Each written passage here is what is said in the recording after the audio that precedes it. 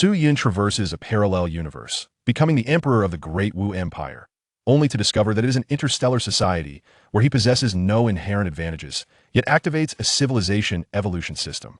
Ding! Congratulations to the host for acquiring the technology to manufacture a curvature engine. Ding! Congratulations to the host for obtaining the Grand Unified Theory. Ding! Congratulations to the host for receiving a comprehensive summary of the sixth-level cosmic civilization's spatial, scientific theories. Countless years later, Su Yun declares, "Is this it? A divine-level cosmic civilization is merely this. The Great Wu is the true sovereign of the universe." Chapter 1. Interstellar Civilization, the Great Wu Empire. In the parallel universe, the year 9901 of the Great Wu calendar. In the Great Wu Empire, on Blue Star, the imperial capital. Your Majesty, you are awake? Several anxious voices resound in Su Yun's ears. He gazes around, taking in the futuristic technological ambience of his surroundings. Which director is so careless as to include these elements in a historical film? Surely they would face severe criticism. Or could this be a dream? Su Yun muses. Noticing his attempt to rise, the young lady gently assists him. The girl possesses a cascade of raven black hair cascading down her back, her anxious expression failing to conceal her ethereal beauty, particularly her starry eyes, which captivate all who behold them, rendering descriptions of beauty like drowning fish and falling geese utterly inadequate. To be graced by such a stunning beauty, what divine production team is this? It must be a dream.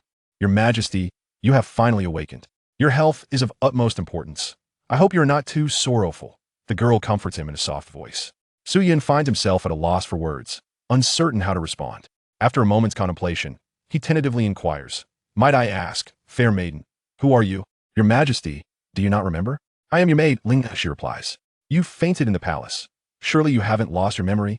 As Su Yun surveys the room's industrial aesthetic, he feels a dissonance, shaking his head and pinching himself. "I recall now. I was burning the midnight oil over my graduation thesis, and I must have succumbed to exhaustion. Perhaps this is what led to my transmigration. Yet what era is this?" Torn between the maid and the unfamiliar industrial surroundings, Su Yun feels a sense of confusion. Suddenly, a sharp pain pierces his mind as a torrent of memories floods in. Suppressing the headache, he addresses his maid, Ling. "I'm quite well now. I wish to be alone for a while. You may retire to rest." "As you command, Your Majesty. I shall take my leave." With that, Linger exits the room, closing the door behind her. Through the memories he has acquired, Su Yun is astounded. According to these recollections, his predecessor was the newly ascended emperor of the Great Wu Empire, also named Su Yun. The Great Wu Empire has existed for nearly 10 millennia, established from humble beginnings by its founding ancestor. After generations of diligent emperors, the Great Wu Empire conquered the mightiest adversary on Blue Star, the Shiyuan Empire, and subsequently unified the entire planet over the following decades. With no external threats to contend with, the Great Wu Empire languidly progressed, taking over 9,000 years to complete 5 industrial revolutions. The steam technology revolution occurred prior to the unification of Blue Star, while the subsequent 4 revolutions transpired afterward. Having undergone revolutions in electrical technology, computing, artificial intelligence, and space technology, the Great Wu Empire gradually evolved into a vast interstellar empire comprising 11 star systems, 9 habitable planets, and a total population nearing 6 billion, with an expansive territorial radius of 11 light years. By the time of Su Yun, he is the 388th emperor. His predecessor, the late Emperor Su Tianxian, along with his mother, was ambushed by the Warren Empire while inspecting the Alpha Centauri system, meeting a tragic end. The Warren Empire is the closest interstellar civilization to the Great Wu and possesses a slightly superior national strength. The distance between the two empires' borders is a mere 5 light years. Over 20 years ago, during the Human System campaign, the Warren Empire suffered significant losses, including the death of their crown prince, which fueled their desire for revenge and prompted this assassination. Consequently, Crown Prince Su Yun was thrust into the role of emperor, hastily assuming the throne. Following the coronation ceremony, overwhelmed by grief over his parents' demise, he collapsed and fainted, coincidentally coinciding with Su Yun's arrival in this world. Good heavens, this is indeed an interstellar empire. The historical novels I read online were not mere whims. My word, 6 billion people and 9 habitable planets. Even aboard the Empire's fastest spacecraft, it would take nearly 70 years to traverse from Blue Star to the border. Su Yun, astonished by the memories flooding his mind, reflects on the advanced technologies that would be deemed science fiction in the 21st century, such as controllable fusion, interstellar spacecraft, virtual worlds, advanced artificial intelligence, planetary terraforming, and gene editing. While social productivity has achieved unprecedented advancement, the limitations of the feudal system only guarantee the basic sustenance of the populace, resulting in a stark wealth disparity, preventing the establishment of a truly harmonious society. This is akin to an ancient individual being transported to the 21st century. What could they possibly accomplish? And then there's the brainwave decoder technology, which reveals the innermost thoughts of every individual. There would be no need for cunning schemes, as no treacherous ministers could exist. Everyone would be loyal subjects, sparing the author from the labor of crafting intricate political intrigue. Su Yun briefly reviews the significant matters at hand, realizing that he is utterly inept, unable to resolve any issues. Internally, he lacks the capacity to address the various administrative challenges of the interstellar era, nor does he need to worry about identifying treacherous ministers.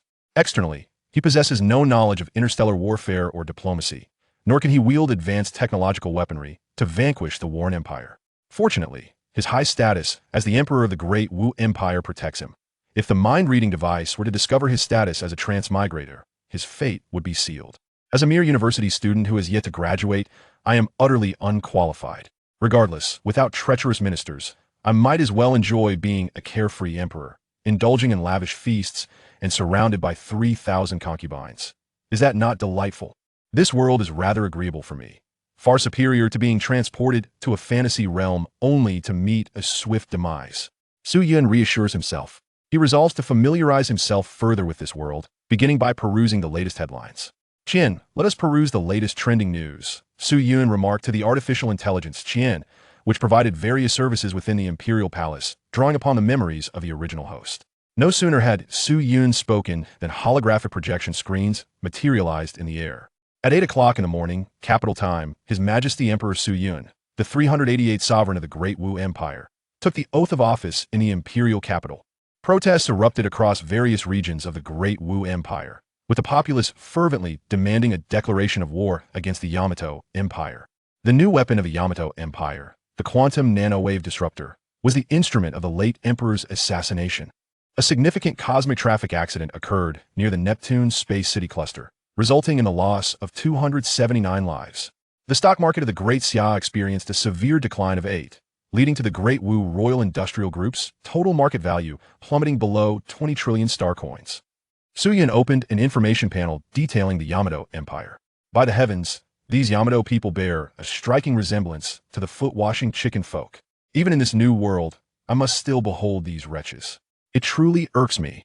They have audaciously encroached upon my territory. Should I acquire the means, I shall undoubtedly deal with them.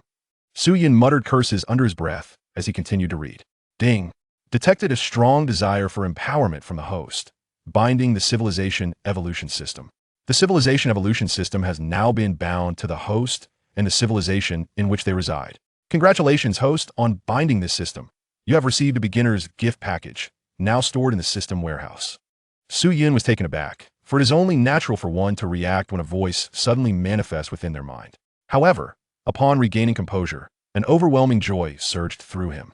Indeed, this is a quintessential aspect of transmigration. There must always be a system. It may arrive tardily, yet it shall never be absent. Chapter 2. The Civilization Evolution System. After a moment of composure, Su Yun whispered, System? Is the system DAD present? Detection of a lower-order carbon-based life form confirmed. In accordance with system protocols, I'm authorized to respond to the host's inquiries within the set parameters.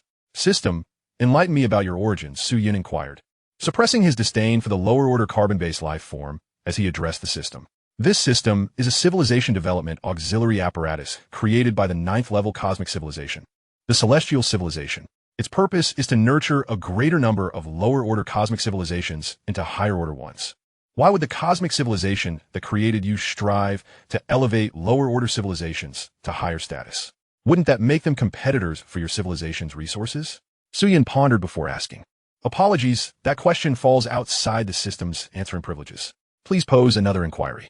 The system's mechanical voice reverberated in Su Yun's mind. What assistance can you provide? And how may I utilize you to attain my desires? The host may receive rewards by completing tasks and advancing the civilization to which you belong. Rewards can take the form of technological data, physical items, etc. Additionally, items can be purchased in the system's marketplace. This system seems quite promising. My life will soar to new heights. overpowering alien entities, and unifying the universe. Sujun mused excitedly. Now, system, please open the novice gift pack. Ding. Congratulations, host. You have acquired the manufacturing technology for the curvature engine. Ding. Congratulations, host. You have received 100 tons of strong interaction material. Ding. Congratulations, host. You have obtained a vial of primary gene evolution liquid. Wow, a curvature engine. This is a game changer. Sujun exclaimed, exhilaratif, as he opened the directory for the curvature engine manufacturing technology and casually browsed through it. In his past life, the concept of the curvature engine had been rife with various hypotheses. Some proposed creating curvature bubbles based on the cosmic expansion from the Big Bang Theory to achieve faster-than-light travel. Others suggested altering spatial curvature to manipulate the space ahead of a vessel, allowing it to be pulled forward, a theory that seemed more in line with the technical data provided by the system. However, I feel several crucial pieces of information are missing here. Never mind. I can't comprehend it all at the moment. I'll revisit it later. The strong interaction material is excellent. It should be used to manufacture the water droplet. What about the gene evolution liquid system? What is its purpose? Host, the gene evolution liquid can enhance specific gene sequences within the host body, significantly improving physical fitness, immunity, and even enhancing cognitive abilities, thereby increasing intelligence. Upon hearing this, Suyun promptly retrieved a vial of red liquid from the system's repository. As he gazed at it, perhaps due to psychological effects, he felt his entire being tremble with an instinctive yearning from his genes. Should I consume this gene evolution liquid directly or via intravenous injection? Oral consumption is sufficient. The gene evolution liquid can be directly absorbed by the cells, the system replied. Seated on his bed, Suyun eagerly uncorked the vial and gulped it down. The flavor is quite pleasant, reminiscent of a fruit blend. As he swallowed, he felt as if his body had exploded with sensations. Pain coursed through him, yet every cell seemed to rejoice, absorbing the liquid's immense potency. After about a minute, Suyun's body calmed, and he experienced a level of comfort unlike any before, filled with vigor, while his mind felt refreshingly clear, making complex calculations feel effortless. The system is incredible, truly remarkable. Suyun couldn't help but marvel at the system's efficacy. System, display my information panel. In an instant, a luminous screen appeared, visible only to Suyun. Name, Sujun. Occupation, civilisation leader. Strength, gene level 3. Civilization level, late stage, second level, cosmic civilization. Civilization population, approximately 60 billion. 1 billion population equals 1 civilization point. Civilization territory, 11 stellar systems. Each stellar system equals 10 civilization points. Civilization economy, 1.082 trillion star coins. 1 star coin equals 10,000 Marshall units. Civilization points, 710. 1 billion population equals 1 civilization point. 10 civilization points for each stellar system. Are you jesting, system? The Great Wu Empire has accumulated this paltry amount over millennia. Sujun lamentif.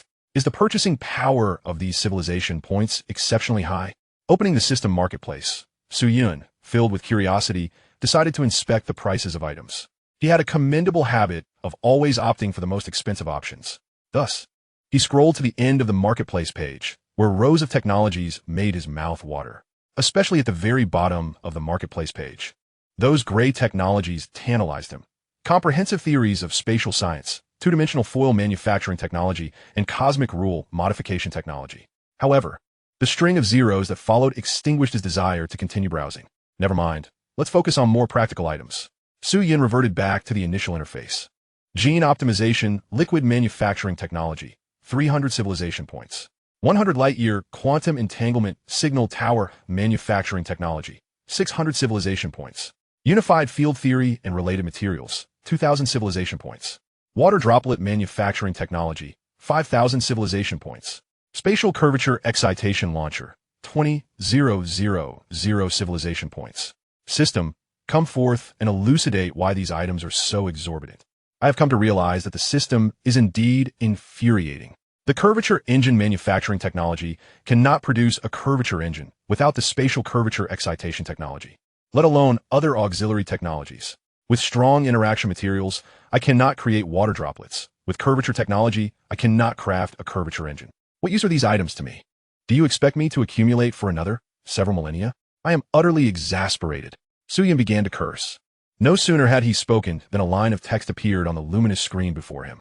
The development of civilization is an exceedingly protracted endeavor. Ascending to a higher-order cosmic civilization typically requires billions of years of development, with each civilization steadily accumulating over time. As technology advances, the speed at which you can expand your territory will increase. The difficulty level assigned to lower-order carbon-based life forms by this system is classified as simple. If the host cannot bear this burden, the system may self-destruct, and naturally, the host will face physiological demise as well. Furthermore, the system will issue tasks, and completing these tasks will reward civilization points, technology, and other items to incentivize the host and ignite their ambition. The host will receive a discount of 10 on their first purchase in the marketplace. All right, I shall accumulate slowly. After all, with the gene evolution liquid, my lifespan has significantly increased. I can afford to engage in daily banter, ha? Sujun Chakidokworthy. Recognizing the value of a 10 discount, he decided to accept it graciously. Ding. Detection of the current predicament of the host civilization has been completed. A random task is now issued. Revenge against the Yamato Empire task chain. As the new emperor of the Great Wu Empire, and as a son of humanity, you must avenge the former emperor, restore the prestige of the Great Wu Empire, and provide accountability to the citizens and officials of the court. You must boldly declare, those who offend the Great Wu shall be pursued, no matter the distance. Objective 1. Declare war on the Yamato Empire. Reward, 40 civilization points. Objective 2. Capture the stellar systems of the Yamato Empire. For each additional stellar system captured, an extra 20 civilization points will be rewarded. Objective 3. A tooth for a tooth. Eliminate the Emperor of the Yamato Empire, with a reward of a random technology from the current civilization level that has not yet been acquired. Objective 4. Defeat the Yamato Empire, forcing their surrender and signing a disadvantageous treaty, with rewards of 200 and 400 civilization points based on the degree of success. This mission is a novice task. If 2 or fewer objectives are completed, the system will release the binding. Completing all objectives grants a chance for a lottery draw. Mission duration, 100 years. 100 years? Indeed, given the current maximum speed of spacecraft at approximately 15 times the speed of light, the accumulation of light will require considerable time. The duration of interstellar warfare is exceedingly lengthy, Su Yun mused to himself. Thus, it is imperative to accomplish either Objective 3 or Objective 4. Otherwise, all may be lost. Was the task's difficulty set this high from the outset? Although the Yamato Empire has amassed the majority of the Great Wu Empire's fleet along its borders, victory in this war remains a daunting prospect. The Great Wu Empire is inherently weaker than the Yamato Empire, and while a surprise attack might yield some chance of success, the Japanese are undoubtedly preparing for battle. What a predicament! I must explore the system's marketplace for technologies that could enable us to triumph over the Yamato Empire. Chapter 3. Water Drop Manufacturing Technology, Su Yuan Shan. The technology for producing gene optimization fluid, which can modestly enhance overall human capabilities and extend lifespan to 500 years. Though it pales in comparison to gene evolution fluid, it remains a valuable asset that could be considered for future enhancement of national quality and financial gain.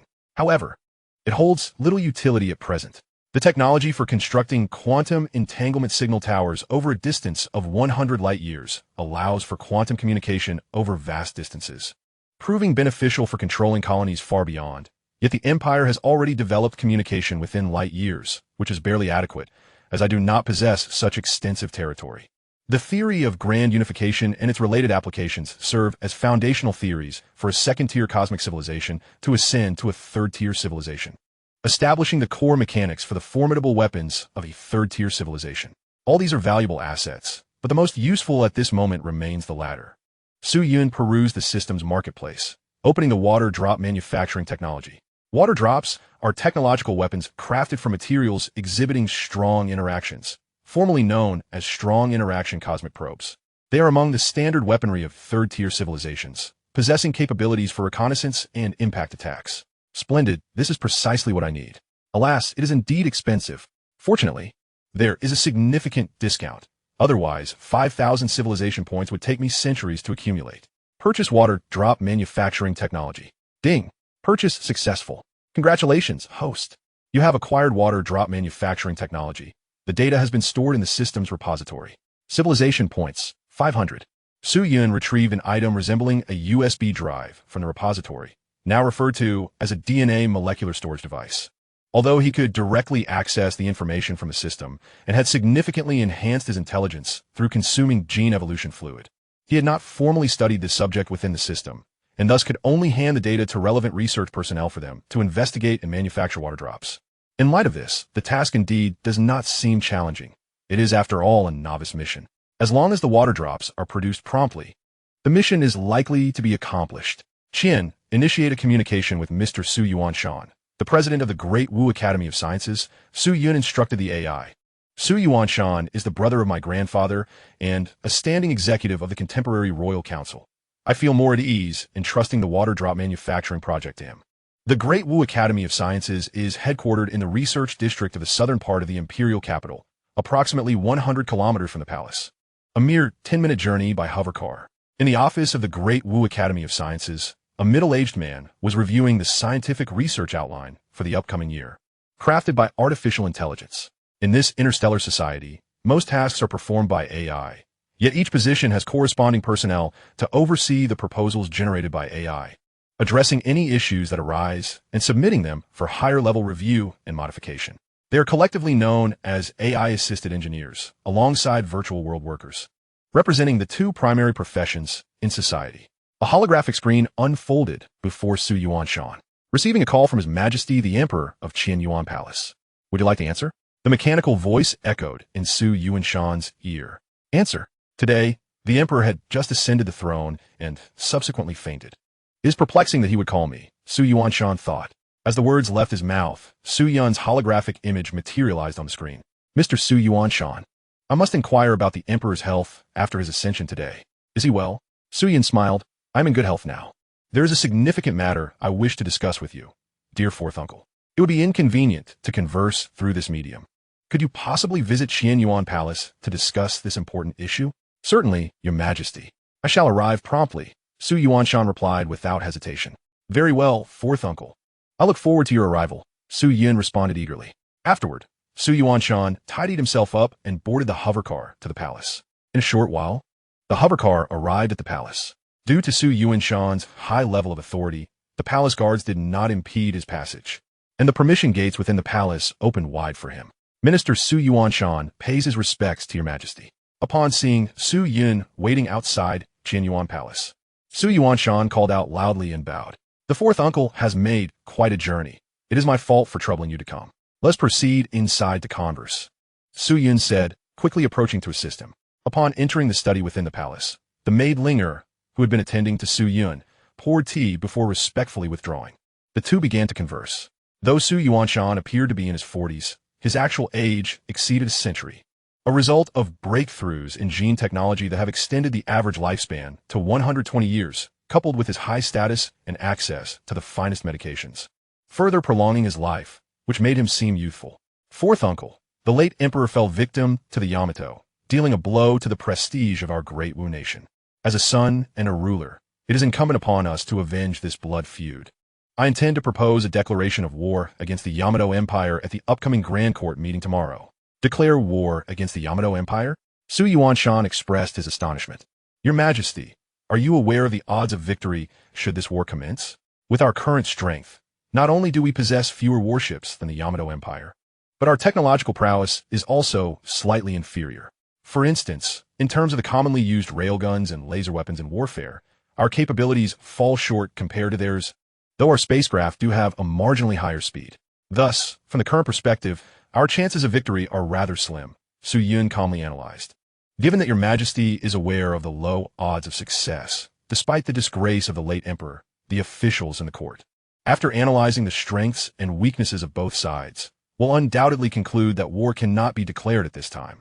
We must endure for now and seek vengeance only after our technological advancements have improved, Su Yuanshan advised solemnly.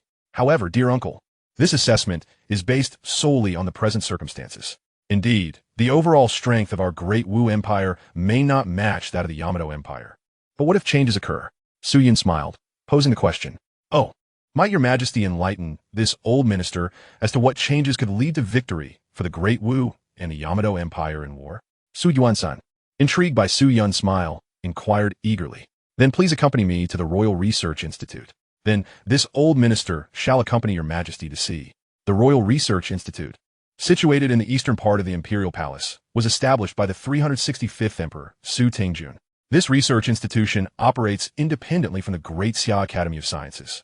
The 365th Emperor was an exceptional scientist, and his most significant achievement was the successful implementation of the mind-reading machine project, which he promoted to society despite facing immense pressure from the elite and bureaucratic classes, resulting in a profound restructuring of the social system. Thus, the Royal Research Institute was founded, serving as a personal laboratory for the emperor, complete with a small treasury, where Su Yun decided to store materials of strong interaction.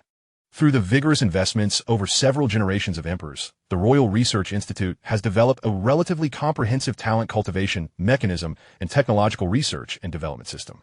Apart from certain technological limitations due to spatial constraints, many research directions of the Great Wu have been explored here, equipped with the most advanced research apparatus available. Upon arriving via flying car, Su Yun and Su Yuanshan were greeted by Xingdao, the director of the institute, who promptly approached them and said, "I pay my respects to your majesty and greet the prince." With the advancement of technology, the ceremonial practices of the Great Wu have gradually been simplified, eliminating various unnecessary formalities. Although respect for the emperor remains, daily interactions involve merely a few polite phrases and casual greetings. It is only during significant ceremonies that the etiquette becomes more elaborate. Nevertheless, the imperial authority has not diminished significantly, despite the lamentations of many traditionalists regarding the decline of ritual and music. There is no need for excessive courtesy, Director Bai. I have come to inspect the Royal Research Institute with a very important task for you. I will announce the task details shortly, Su Yun stated, waving his hand dismissively. Director Bai, let us proceed inside. Please accompany the Emperor and me to see the pillars of our Great Wu. Chapter 4. The top secret storage room within the Royal Research Institute. Upon entering the institute, Bai Xingdao introduced Su Yun and Su Yuanshan to the latest technologies being developed in each research department.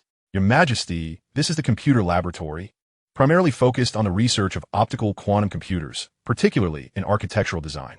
Currently, our laboratory has produced the thick Earth Super Optical Quantum Computer, which ranks fourth in the empire for computational speed, achieving an astonishing 646 quintillion operations per second.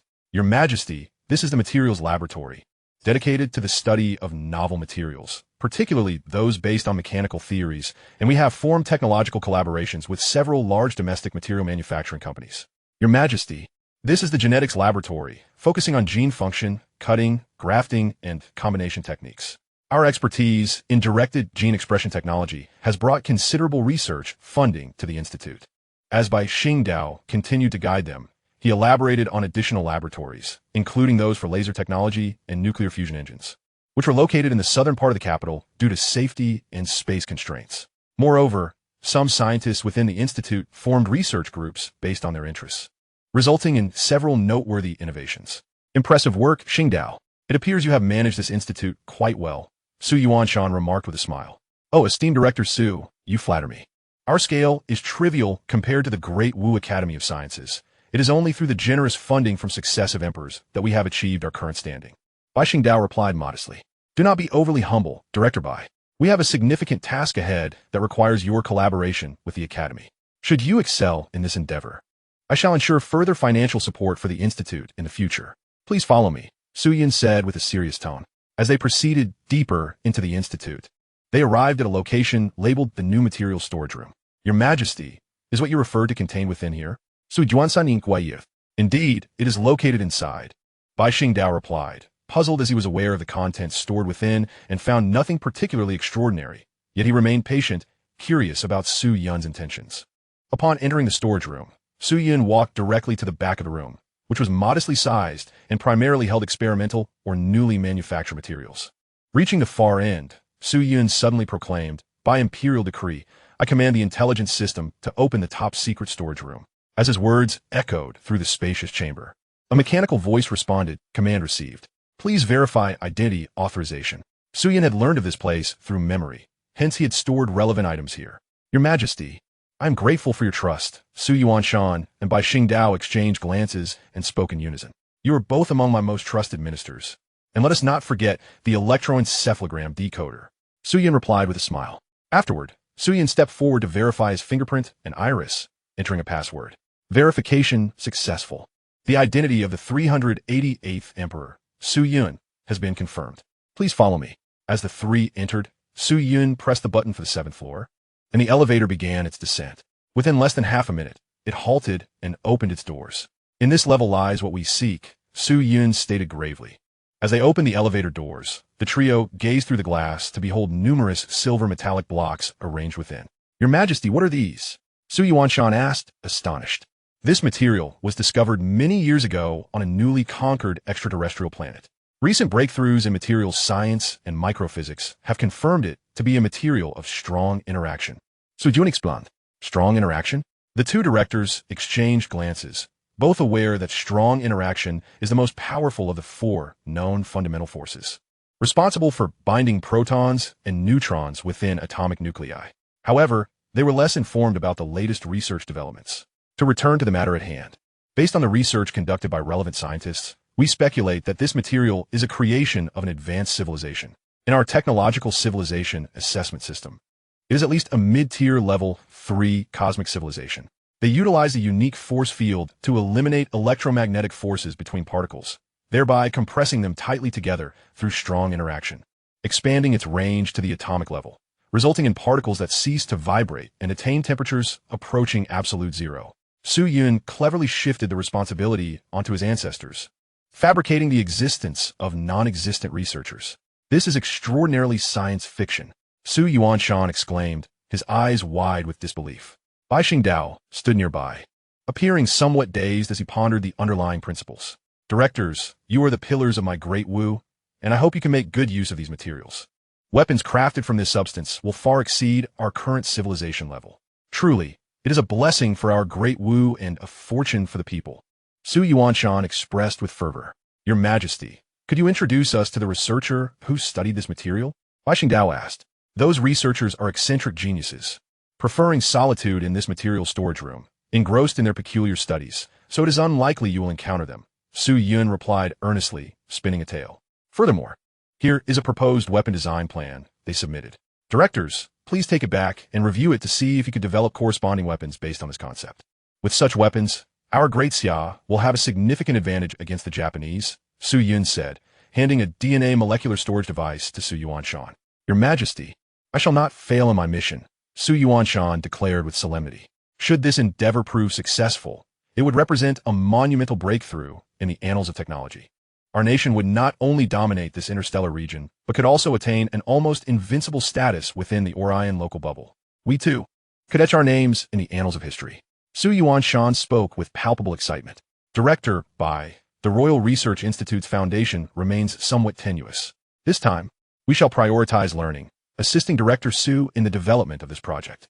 I will issue an edict shortly to establish a strong force theory research institute. You must ensure the materials are transported there with the utmost care. Safety is paramount.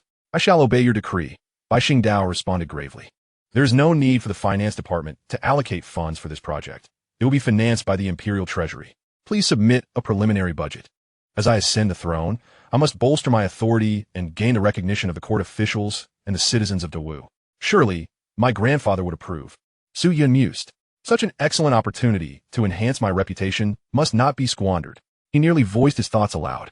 Naturally, the old minister agrees, Su Yuanshan chuckled. Your Majesty, if the issue of declaring war on the Japanese arises during tomorrow's Grand Court meeting, shall we adopt a stance of war? Chapter 5. Preparations before the court. This decision is rather complex. If we opt for war, we shall be at a disadvantage against the Empire of Japan until this strong force weapon is developed.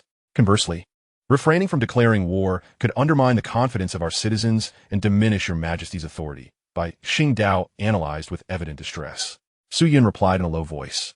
I believe we must declare war to assert our imperial might. The vendetta for my father demands it. Under my reign, we govern with filial piety. If I do not declare war, how will the citizens of the Xia perceive me? He added, I shall contemplate the specific military strategy further and discuss it with the officials during the Grand Court meeting. You two should focus on advancing the technology. Only with it will I possess the necessary confidence. Your orders shall be followed, both men replied in unison. The first day post-transmigration was indeed busy, yet Su Yun felt no fatigue due to the gene evolution liquid he had consumed. After returning to Qinyuan Palace and finishing dinner, he reflected on his performance that day. Feeling he had barely passed, especially since he had been an avid reader of web novels before his transmigration.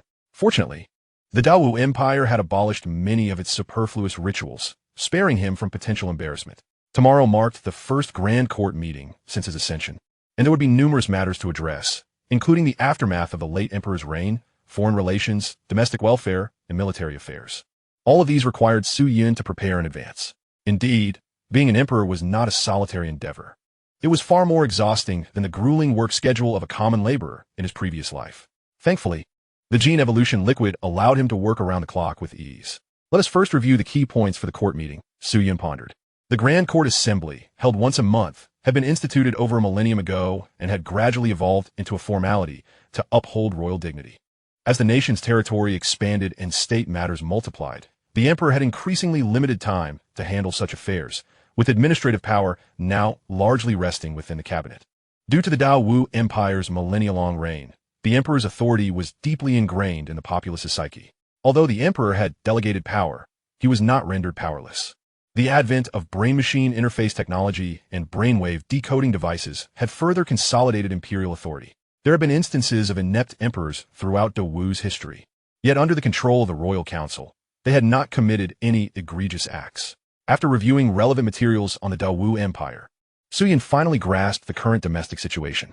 Regarding the economy and welfare, out of the 60 billion citizens of the Dawu Empire, over 40 billion resided on Blue Star within the Dawu star system, along with the terraformed Venus and Mars. Additionally, several space cities were established around gas giants. The remaining 10 billion or so were distributed across habitable planets in the Centaurus constellation, Sirius, and the Whale constellation's UV star. Having entered the late stages of a Type II cosmic civilization, the Dawu Empire, leveraging the immense productivity afforded by technology, ensured the basic livelihoods of all its citizens, achieving a historical transition from exploiting humans to exploiting machines. However, the disparity between the rich and poor was stark, with 5 of the population holding over 95% of the empire's wealth. An average citizen, after 12 years of public education, would face a rigorous unified examination to determine their future path. The vast majority of ordinary individuals, lacking exceptional talent and unable to afford gene-enhancing drugs, found themselves regrettably unsuccessful, often relying on state welfare to lead a carefree life in the virtual realm. A select few, born with innate gifts or able to purchase gene enhancements, could attend public universities, entering government, corporations, or the military as AI-assisted engineers or undertaking specialized tasks beyond the capabilities of artificial intelligence.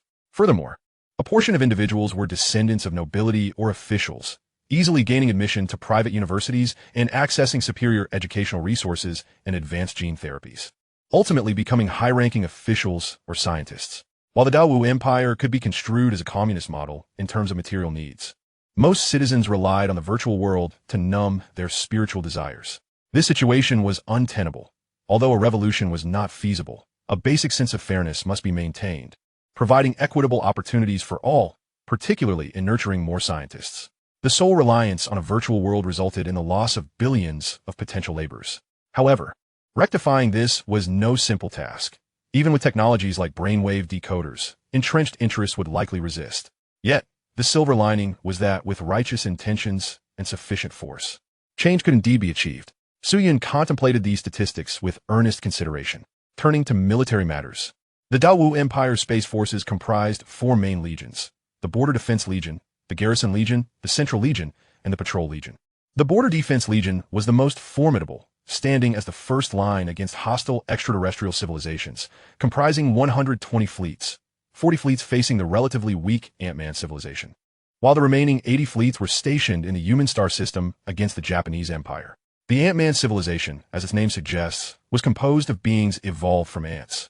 With a lengthy developmental history, their progress was hampered by frail physicality and limited intelligence, rendering them the weakest among the 4 Type II civilizations in this interstellar region. This interstellar expanse spanned approximately 60 light-years, governed by 4 prominent Type II civilizations: the Wolfman civilization, the Japanese civilization, the Dawu civilization, and the Ant-Man civilization in descending order of strength. It was rumored that several intelligent civilizations had once existed in this area, but they had since vanished. Though the Wolfman civilization was powerful, it did not share a border with Dawu, allowing the latter to live in relative stability. Even though the Japanese Empire was slightly stronger than Wu, they dared not initiate a full-scale war for fear of provoking the Wolfman civilization. The Garrison Legion served as a standing military force stationed in each star system, comprising 50 fleets. The Central Legion was a direct military branch of the Wu Central Star System, tasked with the protection of the capital, which consisted of 40 fleets. Finally, the Patrol Legion conducted inspections across Wu, comprising 50 fleets. Each fleet comprises a core command ship, 3 space carriers, 12 interstellar cruisers, 24 interstellar destroyers, several ecological vessels, supply ships, and an array of smaller frigates, shuttles, and space fighters. In the midst of this, Su Yun also viewed the recently popular drama Blood Battle at Human Star to familiarize himself with the mode of interstellar warfare. The predominant warfare strategy in contemporary interstellar combat involves the exchange of laser weapons and railguns. Numerous spaceborne fighters, armed with hydrogen bombs and other atomic weaponry, approach enemy ships for close-range missile bombardment, while frigates employ high-energy particle beams and gamma rays to eliminate incoming enemy fighters and their projectile armaments. Your Majesty, you have toiled throughout the day, and your health has only just begun to recover. Please, I implore you to retire early, said Linger, the attending maid. In a soft voice, I am not fatigued. You two have labored all day. Go and rest. Su Yun replied to Linger.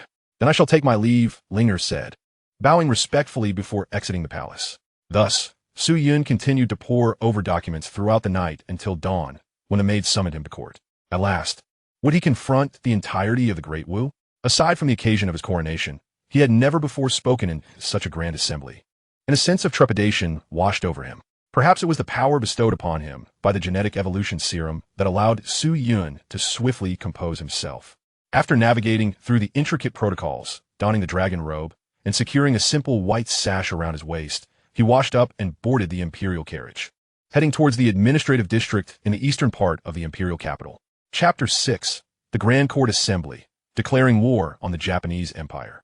The imperial capital, as the most significant city of the Great Wu, is divided into the Central Royal District, Eastern Administrative District, Southern Research District, Northern Commercial District, and Western Residential District, encompassing a staggering area of 150,000 square kilometers, serving as the political, economic, scientific, and cultural heart of the Great Xia.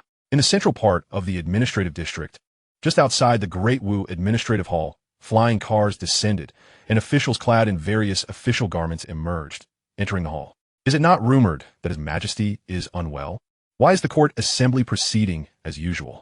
One official whispered to his colleague. I am uncertain. Perhaps it is merely a rumor, came the reply. What are your thoughts on the current situation regarding the Japanese? This matter is fraught with difficulties. We shall see how His Majesty decides. A cluster of officials engaged in hushed discussions about the latest news.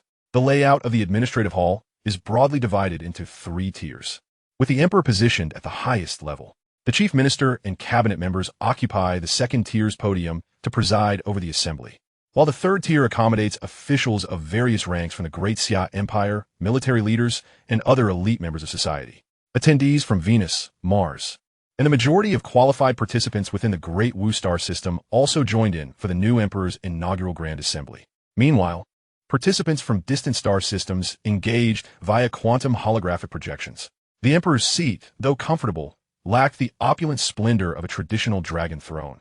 After all, in the interstellar age, gold is merely an ordinary precious metal. At approximately 8 o'clock in Blue Star time, the Grand Assembly commenced.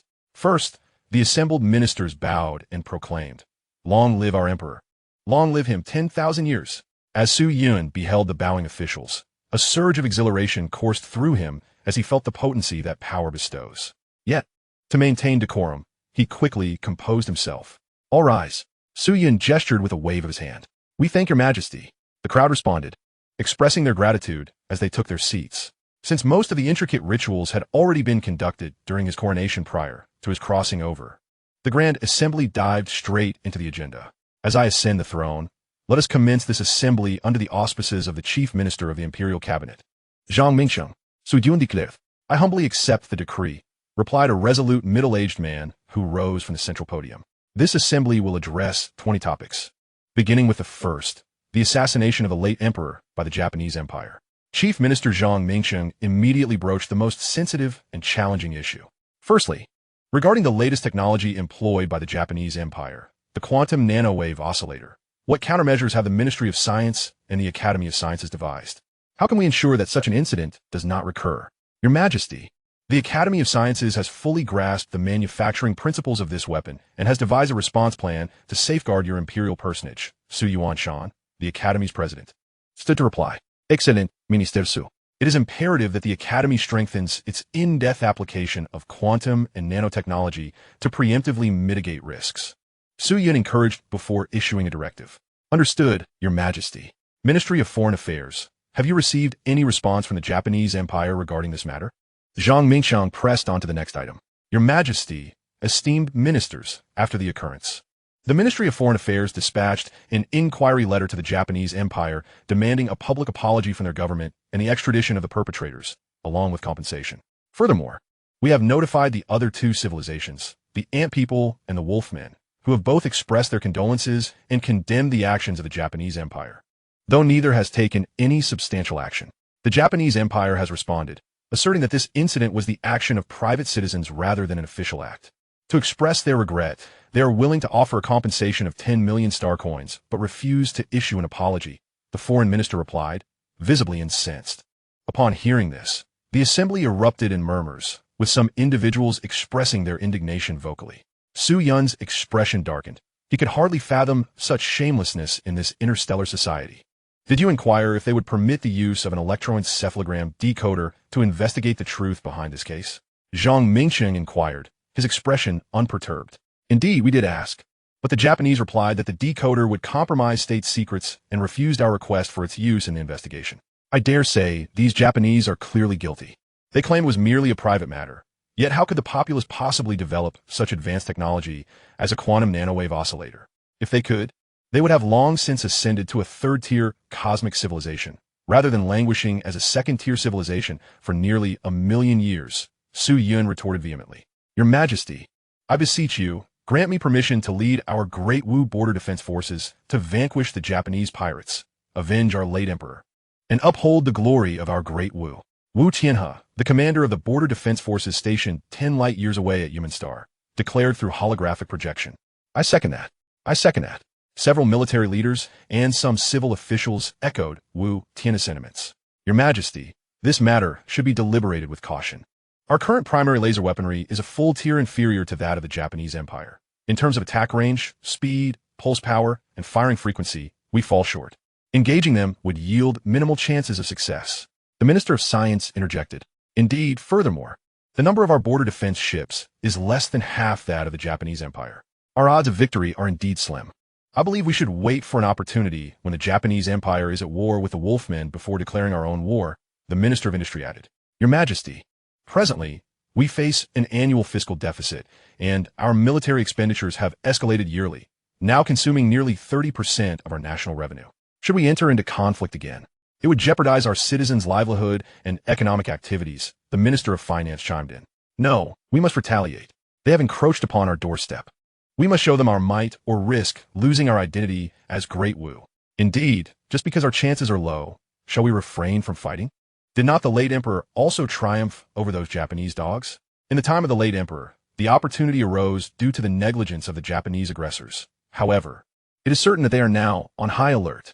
As you clamor for war, have you considered the dire consequences our nation would face in the event of defeat? The officials below engaged in a cacophony of discord, each side fervently contesting the other's viewpoint. Enough. In the court, my esteemed ministers, what a disgraceful display of disorder. Su Yun, newly ascended to authority, admonished sharply. The moment the young emperor spoke, the grand hall fell into an abrupt silence. What counsel do the esteemed members of the cabinet offer? Su Yun inquired, casting his gaze upon the cabinet members who had remained silent thus far. Your Majesty, after deliberation in cabinet meetings, we believe that the paramount concern for our Great Wu Empire should be stability. We should refrain from declaring war for the time being. Await the opportune moment, develop our own capabilities, and seek opportunities to strike decisively against the enemy, replied Yang Zhen, the left chancellor. Rising to speak from beside the chief minister, Zhang Mingxiang. Is this truly the cabinet stance? Su Yun's voice dipped, laden with gravity. This matter is of utmost importance. We beseech your Majesty to render your wise judgment. The cabinet elders all bowed in unison. I believe the cabinet's decision aligns well with the current circumstances of our Great Wu, Su Yun responded slowly. The members of the cabinet and the peace faction breathed a sigh of relief, while several military leaders appeared somewhat disheartened. Yet, I have resolved to declare war on the Japanese. Suyin suddenly changed his tone. The ministers, who had just managed to catch their breath, nearly choked in shock. Your Majesty, you must reconsider. We implore you to deliberate this matter further. Chapter 7. The social issues arising from the virtual realm. Your Majesty, what has prompted such a resolution? Chief Minister Zhang Mingqing queried, perplexed. Our dynasty has always valued benevolence and filial piety. The enmity of the late emperor is a matter of profound grievance, well known even to the common populace. If I do not declare war, how can the royal family serve as a paragon for the millions? Our great Wu will be branded as feeble within the interstellar community. In truth, Su Yun harbored desires for a more cautious approach, yet the system would not permit it. As the supreme leader of the great Wu Empire, you must prioritize the empire's interests above personal gain. I believe the citizens of the great Xia Wu Empire are sensible enough to comprehend the decisions made by the state. Yang Zhen Urget, esteemed colleagues, the reluctance to declare war stems from the low probability of success in this campaign, does it not? Su Yin posed a rhetorical question to the assembly of ministers. Indeed, your Majesty speaks true. They responded in unison. But what if our chances of victory were considerably higher? Sujun posing a challenge. Enlighten us, your Majesty, the ministers exclaimed collectively. This matter pertains to the core secrets of our great Wu. With so many voices here, I shall elucidate the details to the relevant ministers at a more appropriate time. I assure you, should this endeavor succeed, our great Wu will possess a sufficient probability of triumph. Thus, based on this premise, I have resolved to declare war on the Japanese Empire. Consequently, the Foreign Affairs Department shall issue an ultimatum to the Japanese Empire, should they fail to comply with our demands. They shall bear full responsibility for the ensuing consequences. Let it not be said that we did not forewarn them. The specific military strategies shall be formulated following discussions with the military and the cabinet. Your Majesty, there are several officials wishing to voice their opinions. This topic has concluded. Minister Zhang, proceed directly to the next agenda item, Su Yin commanded sternly. As you decree, replied Zhang Mingsheng, albeit with a hint of confusion. The second agenda item concerns the current shortage of laborers in our nation. Since the inception of the virtual world, an increasing number of citizens have forsaken their real selves, relying on the state's minimum guarantees, spending nearly their entire lives within the virtual realm. Incomplete statistics indicate that approximately 45 billion individuals now spend over 12 hours daily in this virtual world. Although most job positions are now occupied by artificial intelligence, there remains a significant shortage in roles that cannot be replaced, particularly in the realm of scientific research, where the lack of personnel has hindered the progress of several large-scale scientific projects, such as the ongoing antimatter engineering, improvements in laser weaponry, and the development of fourth-generation warships. Furthermore, cutting-edge research in mechanics requires a plethora of innovative scientists, which artificial intelligence cannot provide. There is also a pressing need for middle-level technical personnel, positions that AI cannot entirely supplant. During the tenure of the late emperor, several proposals were put forth, such as increasing the tax rate on the virtual world and reducing the state's basic guarantees. However, these policies proved ineffective, facing considerable opposition, and ultimately fell by the wayside. Esteemed ministers, I implore you to present some practical suggestions, Zhang Mingsheng urged after outlining the situation. Your Majesty, I believe we should intensify the implementation of the two policies enacted during the late emperor's reign, the Minister of Civil Affairs suggested, albeit hesitantly. Your Majesty, I must assent. This will not fundamentally resolve the issue. Reducing the state's basic guarantees will provoke immense public anger, adversely affecting the stability of the state. Countered the director of the Virtual World Management Bureau. Your Majesty, I posit that the reason the populace seeks refuge in the virtual realm is that they feel, despite their efforts in reality, they're constrained by talent and resources, unable to ascend to higher positions, thus perceiving no opportunity to realize their self-worth. Therefore, the state could lower the threshold for those with potential but lacking ability, allowing them to glimpse their future development prospects rather than resigning themselves to a life devoid of goals and value, stated Liu Yunting, the director of the Social Science Academy. With grave deliberation, I cannot concur with Director Liu's assertion. Our great Wu has always upheld meritocracy. Those capable ascend, while the weak fall. This is the natural order. Should those lacking ability be entrusted with power, it would severely compromise the development of our great Wu in myriad aspects, someone scoffed.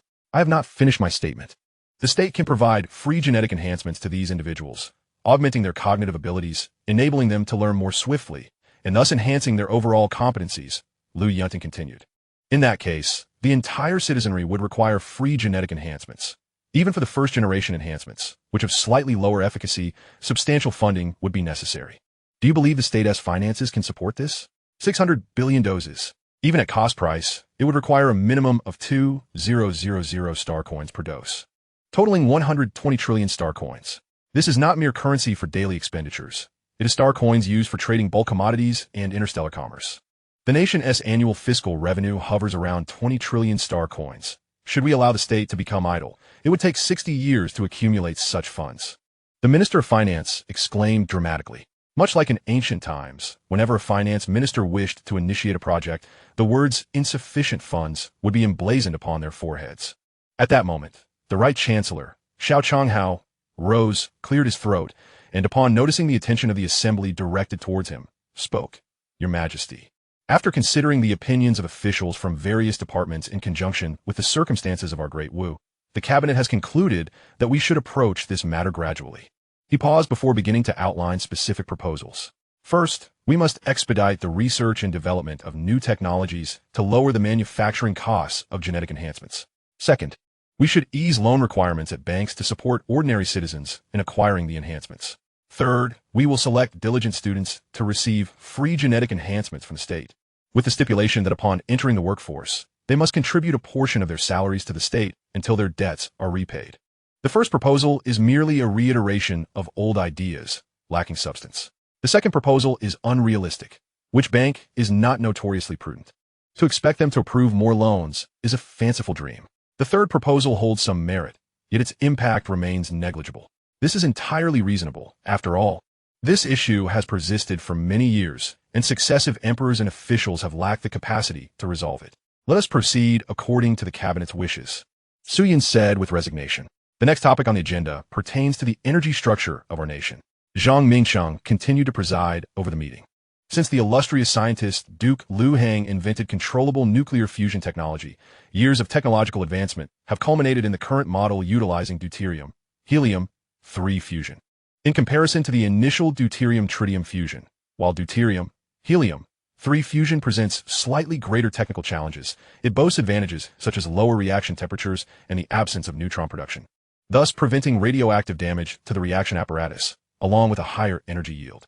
However, the availability of helium-3 is significantly less than that of deuterium-tritium.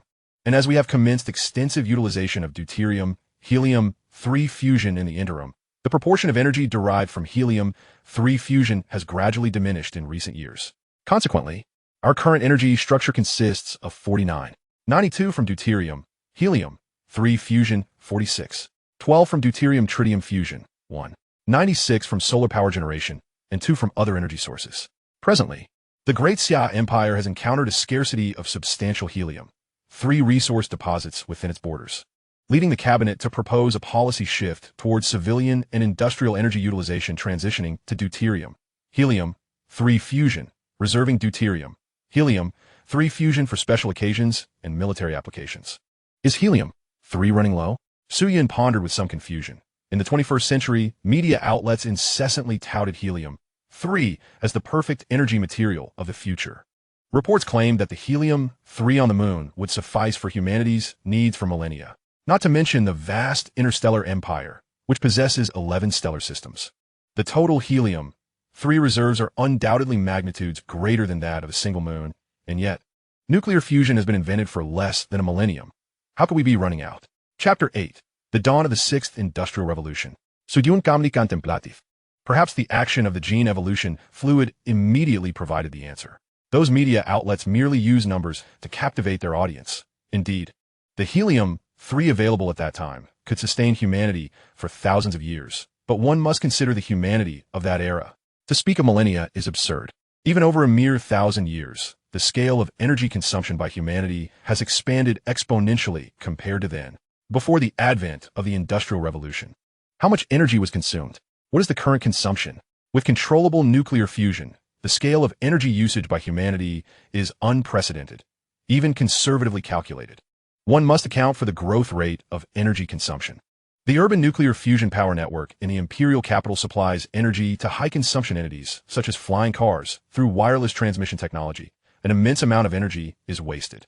A cosmic fleet requires vast quantities of steel and rare earth resources. Take the Empire's most advanced Mars-class command ship, measuring nearly 500 meters in length, approximately 1,000 meters in width, and 800 meters in height, with a total tonnage of 2 million tons. The entire fleet collectively exceeds 40 million tons, with a total of 260 fleets surpassing 100 billion tons. Such a colossal fleet necessitates the smelting of vast mineral resources, consuming tremendous amounts of energy to refine high-purity rare metals and quality alloys for spacecraft. Not to mention the energy required for civilian and industrial uses, which far exceeds this. Therefore, under such consumption levels, even if helium-3 has not been entirely depleted, its remaining stock is scant. Altering the energy structure is a significant issue, and with deuterium, helium-3 fusion accounting for half of the total power generation, we must consider what will supplement this half of the Empire's energy demands. Will it be deuterium-tritium fusion, solar power generation, quark fusion, or the recently proposed antimatter power generation technology?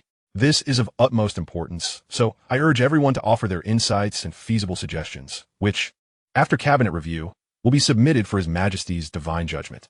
Zhang Mingqing continued, Your Majesty, according to data analysis, in the current ranking of the cost of producing energy, the deuterium-tritium fusion is the most economical, but it has already been discontinued. Deuterium, helium-3 fusion remains relatively affordable, followed by deuterium-tritium, quark fusion, and antimatter being the most expensive. Solar power generation, due to its low efficiency, necessitates the construction of super-large solar power plants, which is time-consuming, labor-intensive, and incurs the highest costs. Thus, I recommend primarily utilizing deuterium-tritium fusion with other energy production methods as supplementary. The Minister of Finance spoke first. Your Majesty, as an emerging technology, the high cost of antimatter power generation is to be expected. Antimatter as an energy source will enable spacecraft to achieve speeds exceeding 50% of the speed of light, potentially approaching sublight speeds. We can continuously improve the production, storage, and energy generation technologies of antimatter to bring costs down. Therefore, I believe we should vigorously develop antimatter power generation technology. Even if it is temporarily expensive, it can be accepted. Of course, until costs decrease. We can increase the proportion of deuterium-tritium fusion in our energy structure, and once prices fall, we can replace deuterium-tritium fusion with antimatter power generation, suggested the Minister of Science and Technology. Utilizing advanced technology is undoubtedly beneficial, but we may be taking too large a step. For antimatter power generation technology to mature, it will require at least a millennium of gradual research and refinement. I believe we should prioritize research into quark fusion technology, which offers energy efficiency over 8 times that of current nuclear fusion technologies and poses significantly lower technical challenges than antimatter power generation. Since Duke Liu Hang developed controllable nuclear fusion, we have remained in the phase of the 5th Industrial Revolution. I personally believe that quark fusion technology should serve as the foundational technology for the 6th Industrial Revolution, stated the Minister of Industry. The term 6th Industrial Revolution strikes a chord with many, reflecting on the initiators of previous industrial revolutions. The emperors and officials of that time received immense accolades and are immortalized in history, their contributions revered by posterity. No one wishes to let their names slip into obscurity. Your Majesty, I have another thought. As everyone contemplates this proposal, the Minister of Energy interjected. Zhou Aiqing, please proceed. Your Majesty, esteemed colleagues, I believe everyone has overlooked the potential of solar power generation. Indeed, compared to nuclear fusion and antimatter, solar energy is less efficient. However, it presents a one-time solution. Solar power generation requires no materials. Once we construct the light energy collection and conversion devices, we can generate electricity. For instance, the radiation energy from our sun, reaching our blue star, is less than 1/10,000,000th of its total radiation output. Our sun is currently in the main sequence phase, with an estimated lifespan of 5 billion years. If we were to construct a solar power generation system encircling the entire sun, our energy supply would be unprecedentedly abundant. I understand this is a monumental project, but its drawbacks are contemporary, while its benefits span millennia. Zhou Guang exclaimed, Isn't this akin to the Dyson sphere of the past? The so-called Dyson sphere is a concept proposed by Freeman Dyson in the 20th century, a colossal energy collection device. A Dyson sphere is an artificial structure enveloping a star. harnessing the entire star as an energy source for long-term and stable energy supply. However, the construction of a Dyson sphere involves immense challenges and has long been criticized. Many believe that what one wishes to build cannot be constructed, and what can be built is not worth the effort. Take our solar system as an example. The Sun's mass accounts for 99.86% of the total mass of the solar system, while all other planets, including satellites, asteroids, and all celestial bodies, account for a mere 0.14%. To construct a solar Dyson sphere, one would need to excavate planets within hundreds of light years of the solar system, and even then, it might not suffice, let alone the numerous engineering and material challenges posed by constructing a Dyson sphere. According to the technological civilization hierarchy, at least a level 4 or higher cosmic civilization would be required to achieve such a feat. The logistics of transporting various planets, alongside orbital and gravitational calculations, is daunting indeed. The 4th and 5th levels of cosmic civilizations have undoubtedly developed more efficient energy technologies. Moreover, the construction of a Dyson sphere carries the inherent risk of detection by advanced civilizations. Even as early as the 21st century, humans on Earth were able to observe the fluctuations in brightness of Tabby star in the Cygnus constellation. Thus, it stands to reason that such superior civilizations, equipped with advanced technological prowess, could effortlessly make such discoveries. Consequently, Su Yun internally dismissed this proposal. Similar ideas had been suggested in the past, but the magnitude of the undertaking was deemed excessively vast, rendering it practically insignificant. However, augmenting the scale of solar energy production as a supplementary energy source is indeed feasible, remarked the Right Chancellor, Xiao Chonghao. Members of the cabinet also offered pragmatic suggestions, concurring that the Great Xia Empire had no pressing need for a Dyson sphere, but merely required a modest increase in scale and optimization of the energy structure. The discussion then reverted to quark fusion and antimatter generation. Your Majesty, both quark fusion and antimatter generation necessitate a heliocentric particle accelerator as their primary operational apparatus. I propose the construction of a larger and more efficient heliocentric particle accelerator to enhance the research and development of quark fusion technology and antimatter production techniques. The superparticle accelerator we have presently constructed was limited by our previously inadequate resource allocation and was only built within Mercury's orbit, utilizing technology that is centuries old.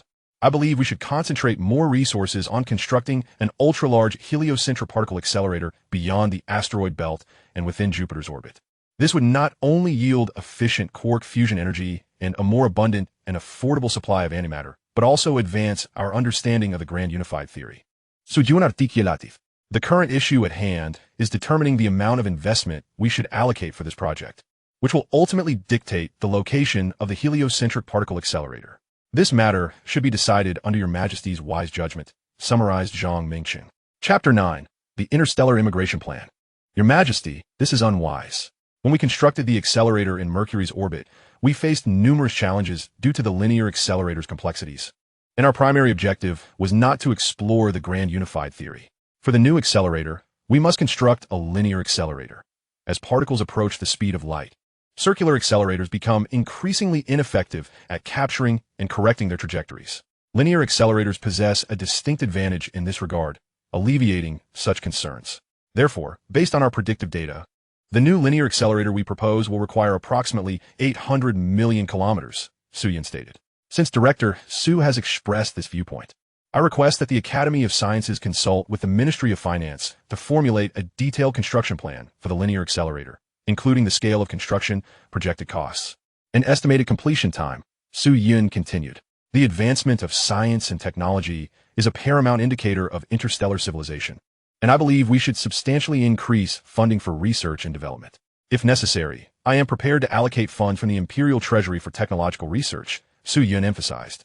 Your Majesty's wisdom is evident. The ministers responded in unison. The next topic for discussion was the 4th agenda item, the terrestrial planet within the Loshing star system. Located 96 light-years from Blue Star, is projected to complete its terraforming plan in 5 years. How should the nation implement its development and immigration policies for this planet? Zhang Mingqing inquired of the ministers. Your Majesty, I believe we should adhere to the interstellar immigration law established by the Great Wu Empire to devise a concrete plan for interstellar colonization. The chief executive of Shiguang Star and deputy sector chief of the Loshing star system conveyed via holographic projection. The underlying implication was clear. There was no need for your direct involvement. We should proceed according to the previous plan. Initially, Following the completion of terraforming plans for Venus and Mars, many individuals expressed a desire to immigrate in search of broader developmental opportunities. However, due to the proximity of Venus and Mars to their homeland, Blue Star, there was no need for the state to implement measures to promote immigration. Yet, as the distance to planets several light years away became a consideration, the issue of time began to loom large. The interstellar immigration law was instituted during the expansion of the Great Wu Empire. As ordinary citizens enjoyed robust protections within the empire and were reluctant to embark on lengthy journeys to newly acquired star systems. The law's core premise was to encourage citizens to relocate to new planets to foster the industrial and economic development of these newly occupied territories while leveraging local resources for growth. Under the interstellar immigration law, citizens who immigrated would be exempt from taxation for the first 20 years upon arrival at the new planet and would also receive large parcels of private land. Upon the enactment of this law, numerous citizens who relied on the state's basic guarantees yet aspired for a better life boarded immigrant ships bound for distant star systems, seeking new living conditions and opportunities for development. Furthermore, some merchants recognized the lucrative potential of interstellar trade, leading several merchant families to send their descendants to engage in commercial activities in these outer realms. At that time, millions of immigrants embarked on their journeys, and with subsequent breakthroughs in spaceship engine technology, travel times were significantly reduced. Consequently, many immigrants achieved prosperous and stable lives in the outer star systems, resulting in a new wave of immigration, further compounded by continuous births and land management, leading to the current population of nearly 2 billion in these extraterrestrial domains. However, Shiguang star differs from other habitable planets. Your Majesty, I believe we cannot rigidly apply the interstellar immigration law in a straightforward manner, as Shiguang star represents a unique star system. After terraforming, Shiguang star will be the only habitable planet on our borders, situated at the frontier of this interstellar region and rich in valuable mineral resources. In particular, the discovery of the second largest celestial mineral deposit, celestial ore, which is one of the most crucial resources in interstellar society, has extensive applications in energy storage and warship manufacturing. Therefore, it has become the universal currency for trade between interstellar civilizations and is a primary material for minting star coins. It cannot be overstated how vital this is. Thus, the development of Shiguang star should be tailored to its geographical position, mineral resources, transportation, and military capabilities. Minister of Resources Qiao advised. Your Majesty, I concur with Minister Qiao's assessment. The cabinet has concluded that, firstly, Shiguang star, as a frontier planet of the empire, should serve as a bastion for our expansion into regions beyond this interstellar zone. Following probe assessments and spectral analyses, several stellar systems beyond Shiguang star have been found to be rich in mineral resources and unoccupied by intelligent civilizations, presenting us with an excellent opportunity. Thus, we should vigorously develop our military industry to annex more star territories, thereby enhancing the empire's overall power. Secondly, we should utilize the abundant mineral resources of this star system to promote industries such as metal smelting and the manufacturing of spacecraft and transport vessels. Thirdly, the individuals selected for immigration should primarily consist of students who have not passed the unified examination during their time aboard the immigration ships. We should allocate time for systematic training in relevant technologies. To stimulate enthusiasm for immigration, we could also provide genetic enhancers to willing students. Lastly, I suggest that both the local defense forces and the Imperial Central Army should dispatch fleets to transport immigrants and establish a direct presence on Shiguang star and within the Loshing star system. Sumarizet left Chandelor Young Zen. What are your thoughts on the plan proposed by the cabinet, esteemed ministers? Su Yun inquired of the assembled officials. Your Majesty, I believe we should delay immigration to Shiguang star for the time being, as our primary focus is currently on the conflict with the Japanese. We can deploy standard transport vessels for immigration, while military ships should be prioritized for frontline engagement, asserted General Wu Tianhe of the Border Defense Forces. General Wu, you are overly cautious. The cabinet proposed the dispatch of warships located near Shiguang star, and their numbers are limited. Even if the warships were insufficient, their arrival at the front lines would take nearly a century, rendering it largely insignificant. It would be swifter to construct directly in the human star system, remarked Prime Minister Xiao Changhao. Upon hearing this, Wu Tianhe nodded in acknowledgement, indicating his understanding. I believe the cabinet has considered this thoroughly. We shall proceed according to their plans, Su Yun stated to Zhang Mingsheng. Su Yun felt that this court meeting was merely a formality, as the cabinet had already deliberated on various topics and their corresponding solutions in advance. Most matters were to be conducted in accordance with the cabinet's proposals. Had this been ancient times, Su Yun would have found it difficult to sleep, for emperors then thrived on the infighting among their ministers, acting as intermediaries to maintain imperial authority. In contrast, in modernity, Su Yun found it rather convenient, free from the concern of being sidelined. Now, regarding the urgent issues to be addressed during the transformation of Shiguang Star, what are they? Su Yun inquired of Ma Wide, the director of the Planetary Transformation Planning Bureau. I believe the most pressing issue remains that of resources. Initially, we designated Shiguang Star as an industrial planet rather than a life-supporting one. After altering our strategy, we expended considerable time constructing planetary engines to accelerate Shiguang Star's rotation and slightly adjust its orbital path. We also built large space mirrors to reflect sunlight onto the planet's poles, promoting the conversion of carbon dioxide dry ice into gaseous carbon dioxide, thereby enhancing the greenhouse effect to raise the planet's temperature. All these endeavors require substantial resources and time. Shiguang Star is exceedingly remote, and our pace of transformation is slow. Even if completed in 5 years, it would barely be habitable. Thus, I hope for an increase in resources, including industrial equipment, precision instruments, and cargo spacecraft. Additionally, since the gravitational acceleration on Shiguang Star is approximately 71, that of Blue Star, gene agents are necessary to help immigrants adapt to the local gravity environment. Or we might consider selecting citizens from life-supporting planets with similar gravity acceleration for immigration, Ma Wide replied. I hope to receive the Empire's support for these issues. Chapter 10. The social situation in the era of interstellar travel. These matters will be arranged by the respective departments to ensure the resolution of the pertinent issues. Suyun Statif.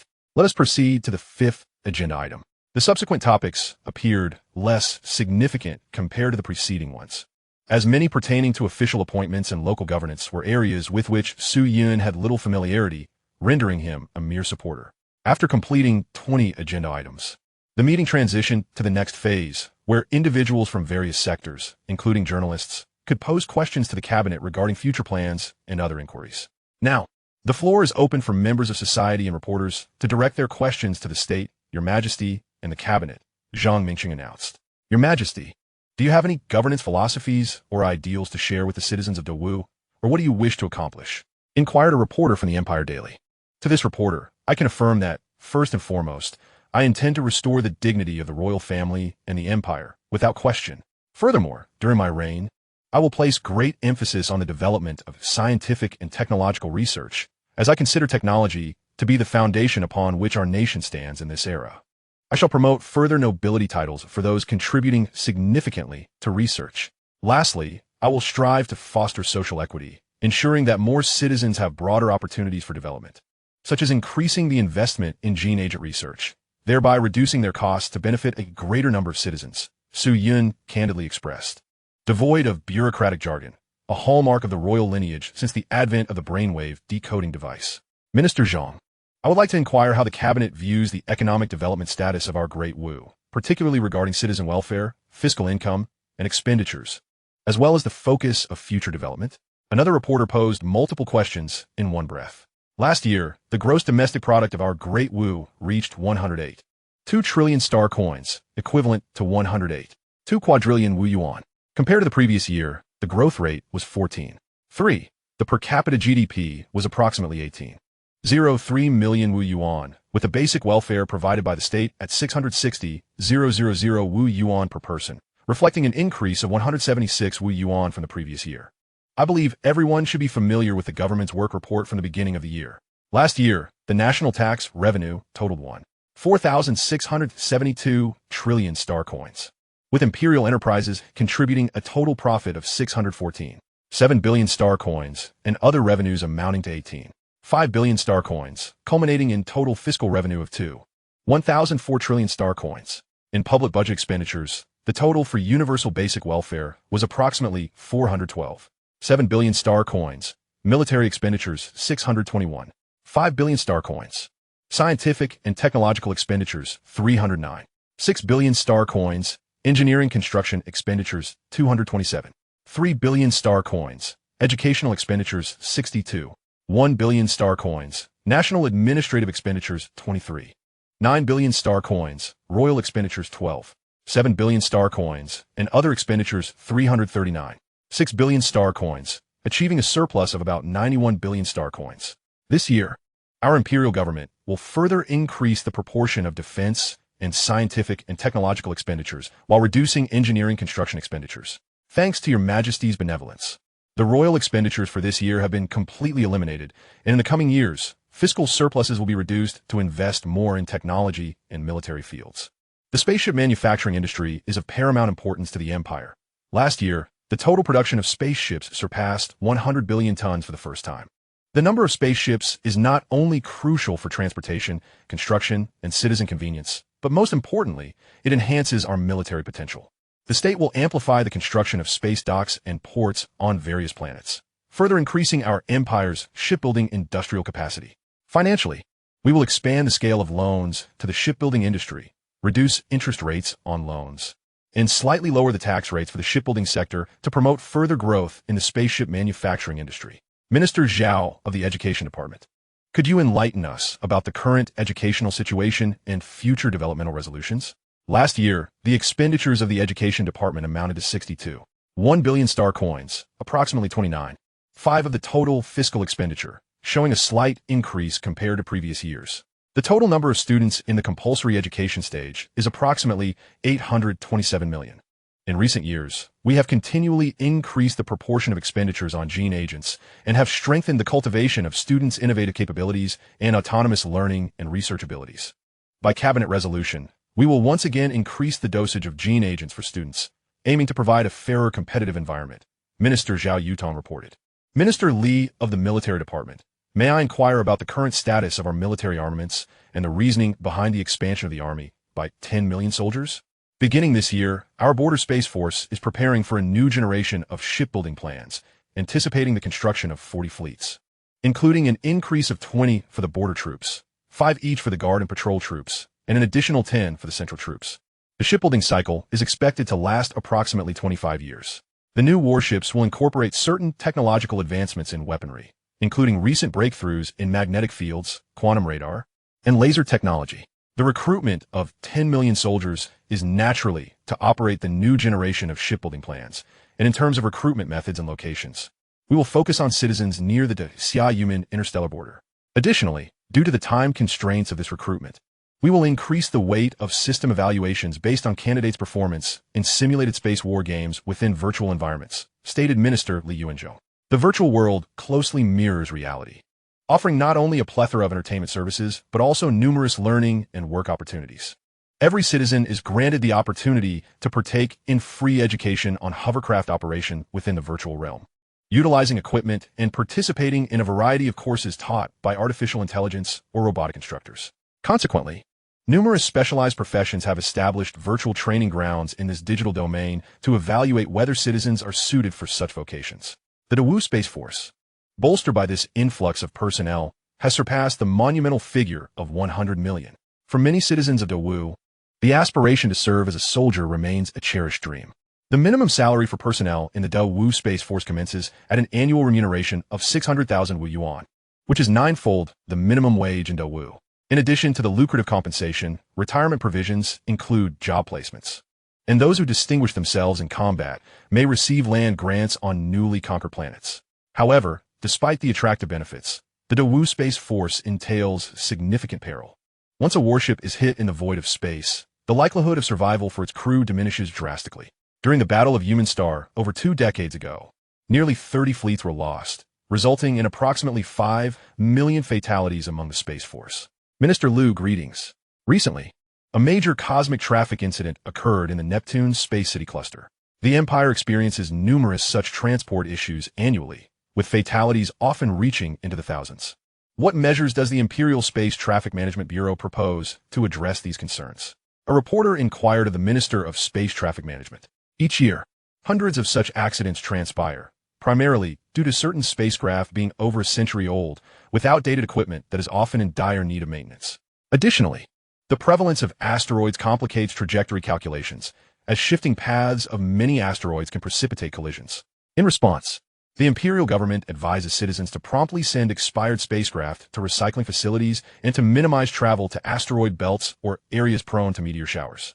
The government will also enhance inspections to prevent the launch of antiquated and decrepit spacecraft, thereby reducing the occurrence of such incidents, the Minister of Space Traffic Management replied. Chapter 11. The Daewoo Royal Industrial Group. With the conclusion of the court assembly, the emperor announced the court is dismissed. After the questioning session, Su Yun added, furthermore, in 3 days, a court meeting will be held at the Taiji Palace, and all relevant ministers are required to attend. Your servant obeys. Long live His Majesty. The courtiers responded in unison, bowing as they exited the hall in an orderly fashion. By the time the grand assembly concluded, it was already 1 in the afternoon. After partaking in lunch, Su Yun resumed his studies on various aspects of Daewoo. Following the consumption of a gene evolution serum, he discovered he could now truly experience photographic memory.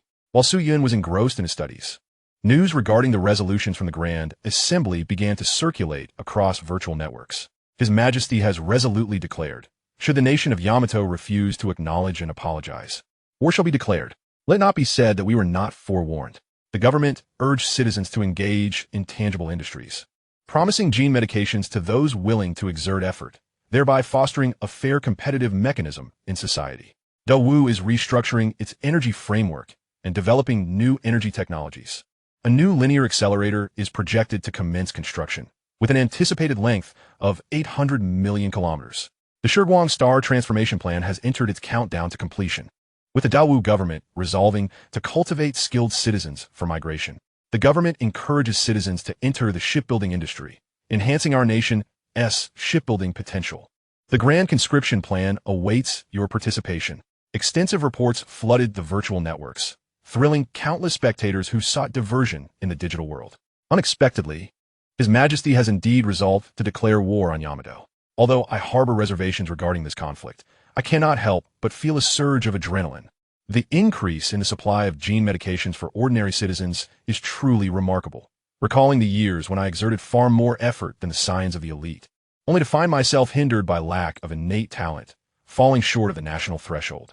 Now, my offspring may have the chance to seize this opportunity, though who can predict the extent of the allocation? Reforming the energy structure. Could we anticipate a significant rise in energy prices soon? I must prepare accordingly. An 800 million kilometer linear accelerator is expected to reach near the orbit of Saturn. For the sake of this complementary supply of gene medications, I am willing to journey to Shiguang Star, even if it means sleeping in a stasis pod for decades. I am among the top 10,000 players in the cosmic warfare simulation game across the entire stellar region. Surely, I am a worthy candidate for conscription, right? Bro, you're impressive. I've played for years and haven't even cracked the top 100 million. Mars, Wu Yuan Continent. Imperial Engineering City, headquarters of the Daewoo Royal Industrial Group. From its inception, the headquarters was strategically established in the resource-rich asteroid belt, constructing extensive space factories in the vicinity of Mars, Ceres, and other substantial celestial bodies, many of which were relocated from the surface. This not only safeguarded the environment of habitable planets, but also enhanced the precision and efficiency of space manufacturing. The Daewoo Royal Industrial Group is jointly owned by the Emperor, the Royal Family Council, the national government, corporate executives, employees, and shareholders who purchase stocks post-listing. The Emperor, as the hereditary first major shareholder, holds 34 of the equity. The Royal Family Council, the second largest shareholder, commands 17 of the equity, thus collectively maintaining control over the company. As the largest enterprise in Daewoo, the Daewoo Royal Industrial Group employs tens of millions of individuals across various stellar systems. It is a colossal conglomerate amalgamating spacecraft manufacturing, electromechanical equipment production, planetary mineral extraction and smelting, and high-end manufacturing. Last year, our Daewoo Royal Industrial Group's total revenue exceeded 700 billion star coins for the first time, with net profits surpassing 100 billion star coins. Continuing our reign as the foremost entity among Daewoo's top 1,000 enterprises. In total revenue, we lead the second-ranked Daewoo Energy Group by nearly 300 billion star coins, making our achievement truly unparalleled. This is a source of pride for all employees of our company. As a paragon among all enterprises in Daewoo, we must also embrace social responsibility. Thus, in the coming years, we shall prioritize the spacecraft manufacturing sector as our most critical project, continuing to expand our shipbuilding capacity, stated Su Haitao, the rotating chairman of the board of the Daewoo Royal Industrial Group, addressing the shareholders and executives. Chairman, our shipbuilding industry has already become the foremost sector of the company, accounting for half of our revenue. Should we not focus our efforts elsewhere? Perhaps we should simply return home for our benefits. Quipped the subsidiary's general manager. Indeed, I understand the need to heed the national call, but didn't the meeting also mention the construction of a new linear particle accelerator? We could certainly undertake the manufacturing project for accelerator components. This too aligns with the national initiative, added the manager of the Precision Instruments subsidiary. Absolutely. The report also stated that the supply of gene medications would be expanded. My biopharmaceutical company demands increased attention from the group, chimed in another executive. I, from the laser division, which is one of our military suppliers, also request an increase in group investment to expand our manufacturing capacity, another voice echoed. Upon hearing this, a chorus of subsidiary and departmental representatives clamored for increased investment. As the shipbuilding industry, being the company's primary focus, had become the adversary of other departments. All right, let's not monopolize the conversation for our own departments. Accelerator components? A mid-range device would suffice. The high-end technology is best left to those specialized individuals at the Daewoo Academy of Sciences. Additionally, the biological and laser departments should refrain from meddling. Can you truly compare with the Biotech Institute or the Laser Institute?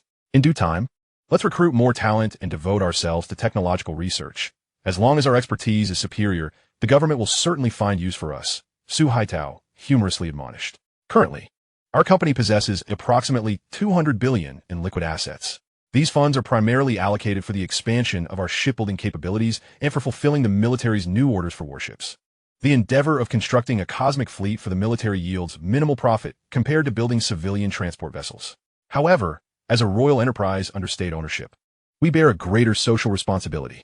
Thus, I urge everyone to prioritize the manufacturing speed and quality of our cosmic warships. Without the valiant soldiers of the great Wu Empire's border defense forces, could we enjoy the stability of our lives here? We certainly understand this principle. The crowd responded in unison.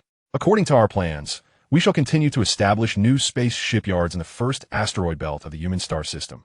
3 large shipyards, 10 medium-sized ones, and 100 small ones, each designated for constructing different classes of cosmic warships. Furthermore, we are also to build space shipyards in several stellar systems close to the human star system. Detailed information has been disseminated. Once verified, any inquiries will be addressed promptly by headquarters. If there are no further questions, please expedite the construction with the team from Great Wu Star. Additionally, I implore you to refrain from mere complaints regarding our other departments. In the coming years, we will allocate more research funding to ensure that we exhaust the profits from previous years, Su Haitao stated regarding various arrangements. Overall, the interpersonal dynamics within the Great Xia enterprises remain harmonious. There is no pretense of solemnity in such meetings, and colleagues do not engage in rivalry for power or profit. After all, artificial intelligence manages everything, with promotions and salaries determined solely by one's capabilities, ensuring social equity through quantitative analysis. As a benchmark enterprise, the Great Wu Royal Industrial Group is the first to respond to policies, facilitating the implementation of national directives. Observing this behavior, other companies have begun to discuss their strategic plans. Chapter 12, Imperial Council. 3 days later, in the Taiji Palace, the Imperial Council convenes. The council is a gathering summoned by the Emperor of the Great Wu Empire to convene with core ministers, typically held in the Taiji Palace. Members of the cabinet, military officials, and department heads either attend in person or participate via quantum holographic projections. Su Yun emerged from the rear hall and took his seat at the head of the table. Your Majesty, the ministers bowed in respect. There is no need for excessive formality. Please be seated. Today, I wish to discuss the specific plans for our engagement with the Yamato Empire, Su Yun stated, his gaze sweeping across each minister as he got straight to the point. Director Su, how have your studies on the provided materials progressed? Su Juning Weiyuth, Your Majesty, over the past few days, I have engaged in detailed research with several academicians from relevant fields. If we proceed as outlined and incorporate the materials you provided, this endeavor can indeed succeed, the director replied. And when might we expect a prototype? Su Yun pressed further. Your Majesty, patience is essential. While the feasibility is promising, there are numerous technical and theoretical challenges that we are currently unable to resolve, which will require time. I estimate a timeline of at least 15 years, the director elaborated. The assembled ministers stood in confusion, unable to grasp the intricacies of the discussion. Director Su, I shall provide whatever resources you require. Please expedite the development of the water droplet as swiftly as possible, ideally within a decade. Su Junkemandif, Your Majesty, I shall do my utmost. The initial research phase will require upwards of 100 billion star coins, with potential increases in subsequent phases, the director cautioned. I shall immediately allocate 200 billion star coins for your efforts. Please expedite the research. Su Yun proclaimed, his generosity evident. Your command is understood, the director replied. Su Yun and Su Yuanshan engaged in an extensive dialogue, leaving the others perplexed, unsure of the subject matter. The chief minister, Zhang Mingsheng, glanced around and stood to inquire. Your Majesty, may I ask what you and Director Su are discussing? Su Yun smiled silently, signaling Su Yuanshan to elucidate the matter for the assembly. If this were to be addressed by himself, many ministers might refrain from dissent out of respect, yet internally they could perceive the young emperor as indulging in fanciful notions. Esteemed colleagues, the reason His Majesty seeks to engage in this war is due to the weapon development task assigned to me. Should we successfully create this weapon, the Yamato Empire will be but a mere delicacy, ripe for the taking whenever we choose. This weapon, which we refer to as the Strong Interaction Force Cosmic Detector, is colloquially termed the water droplet. We are all familiar with the strong interaction force, possessing a rudimentary understanding of its essence. However, the concept of the water droplet may leave some of us perplexed. The strong interaction force binds protons and neutrons into atomic nuclei, alongside electromagnetic force, gravitational force, and weak interaction force. Notably, the gravitational force at this atomic scale is exceedingly minute, while the weak interaction force is also quite feeble. If we could devise a method to eliminate the electromagnetic forces between the protons and neutrons of a solid object and simultaneously expand the range of the strong interaction force to the atomic level, we could regard that object as being governed solely by the strong interaction force, firmly binding each of its atoms together. Imagine if we could create a small detector, entirely encased in strong interaction force material. This material, characterized by its exceptionally smooth surface, smooth at the atomic level rather than visible to the naked eye, would render it 1,000 times more durable than any material we have thus far produced. While it may not rival degenerate state materials, it stands as an invincible entity in our current context. Su Yuanshan exclaimed with enthusiasm. Director Su, are you suggesting that we are on the verge of producing such materials? Commander Wu Tianhe of the Border Defense Forces asked, visibly excited. The anticipation was palpable among all present in the palace, their gazes fixed on Director Su. Regarding the manufacture of strong interaction force materials, I believe we would require at least a mid-level or even advanced level of cosmic civilization to achieve this. As of now, we certainly lack the capability. Su Yuanshan replied with gravity. What? If we cannot produce it, then what is the value of your assertions? Wu Tianhe exclaimed, his frustration evident. Many other ministers shared his disappointment, their expressions barely concealing their incredulity. Sensing the atmosphere shift within the palace, Su Yuanshan quickly interjected, Please do not be agitated. Although we may not be able to manufacture it, I did not claim that we do not possess the strong interaction force material. Of course, if we cannot manufacture it, we obviously do not have it, as if it were simply lying by the roadside, waiting to be picked up. Wu Tianhe retorted, exasperated. Commander Wu is correct. Indeed, we have acquired the strong interaction force material. Su Yuanshan managed to suppress a smile as he spoke. What? Wu Tianhe looked bewildered. Director Su, do we truly possess this strong interaction force material? A minister inquired cautiously. Indeed, we possess the strong interaction force material I previously described. We acquired approximately 100 tons of it several centuries ago when we occupied a new planet. This material is likely a creation of a more advanced cosmic civilization.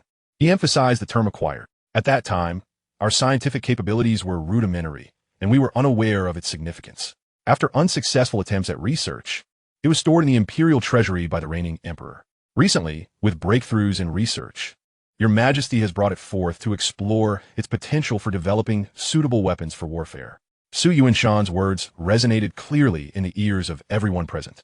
His voice transmitted through quantum entanglement to reach several high-ranking officials of the space military light years away.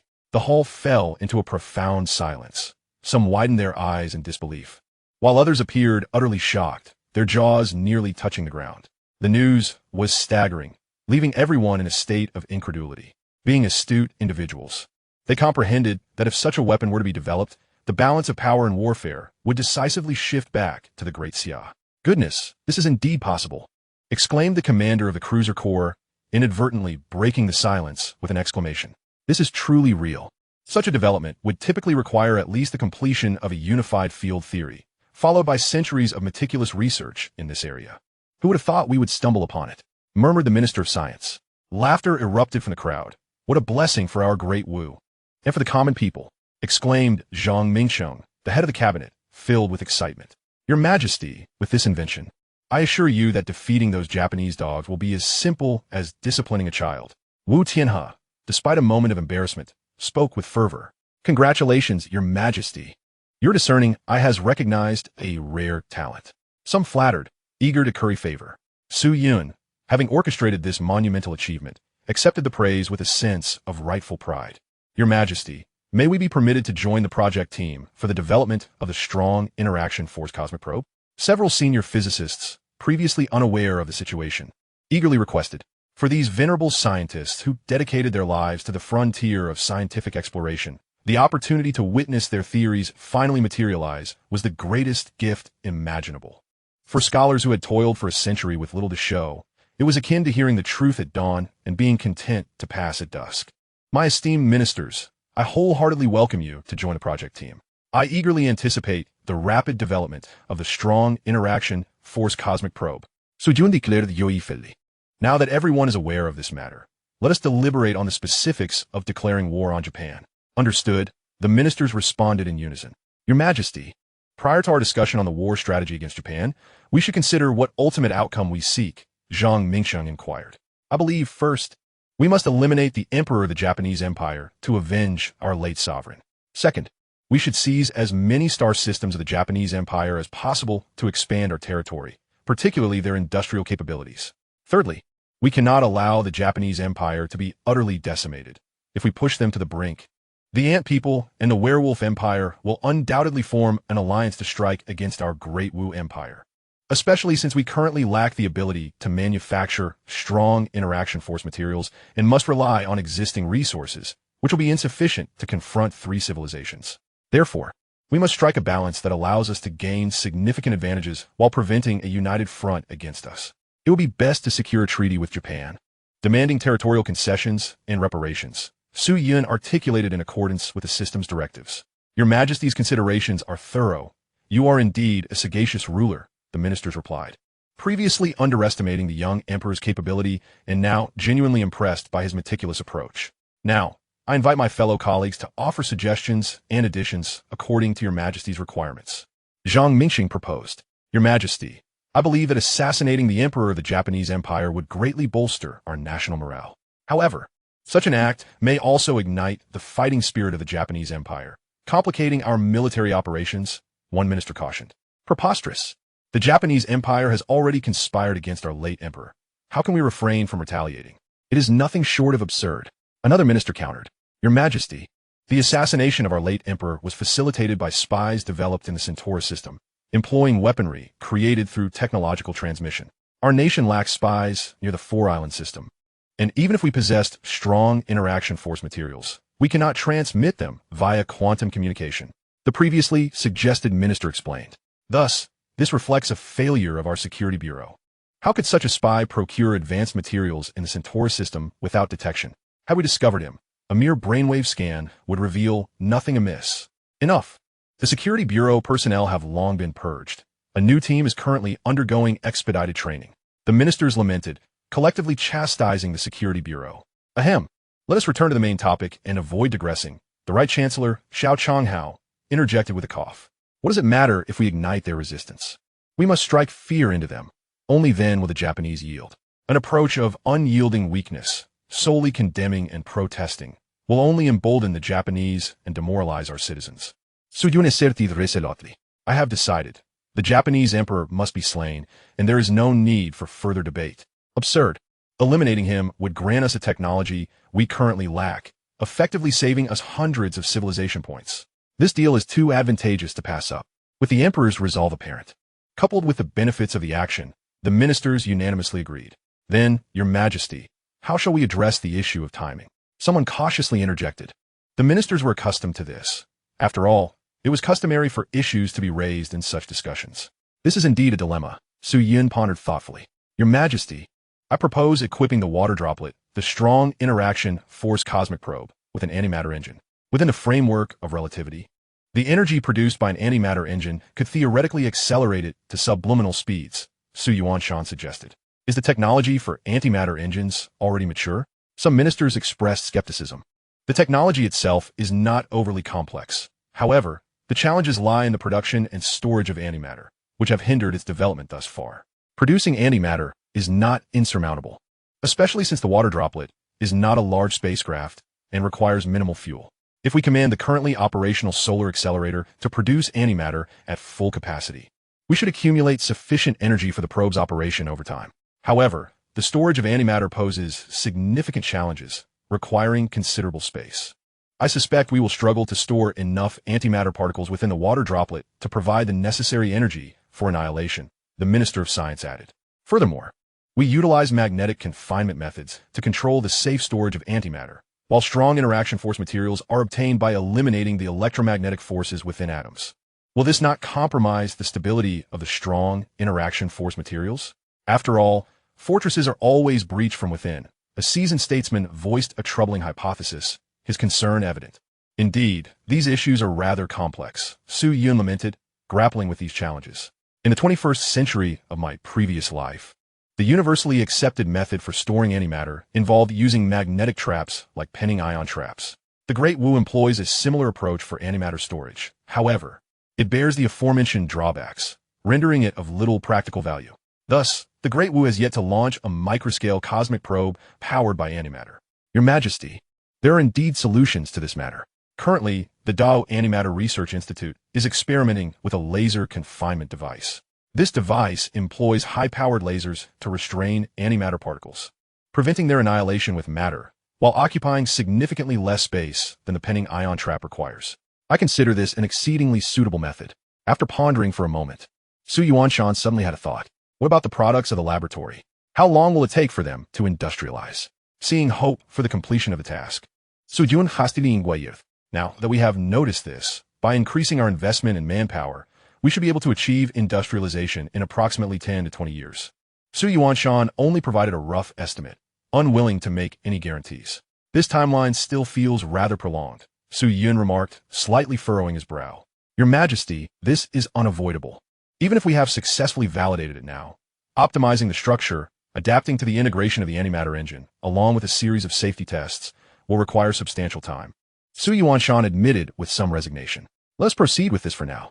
The strong interaction cosmic probe, being the highest priority project of the Empire, must have all its requirements unconditionally met by each department within their capabilities. Su Yun directly issued a decree, establishing the status of the strong interaction cosmic probe project.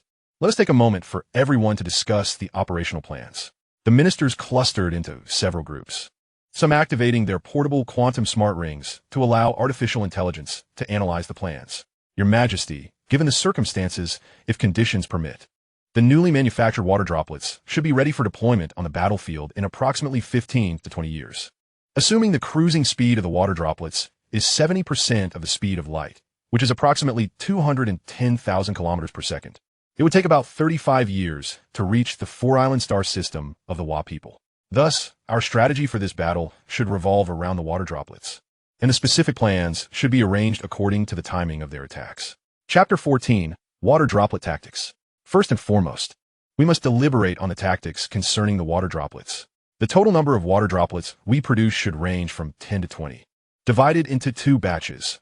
One batch will head deep into the Wa Empire, including its capital star system, the Changdao star system, and the Guiqi star system, which are industrially robust and densely populated, poised to execute a decapitation strategy against the enemy emperor.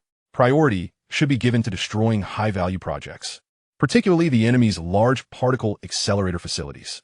The other batch will accompany the border fleet in combat, focusing on eliminating the enemy's living forces. Additionally, water droplets can also advance into the enemy's solar systems in advance to deliver devastating strikes against their command centers, preventing the enemy from destroying their space shipyards. Frankly speaking, the enemy should have little recourse against strong interaction materials. This should be a one-sided battle, and the key to this campaign is, first, to decapitate the Emperor of the Wa Empire and destroy the core of the enemy's ring solar accelerator, causing chaos within the Wa Empire and pressuring them to negotiate. Second, as Your Majesty suggested, to occupy as many solar systems as possible, including the industrial facilities and precious minerals within those systems. Third, we must employ the water droplets in combat while minimizing their presence to prevent other civilizations from uniting against our great Xia upon discovering them. Therefore, we shall initiate a lightning war on the front lines, seeking swift resolution and creating an air of mystery for the enemy, leaving them uncertain about what weapon has vanquished them. This is the initial draft of the plan discussed by the cabinet. I invite the ministers to contribute their insights, and I humbly request Your Majesty's final judgment. Zhang Mingqing respectfully addressed those present. Your Majesty, I believe the plan proposed by the cabinet is sound. The challenge lies in ensuring that the enemy cannot discern our weaponry. Moreover, concealment is a daunting task. If the water droplets boldly enter their core solar systems, the enemy will certainly take notice, one minister commented. The water droplets can strike at 70% of the speed of light, leading the enemy to perceive this as a newly developed kinetic weapon of ours. This method is viable, yet it is only applicable for targeting singular objectives within enemy star systems. During engagements with frontline warships, it would be impossible to disguise so many vessels. We could manufacture small missiles from strong interaction materials to target enemy ships, maintaining our advantage on the battlefield, another proposed. This is unfeasible. Should the enemy discover the materials post-attack, we would find ourselves in a more passive position. The ministers engaged in fervent discussion, ultimately failing to arrive at a comprehensive solution, leaving the cabinet at a loss regarding how to address this dilemma. Do none of you esteemed ministers have a feasible proposal? Su Yun inquired of the assembly. We are incompetent. Please forgive us, Your Majesty. The attending ministers could only offer their apologies. This matter is indeed challenging, and the inability to propose solutions is quite understandable. I have a suggestion. I ask all esteemed ministers to evaluate it, Su Yun suddenly declared. He then asked first, who knows of the Wa Empire's communication patterns? Your Majesty, the communication methods employed by the Wa Empire primarily utilize quantum communication, supplemented by electromagnetic wave communication, one minister replied. In our DAI, due to our still maturing technology, our quantum entanglement communication currently has a range of approximately 1 light-year. Thus, we must deploy several vessels equipped with quantum signal communication stations at intervals of less than 1 light-year for instantaneous communication between stars, Su Yun stated unhurriedly. Upon hearing this, a minister's eyes lit up as if he grasped Su Yun's intent.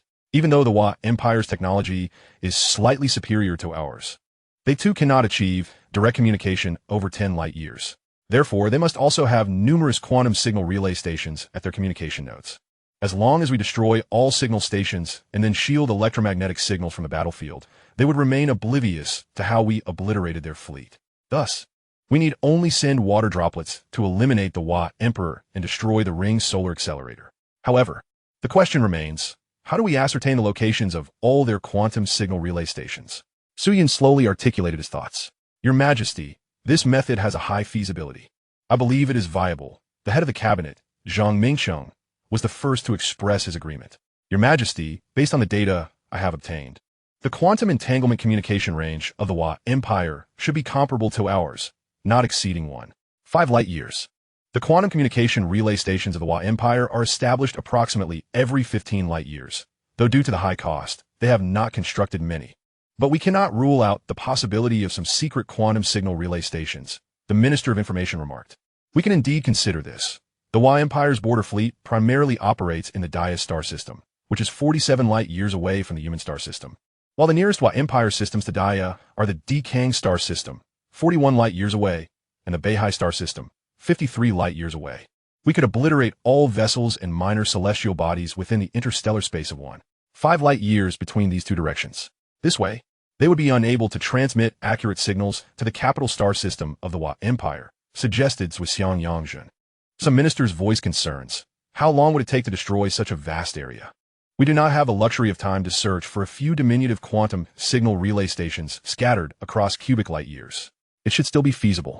Aside from targeting the Wa Emperor in the Four-Island star system and engaging in direct combat with the water droplets, all remaining water droplets can be deployed to search for objects on the fringes of the two star systems, especially since celestial objects in interstellar space are sparse. We should first scout the positions of their celestial bodies and document them, eliminating some of the more obscure signal relay stations. The enemy may believe they are facing impacts from minor celestial bodies. Even for repairs, it would take several years for the spacecraft to reach its destination. By the time the war commences, we can obliterate all communication stations in one fell swoop. The primary reason is that our spacecraft previously operated at a sluggish pace. Otherwise, we would have employed this strategy long ago. Of course, even if they ascertain that we have dismantled their communication stations, they would merely interpret it as our formal declaration of war. Should there be any defensive ships near the quantum communication stations, they could be swiftly annihilated. continued Minister Yang Zhen. Indeed, the proposal presented by Minister Yang is sound, and I second it. Though the ministers considered this plan somewhat precarious, it remains the best course of action, and thus they all concurred. Excellent. Let us proceed with this plan. The specifics should be promptly devised by the cabinet. During this lull in hostilities, we shall manufacture additional warships at the human star system front, while the garrison forces from the Shanghai and Wushan star systems, along with the nearby cruiser fleets, shall proceed to bolster the human star system, leaving only the essential personnel behind. Apart from the slower-moving warships that will remain, the entire Border Defense Corps shall mobilize to assault the Japanese Empire's Day star system without fail. Suyun declared resolutely, I shall obey your command. Su Yun expressed her concerns. Furthermore, it would be prudent for the Academy of Sciences to develop equipment capable of detecting the source of quantum signal emissions. I recognize the immense burden on the Academy, which must not only expedite the development of antimatter engines and laser-constrained antimatter storage, but also create powerful, strong interaction cosmic detectors, an overwhelming pressure indeed. Thus, the Empire's current priorities hinge upon several research projects at the Academy. Director Su, whatever the Academy requires, I shall ensure funds and personnel are provided. We will exert every effort to fulfill your needs. Your Majesty, I am determined to honor this mission and expedite the research and development of these projects. Su Yuanshan pledged with conviction. Chapter 15. The Dao Royal University. Following the conclusion of the court meeting, the attending ministers returned to their own affairs. However, Su Yun lingered in the Taiji Palace, seemingly lost in contemplation. Although these seasoned ministers hail from my father's era and possess commendable abilities, they were not appointed by me. According to the narratives, I must cultivate a cadre of individuals to serve as my foundation, Su Yun mused. During my time at the Dao Royal Academy, I forged several valuable connections with classmates, all of whom are contemporaries, making them ideal candidates driven by youthful vigor. Historically, those who studied alongside the emperor often ascend to high-ranking positions, given their years of acquaintance with the sovereign. With this in mind, Su Yun called out, Prepare the carriage to the Dao Royal Academy. Your Majesty, it is nearly time for lunch, Linger gently reminded. Given the hour, I shall postpone my visit until tomorrow. Su Yun contemplative. The following day, Su Yun boarded a flying automobile en route to the university town. The Dao Royal University is situated approximately 500 kilometers south of the imperial capital, making it the farthest distance he has traversed since his arrival in this world. Nonetheless, even at maximum speed, the journey would take less than an hour. To observe the urban environment of Dao, he instructed the automobile to reduce its speed, cruising at an altitude of 1,000 meters. Along the way, towering skyscrapers dominated the skyline, each floor equipped with designated parking facilities for flying vehicles, with the tallest building, the Daxia Economic and Trade Tower, reaching 3,000 meters in height. It is said that within the entire eastern continent region, encompassing approximately 3 million square kilometers, the urbanization rate exceeds 95%. Countless flying cars traverse the skies, with flight paths established every 200 meters, while quantum three-dimensional radar and artificial intelligence ensured safe passage amidst the bustling traffic. In the eastern continent, nearly every household possesses a flying vehicle, as this region represents the pinnacle of the Daxia Wu economy. A single residence in this area could be exchanged for 10 square kilometers of prime agricultural land on a remote life-bearing planet. The administrative structure of the Dao Empire consists of cities, provinces, regions, continents, planets, and star systems, with special cities such as the imperial capital, University Town, and Royal Engineering City. Within the University Town, the Dao Royal University stands at the forefront, accompanied by the finest institutions in the realm, including the Imperial University, Blue Star University, Dao Institute of Technology, and Eastern Continent University, alongside private establishments like Dinghui University, Xishan University, and Zhongyong University. The Dao Royal University is classified as a semi-public institution. Public schools adhere strictly to standardized examination scores for admissions. However, due to the wealth of aristocrats and affluent individuals enabling them to acquire superior gene enhancement, very few impoverished students gain entry into such elite public institutions. Ordinary students constitute but a small fraction of the enrollment, with the majority of spots occupied by the nobility, wealthy, and upper-middle-class demographics. Private schools permit entry based solely on financial capacity or status, although capable ordinary students may also gain admission. Generally, the Dao Royal University admits students based on standardized examination results, and solely relying on monetary influence is insufficient for entry. However, individuals of high status, such as direct descendants of earls or above, may be admitted provided they meet character and ability standards. After approximately 2 hours of flight, Suyun finally arrived at the Dao Royal University, located in the heart of the university town, covering an expanse of about 1,000 square kilometers. With approximately 400,000 students enrolled, the institution is divided into 5-year undergraduate programs, 2-year specialized preparatory courses, and 3-year graduate programs. Such a vast campus primarily serves as housing for students and large experimental facilities. In the first year, students engage in fundamental courses such as national history and mathematics, alongside preparatory classes for subjects of personal interest. After 1 year, they select their preferred or strongest major. The second year is dedicated to specialized study within their chosen field. Upon completion of the 5-year undergraduate program, those wishing to pursue further education may select a specific specialization, subsequently taking exams to become graduate students. After 3 years of graduate studies in scientific disciplines, candidates can apply for the scientist assessment, and upon passing, they attain the status of formal scientists. Once established as scientists, they may be evaluated as first-tier scientists, undergoing comprehensive assessments annually, gradually advancing to 9th-tier scientists, and potentially achieving the esteemed titles of university scholars, academicians, or the highest honor of national scholars.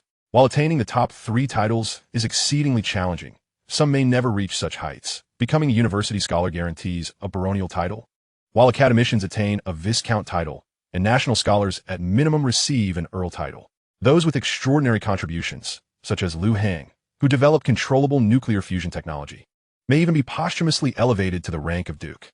Noble titles are not easily obtained. Typically, only scientists, military personnel, or meritorious ministers have a chance of receiving them. The Dao Royal University enrolls approximately 50,000 students per cohort, with an additional 10,000 being recommended students.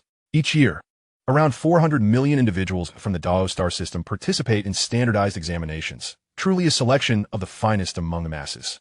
Upon arriving at the school's entrance, the president of Dao Royal University, Su Jiuxing, awaited outside, having already received notification of the emperor's arrival. "Your Majesty, I have the honor of meeting you," Su Jiuxing said, slightly bowing in deference. "There is no need for such formality, my royal uncle. I am merely here for a casual visit." "Your Majesty, your presence here suggests you intend to select suitable students for your advisory council, as in the past.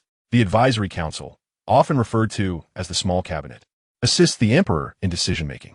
While it lacks real power, it offers significant internal development opportunities. Indeed, that is precisely my intention. Aside from some familiar faces, I primarily seek students endowed with strong, innovative capabilities. Although I have spent some time at the academy, I still glean a more comprehensive understanding from your esteemed self. My royal uncle, your Majesty, I shall promptly provide you with the necessary information. Please await its arrival shortly," responded Su Jiuxing. "Royal uncle, you may resume your duties. I shall explore on my own." The Dawu Royal Academy, being one of the premier institutions of Dawu, boasts an exceptionally splendid campus. Artistic architecture abounds, and the pathways are mostly devoid of pedestrians, save for a few newly admitted students joyfully maneuvering their individual flying devices. This made Su Yun's sightseeing vehicle appear somewhat out of place.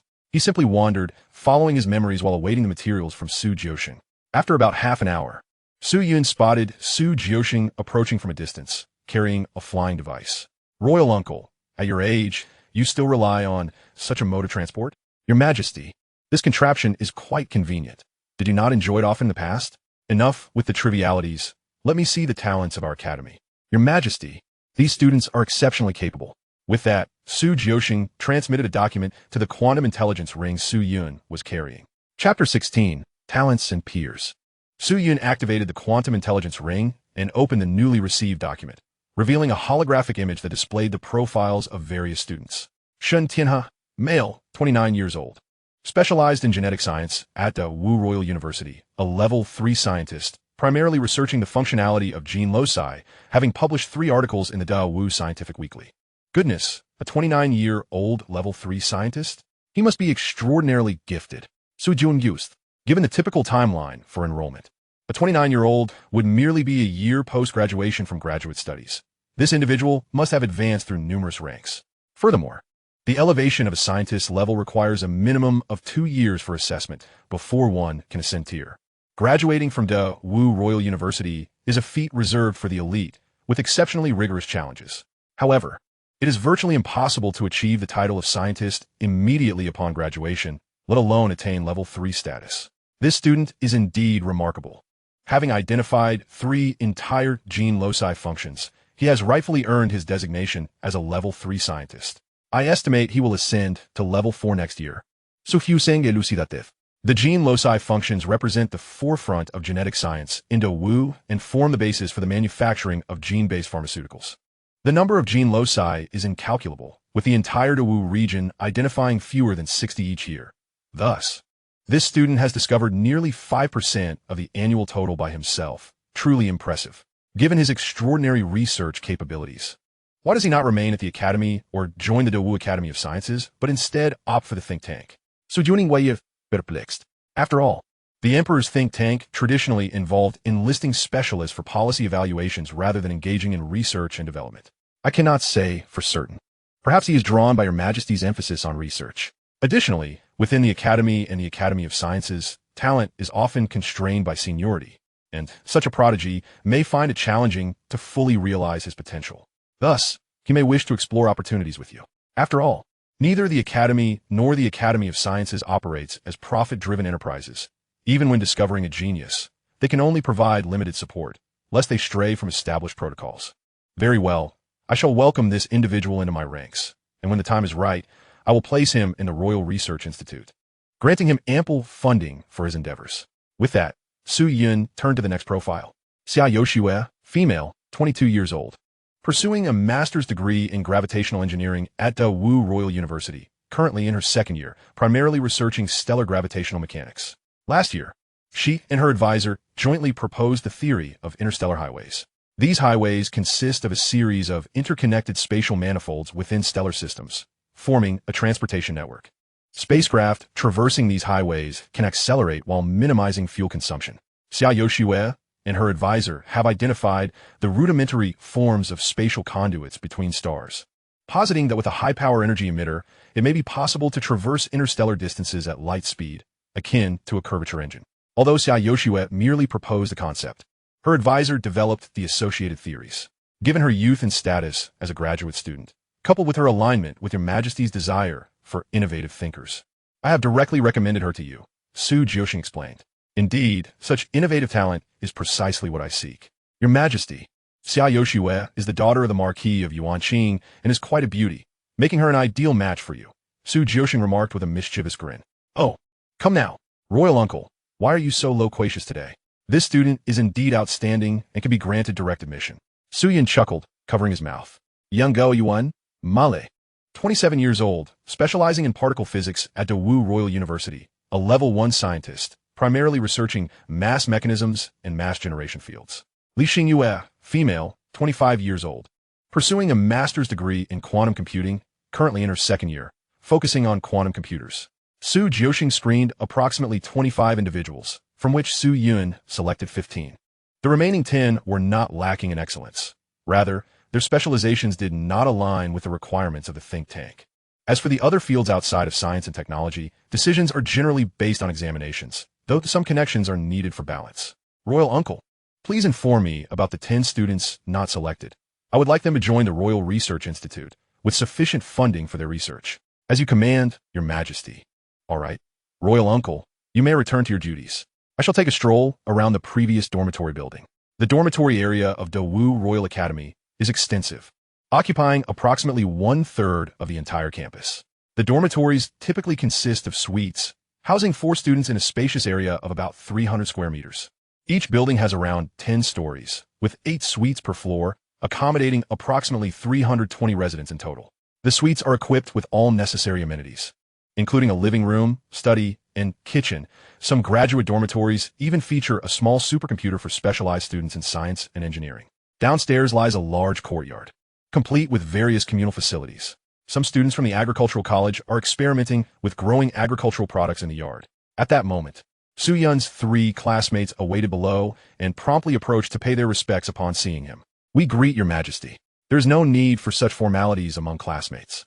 So, are you surprised to learn I am the Emperor? Su Yun smiled. Your Majesty is jesting. We have long observed your majestic presence, exuding the air of a ruler. Enough with the flattery. Do you wish to join me in my endeavors? Sujuning Guayiv, Your Majesty, my family has a military background, and I aspire to serve in the armed forces, Wu Xingqian stated first. Perfect. Join my strategic decision-making department. I often see you discussing interstellar warfare in the dormitory. You can gain some practical experience there. Su Yun was aware that Wu Xingqian was the grandson of Wu Tianhe, the current commander of the Frontier Military Corps, and had absorbed numerous war strategies. After all, the emperor's roommates typically hail from the ranks of the highest officials or elite nobles. For instance, another roommate, Liu Gang, is a descendant of Liu Hang, the inventor of nuclear fusion, heralded as the contemporary family star, and primarily focuses on quark fusion technology.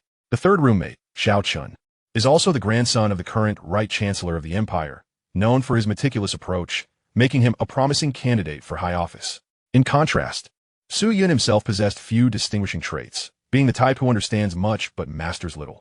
However, for the emperor, possessing a modicum of knowledge in various fields is deemed most advantageous. Since your majesty holds me, Wu Xingqian, in high esteem, I naturally express my gratitude for your benevolence. Now, let us dispense with these pretentious formalities. Gongzi, do you aspire to join the scientific and technological department of the think tank? Or would you prefer to enter my Royal Research Institute? I must clarify beforehand that I hold the Royal Research Institute in particularly high regard. Your Majesty, I am keen on engaging in technological research, aiming to achieve genuine quark fusion. With your encouragement, I shall undoubtedly endeavor to join the Royal Research Institute to alleviate your burdens. Upon hearing Su Yun's words, Liu Gang promptly resolved to enter the Royal Research Institute. Your Majesty, I wish to join the think tank and offer counsel to your Majesty. Xiao Chun added in agreement. I naturally consent to your requests. Su Yun readily acquiesced. Thank you for your grace, your Majesty. Your Majesty, several of the dormitories nearby have expressed a desire to meet you, given your impending visit. What do you think? Then let's pay them a visit. Chapter 17. Su Yun has run out of money. Su Yun proceeded to several nearby dormitories, meeting with a few familiar classmates, from whom he selected several outstanding individuals to grant them reserved admission slots. Among them was a student named Zhang Shouheng, a remarkable genius, often referred to as a mathematical prodigy. He ranked first in his mathematics program and was rumored to be eligible for direct admission to graduate studies.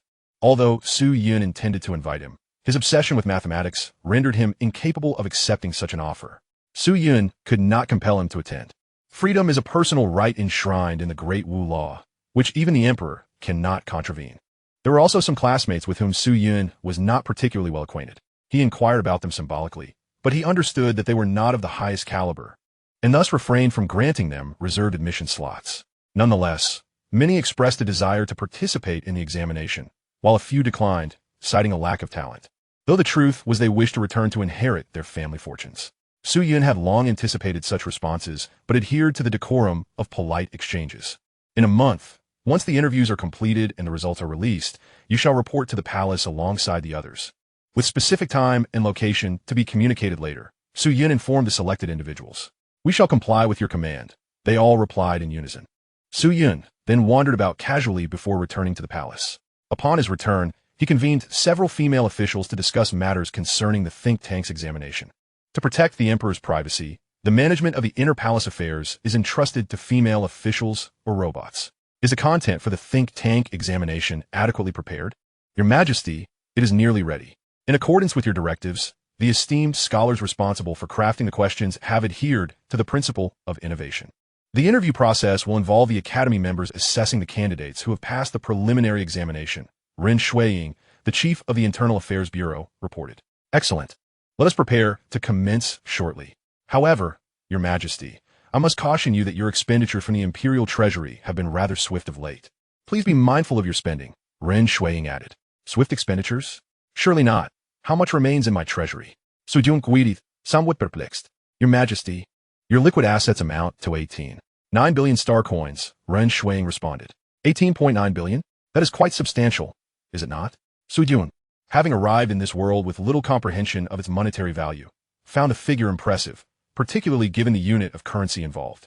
Your Majesty, you may have forgotten that you are responsible for all research funding related to the strong interaction cosmic probe, as well as the antimatter engine and laser confinement of antimatter storage. According to the research expenditure report from Director Su, the initial allocation of 200 billion would suffice for 2 to 3 years, with projected total expenditures nearing approximately 1,500 billion star coins.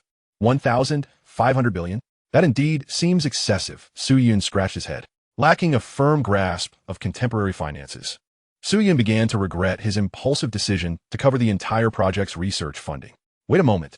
My royal enterprises generate around 500 billion star coins in profits annually. The Great Wu Royal Industrial Group alone contributes over 200 billion, while other assorted businesses collectively yield approximately 500 billion. Your Majesty, in the coming years, to respond to your call and that of the nation, shipbuilding companies led by the Great Wu Royal Industrial Group will be unable to maintain normal profit submissions. Consequently, the annual profits from these enterprises will likely be halved, amounting only to around 250 billion star coins. Furthermore, the state typically allocates a certain amount for royal expenditures to the Internal Affairs Bureau. But Your Majesty's Grace has eliminated this expenditure, further diminishing the anticipated treasury inflow. Ren Shuiying continued. Alas, it seems I have brought this upon myself. Surely, I cannot retract my orders and slap my own face. Sudyunamentit silently. Ren Shuiying also inwardly criticized, for the emperor, unversed in the burdens of household management, seemed oblivious to the costs of basic sustenance. He spent freely but was left aghast when it came time to earn. With an annual income of merely 250 billion, after accounting for royal basic expenses and the research funding for the Royal Research Institute, less than 100 billion star coins remain. Each year, a minimum of 100 billion must be invested in the Strong Interaction Cosmic Probe and related research projects. This figure is likely insufficient, and should any unforeseen circumstances arise, what then? The funding for the Royal Research Institute cannot be reduced either. Having just expressed the importance of the institute, how could one then diminish its funding? How can others trust your word? This matter indeed poses a challenge. So do you possess any viable strategies to augment the funds in my treasury? Su Yun inquired of the female officials below. Your Majesty, might it be possible to increase the profit submissions from royal enterprises while reducing expenditures? One female official tentatively suggested. Unthinkable. The Great Wu Royal Industrial Group and other royal enterprises serve as benchmarks for the nation. Should they reduce their shipbuilding expenditures, how would other industries perceive this? It would severely undermine the strategy to enhance the capabilities of the cosmic shipbuilding industry. Ren Shuiying immediately countered. Could we perhaps borrow funds from the Royal Clan Council as an emergency measure? Another proposed. After all, the royal clans are our kin, so borrowing should pose no significant issue. Yet their situation is not easy either. They likely possess limited funds to support the extravagant lifestyles of so many clans, incurring substantial expenses. We shall consider this only if absolutely necessary. If my research funds are insufficient, what about selling some of the Huangzhuang or properties? Sudyun suggestive. Your Majesty, that is out of the question. For nearly a century, no emperor has ever sold ancestral lands. Ren Shuiying quickly interjected. Why has no one done so? Is there a particular issue at play? Your Majesty, it is due to a previous emperor who, lacking the requisite capability, recklessly sold ancestral properties. The Royal Clan Council and the cabinet ministers jointly resolved to depose him. However, this matter is known to only a few, and it was publicly declared that he resigned due to health reasons. Goodness, an emperor can indeed be deposed. Yet it makes sense. With so many members in the royal clan, a suitable candidate can always be found. Let us abandon this notion and contemplate other alternatives. No one suggested that the Imperial Finance Department cover this expense, as it would not only diminish the emperor's prestige, but also signify that this research funding would enable the emperor to gain substantial military merit in subsequent foreign wars, thereby acquiring more land and war reparations. So, is there any solution to my financial predicament? Sudyun pondered silently. Chapter 18. The Launch of the Achievement Module. After exhausting numerous methods without success, Su Yun turned to explore the solutions available within the system. Perusing the offerings in the system store, he discovered that with the remaining 200 civilization points, he could not procure any suitable items. Technologies, such as quark fusion technology or laser-constrained antimatter storage technology, were all priced below 200 civilization points.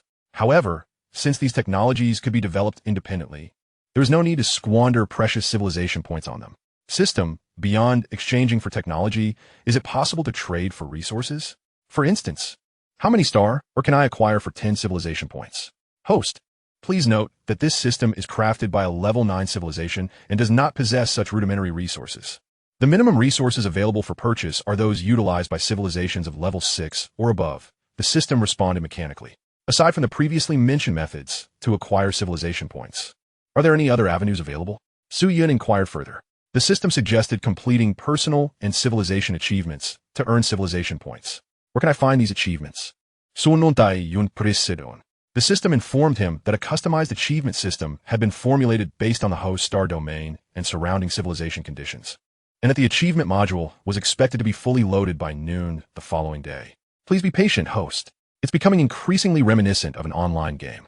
How could a level 9 civilization's intelligent system take so long to load such trivial content? Suyin couldn't help but scoff. Regardless, as long as it's available, I shall wait until tomorrow. He decided to contemplate the matter further and instructed the others to take their leave. You may go. Understood, we take our leave. The following noon, Su Yun began to feel a tinge of impatience. Ding! The system achievement module has finished loading. Open the achievement module. Su Yun exclaimed eagerly. As the light curtain flickered, he beheld two sections, personal achievements and civilization achievements.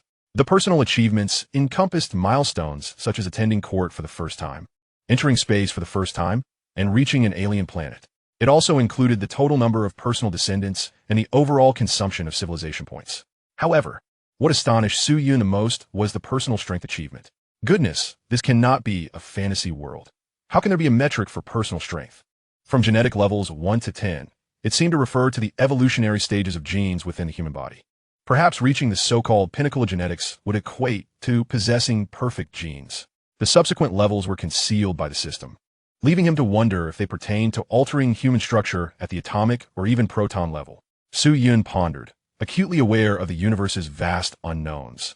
Perhaps the so-called fantasies truly exist.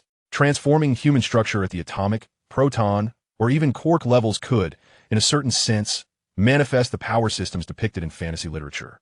Nevertheless, it must still be rooted in science, not metaphysics. Setting that aside, he hastened to claim civilization points, hoping to amass enough for the gene optimization liquid manufacturing technology worth 300 civilization points. Ding!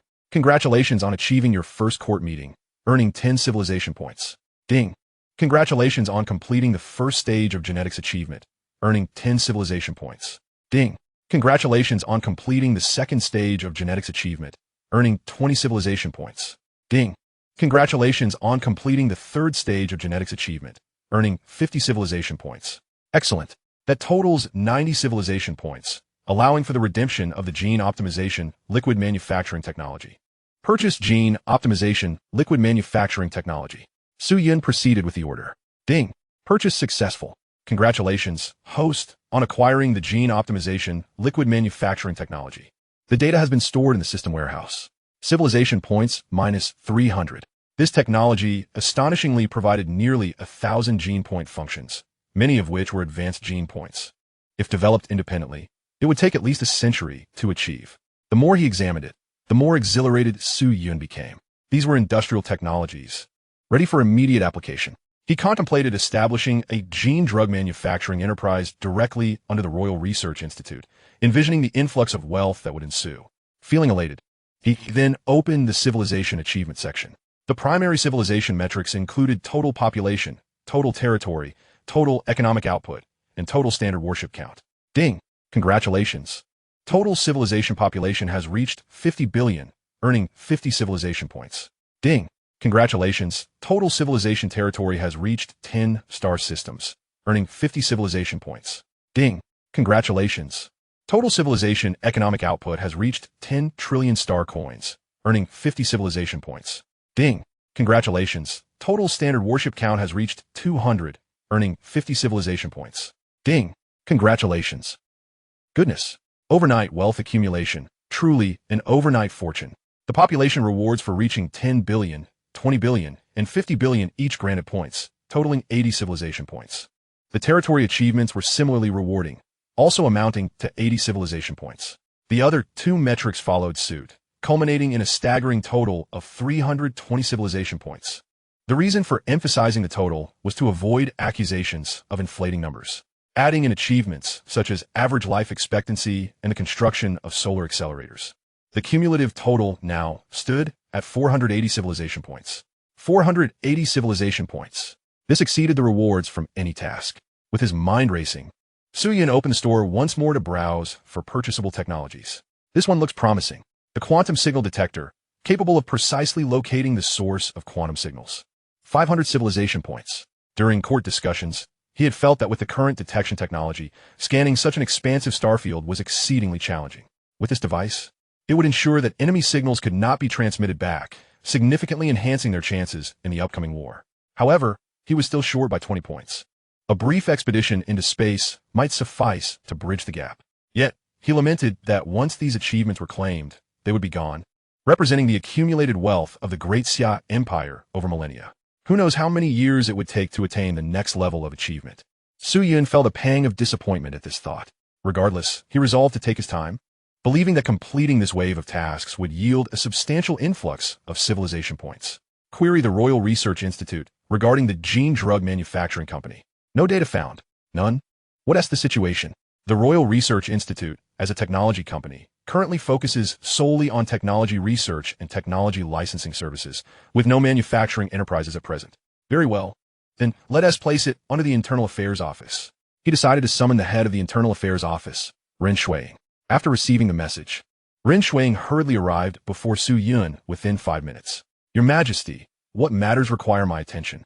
It's nothing major. I simply wish to ascertain whether the Internal Affairs Office has a gene drug manufacturing facility and gene researchers. Replying to Your Majesty, there are indeed such personnel. Are they trustworthy? Your Majesty, all individuals have been individually vetted using brainwave decoders and are deemed reliable. Excellent. I possess a new gene drug production technology that is of utmost importance. You must ensure confidentiality. Have the professional researchers conduct an evaluation immediately. Su Yun retrieved the information from the system warehouse and handed it to Ren Shuiying. I shall have them commence experimentation at once. Ren Shuiying prepared to take her leave. Wait, I have one more matter. Chapter 19. The pricing of gene optimization liquid. Your Majesty, is there anything else you require of me? This technology is classified as top secret. All primary research personnel must maintain confidentiality. To this end, anyone privy to the data must maintain confidentiality for a minimum of 50 years. During this period, the Imperial Guards will conduct round-the-clock surveillance, employing brainwave decoders for daily assessments. However, those who participate in this research project will be handsomely rewarded. Key contributors shall be granted noble titles. You may inquire whether any are willing to partake. Those who decline will also be subject to confidentiality for 20 years. Your Majesty, I believe that with the honor of a title, the majority will be eager to engage in this project. Observing the Emperor's earnest dedication to this initiative, Ren Shuiying felt invigorated and resolved to ensure its success. Although she held the position of supervisor in the Ministry of Internal Affairs, she was merely a baroness. This opportunity could potentially elevate her status. Very well. Once the results are available, promptly inform me through Qian, and I shall personally visit the Ministry of Internal Affairs to discuss the subsequent arrangements. The experimentation did not take long, and by the following day, results had emerged. Upon receiving the news, Su Yun immediately proceeded to the Ministry of Internal Affairs to ascertain the situation. Your Majesty, this technological data is extraordinarily advanced compared to our previous efforts. The results are magnitudes better. The breakthroughs in combating diseases, extending lifespan, and enhancing cognitive abilities are truly revolutionary. Particularly noteworthy are the newly added 1,000 gene loci functionalities, which represent a monumental contribution to our great Wu Empire's advancements in genetic science. Whoever developed this deserves multiple accolades from the Royal Academy of Sciences of Wu. Upon Su Yun's arrival, an elderly scholar engaged in researching the gene optimization serum appeared exceedingly animated, continuously extolling its advantages. Ahem! You need not concern yourself with the origins of this technology. I shall ensure appropriate rewards are given. Now, please inform me if there are any safety concerns regarding this technology and the manufacturing costs for industrial production. Su Yun deftly shifted the topic. It cannot be that we discuss the origins of every piece of technology. Revealing too much would undoubtedly raise suspicions about the provenance of the information. Necessitating a plausible explanation later, Su Yun thought to himself, Your Majesty, the gene optimization serum poses no significant safety issues, except for individuals with congenital genetic defects who may encounter minor complications. Furthermore, its production costs are significantly lower than those of existing gene therapies. Excluding research and development expenditures and the establishment of production lines, each unit can accommodate one person's use. The cost of 1 unit of the gene optimization serum, once the technology is fully developed, has plummeted to an unprecedented 20 star coins, merely 200,000 Wu Yuan. The overall cost will not exceed 25 star coins per unit. Lu the scholar reported. At an average of 25 star coins per unit, the entire Wu Empire, with its 6 billion populace, would incur a modest expenditure of 15 trillion star coins, approximately two-thirds of the national revenue. 6 billion super geniuses, truly. Our great Wu is a realm where every citizen is like a dragon. The mere thought is exhilarating. However, we do not currently require such a vast number of talents. If gene optimization serum is made universally accessible, the competition across all industries would escalate drastically. Hence, we must proceed gradually. The entire process will likely span several decades, channeling these surplus talents into the era of significant development following our triumph over the Yamato Empire. Su Yun contemplated silently, seeking a justification for his financial gain. I am not motivated by profit, but rather by the stable advancement of our nation and society. Lu the scholar, who are the primary producers of genetic solutions in our country at present. Sujuning Weiyuth, Your Majesty, presently, the largest share of the Wu genetic pharmaceutical industry is held by the Wu National Pharmaceutical Group, which commands nearly 60% of the market, predominantly in the mid to low-end sectors. The remainder consists of various wealthy merchants and noble families, operating in a more fragmented manner. Yet they invest in developing higher-end genetic medications for their health, albeit at a steep price, Lu the scholar replied. Ah, so that is the situation. There is no need for excessive concern. When prices eventually decrease, we can directly engage Wu National Pharmaceutical as an intermediary for sales, although we must allocate a portion of the profits. After pondering for a moment, Su Yun responded. Lu the scholar, you are aware that product pricing is determined by market demand rather than inherent value. The efficacy of our gene optimization serum vastly surpasses that of the existing products, which are valued at several 100,000 star coins. Indeed, Your Majesty, Lu the scholar began to grasp Su Yun's intentions. Currently, the most exceptional gene optimization serum in Wu can extend one's expected lifespan to approximately 300 years, priced at 1 million star coins. Our gene optimization serum, however, can prolong human life to 500 years. Therefore, I propose to set the price of the gene optimization serum at 5 million star coins. Excellent. Su Yun is poised to reap the wealth of the affluent. 5 million divided by 25 equals how much? A staggering 20,000-fold profit. Such a maneuver would bring tears to the eyes of any capitalist. For a mere 100 in profit, capital is willing to trample upon all earthly laws. With 300 in profit, capital dares to commit any crime, even risking execution. What then of 20,000-fold? Thus, Su Yun must enforce the strictest confidentiality regulations, gradually lowering the price over decades until it becomes accessible to all citizens of the Great Xia. Externally, we shall declare that the newly developed technology has significantly reduced costs. No one is naive enough to believe there is not substantial profit involved, as everyone operates this way. However, apart from Lu the scholar, only Rin Shui, the head of the Ministry of Internal Affairs, is aware of the manufacturing costs, and those who know will remain tight-lipped. Upon hearing Su Yun's quoted price of 5 million star coins, Lu the scholar felt a jolt of shock. Aging, indeed. It is you young ones who truly know how to play the game. Lu the scholar, the initial price is 5 million, but it will gradually decrease over time, as we will publicly state that this is a laboratory-produced product. A high price is to be expected. After all, knowledge is priceless. We can adjust the pricing at will. A few years later, we might claim that due to technological breakthroughs, costs have dramatically decreased to several thousand star coins per unit. In another decade or so, with further advancements, we can drop it below 1,000 star coins. In roughly 20 years, it will be affordable for everyone. Currently, we do not possess sufficient production capacity. And even if we did, we lack enough high-end jobs for our hundreds of billions of citizens. Do you not agree? Your Majesty makes a valid point. I shall remain tight-lipped and will not divulge a single word to outsiders. Excellent.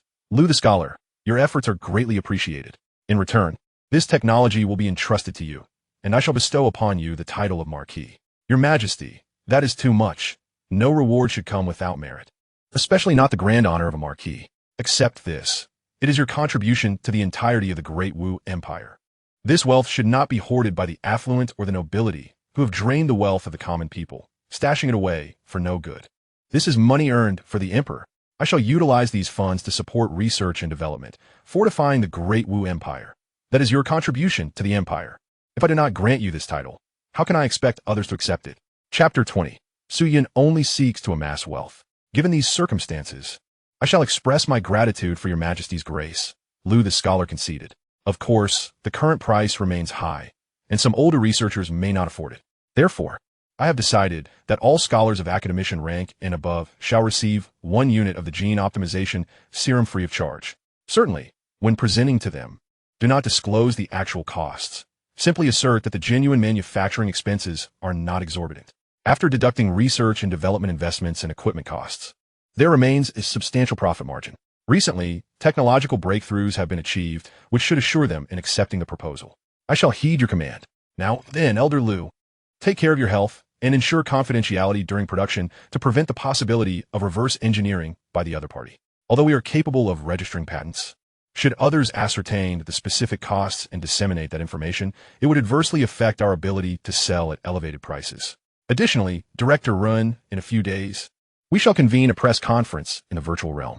At that time, prepare a batch of gene optimization liquids for immediate demonstration of their effects. Remember to make the presentation visually appealing and luxurious, as that is your forte. I shall follow your orders. Thus, I look forward to your forthcoming endeavors. With that, Sujundi Partif, Director Run, I truly feel I'm losing my integrity. Elder Liu jested, stating that with the gene optimization liquid, even if your age is advanced, the efficacy may somewhat diminish. However, living another 1 or 2 centuries is certainly within reach. Moreover, your actions are for the benefit of the nation, not for personal gain. Ha ha ha. As an old man devoted to the Great Wu, my efforts are not in vain. I shall continue with my experiments. Please take your time. I will begin preparations for the press conference. Upon returning to the palace, Su Yun felt a surge of excitement. The number of individuals in the Great Wu capable of spending 5 million on gene optimization liquids is likely minimal. Typically, those who toil as national scholars or in prominent corporate positions earn only tens of thousands of star coins per annum, at most reaching 1 or 200,000 star coins. It is estimated that among the 600 million inhabitants of the Great Wu, only a few tens of thousands could afford such a luxury. However, many would wait for prices to decline, even as a segment eagerly anticipates immediate usage. If we can sell 10,000 units, it would yield a profit of 500 billion star coins. Furthermore, for those wealthiest individuals with assets in the tens or even hundreds of billions of star coins, such an expenditure is trivial. The notion of early purchase for early enjoyment is universally embraced. As the saying goes, resolving financial issues can alleviate a majority of a nation's challenges. Thus, Su Yun's mind was consumed with thoughts of wealth. Indeed, I can directly short the stocks of those gene pharmaceutical companies on the Great Wu stock market. Companies like Yeoman Pharmaceuticals, Tianlu Pharmaceuticals, and Jiyuan Technology, while their market capitalizations are modest, still amount to billions of star coins. Once these gene solutions are produced, those companies manufacturing high-end gene drugs will likely face dire consequences. This presents another opportunity for profit, does it not? As the Emperor of the Great Wu, the regulatory body overseeing the securities market lacks the authority to scrutinize my legitimate trading activities. To be candid, while the Emperor of the Great Wu is not impoverished, one cannot categorize him as extraordinarily wealthy, although others perceive that the Emperor of the Xia dynasty possesses the entirety of the nation. His disposable wealth constitutes roughly 1/10 of the empire. The Great Wu government controls over 30% of the national wealth, while noble families and affluent individuals hold half of the empire's riches, leaving less than 10% collectively owned by the middle class and ordinary citizens. Viewed through this lens, the emperor is undoubtedly the wealthiest individual in the empire. The value of the emperor's stakes in major enterprises, combined with the vast imperial palace and extensive royal lands, amounts to an astronomical sum. Su Yun initially contemplated selling some of his non-essential lands and properties to supplement his finances. However, in the past century, no emperor has dared to sell ancestral properties due to the antiquated belief against such actions, resulting in a significant risk should one attempt to do so. This has become a form of bondage for the emperor. Should Su Yun declare his intention to sell land or property, the public opinion within the empire could overwhelm him, even if he differs from the abdicated emperor before him. Qin, immediately calculate the appropriate funds required to short these companies and proceed with the actions. Additionally, continue to assess the impact of the gene optimization liquid on other sectors of the Great Wu stock market to inform our strategies of shorting and going long. Primarily, the market capitalization of high-end gene manufacturing stocks is too small for me to effectively deploy the remaining funds of over 100 billion.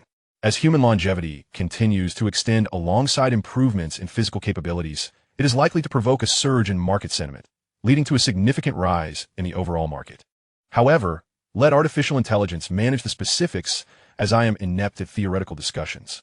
As one of the most advanced artificial intelligences in the Great Wu, Qian possesses formidable computational abilities, enabling it to extract the maximum benefit from this burgeoning capital opportunity. Previous emperors have utilized Qian to generate modest profits in the Great Wu capital markets to supplement the imperial treasury. Currently, Su Yun faces numerous challenges. He must possess sufficient resources and authority to gradually undertake actions that may offend others. Following the press conference, plans are in place to establish a pharmaceutical base on Mars for the large-scale production of gene optimization liquids. It is an opportune moment for an inspection, and it will also fulfill the need for an additional 20 civilization points. Now, I begin to comprehend the wealth philosophies of the affluent from before. The power of asset control sometimes surpasses the value of ownership. To possess a mountain of gold, yet be unable to utilize, it is profoundly frustrating.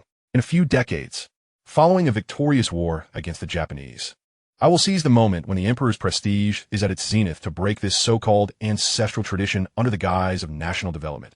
Su Yun silently mused. However, by then, I may find myself financially secure from having reaped the rewards of this venture. Furthermore, whether in stocks or real estate, the value will inevitably appreciate. Thus, is there any necessity to sell? Perhaps the emperors of your pondered this very dilemma. Never mind. I shall allow artificial intelligence to analyze the situation when the time comes. For now, I need not dwell on it. At that moment, Su Yun's quantum intelligence ring received a new message. This is communication from the Ministry of Internal Affairs. It is anticipated that within 5 days, the storage capacity for 10,000 units of gene optimization liquid will be completed. It is advised to hold the press conference in a virtual world 10 days hence. Excellent. We shall proceed with the announcement in 10 days. Now, I eagerly await the unveiling of the gene optimization liquid in the virtual realm. Chapter 21. The Virtual World. 10 days later, in the virtual world. This marks Su Yun's inaugural experience of consciousness entering the virtual realm since his arrival. Typically, he merely peruses the news on the virtual platform. Experiencing it firsthand reveals the astonishing realism of the virtual world, which mirrors the Great Wu in every aspect. The method of entering the virtual world was not as he had envisioned with a helmet. For brief logins, a simple pair of glasses suffices. For extended periods, a sleep chamber is required, providing necessary nutrients for physiological energy. The default model of the virtual world replicates that of the original world, allowing individuals to experience aspects of life unattainable in reality. In the actual world, ordinary citizens lack the financial means to procure high-priced food, clothing, or luxurious vehicles. However, in this realm, one still needs to spend. The prices are merely about 1% of those in reality. Consequently, the Great Wu lacks a mid to high-end clothing industry, as high-end apparel serves primarily for ostentation, while food and luxury vehicles possess tangible utility. The costs of interstellar travel have also plummeted by hundreds of times. Many who cannot afford the experience of stargazing tourism in reality find solace in the joys of interstellar travel within this virtual realm. Beyond the realistic modules, the virtual world boasts several significant features, including a virtual gaming module and an educational module, among others. The virtual gaming module stands out as the most popular segment. Even Su Yun indulged in the exhilarating thrill of virtual gaming. He casually selected a popular novel and input its data, subsequently traversing into the narrative as its protagonist, battling foes and leveling up, an experience that was nothing short of euphoric. This form of narrative substitution has been embraced by nearly every martial artist in the realm. For a nominal fee of virtual currency, one can select their desired novel, character, external enhancements, and even the flow rate of time. It is crucial to note that this flow rate does not genuinely alter the passage of time, but rather allows individuals to perceive its velocity. Due to the popularity of such games, the literary culture of the martial world is flourishing. As long as someone engages with the storyline of your novel, you can share the profits. Well-crafted stories may even be supported to become expansive worlds, attracting numerous participants to experience the narrative, with an array of game modes and experiences available. Truth be told, this thriving literary industry instilled a degree of apprehension in Su Yun. Wondering if his identity as a traveler would be discovered, he also pondered whether, in the future, when he unveiled groundbreaking technologies, others might speculate that he possessed some form of system. However, as the emperor, he faced little scrutiny, and with the system's assurance of its ability to interfere with neural decoding, Su Yun felt a modicum of relief. Yet, this led him to question, how can one ascertain whether the universe he inhabits is an objective reality or merely a virtual construct? Could I be merely a segment of data crafted by an advanced civilization? He chuckled self-deprecatingly at the thought, recognizing that even if this were the case, he currently lacked the capacity to effect change. Nevertheless, perhaps he could utilize this system to delve deeper into the truths of the universe. With a clear path laid before him, he found motivation to continue onward. Often, the lack of success for many stems from an inability to discern their path. Should one gain clarity, countless individuals would be compelled to pursue that direction relentlessly. In several decades, the gene optimization serum proposed by Su Yun could bestow upon every citizen of the martial realm a heightened capacity to perceive their future paths.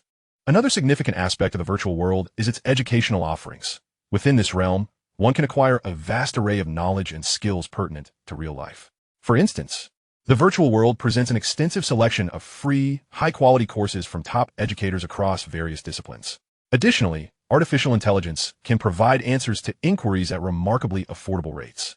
Thus, public education in the martial realm resembles a venue where schools facilitate learning, supplemented by robotic instructors who oversee studies and address questions free of charge.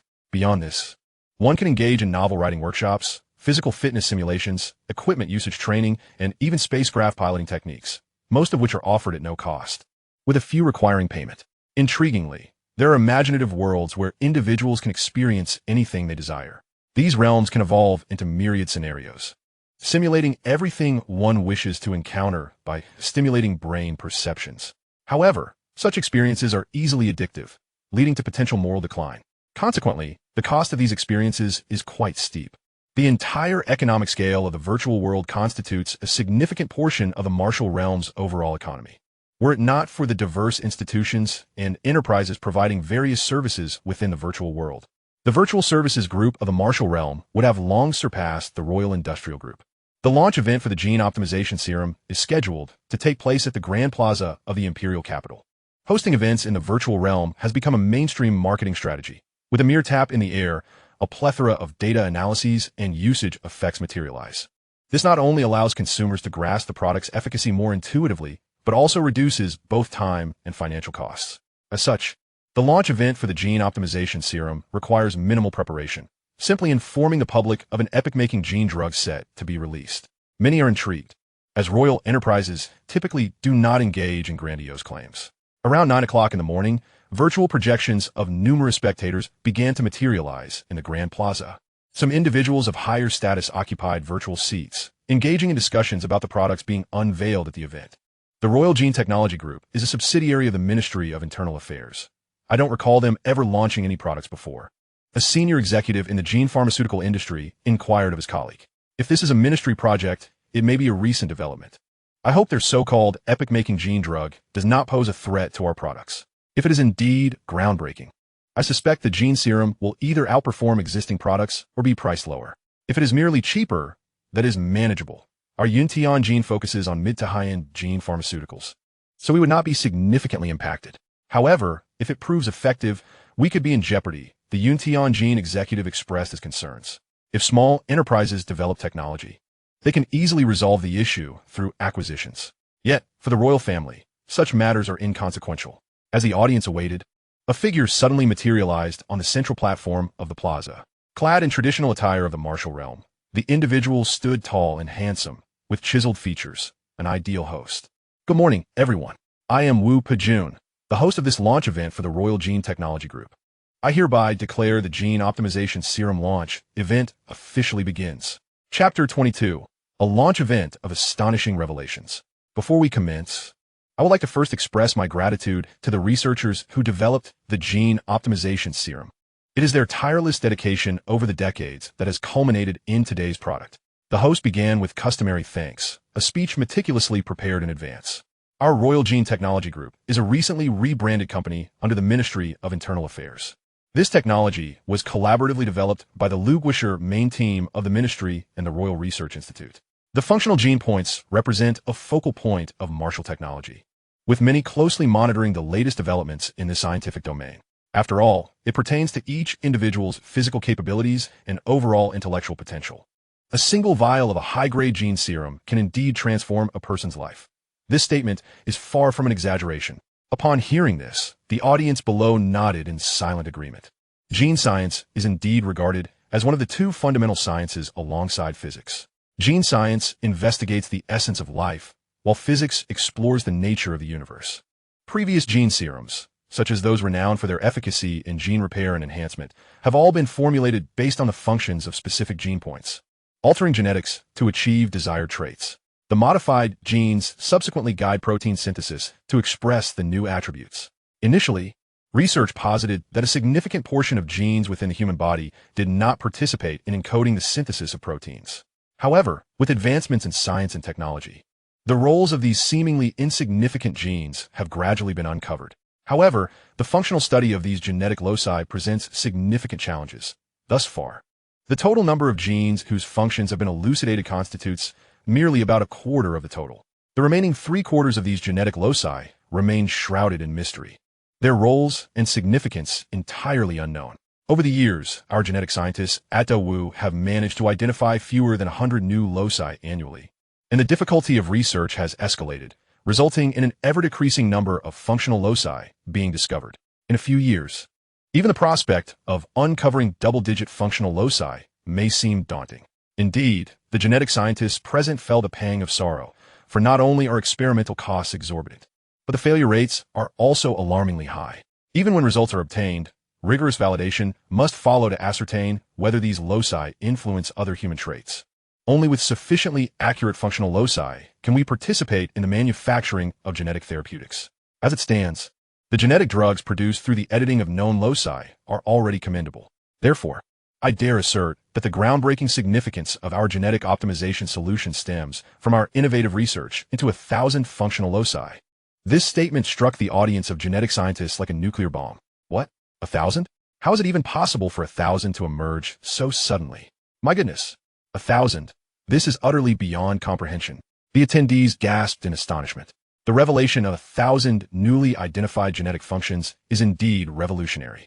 Some speculate that discovering another 1,000 functional loci could take 4 to 5 decades. Wu Pejun, sensing that the audience was not yet sufficiently astounded, unleashed another bombshell.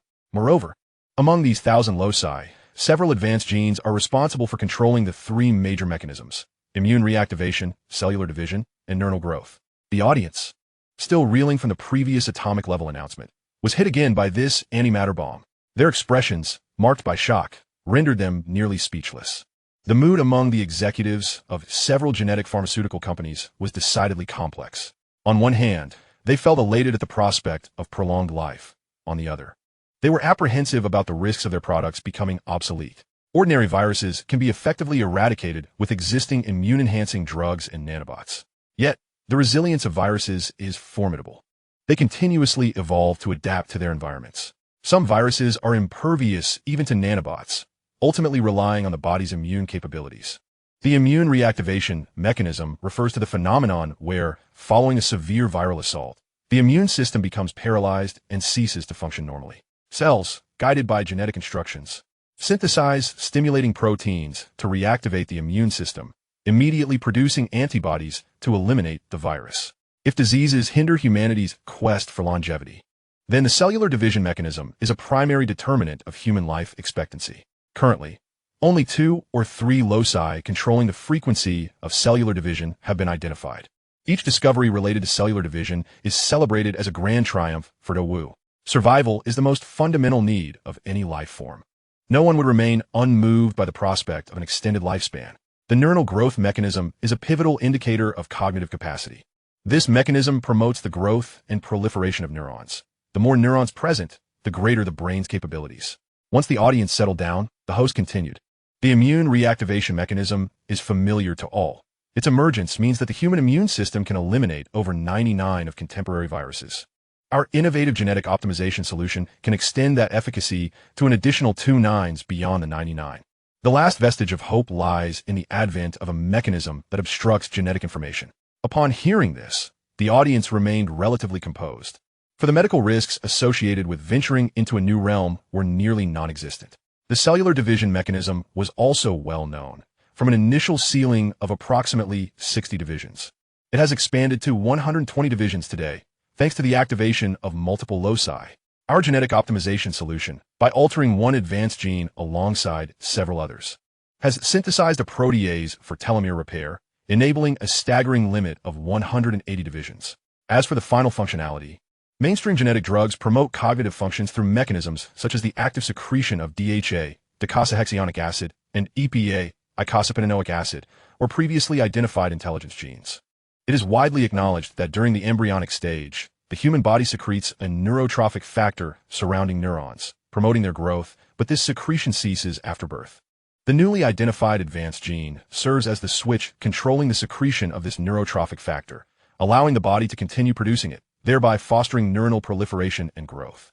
Wu Pejun concluded his introduction of the primary functions and principles of the genetic optimization solution, and an eerie silence enveloped the room, as if the audience were stunned by the formidable implications of this innovation. Chapter 23. The Rush for Purchase. Is it true? A limit of 180 cellular divisions? This defies scientific understanding. As the saying goes, if we could borrow another 500 years from the heavens, we may truly have hope for a 5-century lifespan. Does the Daowu Royal Research Institute and the ministry's research prowess truly extend this far? Neurotrophic factors have been discussed before, but who would have thought they could now be secreted actively? With enhanced cognitive capabilities, we may just achieve the escape velocity of life within our lifetimes, realizing genuine immortality. After a brief silence, the audience erupted into fervent discussion, and upon prompting from those nearby, an increasing number of individuals entered virtual realms or tuned into live broadcasts to partake in the unveiling of the genetic optimization solution. Originally boasting hundreds of millions of viewers, the event's audience swelled to billions and continued to rise, with hopes of surpassing the 100 billion mark. Although most understood that such a transformative genetic optimization solution would undoubtedly come with a hefty price tag, this did not deter the audience's curiosity. The virtual event was teeming with people. Such a phenomenon had been witnessed during the Daowu Emperor's coronation ceremony. Consequently, Wu Pejun promptly addressed the crowd, urging them not to congregate in Daowu Square, as virtual projections would be arranged in the central squares of every major city within the virtual realm. And he encouraged everyone to view the holographic live stream individually. Hearing this, many attendees dispersed from the venue to watch the holographic broadcast. Once the atmosphere settled, Wu Pejun returned to discuss the genetic optimization solution. Everyone is undoubtedly excited about its effects. However, as the adage goes, hearing is but a whisper of reality. Seeing is believing. I believe everyone wishes to witness the tangible effects of the genetic optimization solution. The audience eagerly responded, expressing their desire to observe the specific outcomes post-administration. Prior to the conference, we conducted extensive animal trials, and the results indicated that the solution was successful in the vast majority of cases without any adverse effects. Subsequently, we selected several human participants for the trials, all of whom also achieved positive results. In order to ensure authenticity, we have administered gene optimization serum to several venerable elder statesmen, whose lives are nearing their inevitable conclusion. Now, we can observe the true effects of the gene optimization serum. As Wu Pejun concluded his statement, a projection illuminated the grand stage, showcasing a number of middle-aged scholars. There stood Li Guoshi, the chief engineer of the third-generation quantum computer, reportedly aged 215, now appearing in the guise of a middle-aged man. Beside him was Su Guoshi, the deputy chief engineer of a Mars-class Corps command ship, also rumored to be over 200 years old, yet presenting this youthful visage. And there was Wang Yuanshi. Many in the audience recognized these illustrious scientists. Witnessing their rejuvenated appearances and considering it was a royal enterprise, they became convinced of the serum's efficacy. Moreover, Wu Pejun gestured gracefully towards the virtual palace of the empire. His Majesty has also received the gene optimization serum. His Majesty too? Suyin certainly would not partake, having already acquired the gene evolution serum, rendering the lesser serum unnecessary. This was merely a measure to placate the populace. What I wish to convey to all is the recommendation to receive the serum at the earliest opportunity. Like these esteemed elder statesmen, their ages nearing the limits of natural lifespan. Even with the serum, it is improbable to achieve the remarkable age of 500. However, living to around 300 should not pose a problem. After all, as the human body ages, the telomeres on chromosomes within the cell shorten, thus diminishing the serum's restorative effects. While telomere length is not the sole factor determining the stable division limits of human cells, it remains a significant one. Hence, I implore everyone to utilize the gene optimization serum as soon as possible. Of course, we too wish to receive it sooner, but our finances do not permit.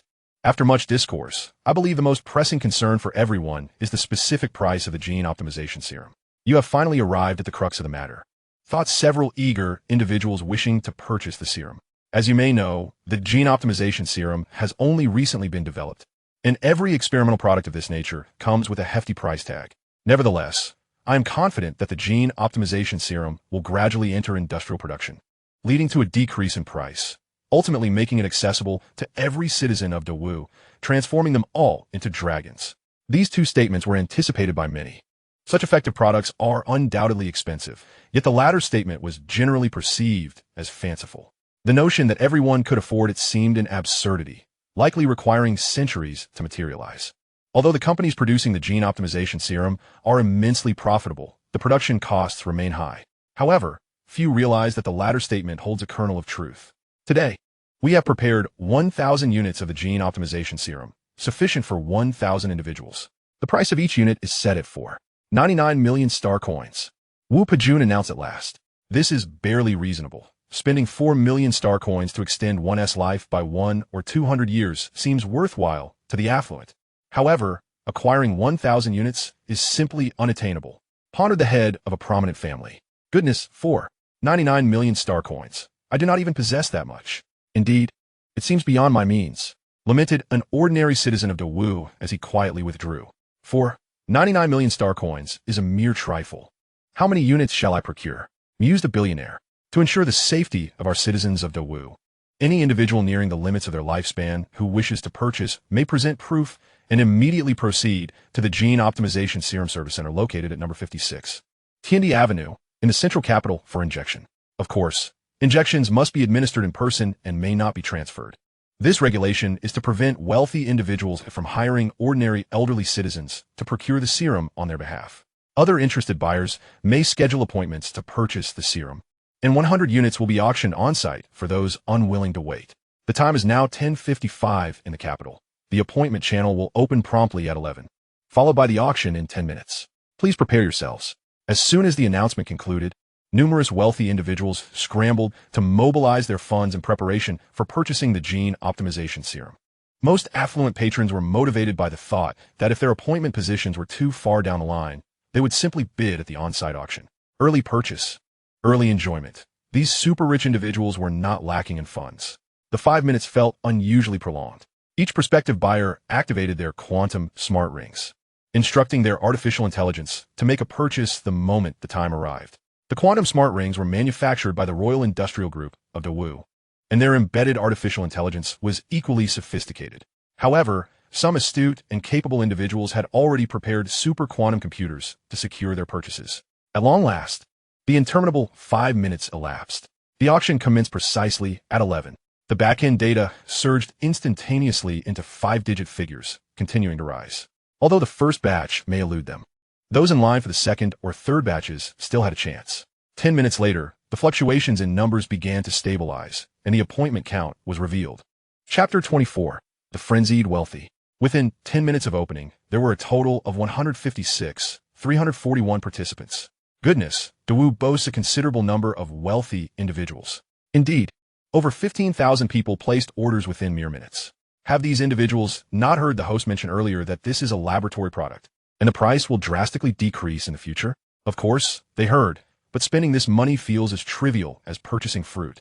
Would you delay your purchase for months or even years just to save a bit? Well, poverty has limited my imagination. I feel envious. It seems that the public places considerable trust in our product.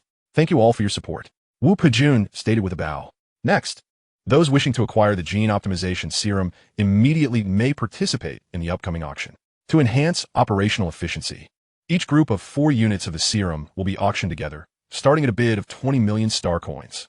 Now, I declare the auction for the first group to commence. Wu Pejun announced the auction without preamble, as those wishing to bid had already conferred during the earlier period. The primary objective of this auction was not merely to generate profit, but to attract attention and garner interest. 25 million star coins. Someone immediately raised the bid by 5 million star coins. 30 million star coins. 33 million star coins. The bid soared higher, swiftly reaching 50 million star coins. A staggering increase of 30 million from the opening bid. Yet, the wealthy bidders remained undeterred. This was, after all, the inaugural auction, and those with ample resources did not wish to lose face, eager to claim the honor of being the first to win. 70 million star coins. 72 million star coins. At this price point, numerous bidders began to withdraw. While reputation and status were indeed significant, no one desired to appear foolish, and showcasing one's prowess was sufficient. 80 million star coins. One individual boldly announced an astronomical figure. 80 million star coins once. 80 million star coins twice. I bid 90 million star coins. The calm tone carried an unmistakable air of wealth. Since your esteemed enterprise has offered this price, I shall round it up. Suddenly, a resounding voice rang out. 100 million star coins. The one making the bid was none other than the president of Shizhou Holdings, who directly quoted an astronomical sum of 100 million star coins. Shizhou Holdings is a colossal conglomerate, ranked among the top 10 in the Great Wu business hierarchy, with a market capitalization in the hundreds of billions of star coins. The president of Shizhou Holdings also ranks in the top 10 of the Great Wu billionaire list, boasting a personal fortune exceeding 200 billion star coins. 100 million star coins, going once. 100 million star coins, going twice. 100 million star coins, going thrice. The first batch of gene optimization liquid was secured by Mr. Gu Tiansheng, the president of Shizhou Holdings. Let's all extend our congratulations to him. The audience erupted into applause, enamored by Gu Tiansheng's audacity. After securing the bid, Gu Tiansheng let out a sigh of relief. Despite his wealth of over 200 billion star coins, liquid assets were another matter. He was reluctant to become a victim of excessive spending. Nevertheless, having claimed the title of first fulfilled his aspirations. Now, let's commence the auction for the second batch. The bidding price for the second batch was considerably lower, concluding at merely 60 million star coins. The subsequent dozens of auction items were sold within the range of 30 to 50 million star coins. After all, wealthy individuals could always outbid one another for prime positions. Those who were unable to secure a bid need not fret. For the first batch of gene optimization liquid will be delivered to clients on Blue Star today, while customers on Mars, Venus, and gas giant space cities will receive theirs within 50 to 60 days. This is an unavoidable circumstance, even at the speed of light. It takes over 4 hours to reach Neptune's orbit, let alone for a spacecraft that requires a prolonged acceleration phase. An excessively rapid journey would consume vast amounts of energy for acceleration and deceleration, while a slower pace would result in lengthy transit times. The press conference and auction concluded successfully, with heartfelt gratitude expressed for everyone's support. The Great Wu Royal Gene Technology Group will continue to expand production capacity and reduce the costs of gene optimization liquid, ensuring that every citizen of Great Wu has access. Wu Pejun emphasized once again. The attendees, however, did not delve deeper into the implications of his words, perceiving them merely as pleasantries.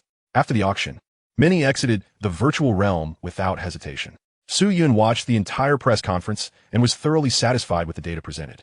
The total cost for the 4 batches of gene optimization liquid amounted to a mere 100 star coins, yet they sold for tens of millions, and there was fierce competition for them. Is this the allure of reaping profits through advanced technology? I absolutely adore it. This auction alone netted around 1 billion star coins, and with the subsequent reservations, the total could swell to approximately 200,000. This could lead to a harvest nearing 1 trillion star coins. This is almost equivalent to half of Great Wu's annual financial revenue. Royal enterprises are exempt from commercial taxes. Otherwise, a significant portion would be siphoned off by the treasury. With this influx of funds, the worries over finances have finally dissipated. The funding for several research projects is no longer a concern. Once this whirlwind passes, the price will drop to around 500,000 star coins, and those who can afford 50,000 star coins will vastly outnumber those who can produce 5 million. It is estimated that another harvest of several hundred billion star coins will be possible. Every few years, the price will decrease by a tier until it reaches around 100 star coins. Calculating the widespread adoption of the gene optimization liquid, it could potentially contribute nearly an entire year's worth of Great Wu's GDP. In this light, it becomes imperative to expeditiously allocate the funds, as stagnant money holds no significance. Su Yun mentally calculated the profits from this venture and the subsequent plans. Firstly, under the emperor's auspices, gene optimization liquid should be provided to ordinary students or citizens of Great Wu at cost price, publicly proclaiming it as a royal subsidy. Secondly, there is a need to vigorously expand the Royal Research Institute, where technological advancements can be pursued without regard for costs, ideally transforming it into a center for cutting-edge technology research in Great Wu, capable of producing innovations that could redefine standards. Lastly, efforts should be made to further enlarge the solar particle accelerator, striving to discover more undiscovered particles through ultra-high energy collisions, ideally locating the graviton to achieve a grand unified theory, thereby elevating the Great Wu Empire to the level of a Type 3 cosmic civilization. Additionally, it is essential to extend this opportunity to the heads of noble families above the rank of count, as well as to some elders within the royal lineage. This demographic is not insignificant, and the current supply of gene optimization liquid is indeed insufficient. Perhaps this is the perfect moment to visit Mars, secure a larger area, and ramp up the production of gene optimization liquid, which would also yield achievements in civilization.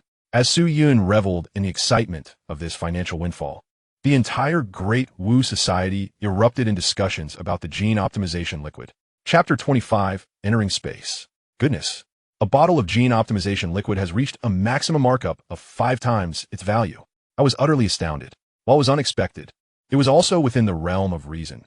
The last time such a frenzy occurred was with the discovery of the gene responsible for telomere repair in chromosomes, which was equally sensational.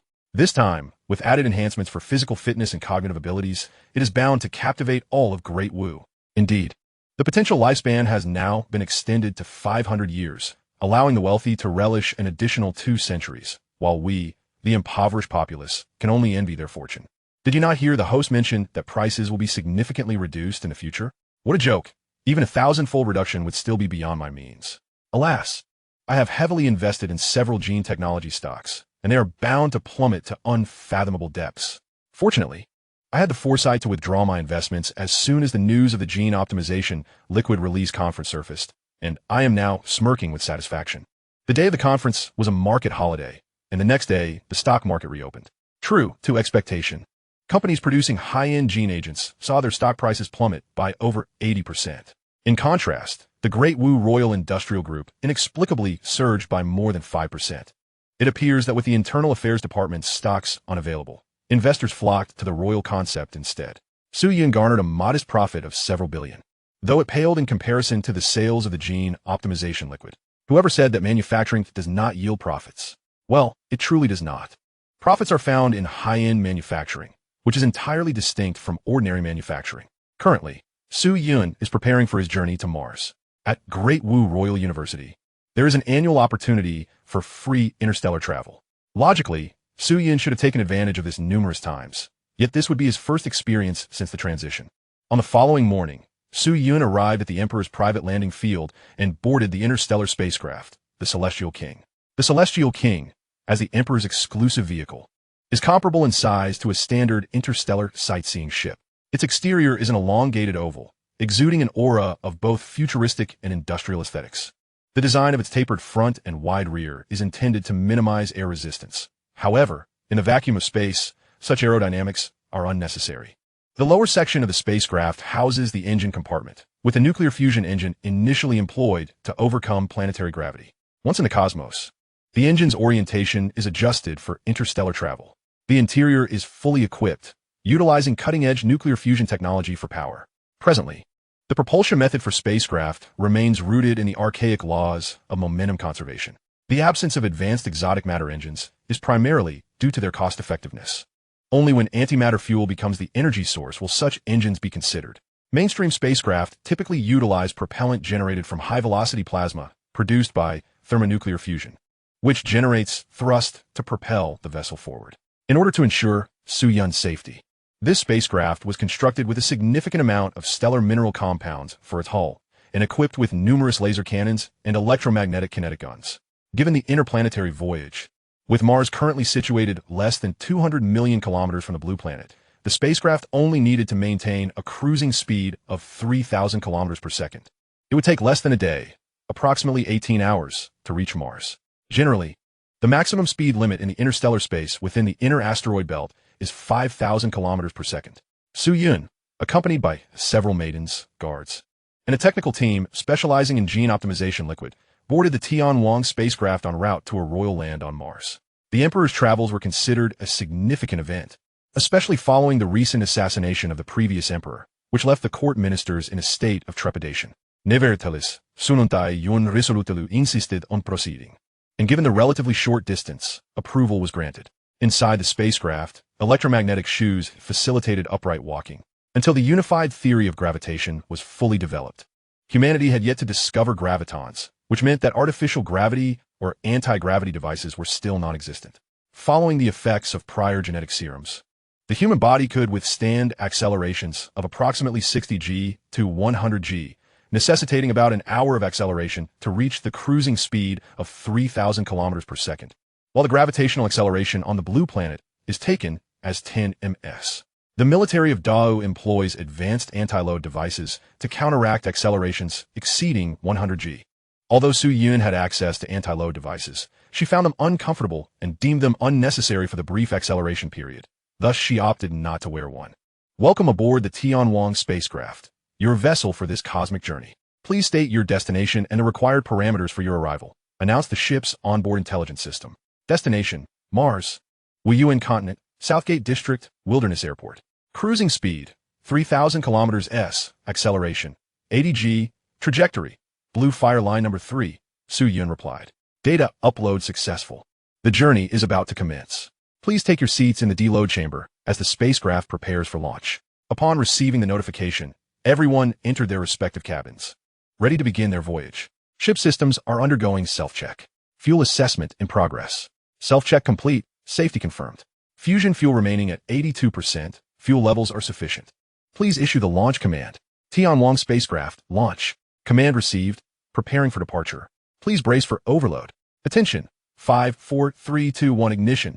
After the engines ignited via laser, the nuclear fusion reactor gradually powered up, and Su Yun felt the vessel slightly tremble.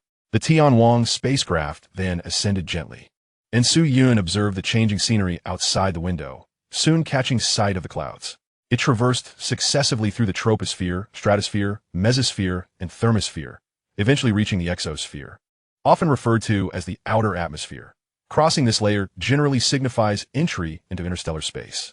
A few minutes later, Su Yun received a notification in her mind. Ding. Congratulations, host, for achieving your first entry into space.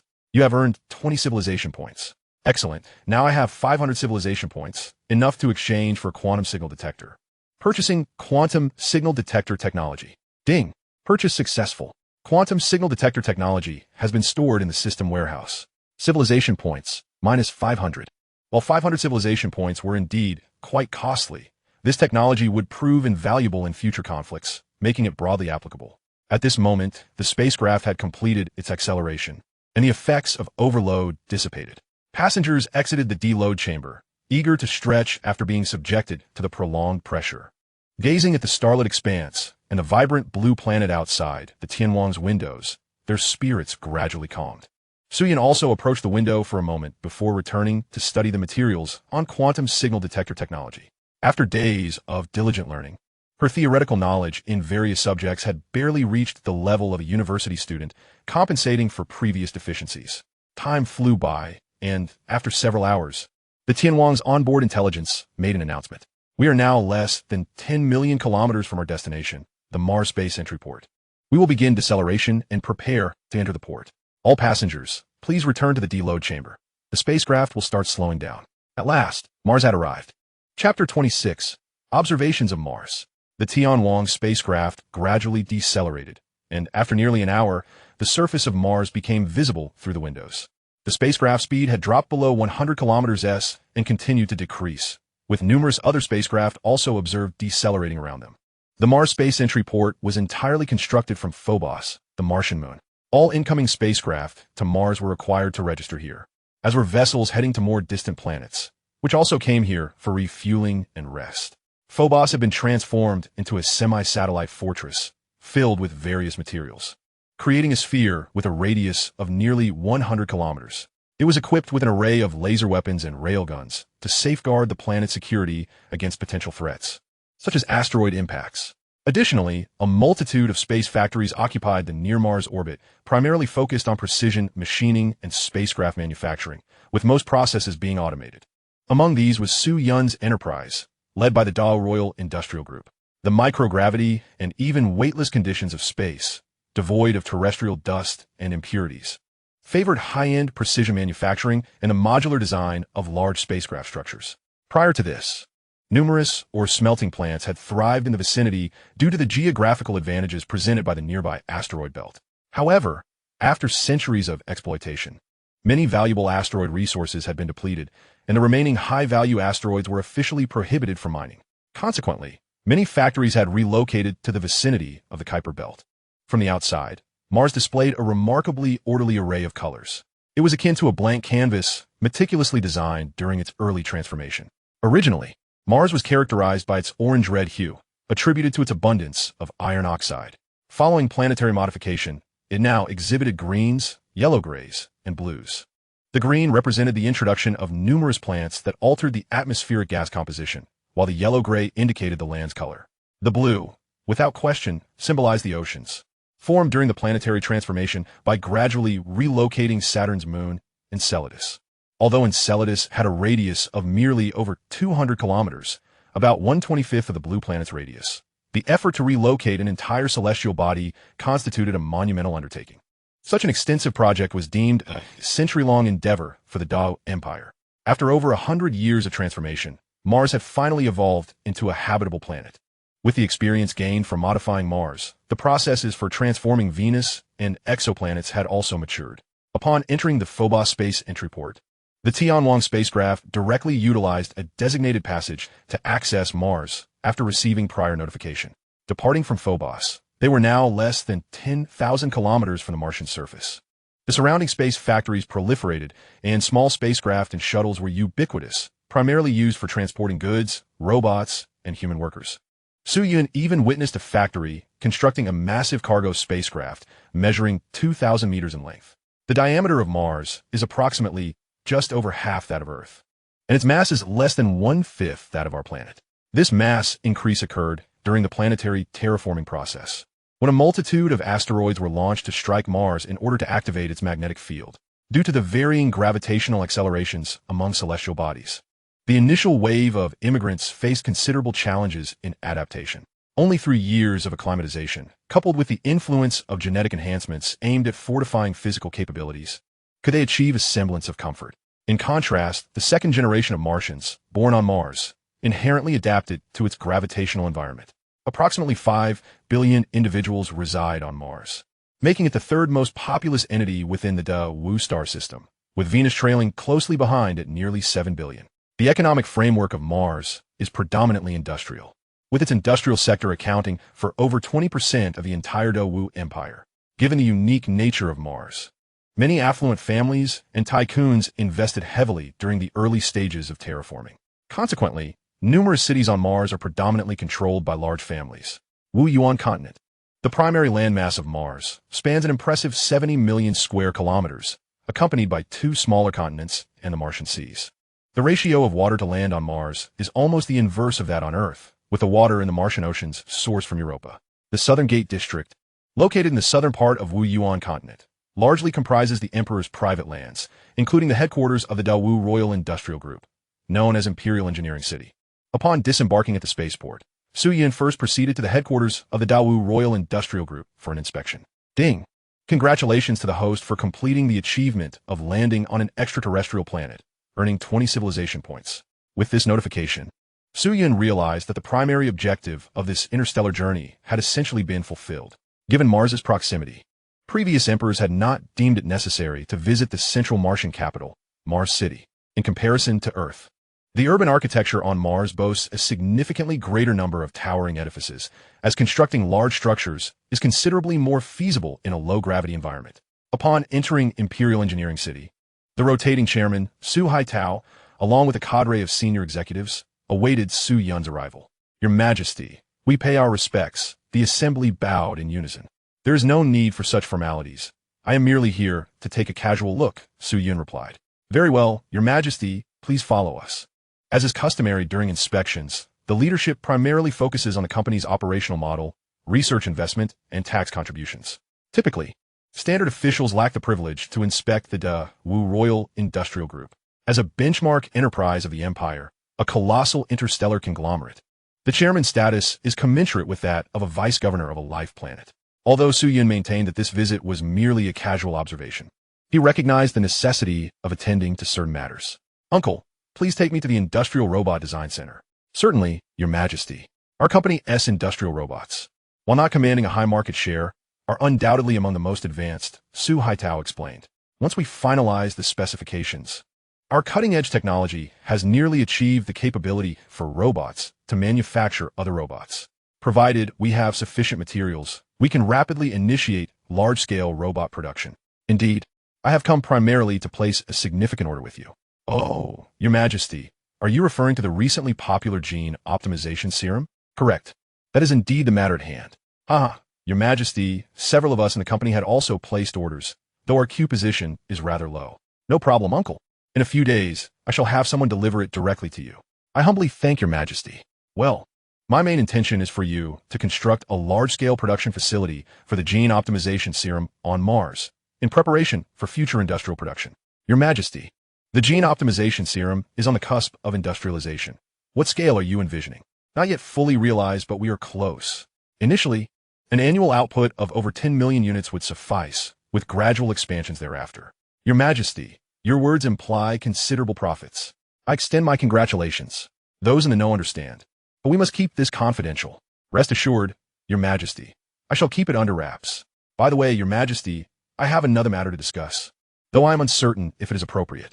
Suaitao appeared somewhat hesitant. Uncle, let's not stand on ceremony.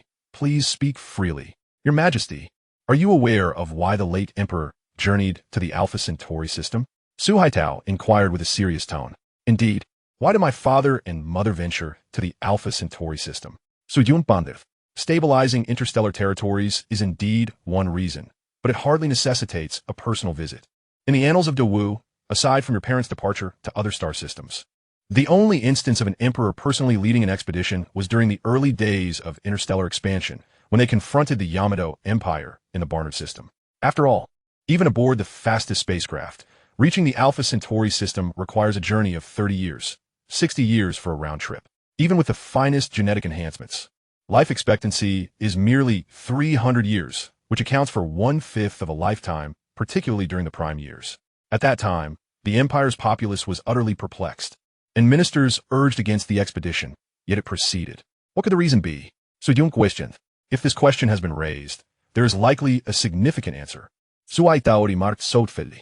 When the late emperor traveled to the Alpha Centauri system, he passed by Mars, and I happened to be present. Thus, he briefly mentioned it to me. Indeed, what did he say? Sujuning Guayir directly. He stated that his journey would span 60 to 70 years. And while many did not comprehend the necessity of such a trip, he insisted it was crucial, as his visit to the Alpha Centauri system could determine the nation's fate for the next millennium. What secrets could the Alpha Centauri system hold regarding a millennium of national fortune? Your father was exceedingly excited and anxious, almost immediately after your birth. He set forth for the Alpha Centauri system. However, merely 20 years later, while traversing 3 light years, he was ambushed by the Yamato Empire. Before his departure, he implied that upon his return, our nation's comprehensive technological level would witness significant advancements. A nation's technological prowess can only evolve gradually. For quantum leap, one must access existing technological data. Su Yun contemplated. Could it be that the Alpha Centauri system harbors a wealth of technological knowledge? An epiphany struck him. Indeed, the likelihood is quite high. An extraterrestrial relic could yield a trove of scientific information, offering the Wu Empire an opportunity for unprecedented advancement. Su Yun felt a surge of excitement at the prospect. An extraterrestrial relic could not only furnish him with vast scientific knowledge, thereby conserving a substantial amount of civilization points, but it also provided an excellent rationale for Su Yun to procure research materials from the system. Nevertheless, a flicker of doubt crossed Su Yun's mind. Yet, even if such a relic exists, was it truly necessary for him to venture there in person? Surely, he could have dispatched someone to retrieve it. Perhaps it was an impulsive decision, or perhaps there was a fear of leaks. This matter is of utmost importance. That must be the explanation. So, Uncle, how many people are privy to this information? Su Haitao pondered for a moment before responding. In this matter, I estimate that only myself, the Chief Minister Zhang Mingsheng, the Centauri System Governor Liu Sanyuan, and a few geologists who discovered the signs, along with Your Majesty, are aware. As for how that geological team was treated, we have rewarded them generously and have now implemented confidentiality measures. The brainwave decoding devices and guards are under constant surveillance. And what of Governor Liu Sanyuan? Suyin paused slightly before speaking. As the highest official of a galaxy, Liu Sanyuan oversees a population of billions. And with the potential discovery of extraterrestrial technological heritage by his side, Su Yun could not help but feel concerned. to maintain secrecy regarding this matter. Chief Minister Zhang Mingsheng has also safeguarded Liu Sanyuan's position as governor. Liu Sanyuan is fiercely loyal to me, and with the 3 garrison fleets of the Centauri system at his disposal, Your Majesty need not worry. It is prudent to be prepared. I shall find time to discuss this matter with Zhang Mingsheng upon my return. I did not expect that a trip to Mars would reveal such information. Why did the Chief Minister not mention this? Your Majesty, Zhang Mingsheng's loyalty to the Empire is beyond question. Perhaps he lacked the time to speak of it. Or the timing was not yet right, Su Haitao replied. Your Highness, let's proceed as such. Please assist me in initiating the production of this gene optimization solution and order the necessary materials directly from here. Soon, an order worth 10 billion star coins will be transferred to the account of the Dawu Royal Industrial Group. Haha, then I thank Your Majesty for taking care of my business. Su Haitao laughed heartily. Very well, Your Highness. I shall take my leave to explore further and will return directly to Blue Star shortly. At this moment, Su Yun was not in the mood to deliberate. Having selected a suitably appropriate location, he coordinated with various parties to commence construction and then boarded the Tianwang to prepare for the return journey. After less than a day of space travel, Su Yun hurried back to the palace and urgently summoned Chief Minister Zhang Mingsheng. Upon using the gene optimization solution, Zhang Mingsheng appeared significantly rejuvenated, resembling a young man in his prime despite being over a century old. I have seen Your Majesty, and I wonder how Your Majesty's inspection of Mars went. I have gained considerable insight from this excursion, and the reason for summoning you to the palace is of great importance. Pray tell, what is the urgent matter for which Your Majesty has summoned me? Are you aware of the reason the late Emperor ventured to the Centauri system? Sujuning Wayir directly. Zhang Mingsheng responded, since Your Majesty has visited Mars, you must have encountered Prince Su Haitao. Thus, I shall relay the truth to Your Majesty. Then please do so, Minister Zhang. Your Majesty, as you are aware, over 20 years ago, in the human system campaign, our forces achieved a significant victory, seizing this strategic location. However, it was not a resounding triumph. It could only be considered a victory. The human system originally belonged to the Dawu Empire, but was captured by the Yamato Empire in a previous battle. Renamed the Gongsuan system, our timing for the assault coincided with the Yamato Empire's naval fleet undergoing a transition, leaving the Gongsuan system vulnerable. They likely believed our nation to be weakened and dared not initiate an offensive, leading to their downfall. However, during our attack, they had just deployed a newly upgraded warship in the Gongsuan system. This ship possessed formidable power, with its core command vessel weighing over 10 million tons and equipped with the latest technology, the energy shield. The energy shield inflicted unprecedented damage upon our Dawu fleet. Based on the configuration standards of the enemy warships in the human system, we anticipated minimal losses. Yet, due to this energy weapon, our border defense forces suffered grievously. Several of our fleets concentrated their firepower to deplete the ship's energy before breaching it, resulting in the loss of dozens of vessels and millions of casualties. It was because of this that the late Emperor, upon hearing of the emergence of energy technology relics in the Centauri system, was compelled to act swiftly. Chapter 28. The Energy Shield Technology. How could it be possible? The Yamato Empire could not possibly possess energy shield technology. Sudyun exclaimed incredulously. The outer regions of Blue Star are protected by a magnetic field, shielding life on the planet from cosmic rays and high-energy charged particles emitted by the sun. If a sufficient number of charged particles are confined within a limited area, their density becomes substantial, and if they're constrained by the magnetic field, a barrier can be generated, provided there is enough energy to sustain it. This creates an energy shield. Such a shield can continuously defend against attacks, as long as the energy level of incoming laser attacks is below the shield's capacity. This technology marks a milestone in defensive capabilities. Previously, spacecraft protection relied solely on evasive maneuvers and the armor of battleships. But with the advent of energy shields, an additional formidable means of defense has emerged. This implies that, in the absence of sufficient energy technology, almost all energy-based weapons, including lasers and particle beams, become obsolete. Only specialized kinetic weapons, such as those utilizing strong interaction materials like those employed by water droplets or high-yield atomic weapons, can inflict substantial damage upon adversaries. Furthermore, atomic weapons are considerably slower than laser weapons, which travel at the speed of light, making them prone to missing their targets. Your Majesty need not be overly concerned. The Yamato Empire's energy shield technology is not particularly advanced, and we can still defeat them with some effort. Moreover, Your Majesty possesses the strong interaction cosmic detector, a formidable weapon that renders their energy shields ineffective, Zhang Mingsheng stated. Su Yun interjected, Minister Zhang, my concerns extend beyond this. I am troubled by the question of how the Yamato Empire managed to develop energy shield technology. According to the many scientists of the Dawu Empire, energy shield technology should be a hallmark of a Type 3 cosmic civilization. It is inconceivable that the Yamato Empire could have made such a breakthrough in such a short time. Additionally, if the Yamato Empire possesses such advanced technology, why have they not waged war against our Dawu Empire and other civilizations? Su Yun articulated his several doubts. Your Majesty, are you implying that you suspect the Yamato Empire has also discovered a technological relic? Indeed, that is precisely what I fear. Should it be the case that the Yamato Empire has acquired numerous high-level technologies from this relic, perhaps even surpassing the technology level of our strong interaction cosmic detector? What shall we do? They may well concentrate their nation's scientists to develop this extraterrestrial relic. In that event, our position would become precarious, Su Yun remarked gravely. Your Majesty, we too have considered this possibility. However, extraterrestrial relics are not as easily obtainable as cabbages. They cannot simply be procured in bulk. It is also highly likely that the Yamato Empire has been stockpiling warships equipped with energy shields, waiting until they have sufficient numbers to launch a decisive assault against our three great civilizations, Zhang Mingxing stated, offering a few words to alleviate Su Yun's psychological burden. We must first address the issue of the energy shield.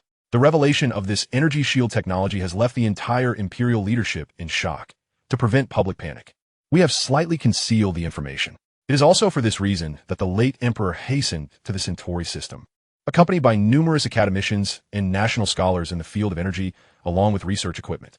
After all, over 80% of the nation's premier scientists reside within the Dawu star system, while the Centauri system lacks a conducive research environment. Initially, there was trepidation regarding Your Majesty's youth, and the news has engendered a degree of panic. However, with the advent of the strong interaction cosmic probe, we are now able to elucidate the situation to Your Majesty, Zhang Mingxiang elucidated. What opinions do those aware of this matter in the court hold? Su Yun continued to inquire. Your Majesty, there is much discussion among the high-ranking officials regarding this issue.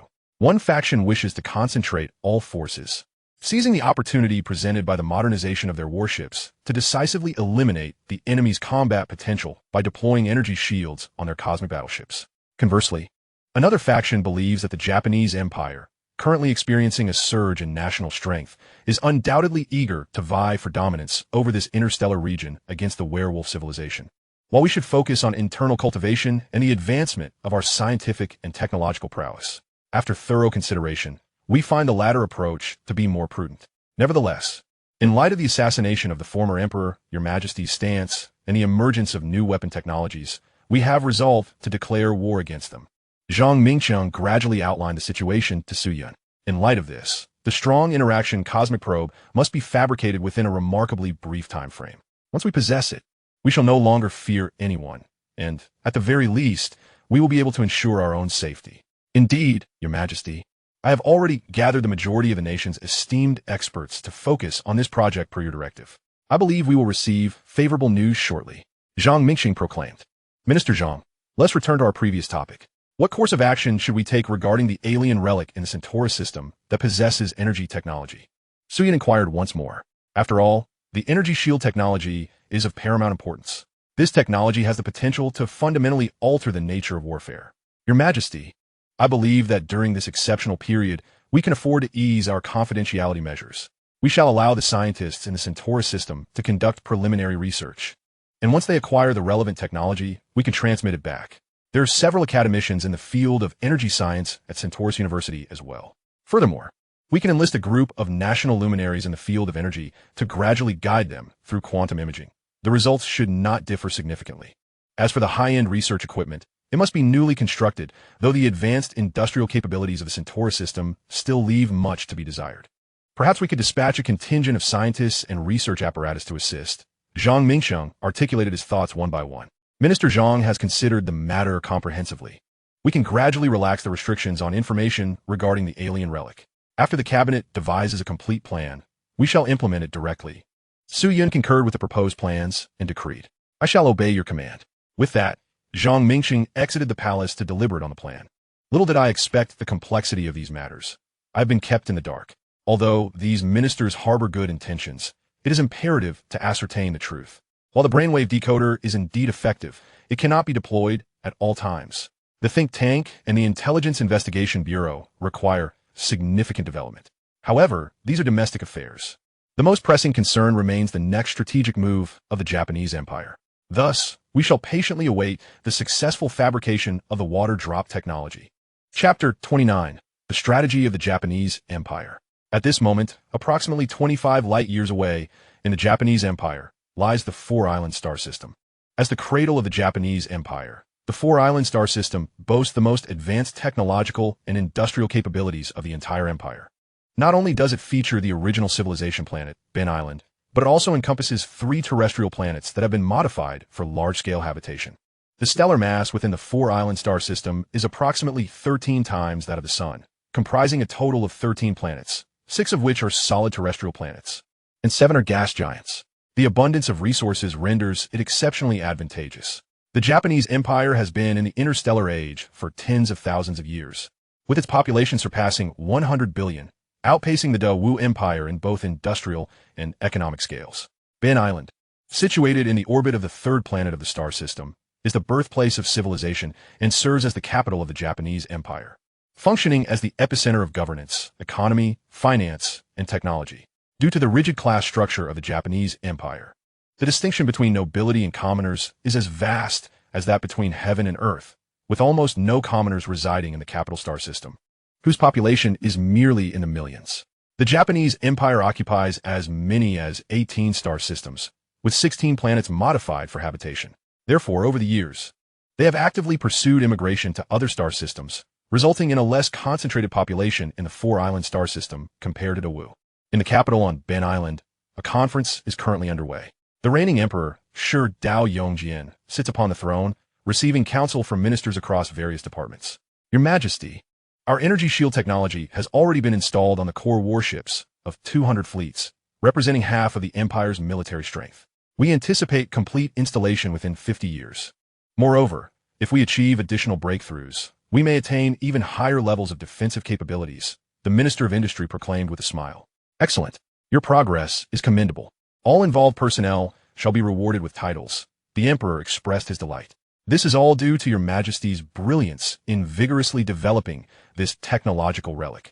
The Minister of Industry routinely flattered. Your Majesty, the 3 civilizations surrounding us are now aware of our energy shield technology and are stirring restlessly along our borders.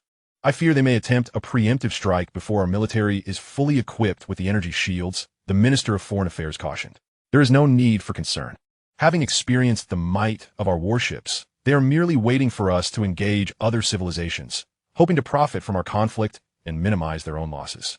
Furthermore, we have already deployed numerous warships equipped with energy shields along our borders and have been monitoring these civilizations closely. Should they choose to attack, they will expend considerable time in transit, by which point we will have manufactured sufficient energy shields to unleash devastation upon them. The Minister of Military declared. Yet, we must not grow complacent. I suspect that many within these civilizations are already advocating for an attack against us, particularly the Daewoo Empire. Ever since we judged their nefarious emperor, there has been a swell of outrage within their ranks, clamoring for war against us. They deserve it. Who instructed them to launch a treacherous assault on our gang village star system, even witnessing the sacrifice of our first 10-million-ton warship equipped with an energy shield? The Crown Prince met a heroic end. They will not grasp the might of the Japanese Empire until their emperor falls. The newly appointed young emperor even demands an apology from us. What a farce. Who has ever seen an elephant apologize to an ant? They proclaim do not say we did not warn you, but with their meager strength, once our energy shield warships are fully operational, a mere quarter of our imperial fleet will suffice to obliterate them. Ministers from various departments, each representing different fields, laughed derisively at the Daewoo Empire. Your Majesty, I propose that once our energy shield warships are fully equipped, we should launch a direct strike against the Daewoo Empire, so they may comprehend the true might of the Japanese Empire, the military minister suggested. It is unacceptable. Our long-established policy is to first breach the borders of the Wolf Empire once the energy shields are fully deployed. Furthermore, the majority of our warships equipped with energy shields are stationed along the border with the Wolf Empire. The optimal strategy is to eliminate this formidable foe first, showcasing the might of the great Yamato Empire to the populace of the other 2 civilizations, before turning our attention to the 2 weaker civilizations, whose citizens are already disheartened. The Prime Minister of Yamato firmly opposed. Lord Kamimura, I comprehend your perspective.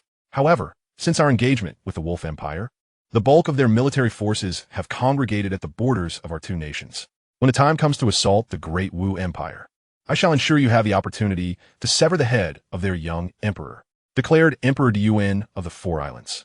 I thank your majesty, and may your reign endure for 1,000,000,000 years, responded Kamimura, filled with gratitude. Regrettably, we have not uncovered any additional technological data aboard that vessel. We only retrieved a relatively intact energy shield generator and a few remnants of laser weaponry, expressed Yoshimi with a tinge of regret.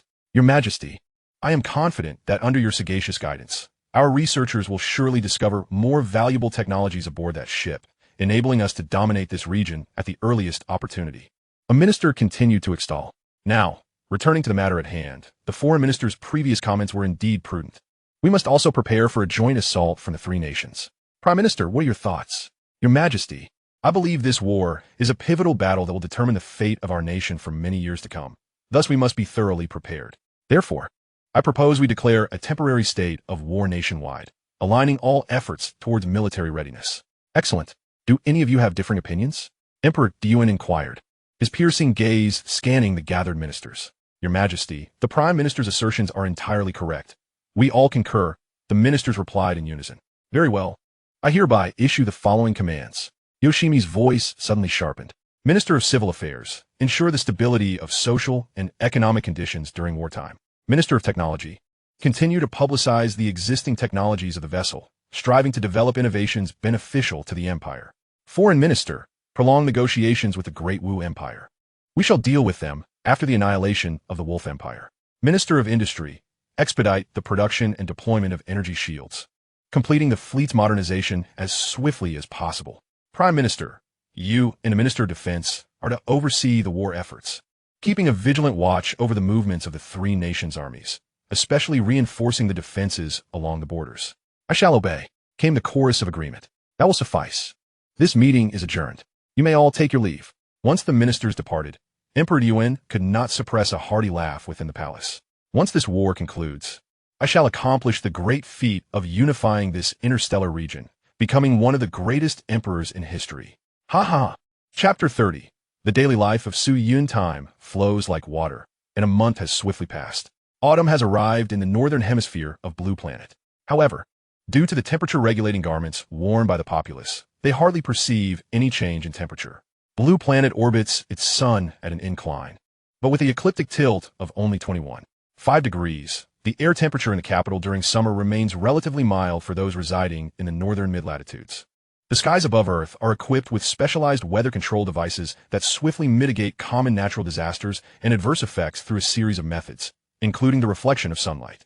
By accurately targeting the positions of tropical cyclones or typhoons, the direct sunlight on those oceanic regions can be reflected or absorbed, effectively neutralizing the storms. Similarly, when warm, moist air or cold fronts approach, the weather control devices accurately regulate regional temperatures, weakening or dissipating such phenomena. Thus began another day in the life of Emperor Su Yun.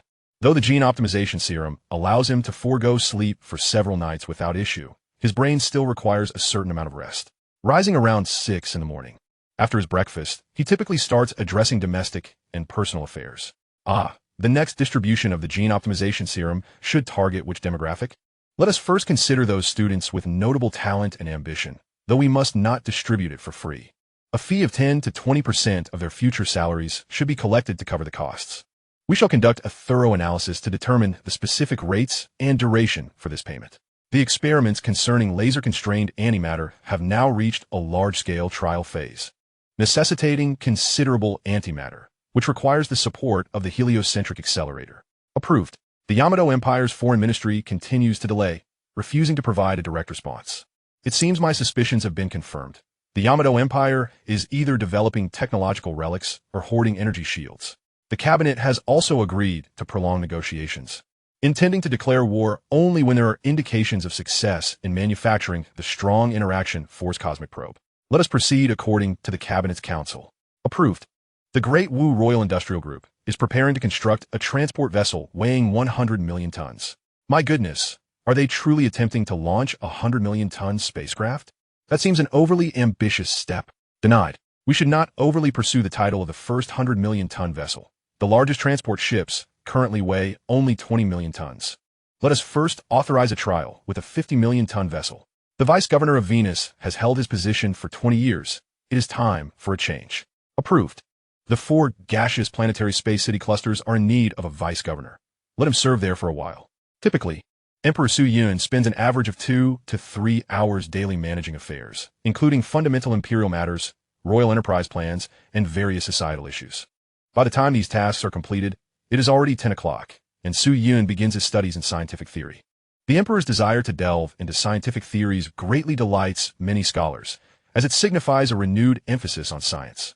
Consequently, some highly skilled educators have been dispatched to serve as court instructors. Thanks to the gene optimization serum, Su-yun learns rapidly in the few months since his arrival. He has advanced from the academic level of a high school student to that of a university graduate. His primary areas of study include genetic positioning, particle physics, and astrophysics, subjects he held a particular fondness for in his previous life. With a profound interest combined with his enhanced learning abilities, he immerses himself in acquiring related knowledge. 2 hours later, it is time for lunch. If pressed for time, he could easily forego a meal, subsisting on nothing more than an energy bar. In the afternoon, the emperor typically ventures out or inspects various locations. Today marks the day the newly evaluated think tank reports for duty. Su-yun intends to familiarize himself with them and deliver some motivational words. At 2 o'clock, in a plaza outside Qianyuan Palace, over 100 individuals stand in orderly formation. This is the inaugural group of think tank members. The personnel primarily include experts in science and technology, data analysis, administrative management, and strategic decision-making, selected through rigorous screening, consisting of the elite and the offspring of the powerful. After the customary greeting ceremony, Su-yun speaks directly to them. Greetings, esteemed students. Welcome to the think tank organization. This institution has existed for over 1,000 years, aimed at cultivating a cadre of individuals capable of governing the nation effectively. Each of you is an elite of the Great Wu. Thus, you deserve a distinct cultivation and advancement mechanism that aligns with your growth and development. I believe that, given our collective backgrounds and capabilities, our pursuits are not merely for the sake of salaries, but rather for the sake of reputation, to realize our societal value, and to contribute to the prosperity of the Great Wu Empire. You are likely aware that this advisory group has selected a multitude of talents in the realm of science and technology, for during my reign, I possess but one governing philosophy: to harness the strength of the entire nation to foster technological advancement, and to subsequently transform every facet of Wu through innovative techniques. Certainly, many emperors of yore have undertaken similar endeavors, yet my resolve shall only intensify. From primitive agriculture to intelligent nutrition, from bipedalism to spacecraft, from rudimentary tools to colossal warships and cannons, the journey of the Great Wu Empire, expanding from mere millions of square kilometers to the dominion of 11 stellar systems, unequivocally illustrates the pivotal role that science and technology play in societal progress. Recently, my revered parents fell victim to the treachery of the Japanese. Their audacity stems from our weakness. Our frailty is rooted in our insufficient level of scientific and technological development. Why is this the case? Because our period of advancement has been too brief. Recorded history indicates that our civilization has existed for approximately 50,000 years, whereas our neighboring 3 stellar civilizations boast legacies spanning hundreds of thousands, even millions of years. I, Su-yun, engage in a series of self-reflective inquiries. Nevertheless, we cannot use this as an excuse. No one will refrain from attacking us simply because our development has been short-lived. They will instead be eager to extinguish us due to our vast potential. The universe is akin to a dark forest, where the law of survival of the fittest is starkly evident. We must persist in our development, advancing towards the local bubble, reaching for the Orion Arm, navigating the Milky Way, and ultimately venturing into the cosmos. The Great Wu is not solely mine, it belongs to each of you. I hope that everyone can realize their ideals and societal value, leaving their own mark in the grand history of Wu. Here, I encourage us all to strive together. Chapter 31, The Treatment of Scientists. Upon concluding his speech, resounding applause erupted throughout the hall. As an adult in the interstellar era, although possessing a certain level of societal awareness, many felt exhilarated by the visions painted by their supreme leader. Numerous hearts surged with fervor, eager to embark on a grand undertaking. Having articulated so much, let us now discuss the forthcoming arrangements. You shall undergo 3 months of intensive training, primarily focused on advanced courses within your respective fields. During this period, you will reside and receive training within the palace, with dedicated personnel providing you with the necessary services. For these 3 months, each of you will receive a training subsidy of 20 star coins per month. Upon completion of your training, those who pass the assessments will officially join the ranks, earning a monthly salary of 30 star coins, in addition to various allowances. 30 star coins are no trifling sum. Over a year, that amounts to 360 star coins. And with additional allowances, it approaches an annual salary of 500 star coins, equivalent to 5 million Wu Yuan, over 70 times the minimum annual guarantee. Of course, for individuals of your caliber, such sums may seem modest, as entering enterprises could yield annual salaries in the tens of millions. What you truly value is not the salary, but the platform provided. I assure you, after your training, once you contribute significantly, each of you will be allocated a vial of gene optimization liquid. I trust you are aware of the remarkable effects of such a substance. Su Yin painted a vivid picture for them. At this revelation, excitement coursed through the crowd, especially among those from less fortunate backgrounds. The gene optimization liquid is currently the most sought-after topic in all of Great Wu. Everyone covets its benefits. Yet its price is exorbitant, equivalent to that of a medium-sized spacecraft. Even among the scions of noble families, not everyone can acquire a vial of gene optimization liquid.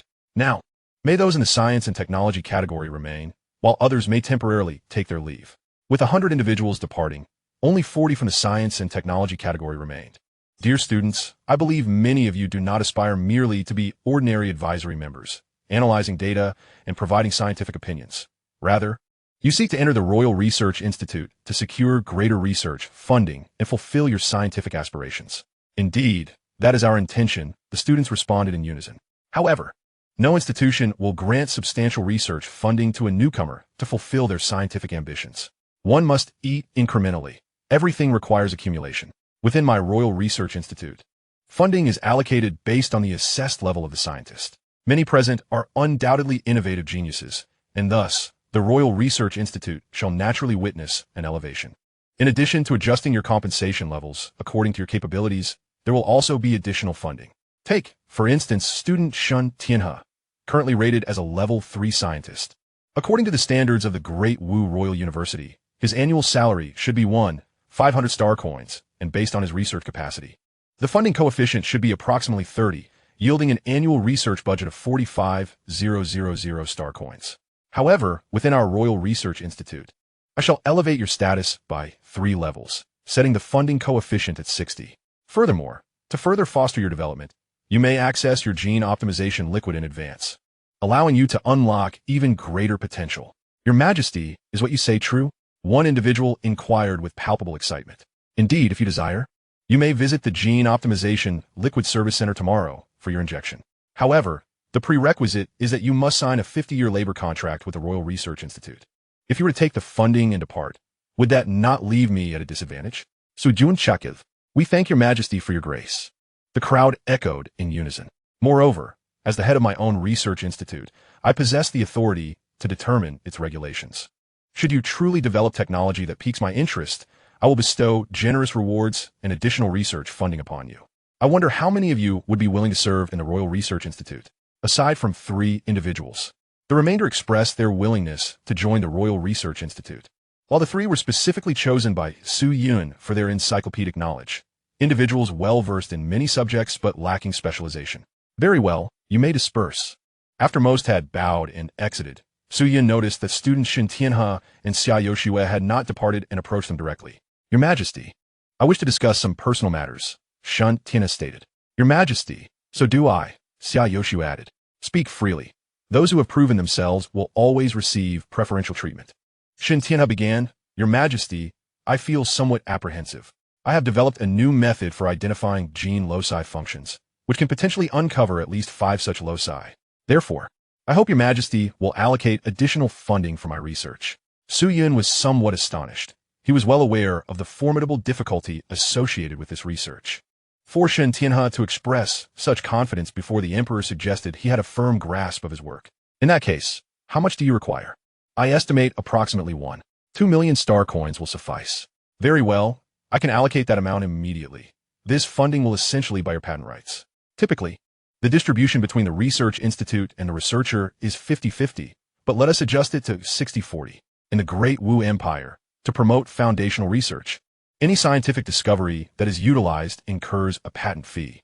For instance, with controlled nuclear fusion, a portion of the profit generated from every unit of electricity produced must be allocated to the Liu family as a patent fee. In the initial decades following its inception, the profits were substantial. However, this policy has only been in place for nearly a millennium and is subject to a time limit. Otherwise, one can only imagine the scenario of having to pay patent fees to the originators of the 3 fundamental laws of mechanics while manufacturing automobiles. I express my gratitude for your Majesty's benevolence. Shen Tianhe is indifferent to such monetary matters, pursuing instead his own scientific ideals. Classmate Xia Yoshue, I presume you have also come here in pursuit of your research project, correct? Indeed, Your Majesty, she replied. I am investigating the feasibility of interstellar gravitational channels. As you may know, there exists a sort of superhighway between 2 planets that allows spacecraft to travel at greater speeds. Similarly, the mass of stars far exceeds that of planets, and their substantial mass is sufficient to create significant space-time curvature phenomena. The paths we typically traverse resemble a mountain climb. One must ascend to the peak and descend to reach their destination. However, if we were to excavate a tunnel on either side of the mountain, we could pass through effortlessly. The arduous journey up the mountain represents the distance we must traverse in our cosmic voyages, while carving a tunnel through the space-time curvature between 2 stars would greatly enhance our travel speed. My objective, therefore, is to excavate such a tunnel. Chapter 32. The Interstellar Superhighway. Furthermore, the scientific community has previously observed particles accelerating to ultra-high speeds that mysteriously disappear when emitted around the sun, with numerous explanations proposed for this phenomenon. My mentor and I believe that these vanishing particles, carrying sufficient energy, escape into space due to the unstable spatial structures caused by the sun's space-time curvature. Xia Yoshue elaborated on the theoretical support for her research project. Therefore, I conjecture that if a sufficiently high energy output is continuously emitted at the site of space-time curvature, it may give rise to the spatial tunnels envisioned by many. Thus, I believe this tunnel can be achieved through such a method. The characteristics of this spatial tunnel should be determined by the mass of 2 stars and the distance between them. If this research plan is completed, our Great Wu Empire could construct a superhighway between stars, significantly accelerating the speed of spacecraft. Upon hearing these words, Su Yun began to comprehend the specifics of Xia Yoshue's project. Moreover, a technical document valued at 20,000 civilization points in the system marketplace caught his attention. Yes, it is called the curvature laser emitter. The very name suggests its purpose. To achieve curvature travel, this curvature laser emitter is indispensable. This implies that Xia Yoshue's research hypothesis may very well be accurate, making this technology highly promising. Even if we cannot reach the so-called superluminal travel akin to curvature travel, it should certainly surpass the current maximum speed of merely 15% of the speed of light. However, Su Yin could not reveal his excitement and instead braced himself to inquire about the details of this technology and its current state of development. Very well. Let me ask you, do you know what lies beyond space? Sujuning Wei, Your Majesty, without conducting experiments, I certainly cannot know, she replied. Then, energy can indeed alter the structure of space. Your Majesty, the universe's 3 fundamental elements, space, matter, and energy, perhaps should also include an unverified temporal element. I believe that since they exist as fundamental entities in the universe, there must be a connection between them. Matter carries energy. Energy serves as the impetus for matter's motion through space, and space accommodates both matter and energy. Matter exerts a curving influence on space. Therefore, there should be a relationship between energy and space. Given our current technological capabilities, the energy we emit has a negligible effect on the spatial structure. However, there remains a glimmer of hope in unstable spatial structures. Yet we require extensive, high-power, and stable output lasers to achieve this, Xia Yoshue elucidated. To be frank, your theory sounds akin to creating an artificial wormhole.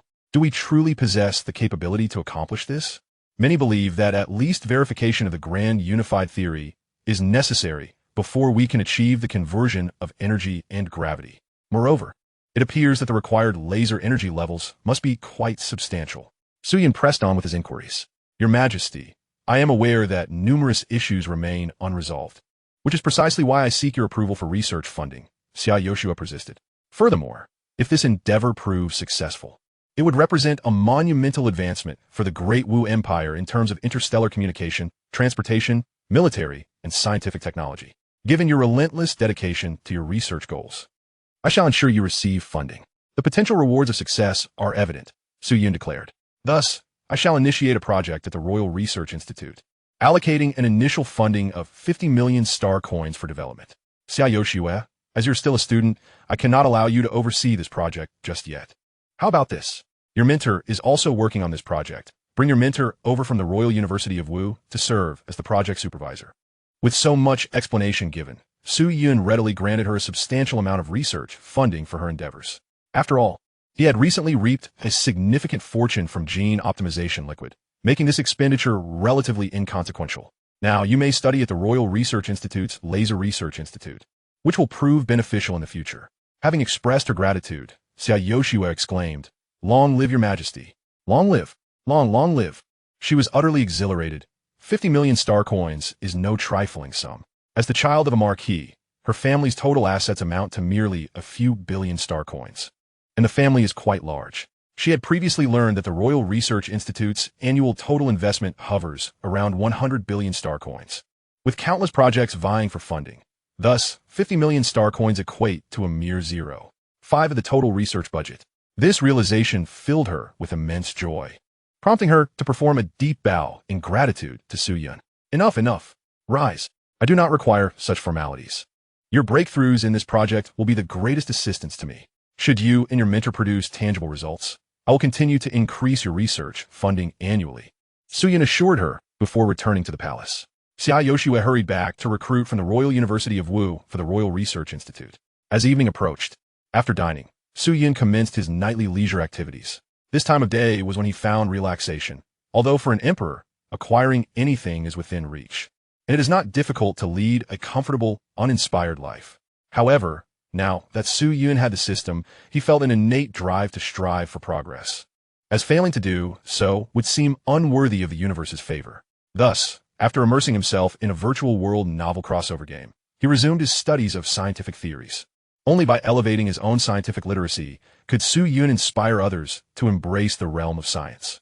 After all, when those in power hold a passion for knowledge, it will undoubtedly resonate throughout the populace. Furthermore, a wealth of knowledge combined with the astonishing effects of gene evolution liquid could sculpt Su Yun into a genius, thereby helping to obscure the technologies derived from the system marketplace. Thus, day by day, Su Yun diligently immersed himself in his studies. While members of the think tank underwent training and scientists from the Research Institute joined various laboratories, the gene optimization solution brought Su Yun a continuous stream of benefits each day, and time passed in this manner.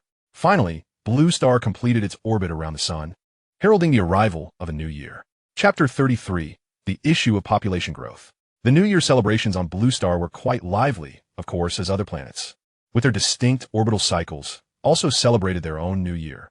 Over millennia, a plethora of customs had accumulated, although some cumbersome rituals had been abolished. Su Yun also made preparations for certain traditions of this world. The foremost task was ancestor worship, during which Su Yun would lead the core members of the royal family to the imperial mausoleum to pay homage to the emperors of bygone eras. The mausoleum was not located within the jurisdiction of the imperial capital. Instead, a separate city had been constructed to house it in the southern region of the capital. This was the final resting place for over 300 emperors of the Great Wu, along with their consorts, royal family members, and notable ministers, encompassing an extensive area designed to accommodate the tombs of 1,000 emperors. In the early days of the empire, each emperor had a specific title. However, as the number of emperors increased and society transitioned into modern civilization, this custom was eventually abolished. Upon arriving at the mausoleum, Su Yun led the principal members of the royal family. Due to the overwhelming number of emperors, it had been previously decreed that only the most accomplished emperors in the last 2 generations needed to be honored. The first to be venerated was the founding emperor, Wu Taizu Su Wanhe, who rose from humble beginnings to establish the enduring legacy of the Great Wu. The second was Wu Shengzong Su Lilong, under whose reign steam engines and modern scientific theories emerged, ushering in the era of industrial civilization. The third was Wu Tiandi Su Zhen, a descendant of Wu Shengzong, renowned for unifying Blue Star by vanquishing the Shiyuan Empire. However, during this epoch, a phenomenon termed invincible external patience arose. causing the industrial and technological advancements of the Great Wu Empire to stagnate. The fourth and fifth emperors honored were those who pioneered the electrical and information ages, though no corresponding titles remained by that time. The sixth emperor was from the era of controlled nuclear fusion, while the seventh presided over the counteroffensive against the Japanese. The eighth emperor was notable for promoting the development of brainwave decoders, his contributions rivaling those of emperors who advanced in industrial revolution. The ninth to be honored was Su Yun's grandfather, who, despite not being an exemplary emperor, passed away prematurely. The final figure was Su Yun's father, Su Tianxian. These two emperors were rather unique, having reigned for only 2 or 3 decades, particularly in an era marked by the rise of genetic agents. Typically, emperors married in their 40s or 50s ascended the throne around 60 and governed until nearly 200 years of age before retirement. Following the ancestral rites, Su Yun summoned his ministers for an end-of-year meeting to formulate plans for the upcoming year. In the eastern part of the imperial capital, within the administrative hall, the prime minister reported, "Your Majesty, last year, our Great Wu Empire achieved a gross domestic product of 147 trillion star coins, equivalent to 147 quintillion Wu yuan, marking a remarkable growth rate of 6% compared to the previous year, the highest in nearly 80 years. Why such a significant increase? Sujuning Weiyuth, Your Majesty, this surge is primarily attributable to the rapid development of your gene optimization solution last year, coupled with our continued expansion of various financial expenditures and encouragement of the spaceship manufacturing industry, among other factors," replied Zhang Mingsheng, who was equally pleased with such impressive growth figures as part of his achievements. "Excellent. If this is the case, let us proceed," Su Yun directed. "The national basic guarantee has increased by 257 Wu yuan from the previous year, now totaling 257 yuan annually. The natural population growth rate is at 0.62, resulting in an increase of 372 million individuals in the empire's total population. Oh, why is the population growth so sluggish? Your Majesty, the primary driver of population growth stems from extraterrestrial immigration. However, as time progresses, upon reaching new planets, there tends to be a surge in population, which gradually declines thereafter," came a reply. "Population growth holds significant implications for our Great Wu Empire. Is there anyone who can propose a solution to this issue?" Su Yun remarked, emphasizing the importance of population growth in enhancing civilized points. The ministers, aware of the multifaceted impact of population growth on the Great Wu Empire, pondered the matter. "Your Majesty, the sluggish growth is primarily due to the populace immersed in the virtual world, lacking the desire to thrive. Therefore, the root issue remains the aforementioned concerns regarding the virtual realm," one minister suggested. "Your Majesty, I propose that we impose additional taxes on the services offered within the virtual world," another minister ventured. "Your Majesty, I believe this is inadvisable. Increasing taxes would severely undermine the virtual economy, consequently hampering the overall economic growth of the Great Wu," another minister cautioned. "We must not prioritize economic growth at all costs. The virtual economy contributes minimally to the national strength of the Great Wu." Various ministers chimed in with their opinions. Many in attendance were backed by wealthy merchants who wielded substantial influence over the virtual industry. An increase in taxes would threaten their interests, and ultimately, any taxation on the virtual realm would come from the populace. The 400 million users of the virtual world would undoubtedly resist such measures, creating a fundamental impasse. What are the thoughts of the cabinet? Sujuning Weiyuth, Your Majesty, we believe that the citizens of the Great Wu should not solely enjoy the benefits provided by the state, but must also fulfill their obligations. Thus, we propose raising taxes. The cabinet expressed their support for the idea. "However, I have another proposal," Zhang Mingsheng interjected. "Pray tell, Minister." "Your Majesty, the cabinet suggests we adjust the national basic guarantee based on the number of children born to each family. For instance, families of suitable childbearing age that do not procreate would receive only 50% of the national basic guarantee. Those who have one child would receive 70%, while families with 2 children would receive the full guarantee. Families with 3, 4, or more children would be granted additional rewards. This should expedite population growth in the Great Wu," he elaborated. "Of course, this remains a superficial solution. To address the core issue, we must focus on low-cost genetic agents. This proposal is commendable. Let us proceed with it, determining the specific ratios based on further investigation," Su Yun concluded. "I have already invested considerable personnel and resources into reducing the production costs of the gene optimization solution, and I believe we will see a significant decrease in manufacturing expenses this year." "Your Majesty is wise. Very well, let us continue discussing other matters. This year, financial revenues reached 21,652 billion star coins, while expenditures amounted to 21,827 billion star coins, resulting in a deficit of 175 billion star coins. Various ministers reported on the fundamental situations across the Great Wu Empire, and relevant data was analyzed and discussed to formulate plans for the upcoming year. In conclusion, Su Yun summarized, "Esteemed ministers, I perceive that this year, various aspects of the empire have remained stable and have shown positive progress.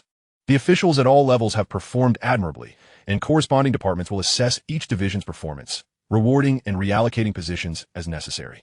Lastly, I wish to emphasize that the past decade has been a period requiring rapid development. As you're all somewhat aware of the situation regarding the Japanese Empire, we must lay a solid foundation during this phase to be adequately prepared for the arduous challenges ahead. In the coming decade, we should not expect significant changes. Our focus must be on accumulation. Thus, I wish for everyone to strive diligently for the continued prominence of the Great Wu Empire within our interstellar region and its advancement onto grander stages." Chapter 34. A decade later. Time flows like water, and in the blink of an eye, 10 years have passed. During this interval, Su Yun has managed to stabilize the governance of the Great Wu Empire, gradually emerging as a competent emperor. He convenes an end-of-year summary meeting at the Hall of Governance. "Your Majesty, last year our Great Wu Empire achieved a gross domestic product of 145.6 trillion star coins, equivalent to 145.6 quadrillion Wu Yuan, marking a remarkable growth rate of 284 compared to the previous year. After a decade, the appearance of the Prime Minister, Zhang Mingsheng, remains unchanged as he reports in his customary tone. Having served nearly 20 years in his position, this might be his final end-of-year report, as he is poised to transition into academia for a life of teaching and retirement. At just over 100 years old, he is expected to live for at least another 2 centuries, thus wasting a lengthy period. However, regulations dictate this, and although Su Yun yearns for change, he lacks the requisite prestige to enact it.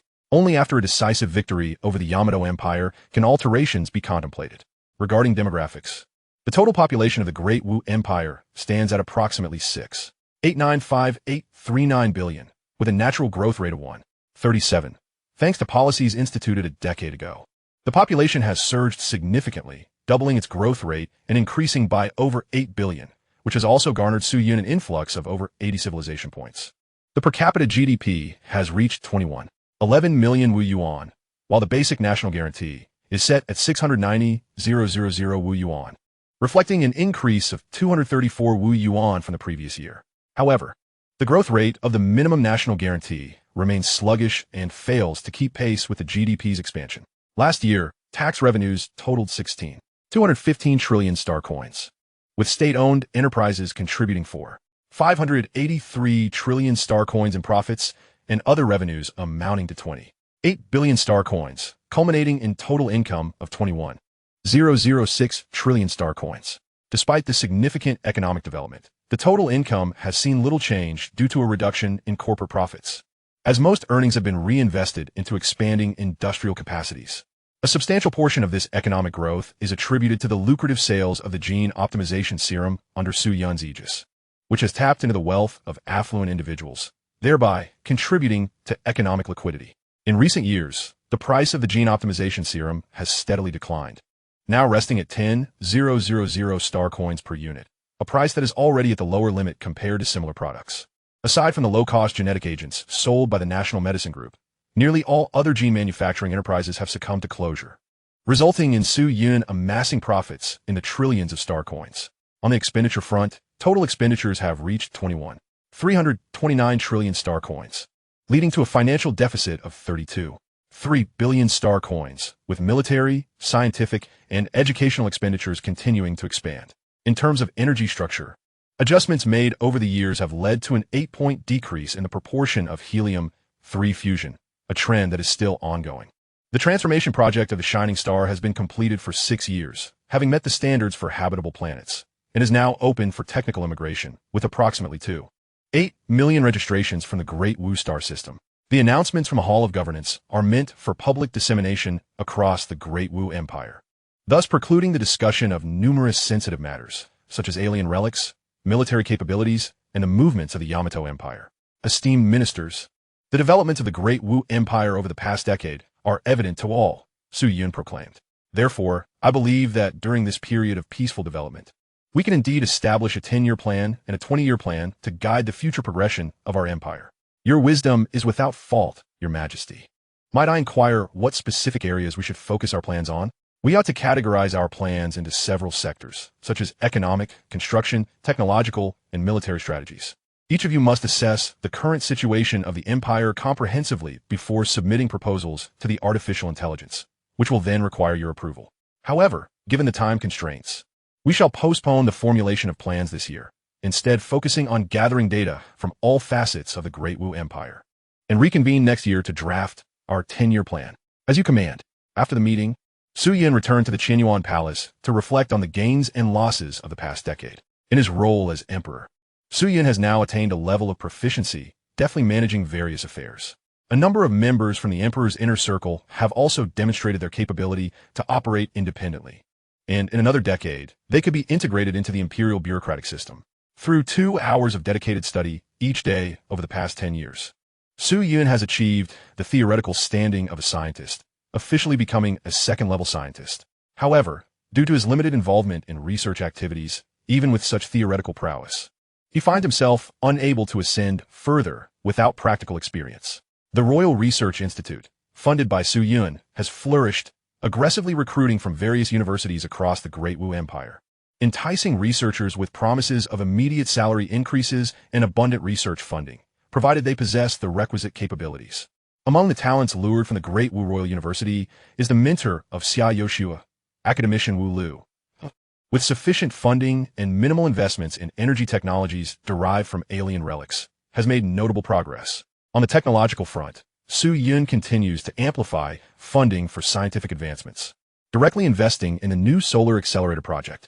The linear accelerator has been finalized, and with Su Yin's financial backing, the final decision is to extend its length beyond the required energy levels for achieving a grand unified theory, ensuring comprehensive research on the subject. The selection of site and materials necessitates stringent standards, as excessive mass could pose risks of breaching the Roche limit and causing catastrophic failure. The projected total investment stands at 100 trillion star coins, with a construction duration of 100 years, half of which Su Yin is committed to financing. This next-generation linear accelerator differs from circular accelerators, as it lacks a curvature radius and is defined by its total length and magnetic field intensity. Meanwhile, the Great Wu Empire's most crucial research project, the Strong Interaction Cosmic Probe, is nearing completion. Thanks to laser technology acquired from the Centaurus system, the laser confinement technique for storing antimatter has matured, and small-scale experimental antimatter engines have already undergone test flights. The quantum signal detector technology purchased from the marketplace has also been successfully developed into a finished product. The outlook is exceedingly promising. Reflecting on this, Su Yin expresses gratitude towards the ancestor who popularized the brainwave decoder, for it has significantly reduced instances of corruption among officials in the capital star system. However, as for distant realms, where the emperor's gaze is less penetrating, one cannot guarantee the same, for human avarice is ingrained in our very genes, an aspect that even contemporary gene technology cannot alter. At this moment, Su Yin receives news that the first strong interaction cosmic probe has successfully been developed, filling him with excitement as he promptly sets out for the research center. Chapter 35. The Birth of the Strong Interaction Cosmic Probe. Su Yin hastens to the Royal Research Institute's Strong Interaction Cosmic Probe Division. As a key institution of the Empire, the research facility is guarded by numerous sentinels armed with high-powered laser rifles, patrolling diligently. Upon recognizing Su Yin's arrival, they swiftly clear a path. Outside the Research Institute, there were no attendants to greet, as they were likely all inside, celebrating the recent achievement of the newly unveiled water droplet. Su Yin paid little heed to this, and after passing the identity verification, he strode directly into the institute. Inside, the core personnel involved in the project were brimming with excitement. Several young researchers even broke into whimsical dances. Upon noticing Su Yin's arrival, the crowd promptly ceased their celebratory antics and bowed in unison. Your Majesty, there is no need for formality. Please rise. Su Jun respondeth. We're Dean Su and Dean Bai, reporting to Your Majesty. Both deans are currently in the experimental center at the back, conducting data analysis on the final product. Very well, I shall take a look inside first. Continue your celebrations. For this is your accomplishment. There is no need for restraint. As Su Yin ventured deeper, he arrived at the experimental center, where the hall was surrounded by an array of scientific apparatus and numerous holographic information screens floated about, filled with complex formulas that Su Yun could barely comprehend. At the forefront of the hall, a large screen displayed a model in the shape of a water droplet, accompanied by a plethora of textual data. A group of individuals gathered in the center of the hall, discussing fervently around an enlarged version of the water droplet. The smoothness of the droplet's surface was beyond description. The atoms were arranged in an exquisite manner, surpassing the smoothness of any material currently manufactured, evoking an unparalleled aesthetic appeal. It was hard to fathom that such a diminutive droplet could serve as a national treasure for a burgeoning Tier 3 cosmic civilization. Upon seeing Su Yun, the assembly once again performed their customary bow. Your Majesty, the Strong Interaction Force Cosmic Probe project has reached its preliminary completion. We now invite you to review it. Su Yuanshan declared with a smile. It sounds as though I am attending a military parade. This marvel is your creation. Please, enlighten me further. This water droplet is truly magnificent. When our researchers first fabricated it, we were all captivated by its astonishing form. But let us not dwell on that, Your Majesty. Currently, we have not conducted formal navigational drills, so allow me to present its static data. The Taichu-class Strong Interaction Force Cosmic Probe measures 38 meters in length, 19 meters in width, and 12 meters in height. This size was designed to optimize energy utilization. Its total weight is 20 tons, of which the Strong Interaction Force material shell accounts for 4 tons. Thus, we estimate that we could ultimately manufacture around 20 droplets after accounting for necessary materials. The remaining 16 tons consist entirely of fuel, including 6 tons of antimatter. Whenever fuel is required for reactions, the antimatter will annihilate with the constraint material, producing energy with an efficiency theoretically around 99 when converted to kinetic energy. What? A single droplet requires 6 tons of antimatter? That is equivalent to 1/5 of the annual supply for the Solar Particle Accelerator. The total reserves of the Great Wu Empire's treasury amount to only a few hundred tons. Su Yun exclaimed with disbelief. Your Majesty, that is no exaggeration. Allow me to elucidate the calculations. The droplet weighs 20,000 kilograms, and we previously determined that its cruising speed should not fall below 70 of the speed of light. According to the kinetic energy theorem, using mv, where m is 20,000 and v is 1 billion meters per second, accelerating to cruising speed requires 4110 to the power of 20. The 12th power represents trillions. The 16th power represents tens of trillions, and the 20th power represents hundreds of trillions, equating to 44,100 quintillion joules of energy. 1 gram of antimatter annihilated with 1 gram of matter releases 181 to the power of 14 joules of energy.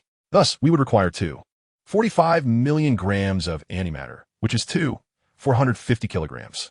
Of course, this is based on ideal conditions and does not account for the significant discrepancies with real data, as the annihilation of antimatter and matter also reduces the overall mass of the droplet. In addition to acceleration, we must also consider trajectory alterations and deceleration. Furthermore, we have not accounted for mass effects, time dilation effects, and other relativistic phenomena that arise as we approach the speed of light. Therefore, after 2 acceleration phases, 2 deceleration phases, and accounting for fuel consumption and mass reduction, along with a series of precise controls, we can barely complete the mission upon returning while reducing the cruising speed slightly. Hence, the Strong Interaction Force Cosmic Probe we have constructed does not particularly align with the strategic objective of eliminating the Emperor of the Wa Empire, Su Yuanshan concluded. After posing his questions, Su Yun pondered briefly and arrived at a similar conclusion, realizing he had initially failed to grasp the magnitude of the situation. He had assumed that the energy provided by antimatter annihilation would be sufficiently vast, not realizing the considerable gap between his expectations and the actual specifications of the droplet. After all, large spacecraft typically carry far more nuclear fusion fuel. The weight of several 100,000 tons, combined with the significantly lower efficiency of nuclear fusion reactions compared to antimatter, necessitates a staggering amount of fuel. Considering the requirement to achieve 70 of the speed of light, the weight of the nuclear fusion fuel would exceed that of the spacecraft itself. Even if calculated at 15, it would still surpass a significant portion. Fortunately, this is a parallel universe, where the efficiency of nuclear fusion fuel conversion varies, allowing the spacecraft to achieve flight. Alas, my vision was narrow. Perhaps antimatter is rather ordinary after all. Su Yun mused, somewhat self-deprecatingly. Given this, we need not strive to exceed 70 of the speed of light. Achieving over 50 will suffice, Su Yun declared. Though the time frame was extended, it remained acceptable. Thank you, Your Majesty. There is no need for thanks. It was an oversight on my part.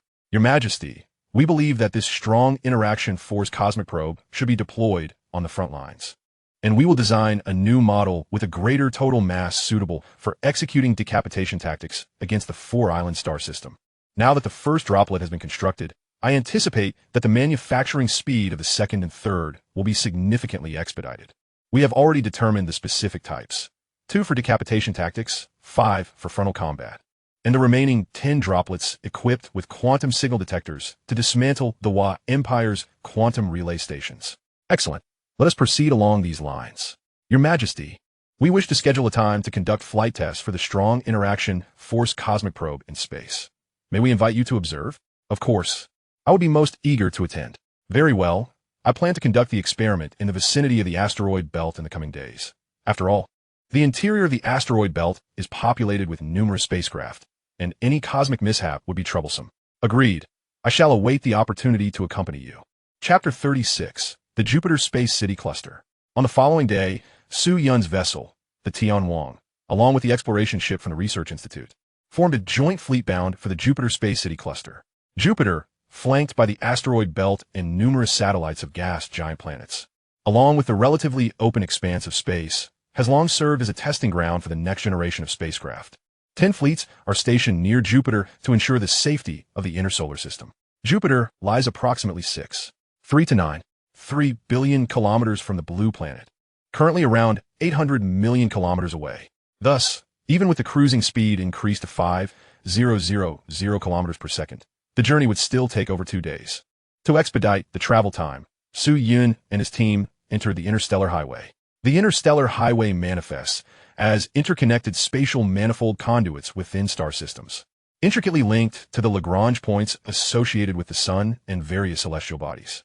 These conduits may be likened to the ocean currents of the blue planet. While in the vastness of space, they could be termed gravitational currents, significantly aiding spacecraft in their initial acceleration. However, the impact on high-speed vessels is relatively minimal. Conversely, for slower ships, these currents facilitate acceleration without fuel consumption, proving immensely beneficial. It is crucial to note that the previously mentioned interstellar highways operate on different principles. One harnesses gravitational currents to enhance travel speed, while the other compresses distances through spatial structures to expedite arrival times. Generally speaking, Lagrange points serve as specific solutions to the constrained three-body problem, representing the gravitational equilibrium points of celestial bodies, thus marking the entry and exit points of the interstellar highway. Jupiter, as the largest celestial entity in the Dahu system aside from the Sun, possesses substantial gravitational force, establishing itself as a central transportation hub. After approximately 2 days, Su Yun arrived at the Jovian Space City Cluster. Prior to this, Su Yun had only traversed the inner asteroid belt and had never ventured such a considerable distance, seizing this opportunity to explore several gaseous planetary city clusters. Jupiter, the grandest planet in the Dahu system, boasts a diameter exceeding 140,000 kilometers and a mass over 300 times that of Earth, with a solar orbit period of nearly 12 years. This means that every 12 years on the blue planet, Jupiter completes a single Jovian year. As a gas giant, Jupiter's exterior atmosphere primarily consists of methane, helium, hydrogen, and icy materials, while its interior is predominantly composed of silicates and iron. Jupiter possesses a formidable magnetic field, safeguarding not only itself but also its moons within a certain radius, often allowing for the observation of auroras more vibrant than those on Earth. Jupiter is orbited by numerous moons, some of which surpass the size of Mercury, and many of these satellites have served as materials for the construction of space cities. Several of Jupiter's moons have undergone modifications, rendering them habitable akin to the Moon. Over 50 space cities encircle Jupiter, the majority being residential, while a smaller fraction functions as industrial and resource hubs. Collectively, these space cities and their moons sustain a population exceeding 1 billion within the Dahu Empire, making it the most populous among the 4 major space city clusters. The inhabitants here, compared to the 3 primary population centers within the asteroid belt, enjoy a greater number of physical labor opportunities, with a wide distribution in resource extraction, processing, and spacecraft manufacturing, rivaling the industrial scale of Mars. Due to the abundance of moons surrounding Jupiter, it is not uncommon to witness immense satellites obscuring the sky when gazing from the space cities, attracting numerous tourists. Given Jupiter's massive size, the outer layers of the planet are encircled by spaceports that regulate the navigation of spacecraft. Stationed around Jupiter's outermost moon, Himalaya, are two fleets tasked with safeguarding the area. After passing through the spaceport, Su-Yun proceeded directly to the capital of the Jovian Space City Cluster, Space City 1, where a greater number of spacecraft could be observed than above Mars, amidst a complex transportation network. Most traffic accidents within the Dahu Empire occur in these space city clusters. As the fleet decelerated, Su-Yun beheld the diverse architectural forms of the space cities, ranging from cylindrical to spherical and elliptical shapes. Some industrial space cities appeared rather unconventional, resembling a conglomeration of space factories rather than traditional urban centers.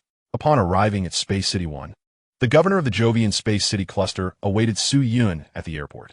Upon seeing Su-Yun emerge, he promptly approached and bowed respectfully. "Your Majesty." "I pay my respects." "Rise, Minister Sure." "Thank you, Your Majesty."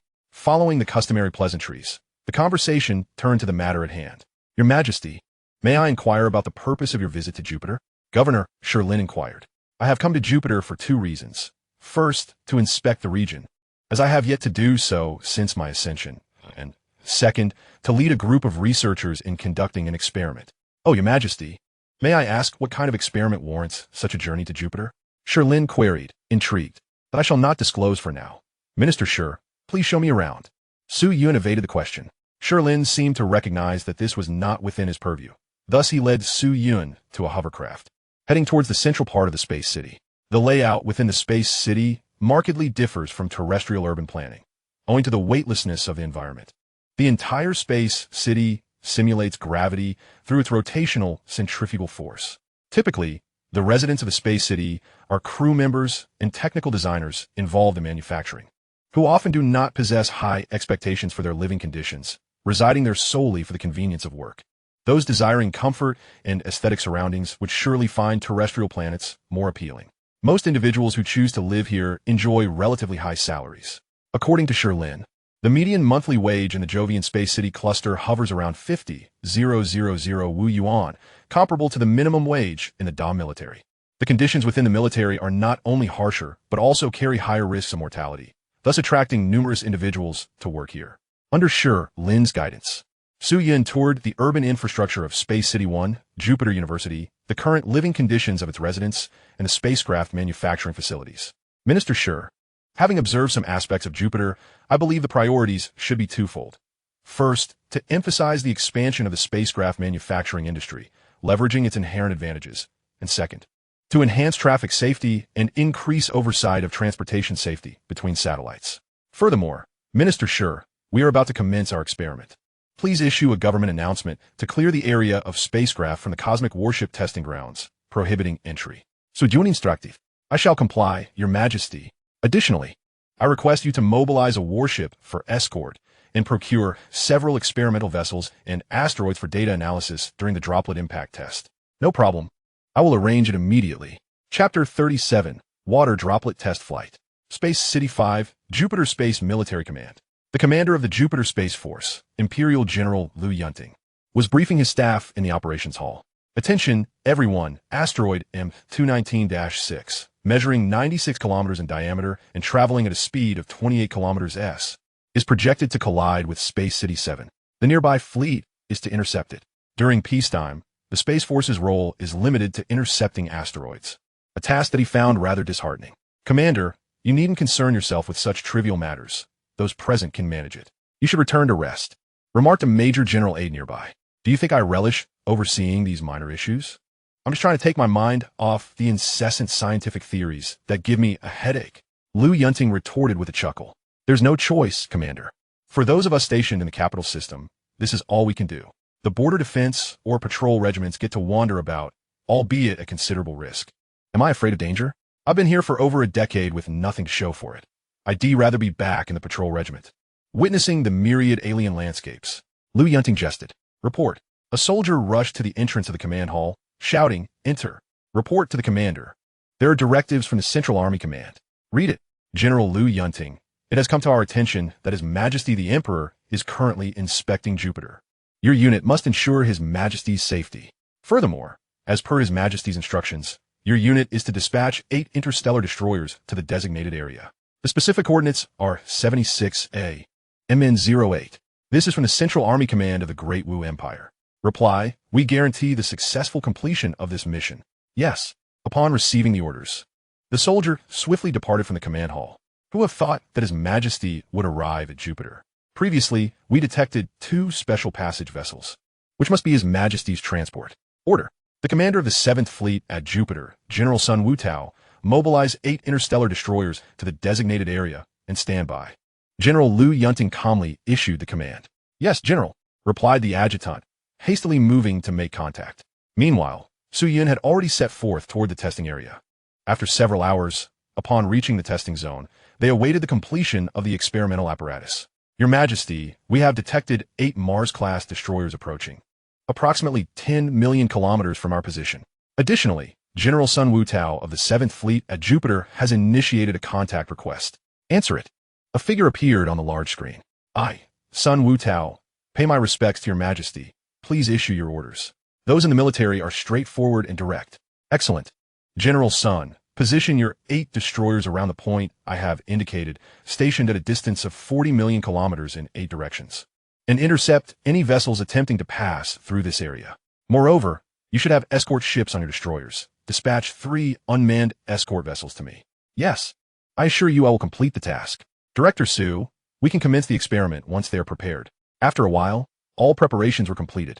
Prepare to activate the strong interaction cosmic detector. Detection system activated. Signal system activated. System self-check completed. Antimatter engine initiated. The distance for this segment of travel is 60 million kilometers. Acceleration at 463 g. Estimated travel time is 2 hours, with a maximum speed of approximately 668 kilometers per second, which is about 556 of the speed of light. This time, we will conduct an impact test within the alert range, targeting the destruction of that escort ship. With such high kinetic energy, that escort ship will surely be obliterated. From the large screen, the acceleration of the droplet was already observable. Due to the short travel distance, it almost reached maximum speed before decelerating. The quantum signal transmission device on the droplet continuously emitted real-time signals.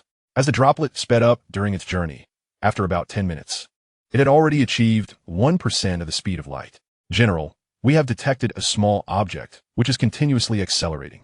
Its current speed has reached 1% of the speed of light. An observer from one of the destroyers reported to General Sunday. This must be the object they are testing. Do not concern yourself with it. Just keep an eye on the surroundings. At this moment, the droplet speed had accelerated to 5% of the speed of light. If the droplet could emit visible light, it would appear from a distance like a sword slicing through space in an instant. Under such acceleration, even with the most advanced anti-load equipment, it would be impossible for a human to survive. Once the droplet reached its anticipated maximum speed, it would penetrate the pre-prepared escort ship. While the researchers observed the impact conditions, the droplet drew ever closer to the escort ship, and the operators were monitoring the predicted impact area. Finally, the droplet effortlessly pierced through the escort ship, akin to a bullet traversing water. The entire hull was not only instantaneously melted by the heat generated from the droplet's ultra-high kinetic energy, but also, upon penetration, triggered a nuclear explosion due to the breach of the nuclear fusion reaction chamber. The explosion occurred approximately 30 million kilometers from the spacecraft, and it took 100 seconds for observers to witness the brilliance of the molten explosion through large astronomical telescopes. At this time, the testing personnel were diligently compiling the corresponding data. Your Majesty, the heat generated during the impact was. Your Majesty, the temperature during the impact was. It appears we have somewhat underestimated the impact capacity of the droplet.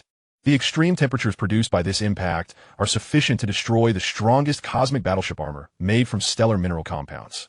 Thus, unless the energy shield of the Yamato Empire reaches a significantly high level, their energy defense is negligible. Very well, once the droplet returns, enhance the anti-detection equipment and fully replenish the antimatter fuel for a second high-speed test.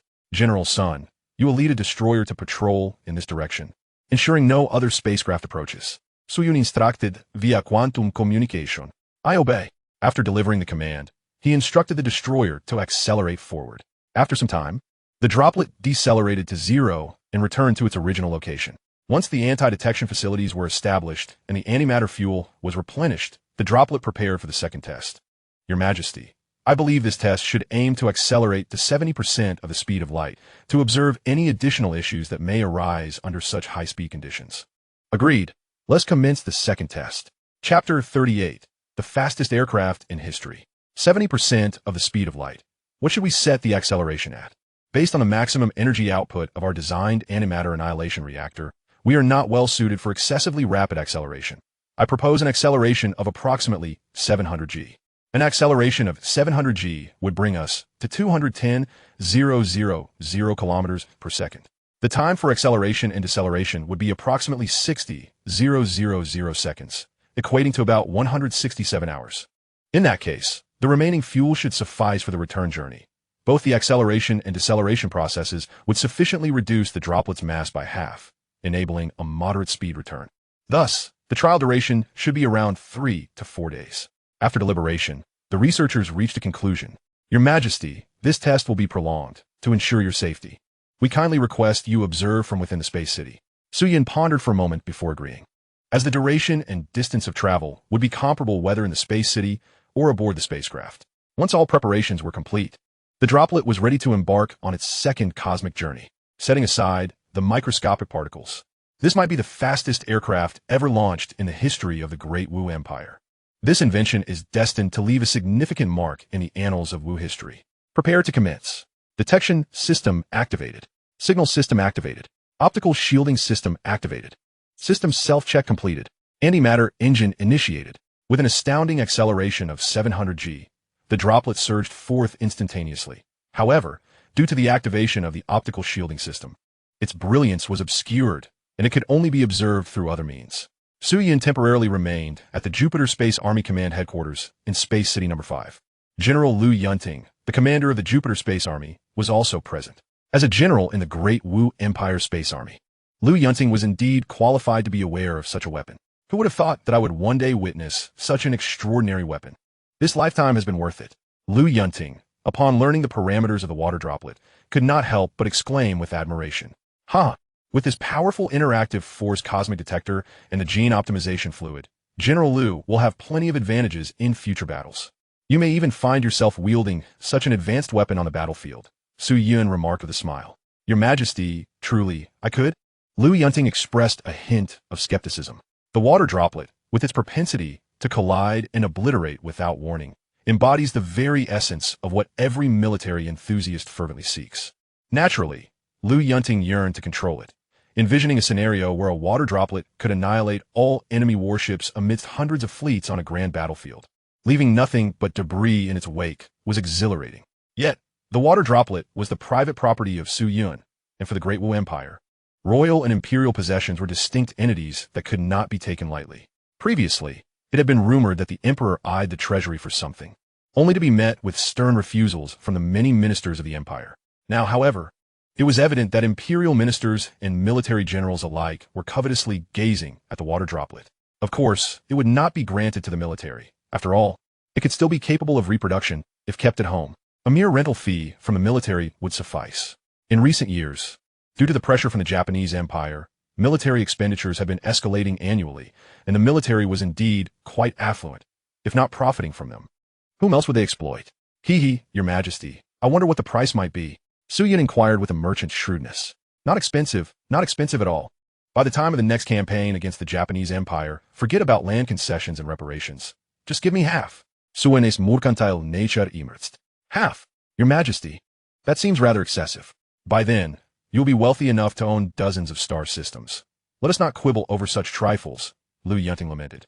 Generally, the spoils of war would see a significant portion directed to the imperial treasury, while the smaller share would be absorbed by the victors, encompassing not only external warfare, but also the extraction of resources from newly occupied star systems and their ancillary values. With the water droplet, the Japanese Empire would be akin to meat on a plate, ripe for consumption at one's leisure. The profits from territorial concessions and reparations would be unprecedented, and losing half of that was certainly disheartening. General Liu, why so much chatter? The water droplet is pivotal to this campaign, and the request for half is entirely reasonable. Enough of the idle talk. Let us see how fast the water droplet has accelerated. By this point, the water droplet had been in motion for several hours, having long departed from the Kuiper Belt, now heading towards the outer fringes of the Great Wu star system, the Oort cloud. However, The Oort cloud was a full light year away from the sun, and it would not reach there this time. After several hours of acceleration, the water droplet had achieved a velocity of half the speed of light.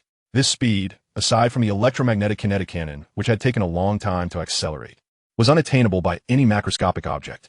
At such velocities, the kinetic energy carried by the water droplet was immense, almost equivalent to the energy released by the annihilation of 2 tons of antimatter. The impact against a planet at this speed would be sufficient to obliterate all life upon it. However, if the water droplet were to be utilized as a kinetic weapon against the Emperor of the Japanese Empire, the energy it possessed could annihilate all sentient beings on the capital planet, who would then engage in negotiations or territorial concessions. Wouldn't these 3 civilizations be effortlessly obliterated? Su Yun pondered, suddenly realizing that there was some ambiguity surrounding the task assigned to him by the system. What precisely was the meaning behind this task? After a moment of contemplation, he found himself at a loss. There was no recourse. The vastness of the universe paled in comparison to the system's demands. He resolved to reconsider his approach to eliminate the Emperor of the Japanese Empire. Alas, another collision, lamented one of the researchers nearby. At such high speeds, adjusting direction to evade asteroids was exceedingly challenging. Were it an ordinary spacecraft traveling at such velocities and kinetic energy, encountering an asteroid would spell certain doom. Fortunately, the strong interactive force material was sufficiently robust to withstand multiple impacts. It appeared that even with ample antimatter fuel, ordinary spacecraft could not accelerate to such high velocities. High-speed spacecraft were a true test of a civilization's technological prowess. Only upon reaching a Type 3 civilization, acquiring a unified field theory, and employing force field shields or high-energy shields could such feats be achieved. Several hours later, the target speed of 0.7 times the speed of light was finally reached. This velocity was unprecedented, surpassing even the electromagnetic kinetic cannons launched from the supermassive electromagnetic launchers on Blue Star. Your Majesty, the acceleration phase of this water droplet experiment has concluded. Here are the relevant data analyses for your review. Indeed, when approaching relativistic speeds, time dilation effects occur, shortening the vessel's own travel time, yet it is of little consequence to us observers. The increase in energy consumption due to the rise in the object's relativistic mass and the length contraction effects are not significantly impactful. Thus, the additional energy consumed due to the increase in the object's relativistic mass roughly balances with the energy reduction resulting from the mass loss during antimatter annihilation. In other words, to produce a water droplet capable of successfully completing a long-distance combat mission, it is necessary to augment the total mass, thereby increasing the proportion of antimatter fuel relative to the water droplet's overall weight. Your Majesty, this is the specific situation, replied Su Yuanshan. Then, Director Su, I must trouble you to lead these researchers to continue developing a more suitable water droplet. Su Yuanshan smiled gently. Your Majesty, this is my duty as a scientist. My research is my life. Following the completion of the water droplet's acceleration phase, it proceeded directly into deceleration. The subsequent deceleration and return phases would take considerable time and bore little observational significance. Thus, Su Yin chose not to dwell on it further, instead embarking on a battleship to inspect the space city clusters around Saturn, Uranus, and Neptune. Compared to the multitude of city clusters orbiting Jupiter, Saturn, while slightly inferior, also boasted many space cities. Thanks to the resources of Saturn's rings, an ample number of space cities had been constructed. However, the moons within Saturn's rings were mostly of minor mass, with the majority unable to achieve hydrostatic equilibrium. The largest of these moons, Titan, is the only moon in the Great Wu Star system to possess an atmosphere and serves as a vital gas collection site for surrounding space cities. In such an environment, several types of amino acids were even discovered, yet no life existed due to the excessively low temperatures. Around Saturn, more than 30 space cities have been established, housing nearly 900 million inhabitants, the majority engaged in space manufacturing, mining, and other industries. In contrast, Uranus's industrial population and scale were considerably smaller than those of the other 3 major planets. As the 3rd largest planet among the 4 gas giants, Uranus's mass exceeds that of Neptune. While Uranus also has a ring system akin to Saturn, it is significantly smaller, and its total mass of moons is the least among the 4 gas giants. The largest moon, Miranda, has a radius of less than half that of Earth's moon. The combined mass of the 5 major moons is less than half that of Neptune's largest moon, Triton. Uranus hosts only a dozen or so space cities, with a total population of merely 100 million. This is also attributable to the fact that the space construction of Uranus is the latest among the four gas giants. Its establishment serves two primary purposes. Firstly, to harvest the resources of Uranus and its moons, and secondly, to provide a supply station for mineral extraction. Lastly, we turn our gaze to Neptune, the smallest of the four gas giants and the most distant from the solar system, with an orbital period that stretches to an astonishing 648 years. Neptune is not blessed with an abundance of moons, and with the exception of Triton, the remaining satellites are relatively diminutive. Logically, one would expect the population and industrial capacity of this planet to be only marginally superior to that of Uranus. However, in stark contrast, Neptune boasts nearly 40 space cities, with a total population soaring to 1 billion, approaching that of Jupiter. This phenomenon is largely a consequence of the Kuiper Belt, which encircles Neptune's orbit. The asteroid resources contained within the Kuiper Belt far surpass those found in the asteroid belt, with a total mass exceeding that of the asteroid belt by a factor of 100. Such a vast array of resources has undeniably attracted a plethora of mining, smelting, and manufacturing enterprises, leading to a significant influx of asteroid resource-related industries establishing operations here. Although much of the Great Wu Empire's industry is predominantly automated, there remain numerous positions that artificial intelligence cannot adequately fulfill, resulting in a substantial human population residing in this region. Despite its resource wealth, there is a notable absence of high-end manufacturing, with general production primarily focused on cargo spacecraft. After all, this location is still somewhat isolated and distant from Blue Star. There is an old adage that states, to become wealthy, one must first build roads. However, constructing roads in space is an impossibility, compounded by the fact that development here commenced later than that in the asteroid belt, leaving it lagging behind the industrial bases of Mars and Jupiter, both of which are adjacent to the asteroid belt. Nevertheless, in recent years, due to a scarcity of asteroid resources, an increasing number of companies have begun to relocate their industries. In less than a century, Neptune is poised to emerge as the largest industrial hub of the Great Wu Empire. It can be said that the four major space city clusters form the backbone of the entire industrial landscape of Great Wu, accounting for approximately half of its industrial scale. In comparison, the industrial economy of the capital planet, Blue Star, constitutes only about 10% of its high-end industry. As the capital planet, its focus is more on technology, culture, and financial sectors. Venus, on the other hand, has negligible industrial activity due to its proximity to the Sun. It essentially operates as an agricultural planet, primarily comprising farmland that supplies food for the over 4 billion inhabitants of the Great Wu Star system. The remaining less than 20% is distributed across other star systems, which are in a state of underdevelopment, lacking corresponding industries, with sparse populations, few spacecraft, and insufficient technology, rendering them starkly inferior compared to the capital star system.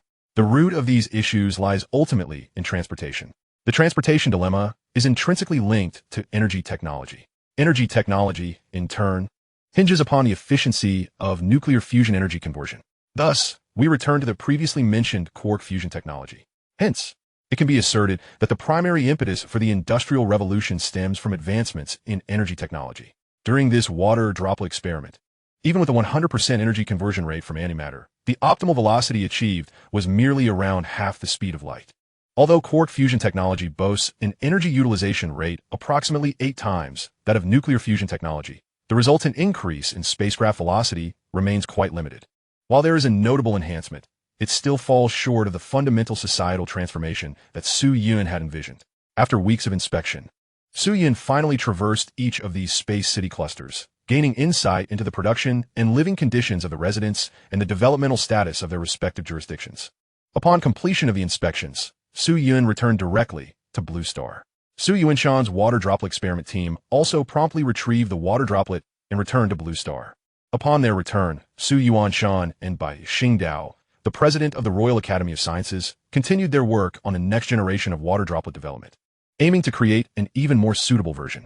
Armed with the data from this water droplet experiment, Su Yun convened the key officials and generals of the Great Wu Empire for a new strategic meeting regarding operations against the Japanese, held in the Taiji Palace to discuss new combat plans. Chapter 40, Reconsideration of Combat Plans. Esteemed ministers, the first-generation strong interaction force space probe, the Taichu, developed under the leadership of Director Su's team, has been completed and successfully tested. I shall now distribute the detailed data report for your perusal. Upon hearing this, The ministers raised their eyes toward the luminous screen displayed in the hall. Although the assembled ministers were not scientists, they had all received a university-level scientific education, allowing most of them to comprehend the data presented. This is a success. One minister stammered in disbelief. 70% the speed of light. My heavens! Exclaimed a general, incredulous. With such a national treasure, the great Wu need not worry. Sighed the left minister, Yang Zhen. Truly a blessing for his majesty, a fortune for great Wu, and a boon for the populace, remarked the chief minister, Zhang Mingqing. The ministers collectively expressed their astonishment. Issue an edict. All personnel involved in this project, from the Grand Academicians down to the lowest level, shall be promoted by 2 ranks, and those above Grand Academician shall be promoted by 1 rank. All members of this project team shall receive 3 years' worth of salary as a reward, Su Yun decreed after the fact. Su Yun did not grant excessive rewards, as the technology and materials were laid bare before them. It was merely a recognition of their arduous labor. Your Majesty is wise, the ministers echoed. Your efforts have not gone unnoticed. The Great Wu Empire's highest royal scientific and technological award, conferred every 20 years, shall be bestowed upon you to acknowledge your contributions. The ranks of National Scholar, Academician, and Grand Academician are categorized into 3 levels, with currently no individuals at the first level throughout the Great Wu. Most national scholars in the Great Wu Empire are at the 3rd level, with a select few holding significant power or numerous research achievements being designated as 2nd-level national scholars. Su Yuanshan, as the president of the Great Wu Academy of Sciences, is one such 2nd-level national scholar. While the laser confinement antimatter technology and antimatter engine are indeed practical, the former would only qualify for a 3rd-level national scholar rating at best, while the latter has long been established in theory. No 1st-level national scholar has been selected in nearly a century, and to achieve such a rank, one must present a significant technological breakthrough, such as the forthcoming quark fusion technology. Your Majesty, this. Su Yun discerned Su Yuanshan's inclination to decline and interjected, there is no need for modesty. This is rightfully yours. Esteemed ministers, the advent of the strong interaction force space probe signifies that we have seized the initiative in warfare. Regardless of the conflict's tides in this star system, we shall remain invulnerable. Let us now revisit our previous discussions and formulate a comprehensive and rational combat plan. Please, express your thoughts freely. Director Su, I would like to confirm once more, can a water droplet truly breach the energy shield of enemy warships? Inquired a border defense military leader. The energy shield operates by constraining charged particles within a magnetic field at high velocities, should an object make contact. The kinetic energy carried by the rapidly moving charged particles is sufficient to obliterate it. However, against the strong interaction force materials crafted by advanced civilizations, the energy levels currently provided by their shields are significantly inferior to our strong interaction force, so there is no cause for concern. Director Su, I wish to inquire when the water droplets can be fully manufactured. A minister was the first to pose the question. Colleagues, the current strong interaction force space probe exhibits some deficiencies in energy storage, rendering it incapable of executing long-range decapitation missions. Thus, we shall develop a probe with a greater mass ratio of antimatter fuel. Based on our manufacturing experience thus far, I estimate that we can complete this project within a year. I believe that within 5 years, we will have produced a sufficient quantity of water droplets. Among these droplets, we primarily manufacture 2 categories. One type is designed for long-distance navigation, utilizing a substantial amount of materials that exhibit strong interactions, resulting in a significant overall mass to sustain the droplet's rapid journey across vast distances. The other type is intended for combat, primarily employed in direct battlefield engagements, such as collisions and pursuits. These droplets utilize minimal strong interaction materials and thus possess a lower total mass. The droplets currently manufactured can be dispatched directly to the human star system as a precautionary measure, ensuring our strategic advantage in warfare. Some have raised concerns regarding the absence of antimatter fuel at Human. We have devised a plan to enable the droplets to travel at sublight speeds, approximately 40% of the speed of light, which would allow them to reach the human star system in about 20 years, a time frame we find acceptable. Additionally, we can send a fleet of warships to transport antimatter fuel. Although the pace may be slower, it serves as a contingency. Simultaneously, we can instruct surrounding star systems, including those near Human, to construct particle accelerators to produce antimatter for our use. Director Su has already contemplated and proposed a series of suggestions. Excellent. Antimatter fuel will see extensive application in the future, even though the energy expended in producing antimatter is several times greater than the energy released upon its annihilation. We must resolutely expand the scale of antimatter production. This matter is hereby approved. After a final inspection and refueling, the droplets will be ready to embark in 2 days. Minister Wu, once the droplets reach your domain in the human star system, you must exercise utmost vigilance and ensure that no information is leaked. Rest assured, Your Majesty, I will guard them with great care, replied Wu Tianhe. Director Su, once the second droplet is completed and tested, it should be dispatched to the 4-island star system of the Japanese Empire as swiftly as possible. We are 25 light years away from the 4 islands. The sooner we set forth, the sooner we can seize the initiative in warfare. I shall comply, Your Majesty, based on the collision data of the droplets. I believe we should modify our decapitation tactics, proposed Zhang Mingxing. Indeed, we cannot employ kinetic weaponry for surprise assaults against the enemy. We must adhere to our original strategy, as a single collision would likely obliterate nearly all life on the planet. So, what approach would be best? A profound silence enveloped the room. Were we pondering? We could simply charge in boldly, couldn't we? Murmured a general.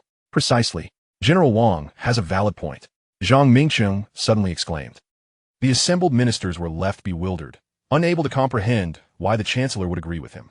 Oh, what insight does the chancellor possess? Your Majesty, we have previously fallen into a cognitive trap. We are acutely aware that our available droplets are insufficient to counter the combined assault of the 3 great civilizations. With their fleets surrounding our great Wu Empire, those mere dozen droplets cannot possibly suffice. The ministers nodded in silent agreement, recognizing this as a legitimate concern. However, as long as we maintain strict confidentiality regarding our droplet count, they cannot ascertain our true capabilities. In the face of uncertainty, fear of the unknown prevails, deterring them from uniting against us.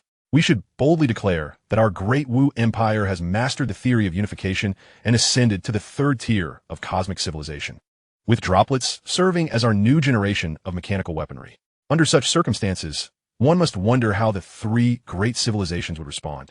Chapter 41, The New Combat Strategy. Setting aside the other 2 civilizations, let us focus on the Japanese Empire. As long as our droplets demonstrate adequate performance, their scientists will undoubtedly deduce the material composition of our droplets. If we then reveal our droplet quantity and deploy all that we possess, the enemy will likely believe we have indeed ascended to the 3rd tier of cosmic civilization. Analyzing the situation, the Right Chancellor, Xiao Changhao, articulated 3 potential choices for the enemy. The first is to stubbornly withstand, which, according to the sentiments of the Japanese populace, bears a low probability. The second is to flee, which is also unrealistic. Upon witnessing the maximum speed of our droplets, they would likely abandon this notion. The third option is surrender, which I believe they would be highly inclined to pursue, added the Left Chancellor, Yang Zhen. Indeed, the instinct for survival is the primary consciousness of any civilization. While some may resist surrender, the majority prioritize their lives above all else. Therefore, I propose that if we can eliminate the main fleet of the Japanese Empire and ensure that the entire populace is informed of this news, we can unleash our droplets to wreak havoc in the 4-island star system, showcasing their capabilities and instilling panic among the Japanese citizens. We must then convey that we seek only to punish the ringleaders, assuring the safety of those who surrender. It is well known that the Japanese Empire lacks the basic guarantees afforded by our great Wu Empire. Their lowest classes toil to support the aristocracy, leading to widespread discontent. Should the royal family and nobility be eradicated, the remaining impoverished populace, devoid of armed forces, would readily accept the reality of surrender if provided with adequate assurances. The assembly engaged in fervent discussion, arriving at the consensus that the likelihood of the Japanese Empire's surrender was indeed high. As for the remaining Ant civilization and the Wolfman Empire, witnessing our effortless triumph over the Japanese Empire would surely instill fear within them. Once they learn of the weaponry we employed to defeat the Japanese, they will be left with 3 possible responses. The first is to speculate that our weaponry is limited in quantity and attempt to unite their forces to launch a dispersed assault on our great Wu Empire. The second is to flee. The Japanese Empire has already constrained a significant portion of our forces, making it impossible for us to prevent their escape. The third, akin to the Japanese, would be to surrender. The first possibility exists, but the second is the most probable. Thus, our task is to prevent the occurrence of either the first or second scenarios. Zhang Mingxing concluded. Su Yin listened quietly, refraining from voicing an opinion. As the emperor, His role was merely to make the final decision. Since we no longer need to destroy the enemy's quantum signal relay stations, we have more droplets at our disposal to navigate to the enemy's fleet gathering points and capital star systems. By obliterating the majority of their armed forces and intimidating the entire capital star system, we can ensure maximum strategic gains. Zhang Mingcheng proposed a rather audacious idea. A three-pronged offensive? The risks associated with this are quite substantial. Every step must be executed flawlessly. It is akin to dancing on the edge of blade. Many ministers voiced their concerns, noting that engaging all three civilizations simultaneously imposed extraordinary pressure. Any misstep could result in a united assault on the Great Wu Empire's homeland, jeopardizing the lives of billions of our citizens across the neighboring star systems. Your Majesty, my assertions are grounded in careful consideration. We must await the opportune moment. What moment? Someone inquired impatiently. Reports indicate that the Japanese Empire has mastered energy shield technology, and their main fleet is amassing at the border of the Wolfman Empire. The Wolfman Empire has likewise concentrated the majority of its forces at the border and is rumored to have established extensive defensive systems within the star system, preparing for a decisive confrontation with the Japanese Empire. Ultimately, the energy shield of the Yamato Empire is formidable, yet it has only recently been mastered, leaving room for hope in our resistance. I firmly believe that the Werewolf Empire will undoubtedly dispatch envoys to the Ant-Man civilization and our great martial empire to seek a collaborative military effort. We might as well acquiesce, feigning the assembly of our forces, and declare war on the Yamato Empire. At that juncture, seeing our willingness to engage in battle, the Ant-Man civilization would likely be inclined to join us. Even if they wish to remain passive observers, their fleet strength would inevitably have to consolidate, facilitating the achievement of strategic objectives. Once concentrated, we could employ our droplets to deter or annihilate them. When the Yamato Empire and the Werewolf civilization's fleets engage in mutual destruction, our droplets could swiftly appear on the battlefield, delivering devastating impacts to the Yamato fleet. Simultaneously, near the Ant-Man civilization's fleet, our droplets would emerge across the battleground between the Great Martial Empire and the Yamato Empire, as well as in the star system of the Yamato Empire's capital. This would serve as a proclamation to the three great civilizations of our possessing a powerful interactive cosmic detector. Should they surrender, we shall directly seize control of their central computer systems for absorption. If they refuse, we will have no choice but to assert our dominance through the annihilation of their fleet. The Chancellor speaks wisely. I concur. Following Zhang Mingcheng's proposal, the Assembly expressed unanimous approval. Minister Zhang, this plan is hereby sanctioned. To ensure the thorough execution of the plan, and in light of the gene optimization fluid's effects, I have resolved to extend your tenure as Chancellor for the next term. This opportunity has also allowed Su Yun to prolong Zhang Mingcheng's time in office. Your Majesty, this is unacceptable. It violates ancestral protocols. Zhang Mingcheng firmly declined. Ancestral protocol? Such protocols were established by our forebears for the stability of the nation, fundamentally aimed at fostering the nation's steady development. Over the millennia, numerous modifications to these protocols have been made. Systems should be devised in accordance with the nation's circumstances. There is no need for you to decline, my minister. Su Yun provided an avenue for acceptance. As for ancestral protocols set forth by the emperor's ancestors, ordinary ministers cannot contravene them. Any amendments must come from the emperor himself. I humbly thank your Majesty for your grace. Long live our emperor. Zhang Mingcheng bowed in reverence. Your Majesty is wise. The ministers followed suit, recognizing that the emergence of the gene optimization fluid rendered this institutional change unexpected yet reasonable, thus benefiting the Assembly. All ministers may rise. The formulation of a comprehensive plan is now paramount. Rest assured, your Majesty, the Cabinet shall promptly deliver a complete proposal. Chapter 42.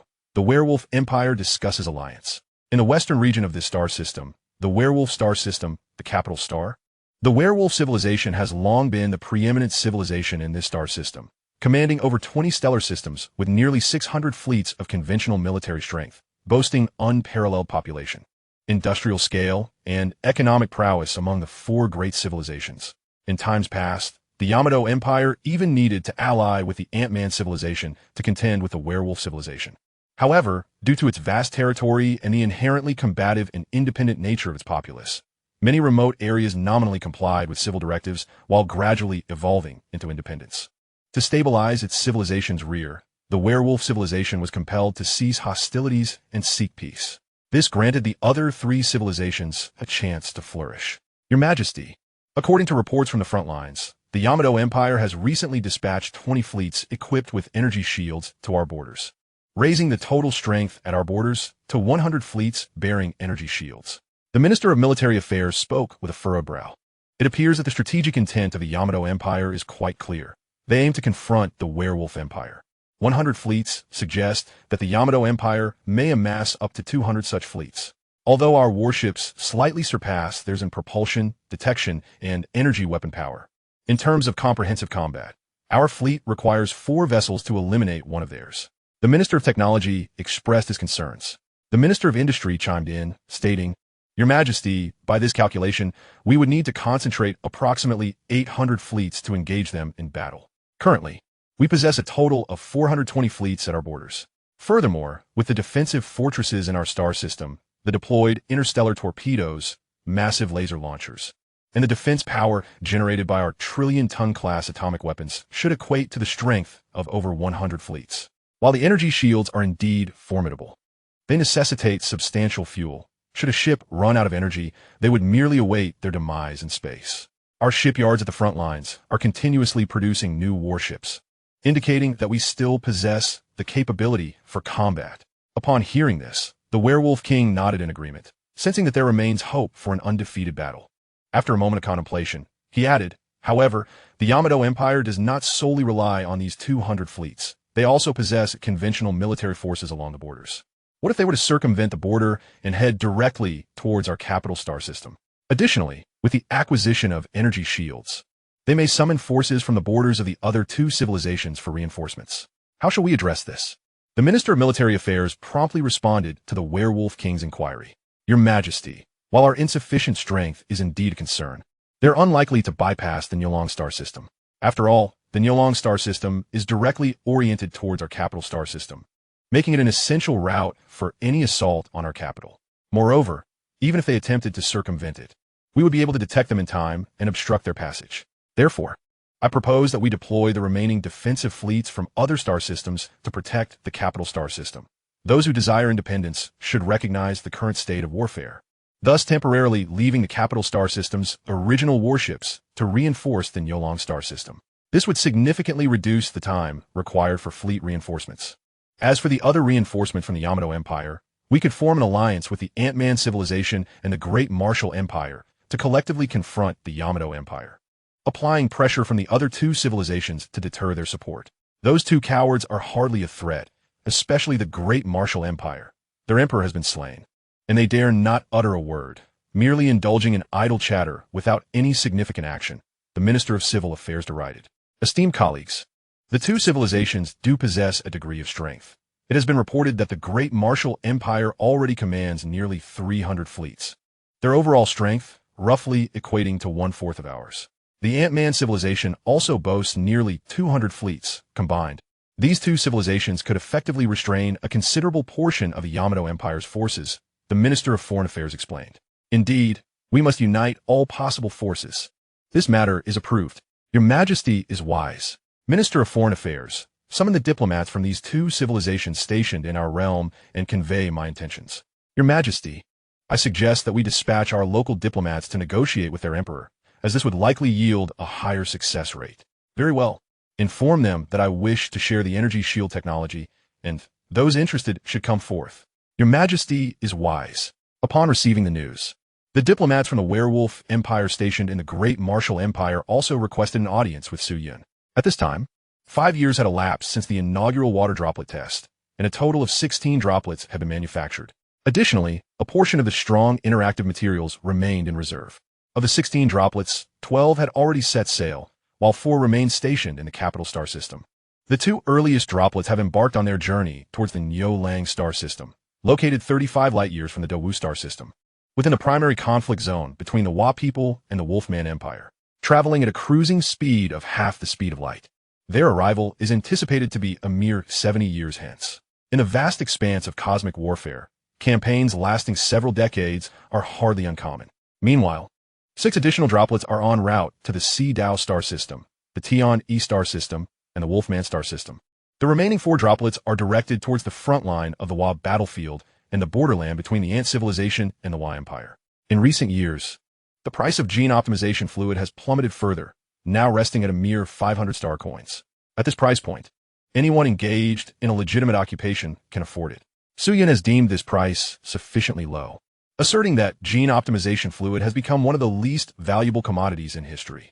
With diligent effort over 2 decades, a family can acquire this fluid, which significantly extends lifespan and enhances intelligence, making it a highly advantageous investment for every household. Should individuals still lack the motivation to strive for improvement at this price, it would be truly challenging to inspire them. As the number of buyers increases, the labor force has also seen considerable growth. Su Yun and the imperial government have established numerous schools to cultivate these emerging talents. Many sociologists in Dawu have proclaimed the advent of a prosperous era. The diplomats of the Wolfman Empire have fortuitously arrived just in time for the monthly court assembly.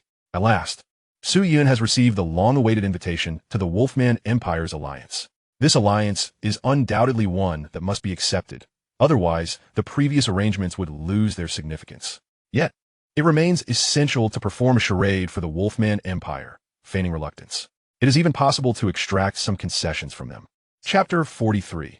The civilizational alliance of this star sector, an envoy from the Wolfman Empire, Benger, seeks an audience, proclaimed a guard stationed outside the Hall of Affairs. Upon hearing this, a bipedal creature resembling a wolf from this world entered the Grand Hall. I have come to pay my respects to His Majesty, the Emperor of Dawu. The Wolfman's cranial capacity appeared larger than that of a typical wolf, adorned in the traditional attire of the Wolfman Empire, and he knelt on one knee. His display of etiquette was impeccable, devoid of any arrogance. After all, as a diplomat of an interstellar civilization, even if he harbored disdain, he maintained a semblance of decorum. You may rise. Thank you, Your Majesty. Upon standing, the envoy commenced his address. Your Majesty, I have come bearing the friendship of His Majesty the Wolf King, with the hope of forging a civilizational alliance in this star sector between your esteemed nation and the Ant civilization, to collectively resist the Wa Empire and to uphold the peaceful and stable development of intelligent life in this sector. The Wolfman diplomat, well aware of Dawu's approach to diplomacy, wasted no time and delved straight into the matter. Pray tell, esteemed Wolfman diplomat, is your civilization truly incapable of repelling the Wa Empire? Do you require the assistance of our 2 civilizations? Quipped a mid-ranking official, adhering to their previously agreed-upon sarcastic tone. Indeed, my esteemed sir, we in the Wolfman Empire are encountering certain difficulties with the energy shield technology of the Wa Empire. However, it is indisputable that we remain the most formidable civilization in this star sector. The Wolfman diplomat responded, his tone turning serious. Under the resolute leadership of His Majesty the Wolf King, our empire shall undoubtedly emerge victorious. He asserted, exhibiting a stubborn bravado. We have come solely to offer your Wu Empire an opportunity to resolve the conflict that arose over a decade ago. Upon hearing this, the Left Chancellor Yang Zhen interjected without restraint. Diplomat, there is no need for bravado. Let's speak candidly. Both parties are fully aware of the current predicament faced by your Wolfman Empire. The Dawu Empire can easily adopt a wait-and-see approach, allowing both sides to exhaust each other, and then we shall intervene and reap the benefits. Please provide us with a compelling reason to mobilize prematurely, he continued. The Wolfman diplomat realized that the Dawu Empire was beginning to negotiate terms. After some contemplation, he replied, firstly, due to a certain incident over a decade ago, public sentiment in your nation has declined. A preemptive mobilization could invigorate the populace. This statement subtly implied that should they refrain from action, he would not hesitate to promote discontent. Secondly, the prowess of the Wa Empire's energy shield technology is widely acknowledged, and their ambitions towards our star sector are well known. Should your Wu Empire and the Ant civilization merely observe our conflict, once the Wa Empire emerges victorious, can your military might withstand their triumphant advance? Lastly, he continued, if we unite to vanquish the Wa Empire and seize their energy shield technology, the 3 great civilizations could share this advancement, laying the groundwork for our future ventures beyond this star sector into the vast cosmos. Thus, the Wolfman diplomat painted an enticing picture. After listening to the Wolfman diplomat's arguments, Su Yun feigned interest. In that case, I may be inclined to agree. The Wolfman diplomat felt a surge of joy. This young emperor was surprisingly easy to sway, acquiescing with such ease. However, the Left Chancellor Yang Zhen continued, since we are allies now, it is only natural that we assist one another. The Wolfman diplomat pondered that agreeing would not be so straightforward and anticipated a hefty request. That is indeed expected. He responded, albeit reluctantly. Thus, to ensure the Dawu Empire can effectively annihilate the Wa Empire's forces, we hope your nation can provide us with technological support. Here is our requested list of technological materials. Your robust support is essential for us to effectively strike at the Wa Empire's active forces. As he finished speaking, a guard presented the comprehensive list of required technologies. It included quantum communication technology at the 3 light-year level, novel antimatter production technology, the theoretical structure of the 6th-generation quantum computer, and technology for manufacturing trillion-ton atomic weapons. The list enumerated nearly 100 technological items, many of which were of considerable significance, leaving the Wolfman diplomat feeling overwhelmed. Realizing the Dawu Empire was demanding an exorbitant price, he was taken aback by the sheer magnitude of their requests and deemed it shameless. Yet, the Wolfman diplomat could only suppress his displeasure and respond, "Your Majesty, such a request is impossible. These technologies were developed through the significant investment of time and resources by our scientists, and their value is beyond measure. They cannot be given away freely." It seems the Wolfman Empire's sincerity in forming an alliance is still lacking. They are unwilling to share even this minimal assistance with their allies, the Minister of Technology mocked. This is not merely a trifle. It is a considerable sum. The Wolfman diplomat cursed internally, yet he resolved to continue the negotiations. "Your Majesty, such a demand is unfeasible. His Majesty the Wolf King will not consent to it. We can only offer you a maximum of 20 items. 20 is far too few. We require at least 80. 30 items. 70 items." The scene within the hall resembled that of an auction. Ultimately, both parties reached a compromise at 50 items. "We are immensely grateful for the support of the Wolfman Empire to our Dawu Empire. We shall do our utmost to assist you in the forthcoming conflict against the Wa Empire. And we will also aid your efforts to persuade the Ant civilization to join this civilizational alliance, ensuring peace is restored across our star sector," concluded the Chief Minister Zhang Mingsheng in his address to the Wolfman diplomat. "I extend my heartfelt gratitude to your esteemed nation, and I sincerely hope that the friendship between our two countries endures for eternity," the diplomat from the Wolf Empire remarked in customary fashion. After concluding their discussions, the werewolf diplomat departed the Grand Hall to report back to their homeland. The atmosphere within the hall was jubilant, having acquired such an abundance of technology from the Wolf Empire. Although several crucial technologies were not obtained, the surprise was nonetheless delightful. Even if we were compelled to force the Wolf Empire into submission in the future, the acquisition of these technologies would be a matter of decades, if not centuries.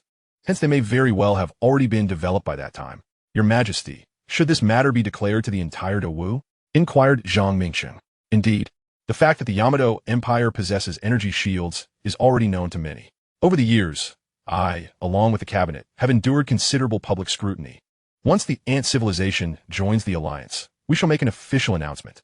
The Emperor continued, "At that time, we shall issue a total mobilization order for the Empire, directing all resources towards the military industry, thereby swiftly transforming the societal impact of gene optimization fluids into productive forces. Thus, we shall not only possess an ample supply of water droplets, but also an adequate fleet of interstellar warships, enhancing our command over the dynamics of our star system. You will be done." Chapter 44. Total Mobilization of the Dawu Empire. Under the influence of the Dawu Empire and the Wolf Empire, the Ant civilization has also chosen to join the Interstellar Alliance to collectively confront the threat posed by the Yamato Empire. Following this development, the Empire officially disclosed the truth of the situation and issued the command for the total mobilization of the Dawu Empire. With the emergence of the energy shield technology from the Yamato Empire, their civilization's strength has surged to the forefront among the 4 great civilizations. It is anticipated that in a span of decades, the Yamato Empire will launch offensives against all civilizations within this star system. Our Dawu Empire shall join forces with the Wolf Empire and the Ant civilization to establish the Interstellar Alliance in response to the threat from the Yamato Empire. Now, His Majesty the Emperor has issued a Level 1 directive to enter the total mobilization phase from this day forth. The Empire will establish a temporary strategic planning department to guide the rapid development of the military industry. Upon hearing the government announcement, the populace engaged in fervent discussions. No wonder the Dawu Empire has hesitated to declare war on the Yamato Empire. It turns out they possess such formidable technology. Could it be that our Dawu Empire faces extinction in a few decades? Fear not. The Dawu Empire, in conjunction with the Ant civilization and the Wolf Empire, has formed the Interstellar Alliance to confront the Yamato Empire. We still hold significant chances of victory. But with the Yamato Empire's energy shield technology, can we truly prevail? Given the gravity of the situation, we must heed the nation's call and expand our military capabilities in accordance with the mobilization order. Only then do we stand a chance of achieving victory. Following the announcement, a wave of panic swept through Daewoo society, reminiscent of the threat posed by the Yamato during the counteroffensive war nearly 1,000 years prior. In response to this news, the Daewoo stock market plummeted by 94%. Your Majesty, the entire society is engulfed in an atmosphere of pessimism. The situation appears dire, reported Xiao Chun, the current head of the Social Investigation Department and a former classmate of Su Yun. For now, let the Empire's propaganda department steer the public sentiment in a positive direction. The Prime Minister will arrange the specifics. It is crucial that you keep a vigilant eye on organizations that propagate societal pessimism. Should evidence arise, immediate arrests should be made. Furthermore, in such circumstances, we may encounter factions advocating for surrender. These are the Empire's malignancies and must be closely monitored, particularly those transmitting quantum signals to the Yamato Empire. Rest assured, Your Majesty, with the mobilization order issued, the Empire's government released a batch of war bonds amounting to a total of 40 trillion star coins. Su Yun led by example, purchasing 400 billion star coins, prompting numerous wealthy individuals and dignitaries to follow suit, quickly amassing the required amount. This capital is to be allocated towards expanding industrial capacity, manufacturing military vessels, and researching weapon technologies. In addition, during the total mobilization phase, all citizens of the Empire must fulfill the basic tasks assigned by the state, akin to conscription. However, the Empire will only assign reasonable tasks, as mandated by the highest laws of Daewoo. Having enjoyed the nation's minimum guarantees, one must also fulfill their obligations. Since the issuance of the total mobilization order, the Empire has been bustling with activity, with factories rising in droves. Asteroids have been drawn to the smelting plants at an unprecedented scale. The manufacturing pace of warships has surged several times faster than before due to the completeness of parts and materials, complemented by a large number of newly trained warship developers. The Solar Particle Accelerator operates at full power to produce antimatter. Each stellar system is constructing particle accelerators in accordance with the orders. The defense fleets of various stellar systems have set their course towards the human star system, with the Central Legion of the Capital System dispatching a significant portion of its forces to fill the gaps left by the defense fleet. The inhabitants of the space cities gazed up at the night sky, now dotted with countless lights, with the brightest among them rivaling the luminosity of a full moon. Those working in nearby space cities or satellites even mistook them for a sun, as the visible light emitted during the operation of fusion engines illuminated the void. Their primary objective lies in the border star systems of the Daewoo Empire, a journey expected to span 60 to 70 years. The Empire's television station continuously broadcasts real-time footage of the cosmic warships, whose industrial aesthetic manifests as a steel forest, showcasing their formidable power to the world and helping to assuage the public's anxieties. Although the Starmind compounds serve as the core defensive armor for the warships, substantial quantities of steel remain essential for production. After all, iron is the ultimate product of stellar nuclear fusion, while heavier elements can only manifest under extreme conditions, such as supernova explosions. The 4 water droplets stationed in the capital system have been divided, with 2 dispatched to gradually approach the centers of the 4 civilizations for contingencies. These 2 droplets are sufficient to ensure the safety of the capital system. As for the human star system, the front line of the impending conflict, it originally housed a habitable planet, a mineral-rich planet, and a gas giant. The inhabited planet serves primarily as a residence for military personnel operating interstellar warships, with its architecture being rather rudimentary and utilitarian. Tens of millions of robots are progressively covering the entire planet, engaging in extensive construction to establish various weapon manufacturing facilities.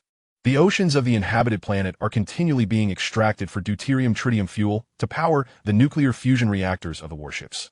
On the mineral-rich planet, vast quantities of previously halted helium-3 extraction have resumed, yielding tons of the material. Countless small to medium-sized spacecraft shuttle between the 2 planets, transporting equipment and industrial raw materials. Surrounding the gas giant, several large space docks have been newly constructed. Following the issuance of the total mobilization order by Su Yun, the industrial scale of the Daewoo Empire has begun to surge dramatically. It is projected that over the course of this year, the Empire's total industrial output will increase by approximately 10%. However, according to the latest economic development report for the Empire, the gross domestic product has reached 155 trillion star coins, reflecting an increase of only 31 compared to the previous year. The 40 trillion in national debt will not be exhausted all at once. It is anticipated that only around 2 trillion will be utilized annually, with a new issuance of national bonds expected after 20 years. Additionally, this is partly attributed to the significant decline of virtual economic indicators within the virtual world, as individuals have turned their attention to labor, naturally leading to a decrease in consumption within the virtual realm. All of this unequivocally demonstrates the Empire's resolute determination to prepare for war, aiming to instill a sense of trepidation in both the werewolf civilization and the Yamato Empire. Although the expansion of industry may inflict some detriment on future industrial advancements, it serves two primary purposes: to lull other civilizations into complacency and to ensure that we possess sufficient conventional military deterrence against the three major civilizations in the future. Under this economic paradigm, 2 decades have swiftly elapsed. Chapter 45, Beyond Stellar Level Energy. In the context of the previous world, 20 years may seem akin to a complete transformation of existence. However, in interstellar society, 20 years is indeed a brief interval. Su-Yun has traversed through time for nearly 40 years and now approaches the venerable age of 60. Yet, under the auspices of a lifespan extension of another 500 years, 60 merely marks the onset of youth. Within the administrative hall, Su-Yun is apprising himself of the developmental achievements attained over the past 2 decades since the Empire's mobilization. Your Majesty, the first phase of the 20-year plan, as directed by the Empire's Strategic Planning Department, has been completed. Below are the accomplishments we have achieved over these 20 years. In terms of the economy, last year, the gross national product of the Wu Empire reached 302.3 trillion star coins, reflecting a growth rate of 1.47, although the pace of growth has notably decelerated. Nonetheless, we have successfully met the ambitious target set 2 decades ago, doubling the Empire's industrial output, surpassing the original goal of 223.3 trillion. The Empire's financial revenue has exceeded the threshold of 40 trillion.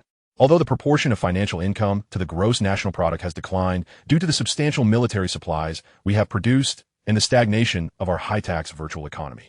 Regarding demographics, our total population has just surpassed 9 billion, with a significant portion residing on Blue Star. Over the years, we have continuously encouraged emigration to extraterrestrial realms. With 9 billion inhabitants, half of whom are concentrated on Blue Star, the population density is exceedingly high. Even with the entire landmass of Blue Star developed into urban areas and numerous ocean cities floating upon its waters, the situation remains overwhelmingly crowded.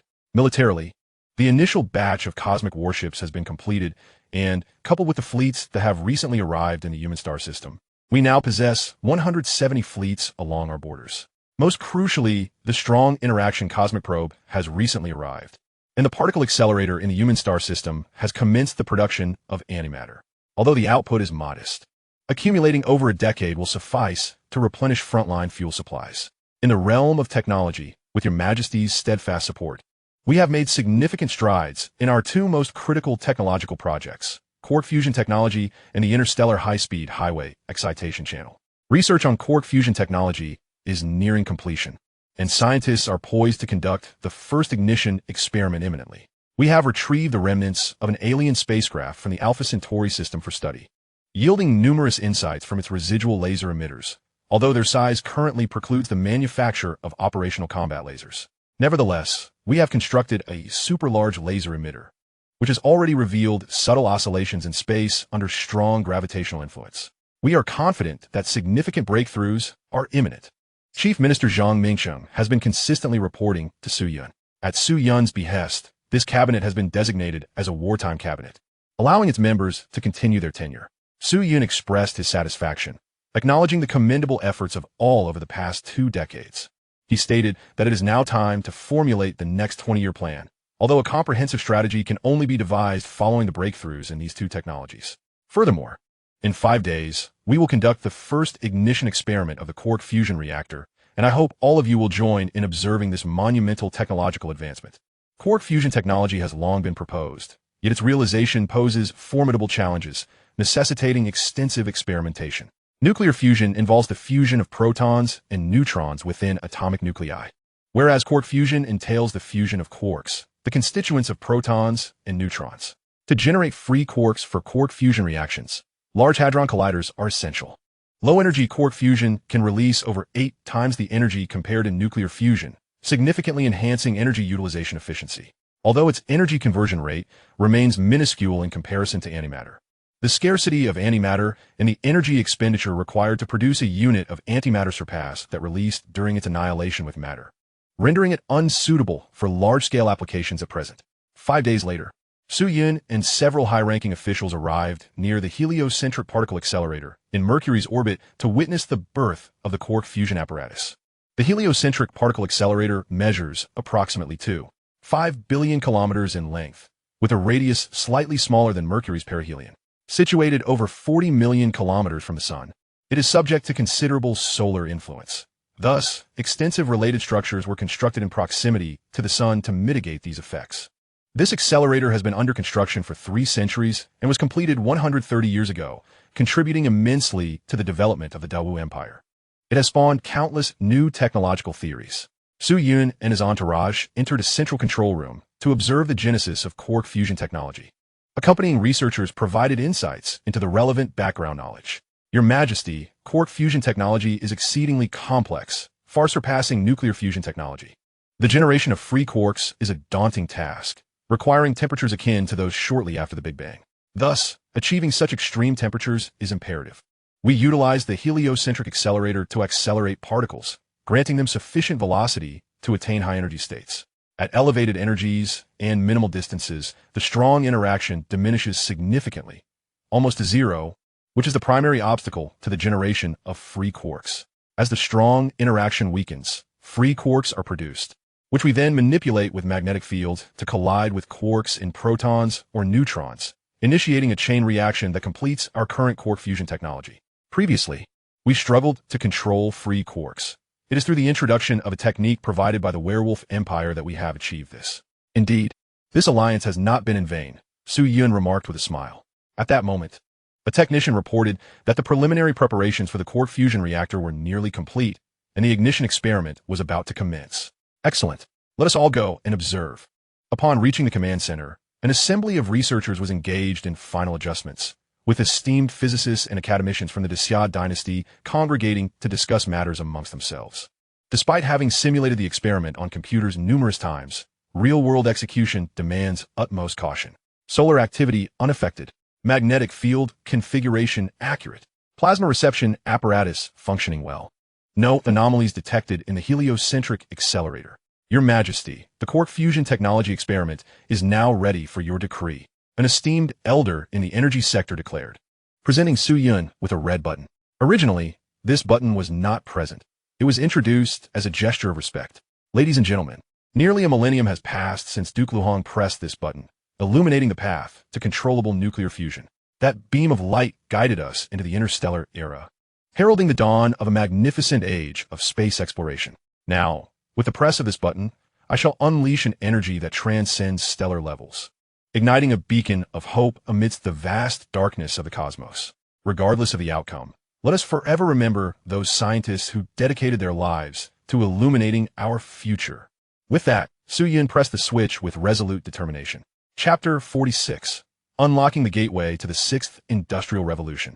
At the very moment Su Yun activated the button, the particle source was instantaneously initiated, emitting 2 beams of proton particle streams.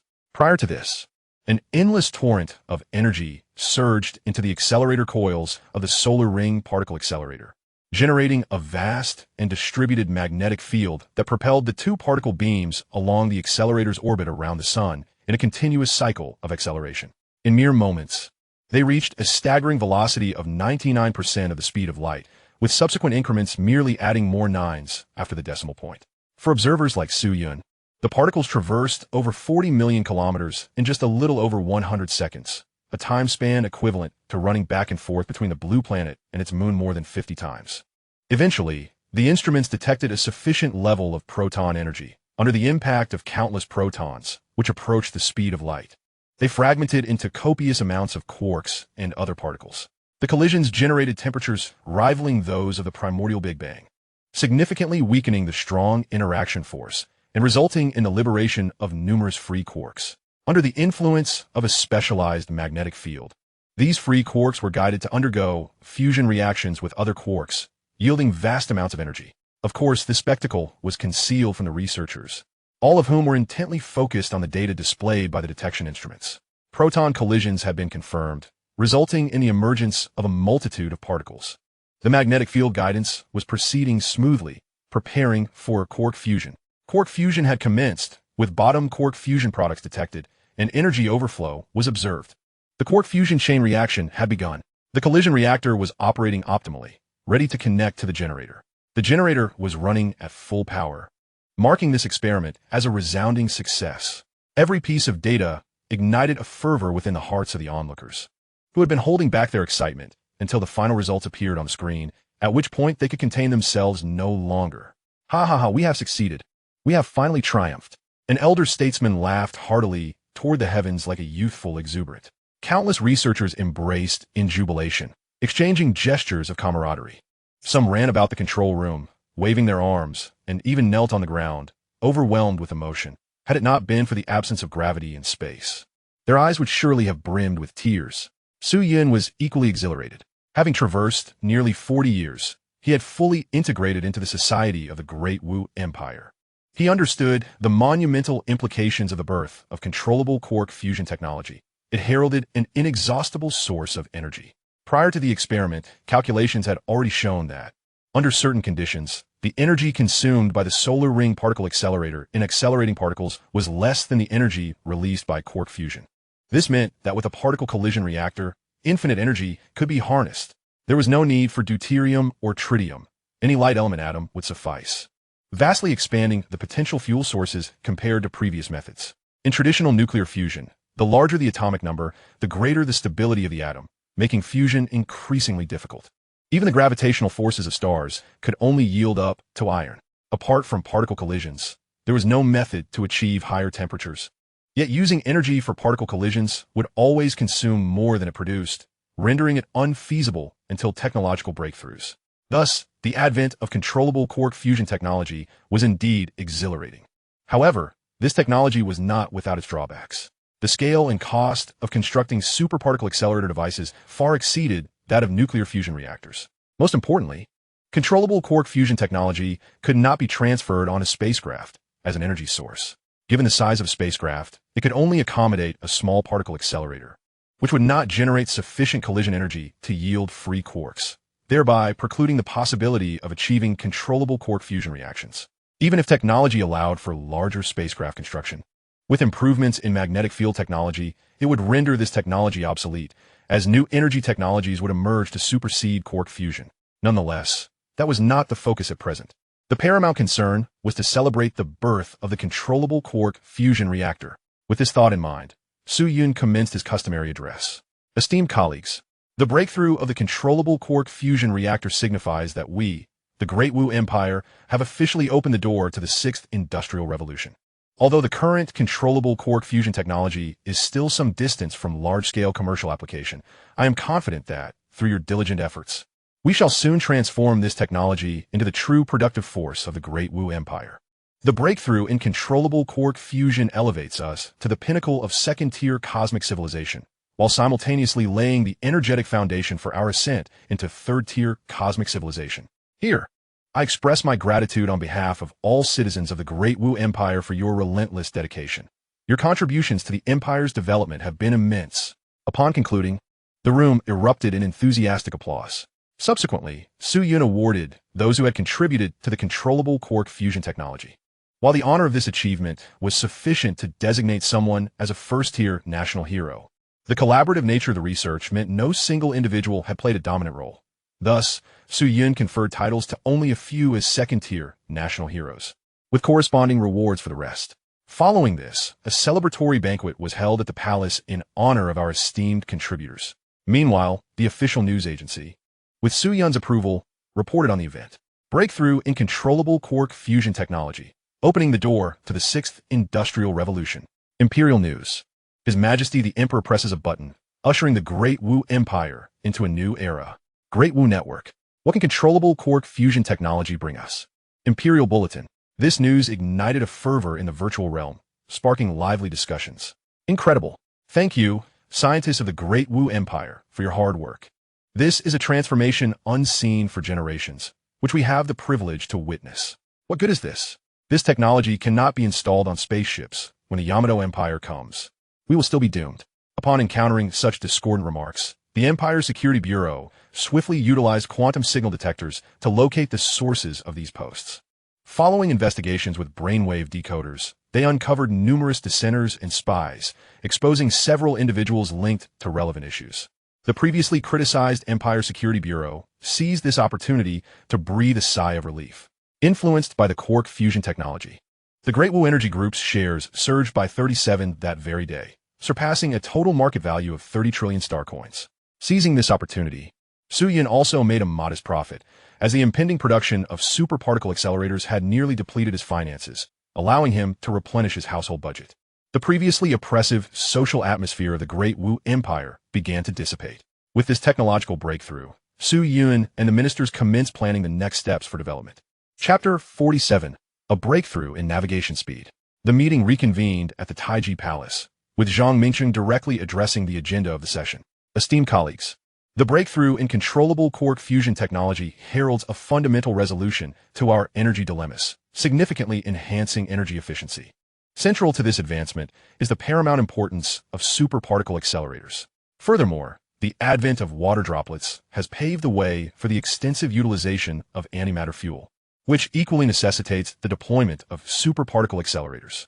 Thus, it is evident that the construction of superparticle accelerators shall be the foremost priority in our imperial affairs going forward. Consequently, His Majesty and the Cabinet have resolved to slightly temper the pace of industrial development over the next 2 decades, redirecting more funds towards particle accelerator projects.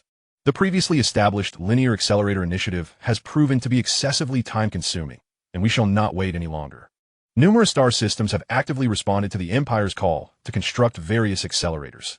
In the short term, their particle accelerator plans are adequate for enabling controllable quark fusion. The primary energy consumption, however, remains concentrated in the capital star system, thus necessitating the following construction plans. The current particle accelerator construction initiative will exclusively employ linear accelerators.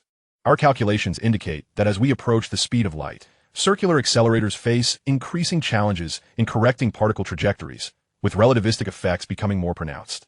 Although we have employed new technologies to minimize radiation energy loss during particle direction adjustments, linear accelerators fundamentally obviate such concerns. A total of 4 linear particle accelerators will be constructed, each with a length of 150 million kilometers, strategically situated between several gaseous planets, with a construction period of 20 years. This endeavor will be jointly undertaken by the Daewoo Energy Group and the Daewoo Interstellar Construction Group, with a total investment of 50 trillion star coins, given the relatively short construction length and lower complexity. Does anyone have any additions to this proposal? After Zhang Mingcheng concluded his extensive discourse, he inquired of the assembled ministers. The finance minister appeared somewhat flustered at the mention of the 50 trillion star coins, as the treasury was indeed depleted. In response to the inquiry, the Left Chancellor, Yang Zhen, remarked that the imperial government would continue to issue a second tranche of national bonds amounting to 30 trillion star coins, while the remaining 20 trillion would be supported by the empire's fiscal revenues.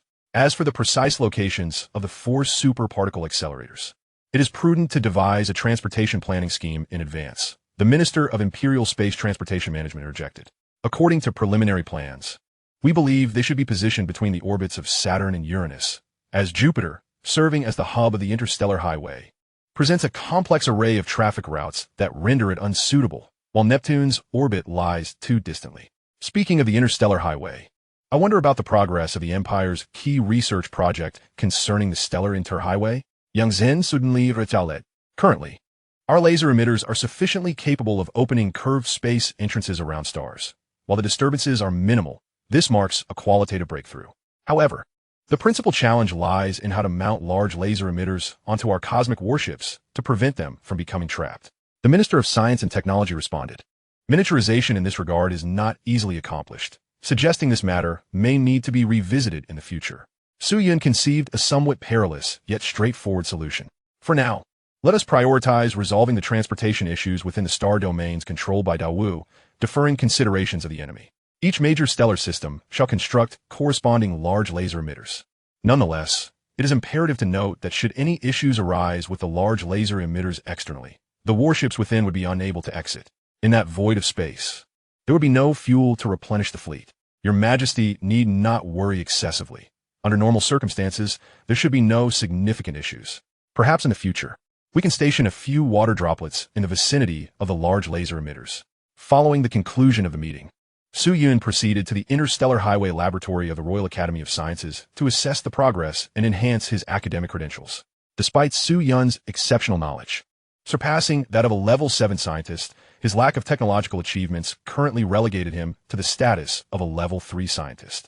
Throughout the Wu's history, there have been several emperors with a penchant for science. However, many found the pursuit too arduous, often merely offering verbal support without achieving the highest scientific ranking of level 5. Su Yun had already distinguished himself as one of the most illustrious emperors in the realm of science. After diligently treading water for 2 years, a significant breakthrough was finally achieved with the laser emitters. Following this advancement, the relevant technology was shared with several other star systems, culminating in the Centaurus system being the first to produce a functioning device. The Centaurus system, being the most prosperous aside from the capital system and possessing alien energy technology relics, was able to expedite its development and thus commenced formal experimentation. Approximately 5 million kilometers from the Sun lies the starting point of this interstellar highway. Generally speaking, the greater the mass of a star and the closer one is to it, the more pronounced the curvature of space becomes, enhancing the acceleration effects of the interstellar highway. However, at this position, the solar radiation exerts an excessively potent energy that ordinary materials cannot withstand. In the vacuum of space, where material is scarce, temperatures are low, yet spacecraft and laser emitters, composed of matter, inevitably absorb energy and generate considerable heat. Even star-mined composite materials, designed to absorb energy, cannot endure the sun's formidable radiation, necessitating frequent replacements. At this juncture, a colossal laser emitter has been prepared, powered by over 100 nuclear fusion reactors. The project's primary overseer, academician Wu Lu, along with other project personnel, including Xia Yuxue, provided guidance during this phase. Su Yun inquired about the experimental details. Yuxue, based on the masses of the Sun and the binary stars of the Southgate system, A and B, how much faster is this voyage expected to be? As Su Yun frequently monitored the experimental progress, he had grown familiar with the team, leading to a more casual manner of address. Your Majesty, the designated position is the barycenter of the Southgate system, A and B, with masses of 11 and 0, 91 solar masses respectively. Additionally, the Centaurus system is a trinary system, where the Southgate A and B form a binary star system in close proximity, resulting in a synergistic effect on space-time curvature. According to our calculations, a spacecraft achieving maximum velocity projected into our three-dimensional universe should reach approximately 322 times the speed of light. Thus, it would only require 13 years to arrive at the Centaurus system. Indeed, Your Majesty. Su Yun continued discussing technical matters with Xia Yuxue, and shortly thereafter, the equipment was ready. The first interstellar highway was set to commence its 9th formal experiment, preparing to activate the laser emitter. Chapter 48. The inauguration of the interstellar highway. Upon issuing the command, hundreds of nuclear fusion reactors simultaneously commenced operation, continuously channeling energy into the storage system of the colossal laser emitter, gradually reaching its energy capacity. Concentrating vast amounts of energy at a single point is relatively straightforward, even achievable on Earth. However, sustaining energy output over a large area poses significant challenges. In this instance, the aperture created is rather small, sufficient only for an experimental probe to pass through. For larger spacecraft to traverse in the future, multiple colossal laser emitters must simultaneously target a singular location to make such passage feasible. Although this marks the 9th experiment, the earlier trials merely opened a minuscule hole akin to that of a microscopic particle, with no probing devices having entered. The target location has been calibrated, and the laser launch system is now fully prepared. Authorization for launch. 3, 2, 1 launch. As the command concluded, a robust beam of light surged towards the star, instantaneously reaching its designated target. The set target was enveloped by a supermagnetic field, and upon the laser beam's arrival, it interacted with the magnetic field in an unknown manner, causing the beam to vanish in an instant, akin to the laser piercing through the vacuum of space. Concurrently, with the disappearance of the laser, a black hole emerged in the void. This black hole, however, did not conform to the conventional definition of a celestial black hole, as no gravitational effects were detected in the vicinity. Its shape mirrored that of the laser emitted by the launcher, and overall, it defied description in mere words. Upon noticing the black hole, the commander swiftly dispatched a small probe to the vicinity, eager to venture within. Once the probe entered the black hole's range, it vanished as if it had truly entered a genuine black hole. The black hole itself persisted for only a fleeting moment before dissipating into the cosmos, leaving no trace behind, as though it had never existed. The researchers present were not taken aback by this spectacle. Instead, they promptly recorded the relevant data from the experiment. Gravitational disturbances detected. Quantum signals received normally. This announcement incited cheers from the entire team. The ability to receive quantum signals is one of the fundamental prerequisites for the spacecraft's navigation. Biological life continues to thrive, with no detected issues regarding life status. This statement elicited another round of jubilant celebrations as the team members embraced one another in joyous acknowledgement, recognizing the paramount importance of sustaining life within the confines of the spacecraft. Su-Yun, too, was exceedingly elated, but in his excitement, he inadvertently pulled Xia Yoshua into an embrace. Startled, Xia Yoshua initially contemplated breaking free, yet for reasons unknown, she relaxed, a faint blush gracing her cheeks. As Su-Yun regained his composure, he awkwardly remarked, "I apologize for my indiscretion. It was merely a moment of exuberance." "It's quite all right, Your Majesty," replied Xia Yoshua shyly, her voice barely above a whisper. Just as the two found themselves in an awkward moment, new messages began to stream in. Solar radiation detected. It has been confirmed that this space remains within our universe and is not a four-dimensional space or extra dimension. No objects other than the sun can be detected. The probe's artificial intelligence reported. This requires our serious attention. However, Su-Yun and his team had already contemplated this possibility. We should now validate our prior hypothesis. This is a high-speed highway between stars, suggested one of the researchers. Can we ascertain the direction? The probe can only identify a substantial stellar luminous source, confirming its solar nature, and is unable to detect other celestial bodies. As for your current motion status, observations indicate you are moving away from the sun. In that case, using the sun as a reference frame, you are stationary relative to it. Subsequently, we will assess your velocity based on the engine's operation and through the light source detector. The probe will emit a light source from its bow and receive at its stern to gauge your actual speed. Moreover, we shall determine the specific width of this corridor. Proposed academician Wu Lu, articulating an experimental plan. Intelligent 9 comprehended the directives and commenced the experiment. Due to the absence of resistance in space, we can compute the engine's operation to correspond with the speed in normal cosmic space, allowing for a comparison with the velocity along the interstellar highway. After a short interval, results were obtained and data transmission began. The data indicated that aside from the influence of solar gravity, the engine's operational test speed was 500 km/s, while the light source detection speed was 562 km/s.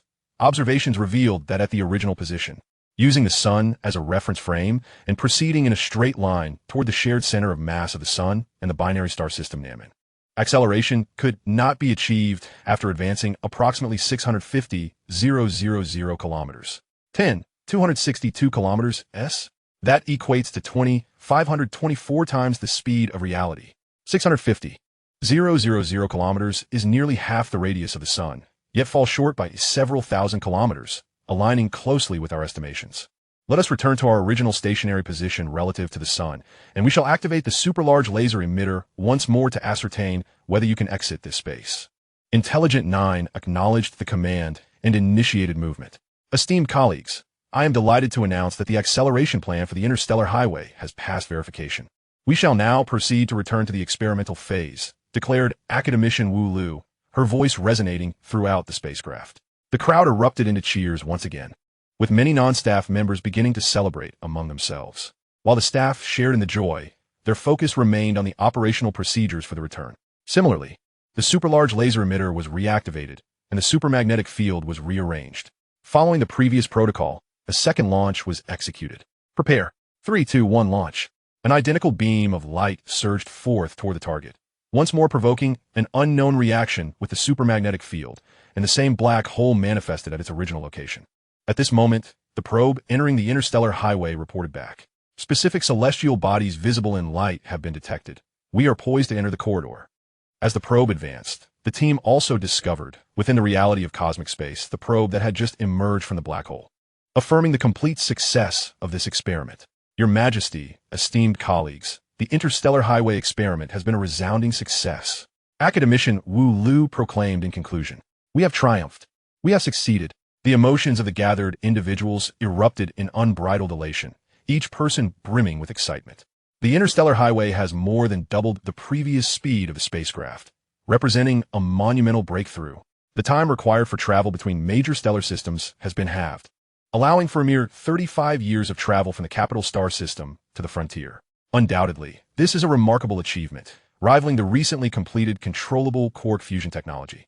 The simultaneous breakthroughs in transportation and energy technologies herald the dawn of a new technological era for the Dawu Empire. Chapter 49. The Natural Flow of Stellar Space. The implications of the interstellar highway's navigation are comparable to the invention of the automobile, significantly reducing the travel time of spacecraft, thereby enabling the Dawu Empire to govern a greater number of star systems. This technology, even the Leakin Empire, the most formidable civilization in the neighboring interstellar region, does not possess. It is speculated that this technology harnesses the natural flow of space between stars. Consequently, this technology cannot be disclosed to the public at this time and must be kept confidential. With this in mind, Su Yun addressed the assembly, expressing his gratitude. Thank you all for your hard work. Under your diligent efforts, the Dawu Empire has ascended to a new echelon in cosmic navigation speed. The ramifications of the interstellar highway resonate throughout every facet of the Dawu Empire, significantly impacting material transportation, interstellar development and communication, and external warfare. Here, I would like to extend my profound gratitude on behalf of the entire populace of the Dawu Empire to academician Wu Lu, student Xia Yoshua, and their project team members for their exceptional contributions. Su Yun commenced the customary expressions of congratulations and commendation. However, due to the extensive implications of this technology, it is currently inappropriate to disclose it to the public. Thus, I must ask for your patience, as your contributions will not be made public for some time. Your Majesty, without your financial support, we would not have been able to develop this technology. It is all thanks to your benevolence. Although fame and fortune are pursuits for the majority, for us, they serve merely as a source of encouragement. Our greater interest lies within this interstellar expressway. We yearn to comprehend its properties and the cosmic principles it unveils. Thus, Your Majesty, we wholeheartedly support any decision you make. Academician Wu Lu responded, with several other researchers echoing her sentiments. In recognition of your research and to honor your contributions, I shall bestow upon you an additional 20 billion star coins in research funding to further explore its mysteries.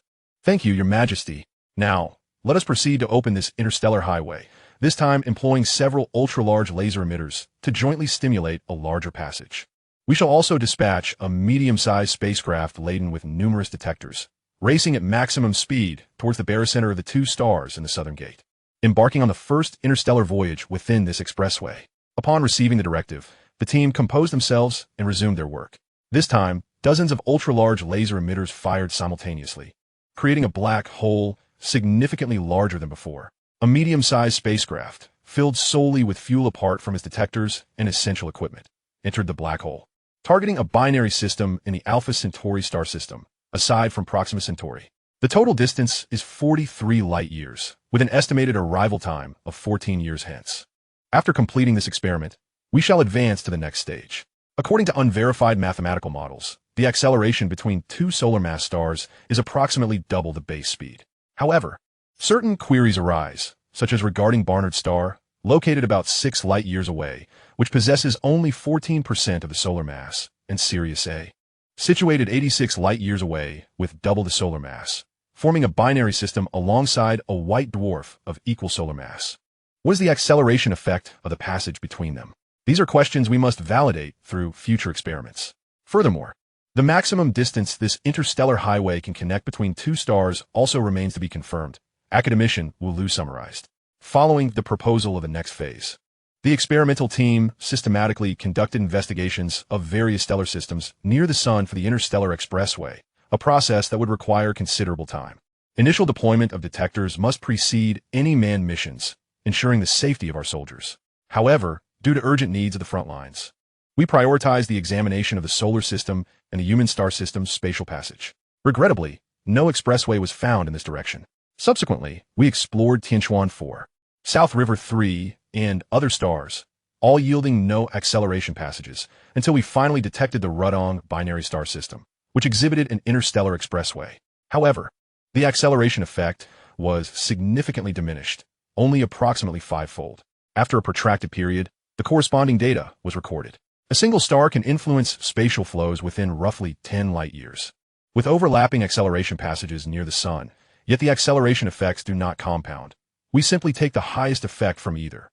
All acceleration effects of stars within 10 light-years of the Sun have been documented, revealing that smaller star masses and greater distances between stars yield weaker results. Thus, for future voyages, it is advisable to take indirect routes, as this will enhance speed. This theory has achieved fundamental breakthroughs, but it will take considerable time to refine the theories and technologies necessary for universal navigation across the Empire. In light of this technological breakthrough, Su Yun convened another meeting to discuss the next phase of technology dissemination. Your Majesty, the advent of interstellar expressway technology fundamentally transforms our transportation capabilities. We must vigorously promote it throughout the nation, proposed Prime Minister Xiao Chonghao. We concur, echoed the ministers. The cabinet must have already prepared a corresponding promotion plan. Your Majesty, this technology is currently classified and primarily utilized for military applications, including battleship transport and resource logistics, someone interjected. Indeed, that is correct. We should install ultra-large laser emitters at each stellar node to establish rapid passages through every star system. Yet, the interstellar expressway is primarily suited for rapid military movements. Otherwise, the constant acceleration and deceleration would consume excessive fuel. Esteemed colleagues, I have a question.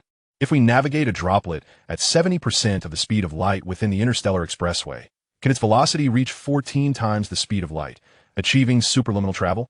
A somewhat puzzled individual inquired. Ahem, regarding the essence of the interstellar expressway, we believe it to be a natural flow of space between stars. It is the movement of space itself. Our speed does not alter it. Unlike the previously envisioned curvature engines, this is fundamentally a spatial issue. The speed of light remains a fundamental rule of the universe and cannot be surpassed, Su Yuanshan elucidated. Next, we must address the rewards for the project team. Your Majesty, please generously bestow honors upon the researchers involved in this development. Very well, I acknowledge this. All members of the Interstellar Expressway research team will be promoted in scientific assessment rankings by 2 to 4 levels, commensurate with their contributions. The principal contributor to this project, academician Wu Lu, shall be elevated from a Level 2 academician to a Level 2 national scholar and bestowed the title of Marquis of Xinglu. Su Yun's unfortunate naming choice left the assembly speechless. As for the initiator of this project, classmate Xia Yoshua, she will be promoted to a Level 1 academician by special exception. Your Majesty, I believe this is inappropriate. Although classmate Xia Yoshua proposed significant theories, she is yet to reach 60 years of age, making her promotion to a Level 1 academician somewhat questionable. Zhang Mingxing unexpectedly opposed Su Yun's rewards. Then, esteemed minister, what do you propose for her promotion? Your Majesty, I suggest promoting her to a Level 3 academician. Furthermore, Your Majesty could consider appointing her as Empress to stabilize the Daowu dynasty. Chapter 50. Is the reward to be made Empress? Prime Minister Zhang, what do you mean? Su Juning Wei, somewhat perplexed.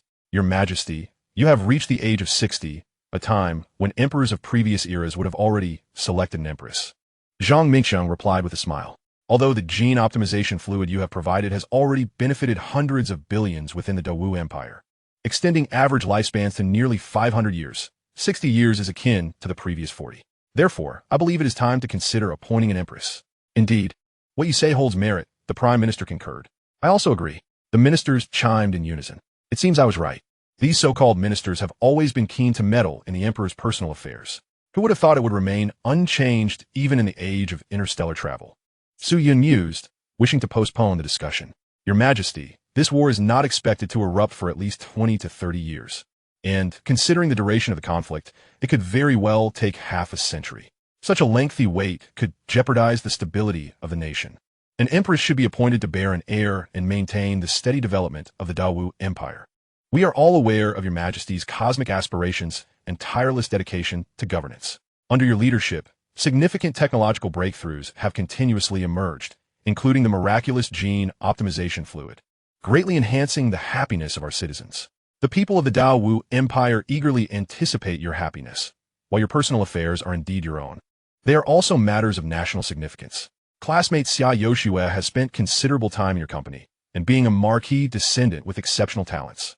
I implore Your Majesty once more to appoint a queen. Upon finishing his statement, Zhang Mingxiang promptly knelt down. The other officials followed suit, kneeling in unison. Your Majesty, please appoint a queen. Please appoint a queen. The grand hall of the Taiji Palace was filled with the sight of high-ranking officials of the Great Wu kneeling. Su Yun felt a sense of helplessness. Such a display of reverence was a rare occurrence, and its emergence here was unexpected. In that case, I shall acquiesce to this request, Su Yun declared, seeking to have them rise. Your Majesty is wise. Long live the Emperor. Long live, long live. The ministers slowly stood up in response to Su Yun's words. In truth, the ministers who had already consumed the gene optimization liquid could kneel for days without any discomfort. Your Majesty, may I inquire when you plan to appoint a queen? Zhang Mingxiang, fearing further delay from Su Yun, quickly inquired. And what do you suggest, Minister Zhang? Su Yun replied with a hint of exasperation. Your Majesty, I believe that in a little over 2 months, it will be your birthday. Holding the Queen's coronation alongside your grand birthday celebration could alleviate the currently oppressive atmosphere of society. Then let it be as you say. Su Jun concedeth. And after the appointment of the Queen, when will the selection of consorts take place? Zhang Mingxiang, do not overreach. Su Jun manish sternly. I would not dare. But the selection of consorts has been customary throughout the ages. I hope your Majesty will decide on a time yourself. Hearing the Emperor address him by name, Zhang Mingxiang tread carefully. Let it be after the conclusion of the campaign. Dismissed. With those words, Su Yun exited the Taiji Palace. As the Emperor departed, the surrounding officials gathered around. Prime Minister, you are truly our exemplar. Minister Zhang, I hold you in high regard. I do this solely for the sake of your Majesty and for the benefit of the entire Great Wu, with its 9 billion people. I wonder why His Majesty seems somewhat resistant. This is quite normal. Perhaps he has grown accustomed to a solitary life and lacks experience in matters of the heart. Furthermore, it seemed to echo the customary 3 requests and 3 refusals. Indeed, Su Yun had little experience in romantic affairs. Having been single before his transmigration and having only interacted with a handful of maidservants thereafter, it felt somewhat reminiscent of the domineering CEO tropes found in novels. Scenarios that once made him cringe now felt even more awkward in his own life. Nonetheless, Su Yun yearned to indulge in the pleasures of a harem, yet to maintain his imperial dignity, he felt compelled to act thusly. Lingia, at your service. Have the team for the Interstellar Highway project returned? Reporting to your Majesty, they have returned to Blue Star for rest. Good, summon them to an audience. Although the Emperor could send direct messages to their quantum terminals, such communication was reserved for individuals of high status. Typically, audiences were arranged through maidservants delivering imperial edicts. Upon receiving the edict, the individuals promptly rushed over via flying car. Since their rest was in the imperial capital, they arrived within mere minutes. After the customary greetings, the discussion turned serious. Esteemed guests, your efforts have contributed significantly to the Great Wu Empire, but due to confidentiality concerns, I shall personally bestow upon you rewards. Thank you. Your Majesty. The attendees were filled with excitement. Receiving personal rewards from the Emperor was an extraordinary honor. The gathering comprised primarily key researchers, totaling only a few dozen, as peripheral members had already received standardized rewards. Su Yun then signaled to Linger to begin reading the imperial decree. Following the cue, Linger announced in a clear voice, Level 5 Scientist, Liu Mo, promoted to Level 8 Scientist with a reward of 3-year salary. Level 6 Scientist Tao Yuan, promoted to Level 9 Scientist with a reward of 3-year salary. Level 8 Scientist Feng Xinyue, promoted to Level 3 Grand Scholar with a reward of 5-year salary. Granted the title of Baroness and the Great Wu Level 4 Science Medal. Level 1 Grand Scholar Renancio, promoted to Level 3 Academician with a reward of 8-year salary. Granted the title of Viscount and the Great Wu Level 3 Science Medal. Level 5 Scientist Xia Yoshua, the principal proposer of the Interstellar Highway, promoted to Level 3 Grand Scholar with a reward of 20-year salary. Granted the title of Baroness and the Great Wu Level 2 Science Medal. To enhance the status of women, barons are conferred upon men, while baronesses are conferred upon women. Level 2 Academician Wu Lu, the leader of the Interstellar Highway Project, promoted to Level 2 National Scholar with a reward of 50-year salary. Granted the title of Star Road Marquis and the Great Wu Level 1 Science Medal. The Great Wu Science Medal is awarded for significant breakthroughs in scientific research and is divided into 4 levels, honoring scientists who achieve major technological advancements. Possessing this medal earns one the respect of the Great Wu Empire's populace and grants substantial discounts on products from state-owned enterprises. 50-year salary is no trifling sum. The annual salary of a Level 2 National Scholar is 100,000 star coins, totaling 5 million star coins over 50 years. In contrast, the average annual salary for ordinary citizens in the Great Wu Empire is merely 50 or 60 star coins. This reward amounts to the equivalent of a commoner's earnings over 100,000 years. Previously, similar rewards were offered for advancements in controllable quark fusion technology. But the current rewards have increased severalfold. Su Yun aims to encourage the citizens of the Great Wu to aspire to become scientists.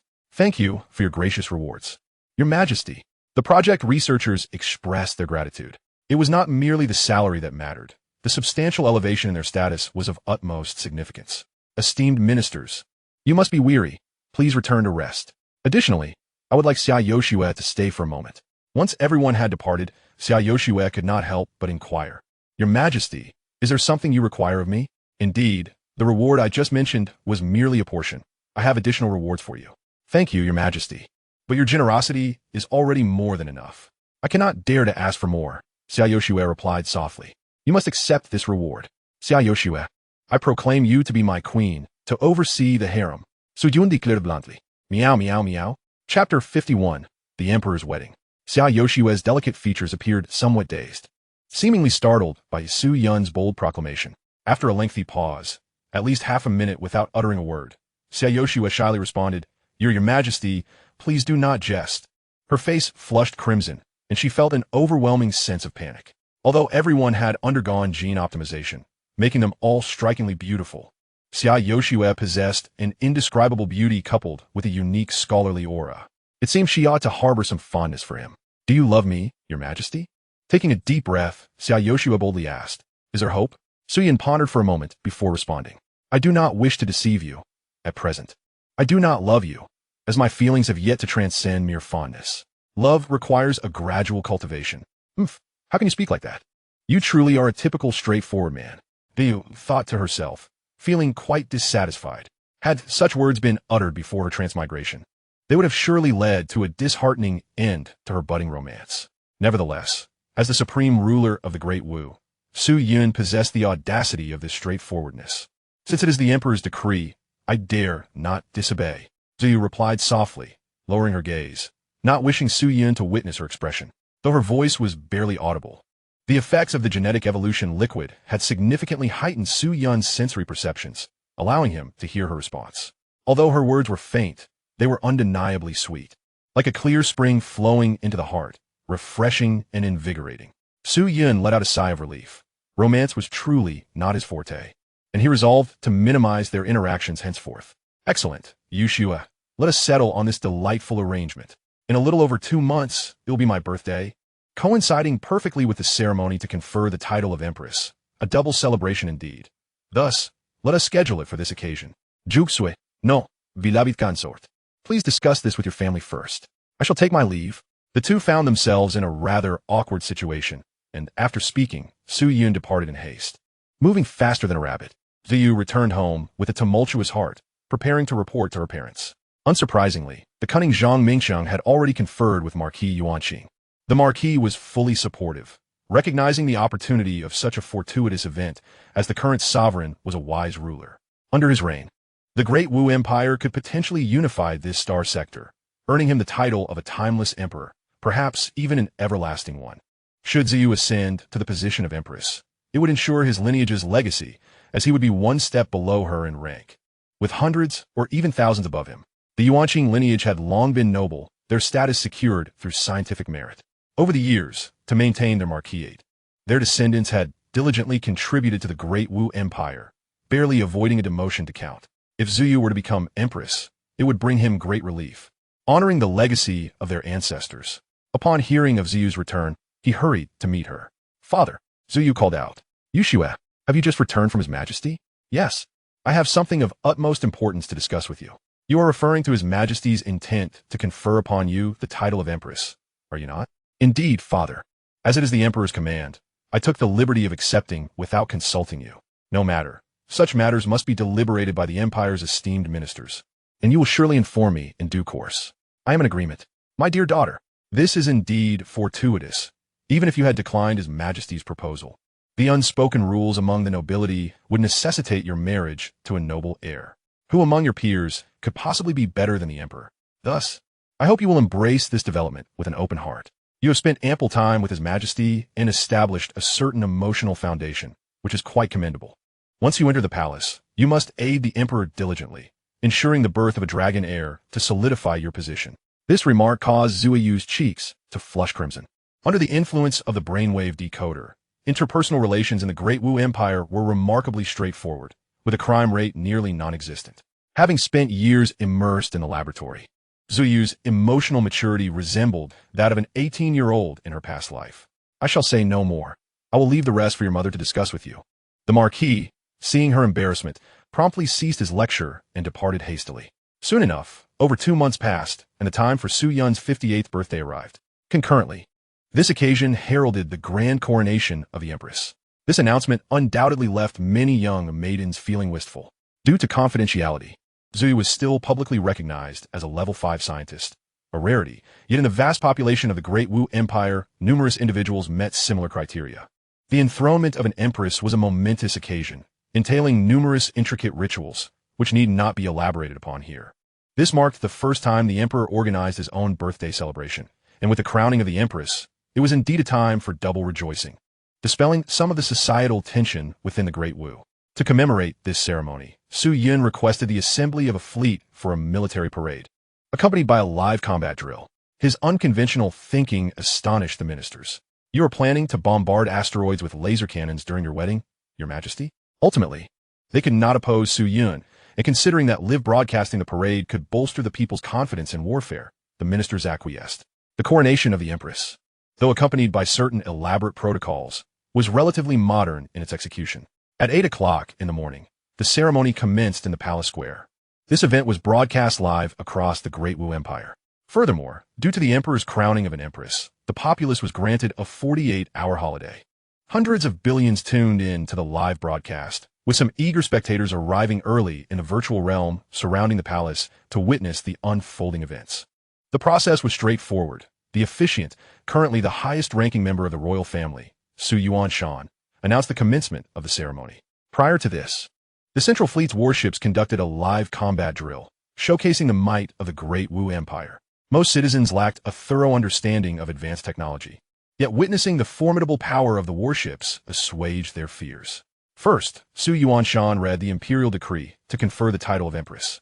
The content, while embellished with praise, essentially conveyed the emperor's excellence and the empress's equal merit, thus solidifying their union.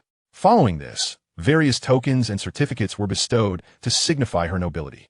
Once the intricate rituals were completed, the coronation ceremony neared its conclusion. At this juncture, Su Yun commanded the warships in orbit above Blue Star to navigate to a designated position. Subsequently, he ordered all warships to activate their laser weaponry, aiming at Blue Star. Fire. Chapter 52. The Prelude to War. The live broadcast shifted to the rear side of Blue Star, where numerous fleets activated their laser emitters, accumulating immense energy. Suddenly, as if receiving a command, all warships directed their lasers toward the back of Blue Star, unleashing a barrage. The viewers, witnessing the spectacle, were filled with shock. Why are the warships targeting us with laser beams? Is there a rebellion? No, that doesn't make sense. Why aim at the back? Some astute individuals recognized the anomaly. Yet upon closer inspection, they discerned that while the number of laser beams was substantial, the energy contained within was relatively low, posing no threat to the surface, as it would surely be absorbed by the atmosphere. Wait, the atmosphere? I see. His Majesty is quite clever. Thousands of lasers struck the Earth's atmosphere in succession. The high-energy lasers ionized gas molecules, creating a breathtaking aurora. Ultimately, the aurora gradually revealed 7 magnificent characters in the sky behind Blue Star. Su Yun loves you. Creating the desired characters using the aurora is no simple task. The power of the laser, its emission position, and the constant monitoring of gas movements are all critically important. My goodness, Your Majesty, this operation is truly remarkable. Su Yuanshan couldn't help but exclaim as he witnessed the spectacle. Summer Yushua, adorned in her ceremonial robes as the newly crowned empress, was equally moved, tears welling in her eyes. A young couple on the far side of Blue Star, captivated by the dazzling brilliance of the laser, were left in awe. Your Majesty is truly romantic. We must do something like this for our wedding. The girl said to the boy, "Please spare me. Where am I supposed to summon a cosmic battleship from?" The boy replied with a wry smile. The attendees at the grand ceremony were equally stunned, and a wave of applause soon resonated throughout the palace. Following this, a colossal holographic image enveloped the entire palace, displaying a mesmerizing sea of flowers. What was meant to be a solemn ceremony had been transformed into such a spectacle by Su Yun. Truly, The decorum of the occasion has been shattered. Haha. Even after the ceremony concluded, this celebration remained a topic of conversation for many. After the ceremony, Su Yun first attended to the various formalities and then resumed reviewing the unfinished memorials from earlier that day. By the time he finished, evening had already fallen. He returned to Qinyuan Palace to share dinner with Summer Yushue. After their meal, the two sat in silence, unsure of what to do next. How about we study? Su Yun said, that sounds great. Let us learn about the mechanism of supernova explosions. After studying for a while, around 10 o'clock, Summer Yushue seemed to grow weary after a long day. It's getting late. We should rest. She told Su Yun. Don't rush. Let us watch this instructional video. Let me see, what is this? Huh? How annoying. You lecherous rogue. Ahem, what lecherous rogue? You are my empress, and it is only fitting. Su Yun proclaimed with righteous indignation. Come, let us watch together. Huh? No way. That night was a secret not meant for outside ears. The next day, Su Yun emerged from Qinyuan Palace, feeling refreshed after accomplishing a significant milestone in his life, a sense of fulfillment washing over him. Today was a day off, but he still needed to review memorials, though he could postpone that until the afternoon. In the morning, he spent time nurturing his relationship with Summer Yushue, enjoying a leisurely stroll in the Imperial Garden. In the afternoon, Summer Yushue accompanied him as he reviewed memorials. At that moment, the Minister of Foreign Affairs sought an audience outside the palace. Upon receiving Su Yun's permission, the minister hurried into Taiji Palace. Minister He, what brings you here in such haste? Your Majesty, news of your ascension to Empress has reached the other three civilizations. Among them, the leaders of the Ant-Man civilization and the Wolf King of the Werewolf Empire have extended their congratulations. However, the situation with the Japanese Empire is... The minister hesitated. Speak freely. They said, congratulations to His Majesty, the Emperor of the Dawu Empire. However, we hope you cherish this final time. The Minister of Foreign Affairs stated nervously. Is this a diplomatic formality? Su Yun asked sternly. Indeed, those were their exact words. Minister, he replied word for word. Su Yun set down the memorial and walked outside the palace, gazing towards the star domain where the Japanese Empire resided, letting out a deep sigh. It seems it is truly time to sever ties. Your Majesty, what shall our response be? Minister, he inquired cautiously. I have decided to formally declare war on the Japanese Empire. Furthermore, notify the other two civilizations to join us in declaring war on the Japanese Empire. As you command, I shall attend to it immediately. Summer Yushue hurried over to inquire, Your Majesty, are we truly going to war? Indeed, since the Japanese Empire has torn the veil, I can no longer delay this. But do not worry. There is something you are unaware of, known only to the highest echelons of the empire. Your Majesty, what is it? Our Dawu Empire anticipates seizing victory over the three great civilizations in this campaign, unifying the entire star sector. Your Majesty, that cannot be possible. There is nothing impossible. Your father, for reasons of confidentiality, forgot to mention this to you. We have developed a type of attack weapon known as the water drop. I will send you the specifics for your review. After reviewing, Summer Yushue was both astonished and elated. Your Majesty, does this mean our Dawu Empire is assured of victory in this campaign? It cannot be said that victory is guaranteed, but at least there is an 80 chance of a decisive triumph. Although the Japanese Empire may seem formidable, they currently lack the capabilities to defeat our three great civilizations without adequate energy shield battleships. Furthermore, while we may be in alliance, each party harbors its own ambitions, unwilling to take the lead, all seeking to preserve their own strength. According to the Intelligence Bureau's analysis, the Japanese Empire is expected to complete the outfitting of all its battleships with energy shields within 10 to 20 years. However, this time frame is too short. Our reserve forces and powerful gravitational wave detectors will not reach the specified locations in time. Therefore, I hope the Japanese Empire will delay their offensive, allowing us greater initiative. In the year 9939 of the Dawu calendar, the Dawu Empire, Ant-Man civilization, and Werewolf Empire jointly issued a public announcement, forming a unified civilization alliance against the Japanese Empire. This is the universe. War can be declared without reason, in the face of survival. Only the distinction between the strong and the weak remains. The strong endure, while the civilizations of the weak dissipate into the cosmos. Chapter 53, Another 20 years. Time flows like water. It has been 20 years since the Interstellar Alliance declared war on the Japanese Empire. Initially, the high-ranking officials of the three civilizations believed that declaring war on the Japanese Empire would provoke them into launching an early offensive. However, the decision-makers of the Japanese Empire surprisingly held their ground, remaining inactive along the borders. The annual Alliance Council convened again to discuss the movements and battle strategies concerning the Japanese Empire. Ant-Man civilization, you face the smallest fleet strength of the Japanese Empire. We believe you should be the first to strike and deliver a crushing blow to the invaders.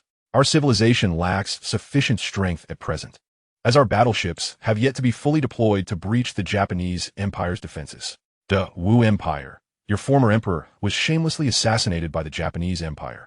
The opportunity for vengeance has arrived, and you may take the initiative to obliterate the enemy fleet. Regrettably, our reconnaissance has revealed 3 10-million-ton class battleships of the enemy lurking, and we are currently formulating counter-strategies. Friends from the Werewolf Empire, you need only to concentrate your forces against the enemy's main battleships. Our two factions can simultaneously launch an offensive, restraining their power. When you achieve victory, it will be our moment to advance into the four-island star system. This is unfeasible. The Japanese Empire has concentrated nearly 300 battleships equipped with energy shields at the border. We cannot contend with that. They must take the initiative to attack, while we should rely on the stellar defense system to resist step by step. The three great civilizations continue to bicker, each seeking to compel the others into launching the first strike against the Japanese Empire. Were it not for the holographic projection conference, the verbal exchanges would have sufficed to nourish fish. Su Yun chose not to participate in such a pointless meeting, allowing the diplomats to engage in superficial negotiations. The completion of this 20-year plan marks a significant milestone, and Su Yun is currently reviewing the report on the empire's development over the past 2 decades. Your Majesty, it is reported the statistics indicate that last year, which marked the conclusion of the second phase of the 20-year plan, the gross domestic product of the Great Wu Empire reached 416.2 trillion star coins, reflecting a mere growth of 0.85 compared to the previous year, indicating a further deceleration in our economic expansion. The total industrial output of the empire amounted to 239.4 trillion star coins, showcasing an approximate 40% increase over the 2 decades. In terms of demographics, while the growth rate of the empire's population has slowed, it is not necessarily detrimental. 3 years ago, our population surpassed the monumental threshold of 100 billion, and our ongoing immigration efforts have only just managed to maintain a balance in resource supply. It seems that Your Majesty's decision to abolish the population growth incentives was indeed sagacious. Generally speaking, with our advanced scientific technology, the reasonable carrying capacity of each planet within the Great Wu Empire is around 30 billion inhabitants. Thus, the empire could feasibly accommodate over 300 billion individuals. However, even the venerable Wolfman Empire, with its rich history, boasts a population of merely over 200 billion. Ultimately, the issue lies in the uneven development of our planets. It is likely that the Great Wu Empire will hover around the 100 billion population mark for some time. Currently, the empire faces significant employment pressure, exacerbated by the widespread use of gene optimization fluids, leading to a state of internal competition across various sectors. The abundance of talent is a vital driving force behind our development. After all, how could our economic output have quadrupled within less than 60 years otherwise? An empire that has flourished for 10 millennia cannot possibly experience mere single-digit growth without substantial reasoning. Of course, these growth figures are adjusted for inflation. Previously, the Great Wu Empire rarely issued currency due to stagnant economic conditions. However, the recent rapid economic development has necessitated an increase in currency supply, yet has not resulted in rising prices, owing to the robust productivity within the empire. The goods commonly utilized by the populace are produced with surplus capacity. The currency is primarily allocated to expand the industrial scale of state-owned enterprises. At present, 3 out of the 4 superparticle accelerators slated for construction have been completed and are now generating energy. When operating at full capacity, the energy output from the 3 superparticle accelerators, which are configured as controllable quark fusion reactors, is expected to account for approximately 15% of the empire's total energy supply. Given that our energy needs are sufficiently met, the 4th accelerator will be repurposed for scientific research, hence its current unfinished status. 6 years ago, a probe traversing the stellar expressway reached the Alpha Centauri system, prompting the construction of massive laser launcher arrays across various stellar systems, with the major hubs of the Great Wu Empire nearing completion. Energy serves as the driving force behind industrial development, while transportation is the lifeblood of economic progress.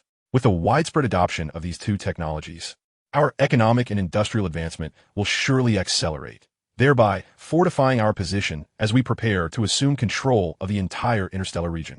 Zhang Mingsheng, now over 200 years old, has served nearly 70 years as the chief minister.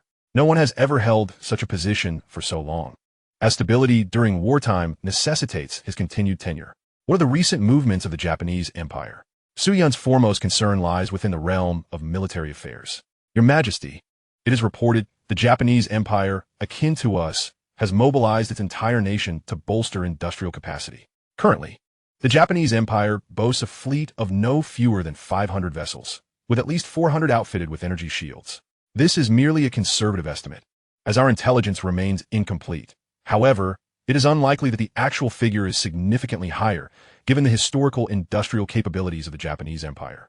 The fleet we face at the front comprises roughly 100 vessels, approximately 70 of which are equipped with energy shields. According to the Japanese Empire's calculations, the strength of a single fleet is 5 times that of our own. The Great Wu Empire possesses 260 fleets stationed along the border. Furthermore, with the various laser turrets and high-yield atomic weaponry we have constructed, it is anticipated that should they deploy an additional 10 fleets, they could initiate an offensive against us. Naturally, the core battleground remains at the border of the Wolfman Empire, which has consolidated its national strength to assemble over 600 warships at the frontier. They confront a total of 280 fleets from the Japanese Empire, with 250 of those fleets equipped with energy shields. Even with the stellar defense systems in place, the Japanese Empire's overall strength exceeds that of the Wolfman Empire, leading me to conclude that the outbreak of war is imminent, likely within a decade. Zhang Mingsheng elaborated. 10 years. Our droplets destined for the border of the Wolfman Empire will require approximately 23 more years to arrive. I hope the Wolfman Empire can withstand for a while longer, Su Yun sighed. At this moment, approximately 35 light years away. The last expected attack fleets from the Japanese Empire are already less than a light year from the border star system. When these 20 fleets arrive, it will signal the day of the Japanese Empire's assault. Chapter 54. The Curtain Rises. Your Majesty, our subsequent arrangements are as follows. First, we must closely monitor the movements of the Japanese Empire and ensure that the border fleets remain perpetually combat-ready, reporting any anomalies immediately. Secondly, the 2 droplets we dispatched to the 4-island system are now less than 2 light years away. How shall we address the communication issue? We lack intelligence operatives in the 4-island system, and thus do not possess a quantum signal relay station. Consequently, we may be compelled to sacrifice one of our intelligence operatives stationed in the ancient Wu system, located 39 light years from the 4-island system, to establish a quantum signal relay. This operative was clandestinely retained during our previous visit to the Japanese Empire, providing invaluable intelligence for nearly a century. And he has no descendants. For his sacrifice, we can only honor him posthumously. We must ensure that we properly acknowledge the contributions of this national hero. Publicly, we can confer upon him the rank of Major General for his significant contributions in the war against Japan, along with the title of Earl. Furthermore, we must ensure that our transport and warships remain in constant motion towards the border. Every additional unit of strength will enhance our efficacy in achieving our objectives. Fuel is of secondary concern for now. We must utilize it freely without regard for acceleration and deceleration in the interstellar highway. We currently do not lack for fuel. Lastly, we must conduct another thorough sweep for spies in the Great Wu system and its surrounding areas, remaining vigilant for potential traitors, and deploy a droplet to eliminate the quantum signal relay station of the Japanese Empire in the neighboring systems. That is all I could think of. But should there be any omissions, the cabinet shall address them promptly. Your command shall be fulfilled. After the meeting concluded, Su Yun proceeded to the imperial harem. Upon entering the imperial garden, he beheld Xia Yoshue playing with their 2 children. A little princess and a little prince had been born. One 10 years ago and the other 5 years ago. Su Yun named them Su Xingyue and Su Xingwu, respectively, reflecting on his own longevity granted by the system. He smiled, pondering that his son would undoubtedly become the longest reigning crown prince in history, often playfully teasing him. Currently, the training regimen for princes in the Great Wu Empire involves a systematic approach, attending the Royal Academy followed by practical experience in various government departments. If the father were to pass prematurely, this process would be circumvented, as was the case with Su Yun. Over the years, Su Yun has accrued a considerable number of civilization points from his achievements. 50 points for his first marriage, 20 points for the birth of his first offspring, and 40 points for declaring war on the Japanese Empire. Certainly, the population continues to grow, and Su Yun has earned 420 civilization points. Coupled with the previous surplus of 20 points, the total accumulates to 550 civilization points. While these points are indeed sufficient to purchase certain technologies, There is currently no pressing need, so he shall conserve them for the time being. Su Yun harbors an intriguing notion and inquires of the system. What would happen if I were to perish? Can I bequeath my legacy to my descendants? The system retorts, host truly indulges in fanciful thoughts. In your vernacular, you are merely chasing after whims. The civilization leader plays a significant role in the advancement of civilization. However, ultimately, it is the inadequacy of the civilization's racial capabilities that renders it devoid of cultivation value. By fulfilling the requisite tasks as stipulated by the system, one can naturally extend their lifespan. Should the host meet their demise, the system would self-destruct, erasing all traces of the bound civilization. Erasing traces of civilization? Does that not equate to the annihilation of the entire civilization? Indeed. Oh, how ruthlessly severe. This is not ruthlessness. It is a cleansing of the cosmos. Cleansing of what? Your current permissions do not allow knowledge of this. Even without your words, I surmise it involves the eradication of intelligent life forms to maintain cosmic order. The system remains silent. In truth, after an extended existence, Su Yun finds himself rather bored. As the emperor of the Great Wu Empire, he is indulged in myriad pleasures. It seems his sole purpose for living is to behold a grander world. The entirety of the Great Wu Empire, the whole of this star system, is but a mere pebble in the vast expanse of the Milky Way. In comparison to the entirety of the universe, the Milky Way is but a drop in the ocean. In pursuit of a broader world and the continuation of civilization, the journey must begin with nurturing a family. After all, the more offspring one has, the more accomplishments can be achieved, thus garnering additional civilization points to acquire technological knowledge. At present, Su Yun's attainable achievements are limited to warfare and economic development, the latter of which cannot be expedited significantly in the short term. Thus, he must focus on personal endeavors. Thus, 7 years have nearly elapsed. A new wave of attack fleets from the Japanese Empire has arrived at the borders of the Nyolong Star, with the specter of war drawing ever closer. In the year 9966 of the Great Wu calendar, within the four-island star system of the Japanese Empire, the military minister reported dutifully, Your Majesty, all fleets at the border with the Werewolf Empire are now fully prepared for action. 300 fleets equipped with energy shields are primed for war. With but a command from you, we can swiftly obliterate the enemy fleets and strike directly at their capital system.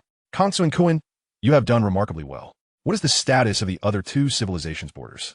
Your Majesty, regarding the Ant-Man civilization, they have mobilized 180 fleets to confront our 30 ordinary fleets and 50 fleets equipped with energy shields. However, their fleets are inferior to ours, resulting in a projected combat power ratio of 1:6 in our favor, thus granting us a decisive advantage. As for the Great Wu Empire, the enemy has also amassed approximately 260 fleets. We possess 100 fleets, 80 of which are equipped with energy shields. And, similarly, we maintain a crushing superiority in combat power. I believe we can withstand the pressure of a simultaneous three-pronged attack. Kansen Kuan, do not rush. Our predictions are merely forecasts. In the chaos of large-scale warfare, the outcome is uncertain. Let's adhere to our plan and remain passive for now. If these two civilizations do not rely on the defensive systems within their stellar systems to assault our fortified borders, they will be courting their own demise. This concerns the grand unification of our empire within this star system. Stability is paramount, and we are not pressed for time. Your Majesty, it is my error. Please forgive my transgression. Kangsu and Kuan, I harbor no ill will towards you. Your foremost duty now is to conduct this war effectively. Yes, I comprehend. Convey my decree to launch an offensive within the next 3 months. The specifics of timing and strategic decisions are yours to determine. Your Majesty, I will not fail in my mission. A month later, the vanguard of the Japanese Empire embarked on their journey, targeting the Werewolf Empire. Chapter 55, The Wandering Planet. 2 light years from Nyolong Star, amidst a cosmic dust belt, the vanguard fleet of the Japanese Empire is resting.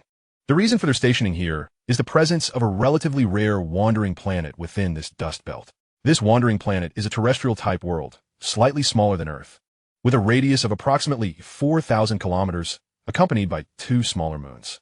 Scientists speculate that this wandering planet was once part of a multi-star system, ejected due to the gravitational interactions between multiple stars. Its velocity is roughly 25 kilometers per second, and it has drifted through this interstellar expanse for countless years. It arrived in this star region over 10,000 years ago and is projected to traverse the boundaries of the two empires in another 10,000 years or so. However, The ongoing conflict between the two civilizations has disrupted the tranquil journey of this wandering planet. Modifications are being made to this planet, constructing a planetary engine to render it nearly stationary within this star region. Currently, it occupies a position between the borders of the two empires. Many years prior, the probe of the Japanese Empire was the first to detect it. Shortly thereafter, the Werewolf Empire also discovered this wandering planet. Due to the abundant strategic resources on this planet, it has been a focal point of contention between the two great civilizations for centuries. Warfare surrounding this planet has persisted for millennia. Until recently, the Werewolf Empire maintained control over it due to its high strategic value.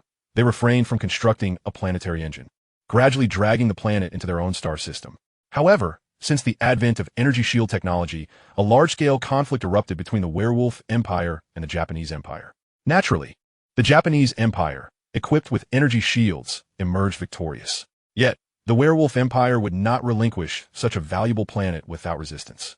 After millennia of resource extraction, the vital resources on this planet have been nearly exhausted. Nevertheless, in a moment of impulsiveness, the Wolf King committed a grave mistake. Despite warnings from several ministers about the potential hazards, ignoring their counsel, the Wolf King, before departing, detonated an ultra-large yield fusion bomb, shattering the entire planet. The structural integrity of the planet sustained significant damage. The sheer quantity and magnitude of the fusion bombs, combined with their deep penetration into the planet's core, resulted in the explosion injuring the planet's core. Many resources from the core were subsequently appropriated by the Japanese Empire, transforming this location into a new battleship manufacturing hub for them. In the aftermath, the Wolf King lamented in despair. Although it is impossible to establish defensive facilities on this planet, the Japanese Empire remains resolute, fully committed to an offensive strategy. Surrounding this wandering planet is a substantial fleet of Japanese warships. Among them, the most notable is the flagship of the Japanese Empire, the Sagitteo-class battleship, boasting a total tonnage that has reached tens of millions of tons. This warship has transcended previous methods of battleship construction, as its sheer size allows it to accommodate a vast complement of personnel. The supply ships and habitation vessels that would typically accompany a fleet have all been integrated into this colossal vessel. Such a warship, in the context of actual combat, is capable of exhibiting even greater formidable power. Originally, numerous fleets were stationed around the rogue planet. However, it is merely a shattered celestial body with a limited amount of precious resources, lacking in comprehensiveness.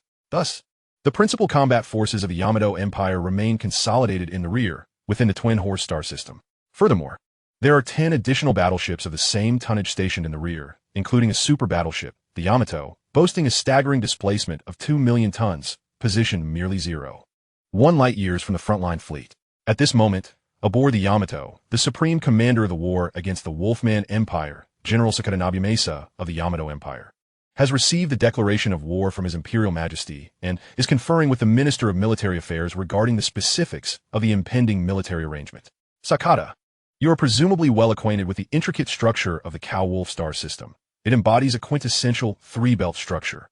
For now, we shall proceed with the plan to assault the Wolfman Empire. Indeed, Marshal Gamura, I shall dutifully comply. The forward forces have already reached the rogue planet, capturing several reconnaissance probes from the Wolfman Empire en route. They must be aware of our intentions to attack. Although the Wolfman Empire will not foolishly attempt an ambush during our initial segment towards the enemy's first offensive line, the Oort Nebula, they must remain vigilant. While our great Yamato Empire possesses energy shielding technology, we are inferior to the Wolfman Empire in other technological aspects. We must proceed with caution and avoid recklessness. Rest assured, our frontline observation posts will meticulously monitor every expanse of the cosmos, leveraging our inherent advantages, and we will not naively assume invincibility among the stars. Sakata, your martial disposition is commendable. It brings me great solace. All of this is for the glory of the Yamato Empire and for His Imperial Majesty. Go forth. Sakata, I shall be unceasingly attentive to the state of the conflict. After concluding the communication, Sakata Nobumasa began issuing new orders. Command the vanguard forces to replenish essential supplies and advance towards the enemy Oort Nebula at 10% of light speed. Order that once the main fleet arrives at the rogue planet, all usable supplies aboard the energy carriers be loaded, and subsequently, pursue the vanguard at 11% of light speed. Following the issuance of the commands, the frontline battleships commenced replenishing fuel and gathering resources, making their way directly to a position 1 light-year from the rogue planet, which marks the outermost layer of the Cow-Wolf star system, the Oort Nebula. The main forces subsequently halted, ensuring that nearly all usable supplies were on board. For no one could predict the duration of this conflict, and the Wolfman Empire, possessing resources from multiple planets across an entire stellar system, would place the Yamato Empire at a disadvantage the longer the war persisted. In interstellar warfare, operating from a home field confers significant advantages, which is precisely why the Yamato Empire must amass a far greater force than the Wolfman Empire to initiate this conflict. At this juncture, the Wolfman Empire had already received news of the Yamato Empire's advance towards the Cow-Wolf star system, prompting them to direct their forces to prepare for battle within their own system and to relay this information to the Great Wu Empire and the Ant civilization, urging them to launch an offensive against the Yamato Empire. Both civilizations readily acquiesced, with the Ant civilization instructing their battleships to proceed slowly towards the Yamato Empire system, hoping to buy time and observe the unfolding conflict between the Wolfman Empire and the Yamato Empire. The journey of the Yamato Empire towards the Oort Nebula remained relatively tranquil, with the Wolfman Empire refraining from suicidal assaults. After 10 years of travel, they arrived at the periphery of the Cow-Wolf star system's gravitational influence, the Oort Nebula. Chapter 56, Fusion Mines. The Oort Nebula, also referred to as the Oort Cloud, is a spherical cloud enveloping a star, a structure prevalent among most stellar systems. It comprises residual materials from the formation of stars and their planets, containing a plethora of active comets. Although the Oort Nebula spans a radius of 1 light-year, its material density is notably low. For instance, the Oort Nebula surrounding the Great Wu star system possesses an approximate mass equivalent to 40 Earths. Nevertheless, it is replete with numerous small celestial bodies, and given the vast expanse of the Oort Nebula, ranging from the Kuiper belt of this Cow-Wolf star system to the current location of the Yamato Empire, areas of higher density necessitate that high-speed spacecraft occasionally reduce their velocity to evade or mitigate damage from small bodies. However, the fleet of the Yamato Empire need not concern themselves excessively with these, as their energy shields are sufficient to withstand impact from small celestial objects. The primary concern lies with the seemingly innocuous small meteoroids, which may very well harbor massive fusion bombs strategically placed by the Wolfman Empire. Given that the stellar gravitational influence weakens significantly at this light-year distance, it fails to coalesce these bodies along the ecliptic plane. Thus, the fleet of the Yamato Empire must forcefully navigate through. Order all warships lacking energy shields to take refuge behind those equipped with shields to prevent collisions. Avoid densely populated regions of small bodies. Should avoidance prove impossible, employ area effect laser weapons for clearance. Before entering the interior of the Oort Nebula, the fleet of the Yamato Empire must adopt such measures to reduce potential harm, even if they were to circumvent the star system to assault others. The velocity of the Wolfman Empire's vessels exceeds that of the Yamato Empire, allowing them to arrive at designated systems first. Consequently, the most advantageous strategy for the Yamato Empire is to engage head-on with strength. At this moment, the cosmic fleet of the Yamato Empire had formed several large formations, advancing into the heart of the stellar system. Upon their initial entry into the Oort Nebula, the surrounding interstellar space remained largely serene, punctuated only by the occasional passage of a comet. Suddenly, a brilliant flare erupted from a battleship ahead. It had encountered a fusion bomb. It turned out that this vessel, in its advance, had failed to neutralize the small meteoroid harboring the fusion bomb. This incident served as a cautionary reminder for the entire fleet, prompting all ships ahead to activate their laser emitters and gradually reduce their speed to 8% of light speed. Under the high-speed operation of the spacecraft, the targeting capability of the laser weapons diminished considerably. Nonetheless, thanks to high-performance computers, most targets were still successfully hit, with sporadic bursts of fusion light erupting from several impacted small bodies. During their journey, they encountered numerous clusters of meteoroids, at which point all laser weapons were activated, unleashing robust beams that relentlessly bombarded the meteoroid swarm. Clearly, these clusters of meteoroids were laden with numerous fusion bombs, and a series of nuclear explosions erupted before the eyes of the soldiers of the Yamato Empire.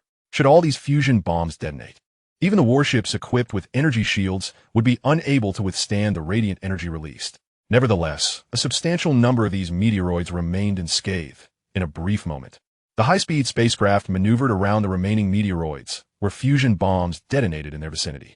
One of the core vessels suffered simultaneous explosions from multiple nearby fusion bombs. Yet the energy shield aboard valiantly fulfilled its duty, safeguarding the integrity of the ship. As the energy from the nuclear explosions came into contact with the energy barrier, numerous bright points emerged, with energy being swiftly siphoned from the ship's energy system to continuously replenish the energy shield. After the explosions subsided, this cosmic warship remained resiliently intact. Though the surrounding escort ships had suffered catastrophic losses, the colossal 5 million-ton spacecraft is left with a mere 15 units of energy, and it is estimated that a single additional fusion bomb would shatter the vessel into oblivion. The rapid depletion of energy has caused numerous onboard systems to burn out completely. Nonetheless, under these dire circumstances, this ship cannot afford to halt its advance. Upon receiving orders from the Central Fleet, the ship's commanding general, a rear admiral, promptly commanded full power acceleration. Clearly, this foremost cosmic warship, along with the 100,000 soldiers of the Yamato Empire harbors, has been relegated to the role of sacrificial pawn. Prior to this moment, the majority of the 100,000 soldiers aboard the surrounding escort and attack vessels had already perished in the vastness of this stellar sea. The spacecraft continues to accelerate, unleashing indiscriminate, large-scale laser weapon barges ahead, carving a bloody path for the ships trailing behind. However, it only takes a short while before the vessel exhausts all its energy, ultimately succumbing to the brilliance of a nuclear explosion. The overall commander of the Yamato Empire's campaign, Sakata Nobutake, has underestimated the resolve of the Wolfman Empire, initiating such high-speed maneuvers from the onset. Witnessing the annihilation of the First Fleet, Sakata Nobutake ordered the entire army to reduce speed and press onward. This indeed presents a significant contradiction. Utilizing laser cannons for indiscriminate bombardment consumes energy nearly equivalent to that required for an energy shield against fusion bombs. A warship devoid of energy is merely a hunk of scrap metal. Sakata Nobutake had anticipated this, as the crew aboard the frontline vessels is considerably smaller than those at the rear, resulting in lower personnel losses.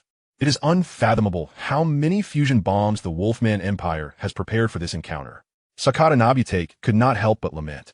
The Yamato Empire's misfortune lies in their chosen trajectory, which is not aligned with the ecliptic plane. The Wolfman Empire had foreseen this scenario, with the ecliptic plane harboring very few fusion mines. The Yamato Empire has unwittingly stumbled into an area densely populated with mines. As the fleet advances gradually, ships continue to be obliterated in the blinding light of nuclear detonations. The extent of these losses pains Sakata Nobutake deeply. However, as they near the asteroid belt's exit, he commands the fleet to gradually decelerate, thereby reducing losses. Yet, the extensive firing of laser cannons has significantly drained the energy reserves of the few vessels at the forefront. After some time, they finally break free from the asteroid belt. During this segment, the Yamato Empire has lost 10 fleets, while another 10 are nearly depleted of energy, barely within the Empire's tolerable limits. The journey ahead promises a relatively safer passage. At last, the foremost fleet of the Yamato Empire has reached a distance of less than 80 astronomical units from the star, with the second defensive line of the Wolfman Empire. The Kuiper Belt, a mere 20 astronomical units away, equivalent to 3 billion kilometers. Most of the Wolfman Empire's fleets are stationed here, poised to engage in a battle of mutual annihilation with the Yamato Empire. The second phase of battle is imminent. Chapter 57, The Battle of the Kuiper Belt. The structure of the Nyolong star system within the Wolfman Empire is quite similar to that of the Dao star system, featuring both an asteroid belt and a Kuiper belt. However, unlike the latter, the asteroid belt contains only 2 terrestrial planets, one a life-sustaining world within the habitable zone of the star, and the other 2 close to the star to be anything but a resource planet. Beyond the asteroid belt, there are also 3 gaseous giants. Notably, the planet closest to the Kuiper Belt does not lie in the direction of the Yamato Empire's assault, but is instead located on the opposite side of the star. This situation has left the generals of the Wolfman Empire feeling quite vexed. They are forced to establish a spaceport on a more distant planet. Currently, the majority of the Wolfman Empire's military strength is concentrated in the vicinity of this planet and within the Kuiper Belt's bounds. While the total mass of the Oort cloud far exceeds that of the Kuiper Belt, the latter is a more concentrated ring, resulting in a higher density of asteroids and meteoroids. The range of the Kuiper Belt in this stellar system spans approximately 20 astronomical units. Within this area, smaller celestial bodies are equipped with fusion weapons, while larger ones are outfitted with massive laser launchers. The Wolfman Empire extravagantly provides each laser launcher with a fusion reactor and has extensively mined fusion fuel for the gas giants for utilization. They have also constructed several new devices resembling particle accelerators, capable of housing compressed metal projectiles, transforming them into colossal electromagnetic kinetic cannons. Should these titanic cannons strike, the kinetic energy contained within is sufficient to penetrate energy shields and annihilate entire ships. However, their accuracy leaves much to be desired. With ample energy, abundant resources, and comprehensive defensive arrangements, coupled with a sufficient number of warships, the Wolfman Empire possesses unwavering confidence in its ability to confront the Yamato Empire.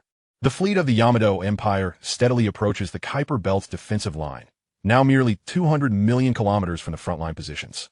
Observing this development, the commander of the Wolfman Empire orders the laser launchers stationed outside the Kuiper Belt to relentlessly unleash beams of light. The laser cannons aboard the Yamato Empire's vessels also engage, initiating a fierce exchange of fire with the Wolfman Empire's laser weaponry. The power of the Wolfman Empire's laser launchers is evidently superior to that of the Yamato Empire's. After all, they are mounted on asteroids and operate much like a machine gun, firing continuously once charged, aiming merely to strike any vessel and deplete its energy. Conversely, the Yamato Empire must conserve energy, necessitating precise targeting before firing. Nonetheless, the energy shields of the Yamato Empire successfully withstand the barrage of laser fire, incurring minimal damage, while the laser platforms of the Wolfman Empire suffer considerable losses. The number of laser launchers positioned at the forefront of the Kuiper Belt is still relatively sparse. Thus, the Yamato Empire's fleet successfully annihilates all the laser launchers at the front line, with only a slight depletion of their own energy reserves. At this juncture, the speed of the Yamato Empire's fleet slows, allowing them to leisurely deploy fusion bombs to clear the path ahead of asteroids.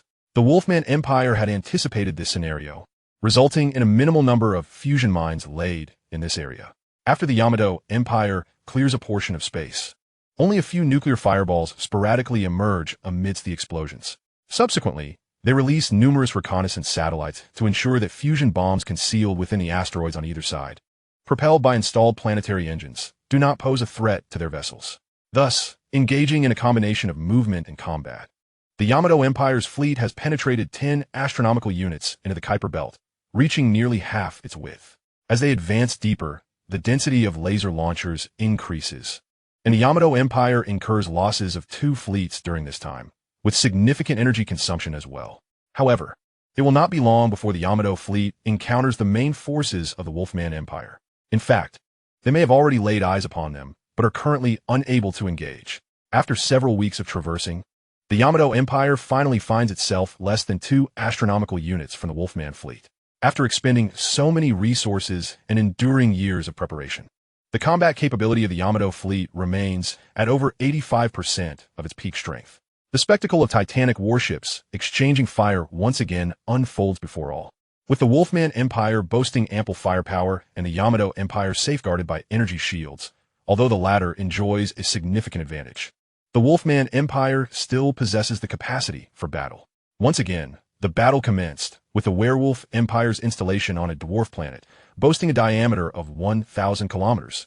Playing a pivotal role, transformed into a satellite artillery platform, it unleashed thousands of high-energy laser beams simultaneously. Concurrently, interstellar missiles, equipped with oversized thermonuclear warheads, were poised for action on this dwarf planet, their flight velocities significantly enhanced by acceleration devices.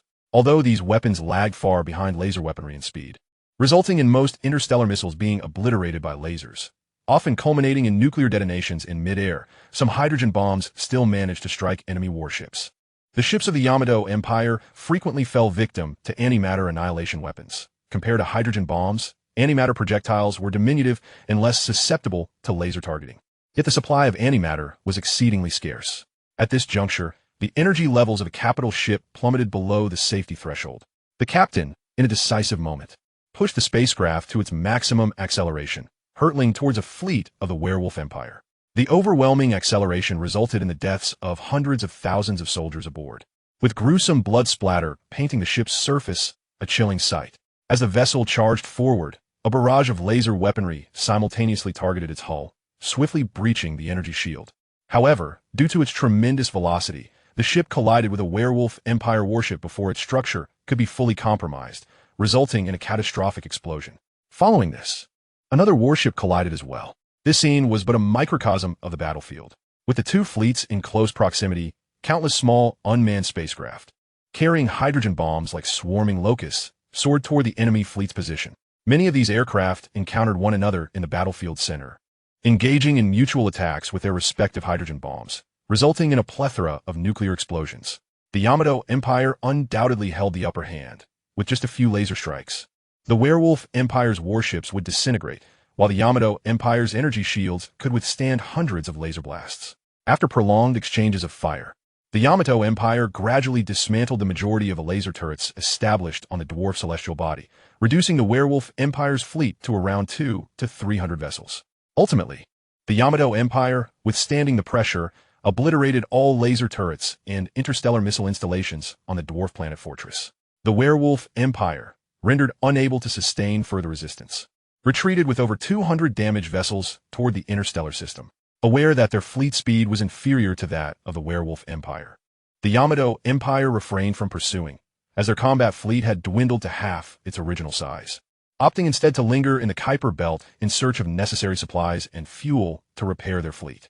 Meanwhile, in a secluded corner of the Kuiper Belt, two droplet-shaped objects quietly observed the unfolding events. Chapter 58. Laser Weapons of a Level 3 Civilization. The Werewolf Empire's fleet was steadily retreating, heading toward the orbital vicinity of a gas giant. Utilizing the resources and fuel from the gas giant satellites, they swiftly restored the combat capabilities of their 200 vessels. The Yamato Empire also sought to regroup after the recently concluded battle. However, the Werewolf Empire cunningly preempted them, scavenging all useful minerals from the Kuiper Belt, leaving behind only some iron, ore, and silicate compounds, with other metallic elements nearly absent. In this phase of warfare, the combined losses of both factions amounted to nearly the GDP of the Great Wu Empire over 4 years. Close to 400 vessels of the Werewolf Empire were destroyed, and over 1 billion soldiers perished in this desolate starry expanse. The losses for the Yamato Empire were not insignificant either, having incurred nearly half of their total combat strength, with many warships running low on energy. Consequently, Captain Nobutake Sakata convened several generals, military ministers, and advisors to collectively decide to press the attack. Securing the nearby gas giant would provide ample fuel to replenish their warship's energy. As long as the Yamato Empire's energy shields were intact, their fleet would not falter. Following the resolution, the Yamato Empire's fleet continued its journey, albeit at a cautious speed, as this region was not the outer stellar system, where resources were scant, and small celestial bodies were densely packed.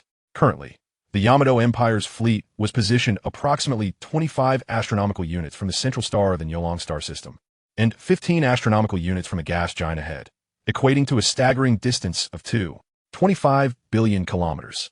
Within the Kuiper Belt, cruising speeds typically should not exceed 1% of the speed of light. In just 5 to 6 days, the Yamato Empire's fleet reached a position less than 1 astronomical unit from the gas giant. This gas giant, comparable in size to Saturn, harbored immeasurable hydrogen resources, which the Werewolf Empire could not fully harvest. While current technology did not yet allow for direct participation of hydrogen in fusion reactions, it could still be processed through a series of complex procedures, making the presence of hydrogen sufficient. As the Yamato Empire drew closer, it came as no surprise that the large laser emitters on the satellites began firing beams at the Yamato fleet, while interstellar missiles surged forth. Positioned behind the gas giant's orbit were devices resembling superparticle accelerators, launching antimatter bombs at relativistic speeds. True superparticle accelerators could also discharge particle beam weapons at full power. The Yamato Empire retaliated with their own laser cannons and antimatter projectiles, deploying numerous probes and escort ships for reconnaissance and defense. The probes were equipped with quantum signal transmitters, facilitating long-range communications that aided the ships in evading attacks. During this critical juncture, the Yamato Empire unveiled a weapon of utmost significance. A larger laser cannon gradually emerged from the Yamato battleship. This was a relatively intact laser weapon fortuitously acquired from ancient ruins, meticulously restored by the Yamato Empire to reclaim much of its former glory. Even a level 3 space civilization commonly employed laser weaponry alongside mechanical arms as offensive measures. Lasers, carrying photon energy, rapidly heat objects upon impact, transforming solid armor into plasma and thereby achieving armor destruction. Additionally, they deplete the energy reserves of protective shields. The speed of laser attacks, reaching the speed of light, underscores their esteemed status within the arsenal. The laser weapon unveiled by the Yamato Empire undoubtedly differed from those of a level 2 civilization. The Yamato Empire had obtained certain technical data, allowing this laser weapon to function, albeit with difficulty. Once calibrated, the weapon began charging. Its charging speed, markedly outpacing that of other laser systems. Its destructive area and energy output were considerably larger than those of contemporary super-large laser emitters. Yet its charging speed paralleled that of medium-sized laser systems. This formidable laser weapon unleashed thick beams of energy, with Werewolf Empire warships detonating upon impact. The battlefield was strewn with debris. A Level 3 civilization's laser weapon was nothing short of a crushing force against a Level 2 civilization. And this was without fully unleashing the weapon's capabilities. With the introduction of the Level 3 civilization's laser weapon, the Werewolf Empire's fleet rapidly diminished, having only managed to destroy 25 vessels of the Yamato Empire while suffering over half their own losses. For the Yamato Empire, over 100 vessels were akin to a bountiful harvest, although the current state of the Yamato Empire is far from favorable, with many of their warships having depleted energy reserves. Some vessels are being replenished by small shuttles transporting fuel from ship to sustain the energy demands of their third-level civilization's weaponry. Thus, the Wolf Empire's fleet cannot retreat. Should the Yamato Empire seize this gaseous planet, the situation would inevitably spiral into chaos. With ample hydrogen and helium at their disposal, they could gradually produce fusion fuel, bestowing upon them an almost inexhaustible energy source for this conflict. Witnessing this, the frontline commander of the Wolf Empire and his advisory council were engulfed in despair, mirroring the expressions of the Wolf King and his ministers light years away in the Wolf Star system. It appears, my comrades, that we have already met with defeat in this campaign. The Wolf Commander's somber voice resonated throughout the war room. However, though we may falter, this war is not yet over. Our immediate objective must be to eliminate as many of the Yamato Empire's forces as possible, thereby granting our dwindling fleet a glimmer of hope. The Yamato Empire's warships had already suffered nearly two-thirds of their strength, and while our rear systems lack sufficient combat fleets to confront them, we still possess robust defenses and over 100 advanced fleets in the central system. Regrettably, the billions of civilians in our undefended rear systems are poised to suffer the consequences. Contemplating this grim reality, the Wolf Commander sighed deeply. Is this the cosmos's decree for the demise of the Wolf Empire? Bellowed a captain aboard a Wolf Empire vessel. General, shouted a battlefield observer. The frontline commander, already in a foul mood, was irked by the loud interruption and prepared to chastise the subordinate, but his attention was drawn to the real-time battlefield hologram, where massive Yamato warships were engulfed by nuclear fireballs, their destruction unfolding before his eyes, leaving him momentarily speechless. Chapter 59. Another battlefield, the scene shifts to the border star system of the Yamato Empire, the Oya system. As the Yamato Empire prepared for battle, the Dawu Empire's fleet had already embarked from the human system. The lower-ranking soldiers, bewildered by the upper echelon's decisions, had no authority to dissent and were left to fulfill their duties. To the ordinary soldiers, the prospect of total annihilation loomed large, and they approached this conflict with a resolute determination to fight to the death. These individuals were heroes of their civilization. Approximately half of the Dawu Empire's fleet, around 130 fleets and over 60 million soldiers, set forth on their journey to the Oya system. In addition to these fleets, numerous high-capacity cargo ships accompanied them. Originally, Su Yun believed a single water droplet would suffice for sweeping the area. However, the system would not permit it. Complete military superiority in this stellar system or a formal claim of dominion over it was necessary for it to count. Once the Oya system was secured, the various fleets could subsequently disperse to occupy the Yamato Empire's star domains. Thus, unlike the sluggish maneuvers of the Ant-Man civilization, the Dawu Empire advanced towards the Oya system with alacrity. The Oya system lies approximately 7 light-years from the human system, and considering the need to decelerate while navigating the enemy's star system, Su Yun decided on an early departure by several years. Traveling at 15% of the speed of light, it would take around 31 years to reach the central region of this stellar system. Consequently, Su Yun resolved to commence their journey in the year 9960 of the Dawu calendar. Before their departure, Su Yun delivered an impassioned speech to the soldiers, boosting their morale. Now is not the time to unveil the truth. At the very least, it was prudent to wait until the Yamato and Wolf Empires engaged in battle before revealing it. Lacking an energy shield, the Dawu fleet sustained considerable damage while traversing its own Oort cloud at high speeds. The Yamato Empire had similarly deployed probes at the edge of the Oort cloud to monitor the movements of the Dawu fleet. However, These probes were swiftly destroyed by the water droplets, leaving the Yamato Empire perplexed as to the cause of their malfunction. Despite their losses, the Yamato Empire began to sense something amiss. It was improbable that so many probes could fail simultaneously. Clearly, the Dawu Empire was up to something. Yet, the means by which they accomplished this remained a mystery. Even optical telescopes failed to provide clarity. Thus, they reported back to command. The military ministers and prime minister were also uncertain, but the pressing concern remained the ongoing conflict with the Wolf Empire, relegating this issue to the back burner. They perceived the likelihood of the Dawu Empire launching an offensive as minimal. Nevertheless, preparations to confront the Dawu Empire were made as Yamato soldiers began to board spacecraft and relocate to the Kuiper Belt surrounding the Oya system. Even if the Dawu Empire did not advance, they could still ready themselves for an attack. After approximately a decade, the Dawu fleet broke free from its own stellar system, facing a lengthy journey through 7 light-years of interstellar space. During this segment of the voyage, the Dawu fleet traveled at 15% of light speed. After 18 years, they reached the Oya system's Oort cloud. At this juncture, the Yamato Empire noted that an increasing number of probes in the direction of the Dawu Empire had lost signal. They had come to realize that the Dawu fleet was indeed approaching. As their quantum probes suffered continual damage, the Yamato Empire activated their optical telescopes, scrutinizing the direction of the Dawu Empire. However, due to the optical stealth employed by the Dawu fleet and the absence of quantum satellite detection, the Yamato Empire was left blind to their movements. It was only upon detecting significant anomalies within the Oort cloud toward the Dawu Empire that they discovered the fleet's presence. Upon observing the Dawu fleet, the Yamato Empire remained composed, having anticipated such a scenario. Yet, their confidence was bolstered by their energy shields, and they noted that the enemy's fleet numbers were evidently not indicative of their full strength. In a state of readiness, they felt emboldened against the Dawu fleet. The higher echelons of the Yamato Empire, having grasped the situation, regarded the Dawu Emperor's audacity as reckless, believing he had inadvertently offered himself to them. The military minister directly addressed General Kamida Shintaro, the commander of the Eastern Group Army stationed in the Oya system. General Kamida, since the Dawu Empire's sovereign is so foolish as to send their fleet to its demise, we shall not hold back. Let us annihilate them completely. Indeed, the Dawu Empire, without a stellar defense system, choosing to assault our heavily fortified Oya system, is nothing short of a death wish. I am determined to obliterate all invaders at minimal cost.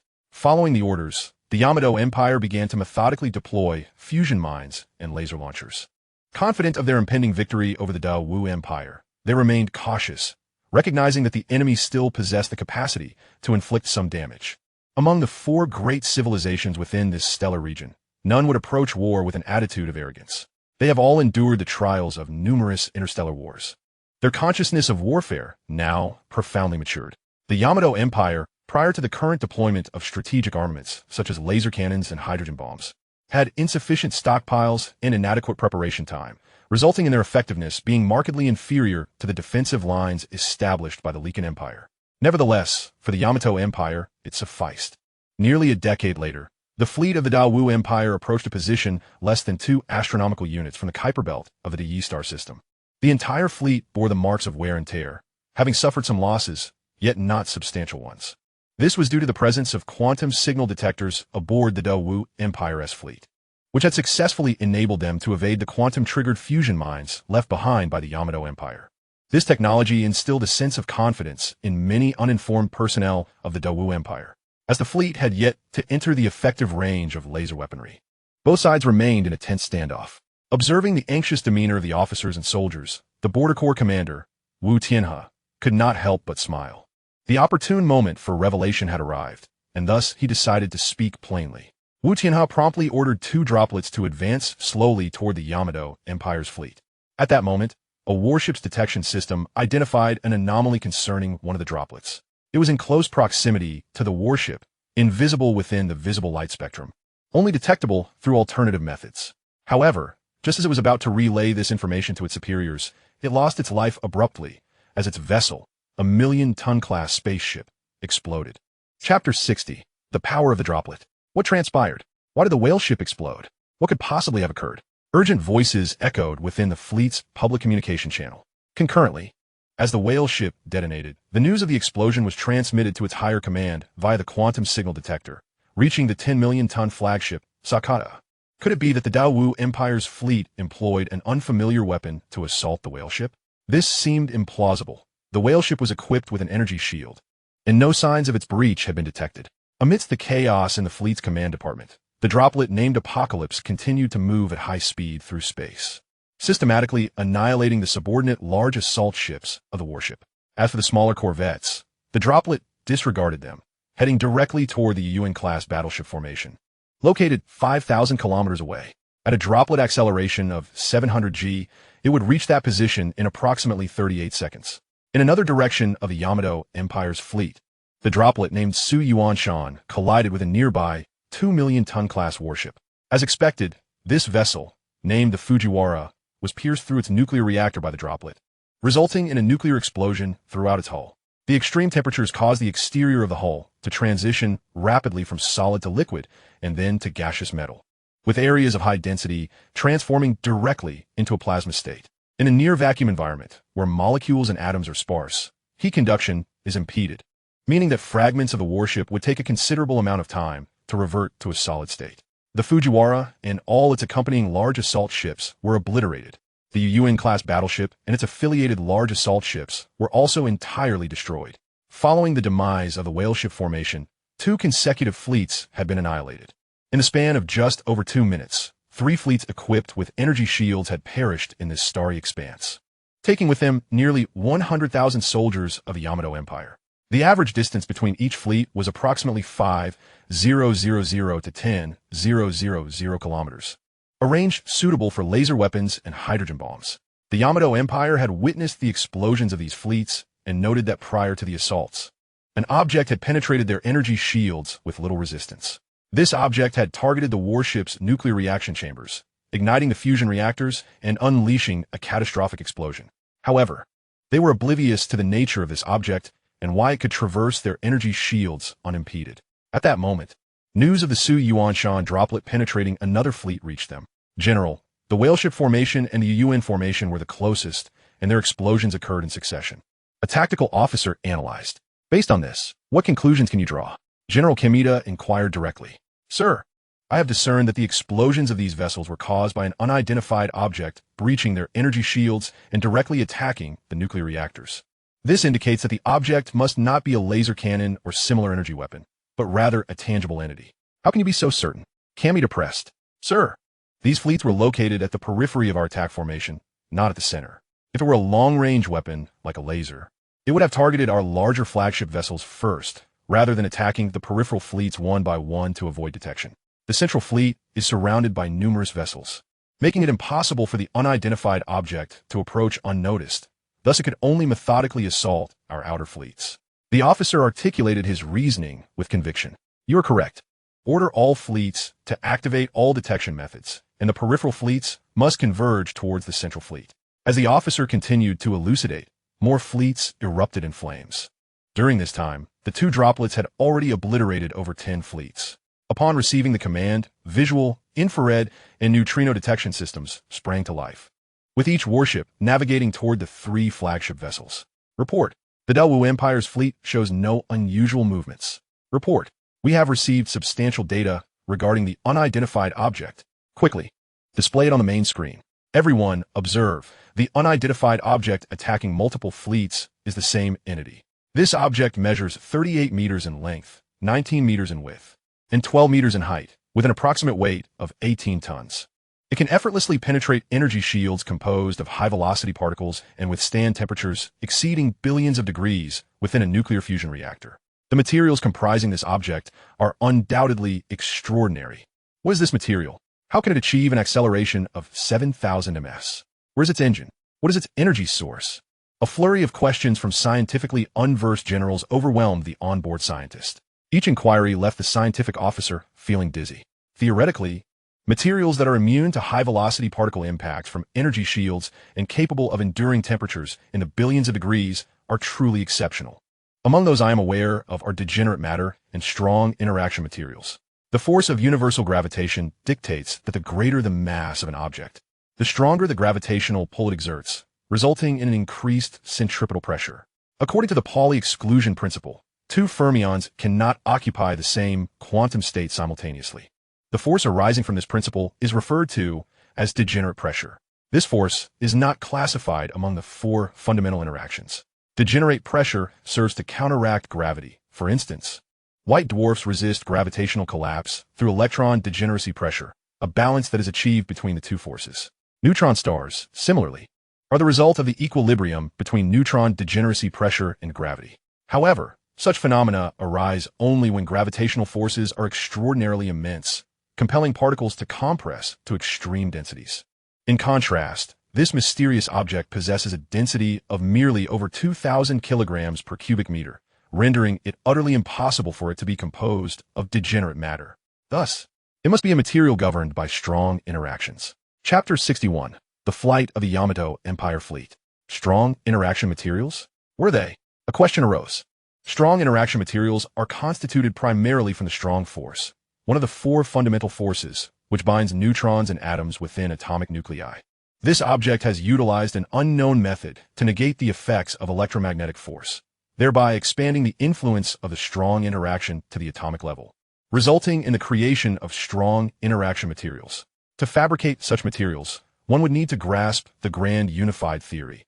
Only a true third-tier cosmic civilization could achieve this.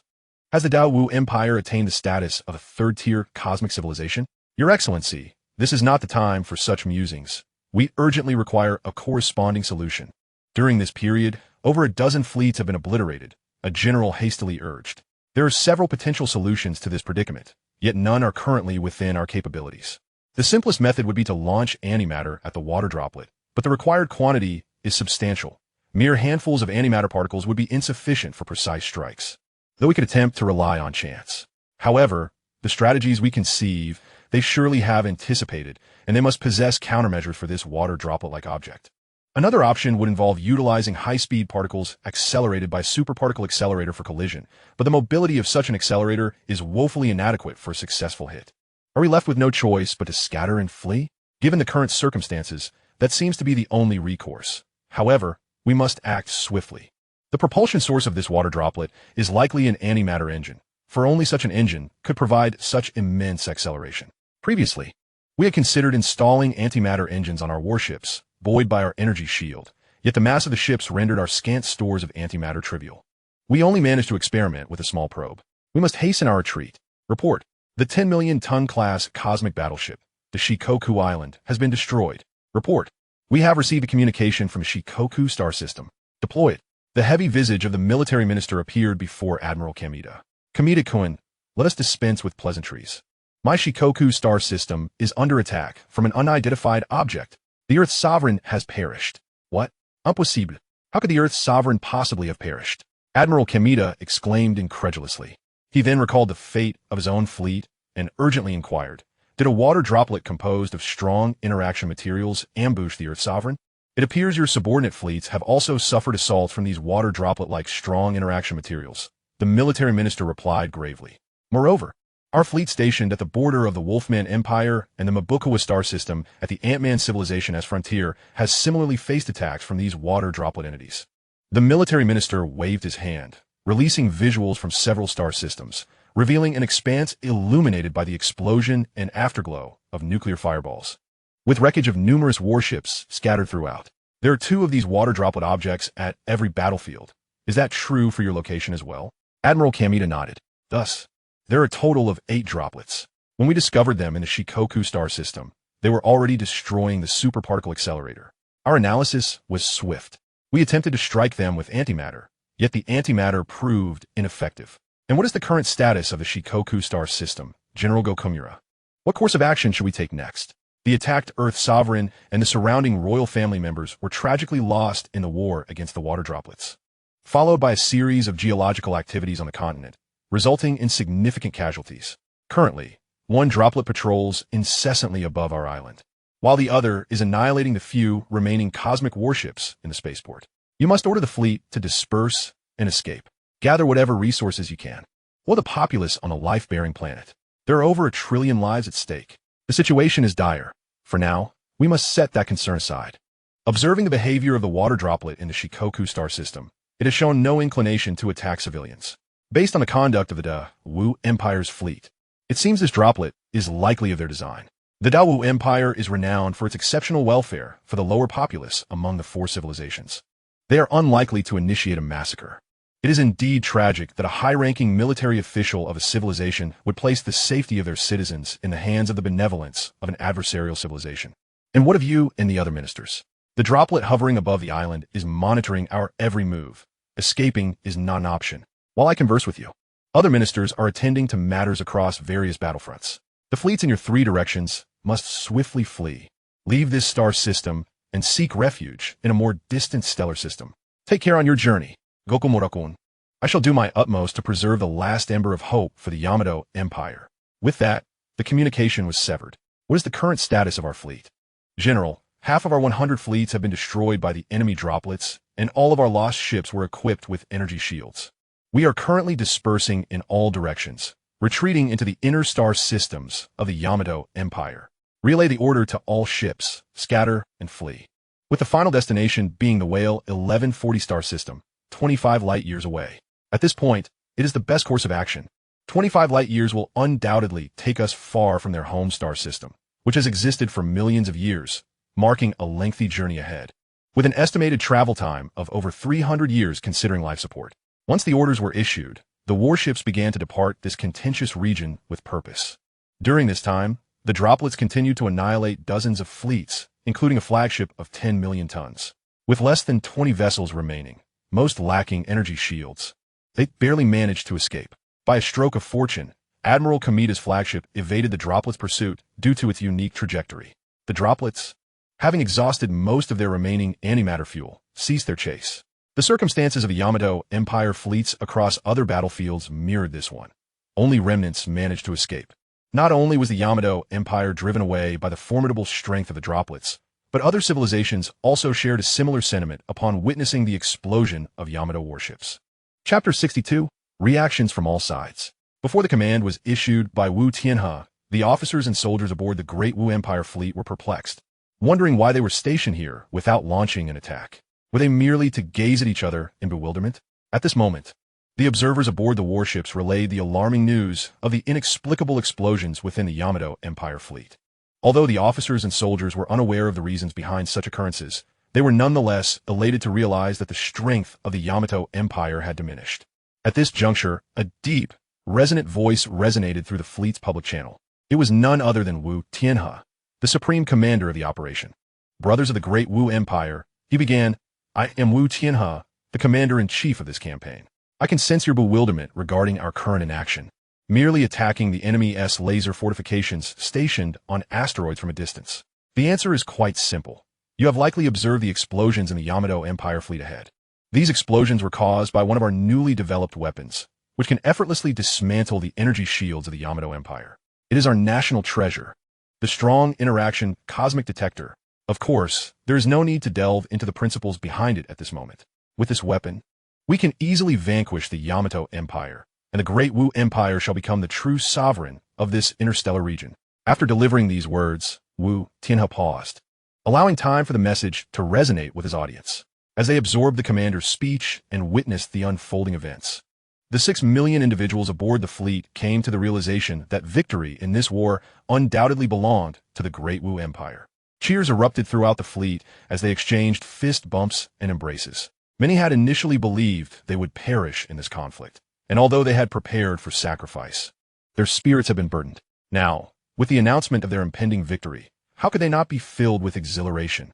Long live His Majesty the Emperor! Long live the Great Wu Empire! The officers and soldiers exclaimed in unison. I am aware that everyone is brimming with excitement, and I share in that sentiment. Wu Tianhe continued.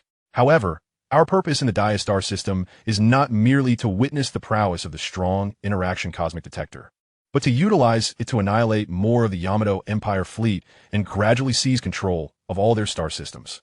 In their elation, the crew was most eager for a swift pursuit, anxiously awaiting orders from the command center.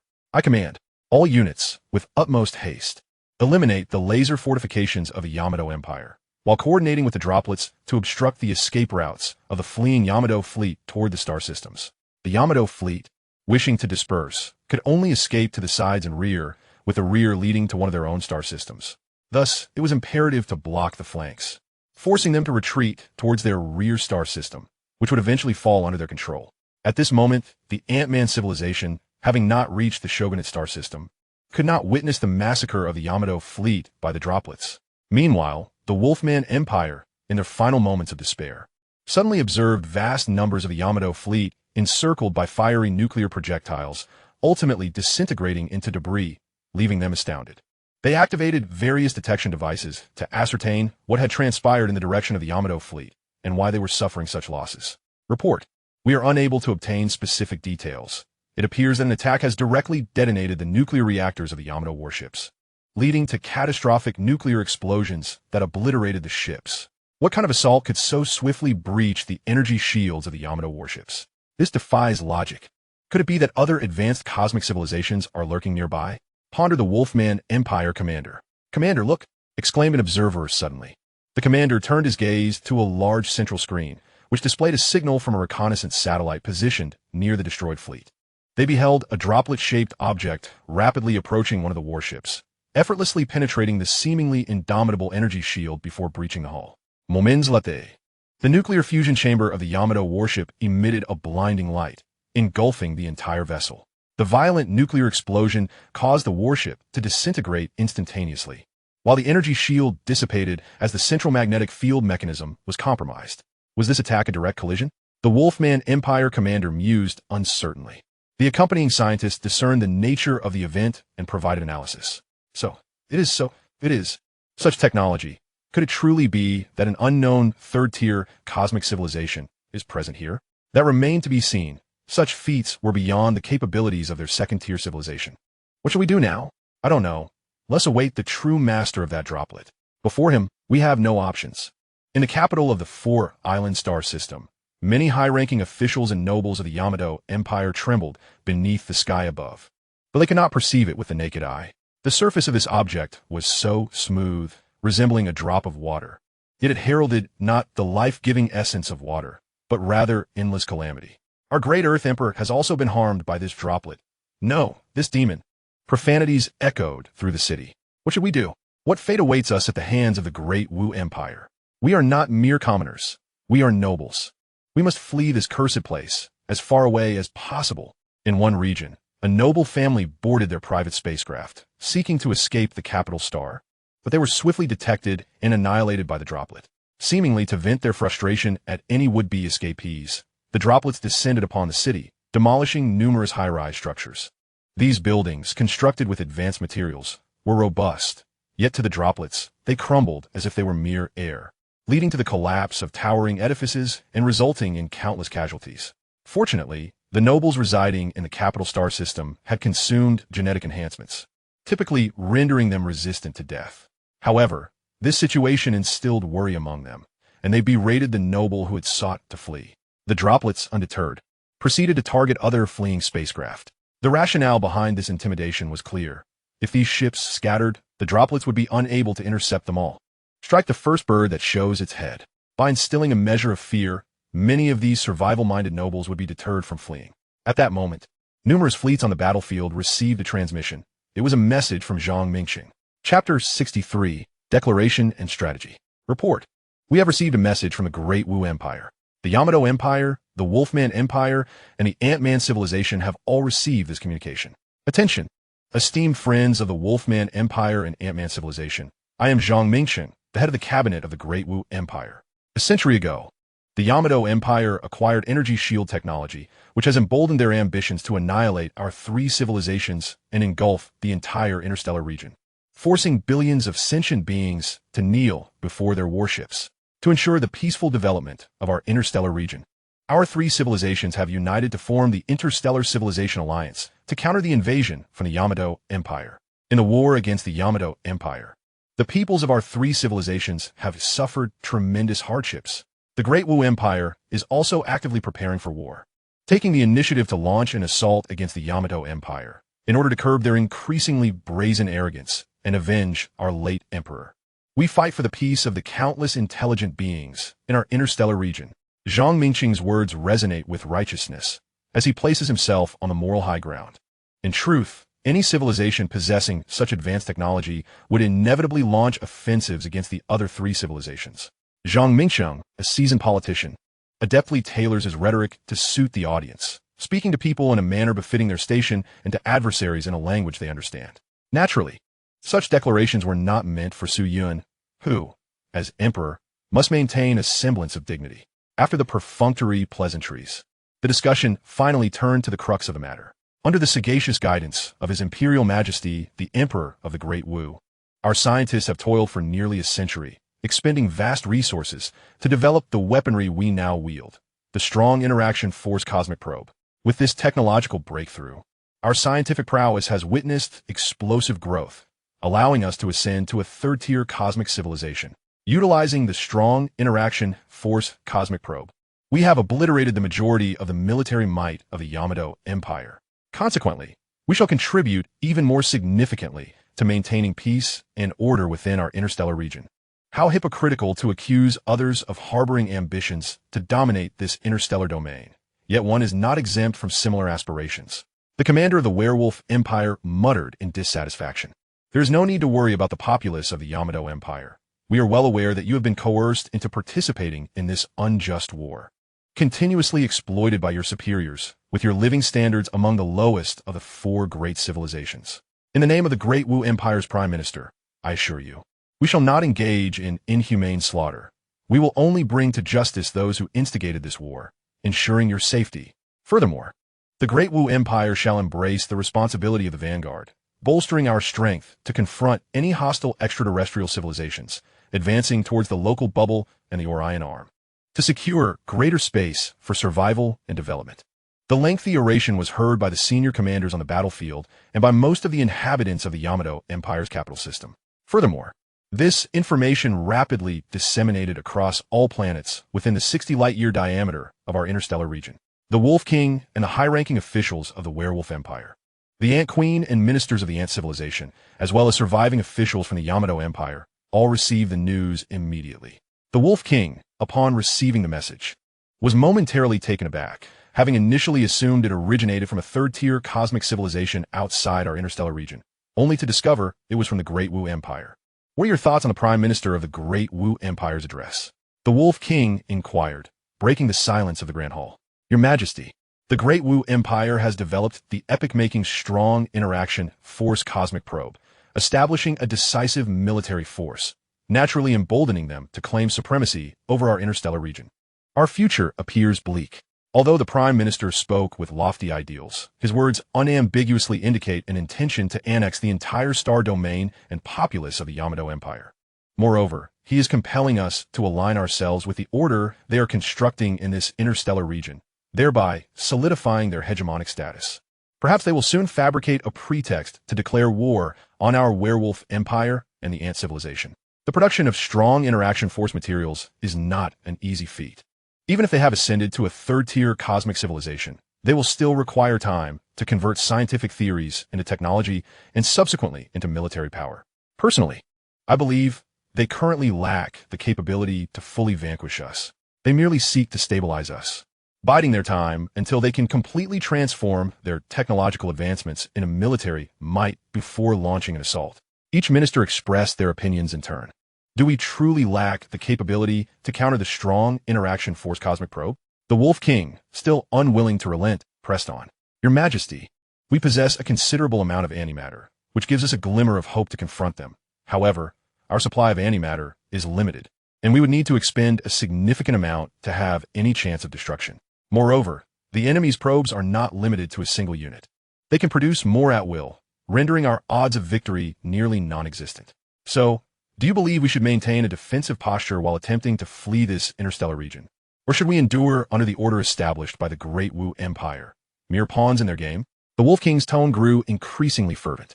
Your Majesty, it is not that we wish to remain. Rather, we are undoubtedly under their surveillance, making escape utterly impossible. Report to His Majesty. Observational agencies have detected two droplet-shaped, smooth objects in our star system, which have been confirmed to be the same entities that annihilated the Yamato Empire's fleet. What? Many in attendance gasped in shock. Indeed, the Great Wu Empire has evidently made comprehensive preparations, having stealthily deployed droplets in our capital system. I suspect the same applies to the capital system of the Ant Civilization. What shall we do next? Meanwhile, the Ant Queen of the Ant civilization received similar news, specifically dispatched by the Great Wu Empire to reassure its allies, delivering an unexpected revelation. The supreme leader of the Ant civilization, the Ant Queen, evolved from ants, and their societal structure mirrors that of ants, embodying a typical lordship political system. This Ant Queen, while nominally the co-leader of the Ant civilization, has each planet governed by its own Ant Queen, uniting only in external matters, while primarily governing independently. After receiving the battle scenes involving the two droplets from the two empires and the address from the Great Wu Empire, those who had never witnessed such phenomena remained skeptical. To convince the Ant civilization of the existence of the droplets, the Great Wu Empire graciously demonstrated the power of the droplets to the Ant Empire.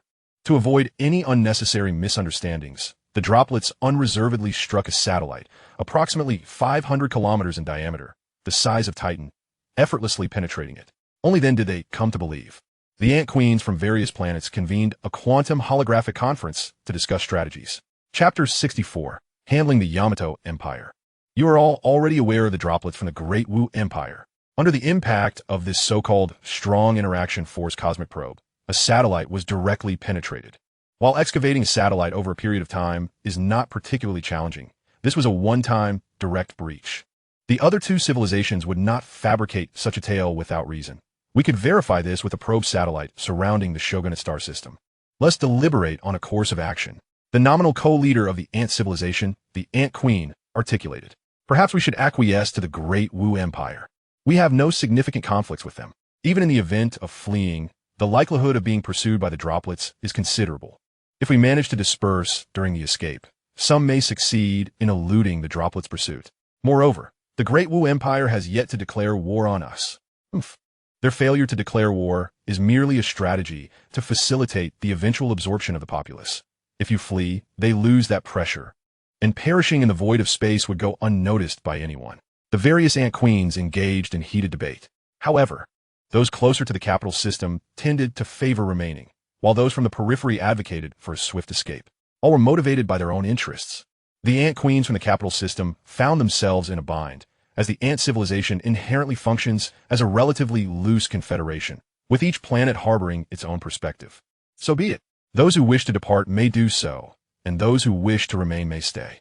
We shall each take our own paths under the vastness of the sky, lamented the Queen Ant of the capital star system. The Ant-Man civilization still holds considerable value. The Great Wu Empire would hardly expend its efforts to annihilate them all. With such a multitude, why not retain them for labor? The high-ranking officials of both civilizations contemplated the current situation, weighing the options of surrender or escape. Although the Great Wu Empire did not explicitly demand their capitulation, their intentions were clearly articulated. All inhabitants of this interstellar region must adhere to the regulations they established. The Werewolf Empire, too, reached a resolution. Under the threat to their lives, they unanimously agreed to abide by the orders set forth by the Great Wu Empire. After all, the Great Wu Empire is a Tier 3 cosmic civilization, and surrendering to them carries no disgrace. Nonetheless, some border star systems of the Werewolf Empire, upon receiving the news, hastily fled in numerous spacecraft. The Queen Ant paid them no heed. The essence of the Werewolf Empire remained within the economic sphere of the capital star system, and it was impractical to eliminate each fleet individually. Next, it was the turn of the Yamato Empire. As the instigator of this war and the sworn enemy responsible for the demise of Su Yun's father, the reckoning for this transgression must be addressed. The two civilizations promptly issued announcements praising the Great Wu Empire for its significant contributions to peace in this interstellar region, proclaiming it the sole Tier 3 cosmic civilization, to which they would undoubtedly adhere. Upon receiving this news, it was already the year 9999 of the Great Wu calendar, just 1 year shy of the millennium celebration of the Great Wu Empire. Resolving the issue with the Yamato Empire at this juncture would serve as a fitting gift for the Empire's 10,000 year anniversary.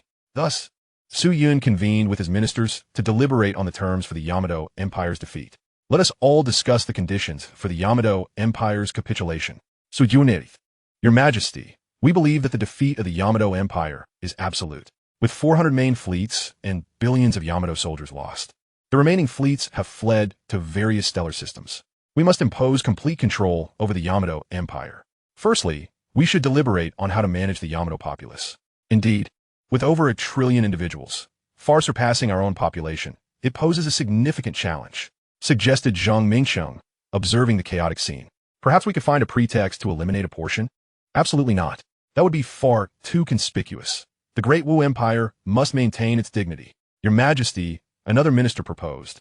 I believe we should adopt the following policies regarding the Yamato Empire. First, we deploy fleets to occupy all their stellar systems, seizing their heavy industries, particularly in shipbuilding, while abolishing their national identity. The ruling class and nobility should be executed, establishing an autonomous Yamato region. Second, given the large population, we should refrain from immediate actions against them, allowing them to continue residing on their respective planets. However, we must identify and extract the elite, such as scientists and engineers, while making an example of the inept nobility to appease the oppressed populace, facilitating their acceptance of us. Third, we shall ensure that their descendants receive our education. To conquer a people, one must first eradicate their language and script, then obliterate their culture and history. Furthermore, we will launch a campaign to expose the exploitation they suffered under the nobility. Fourth, we will implement a citizen hierarchy. Those who make significant contributions to the Great Wu Empire and demonstrate complete integration into our culture will be granted first-class citizenship, enjoying the same privileges as our citizens. Individuals who express allegiance but lack exceptional abilities will be second-class citizens, receiving diminished benefits.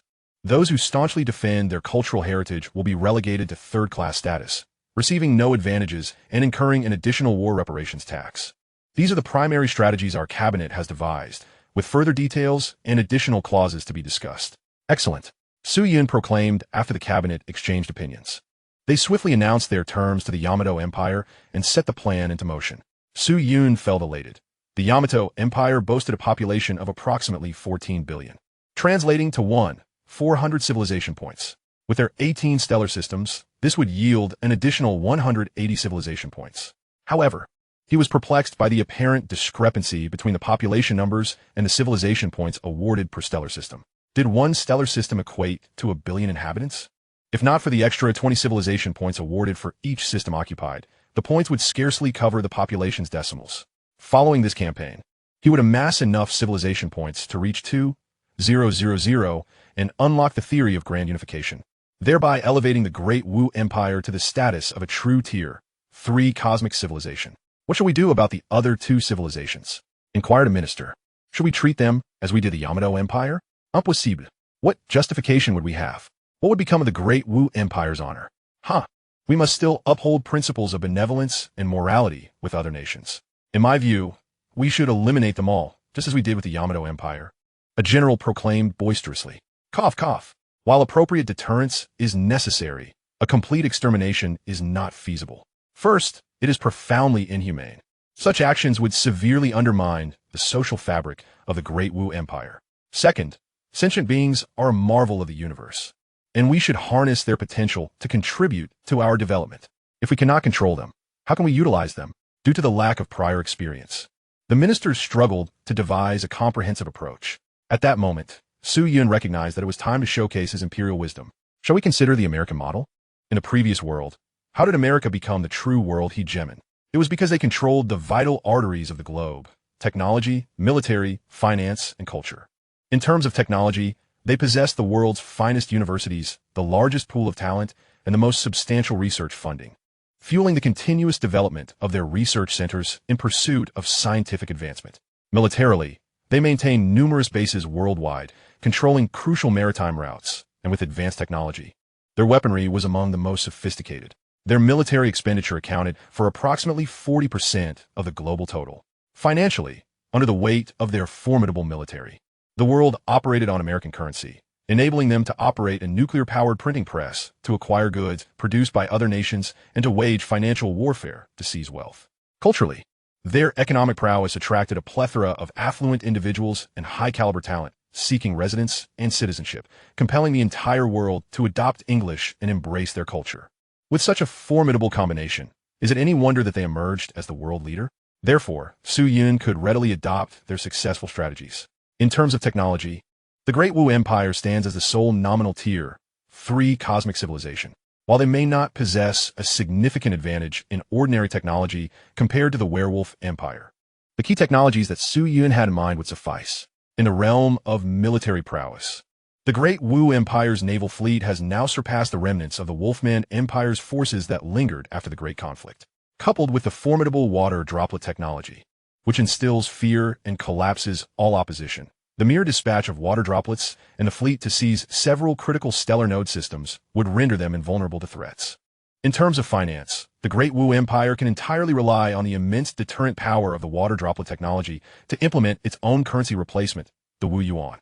Furthermore, it can utilize longevity-enhancing products such as genetic optimization liquids as binding commodities to promote the use of Wu Yuan among these two civilizations.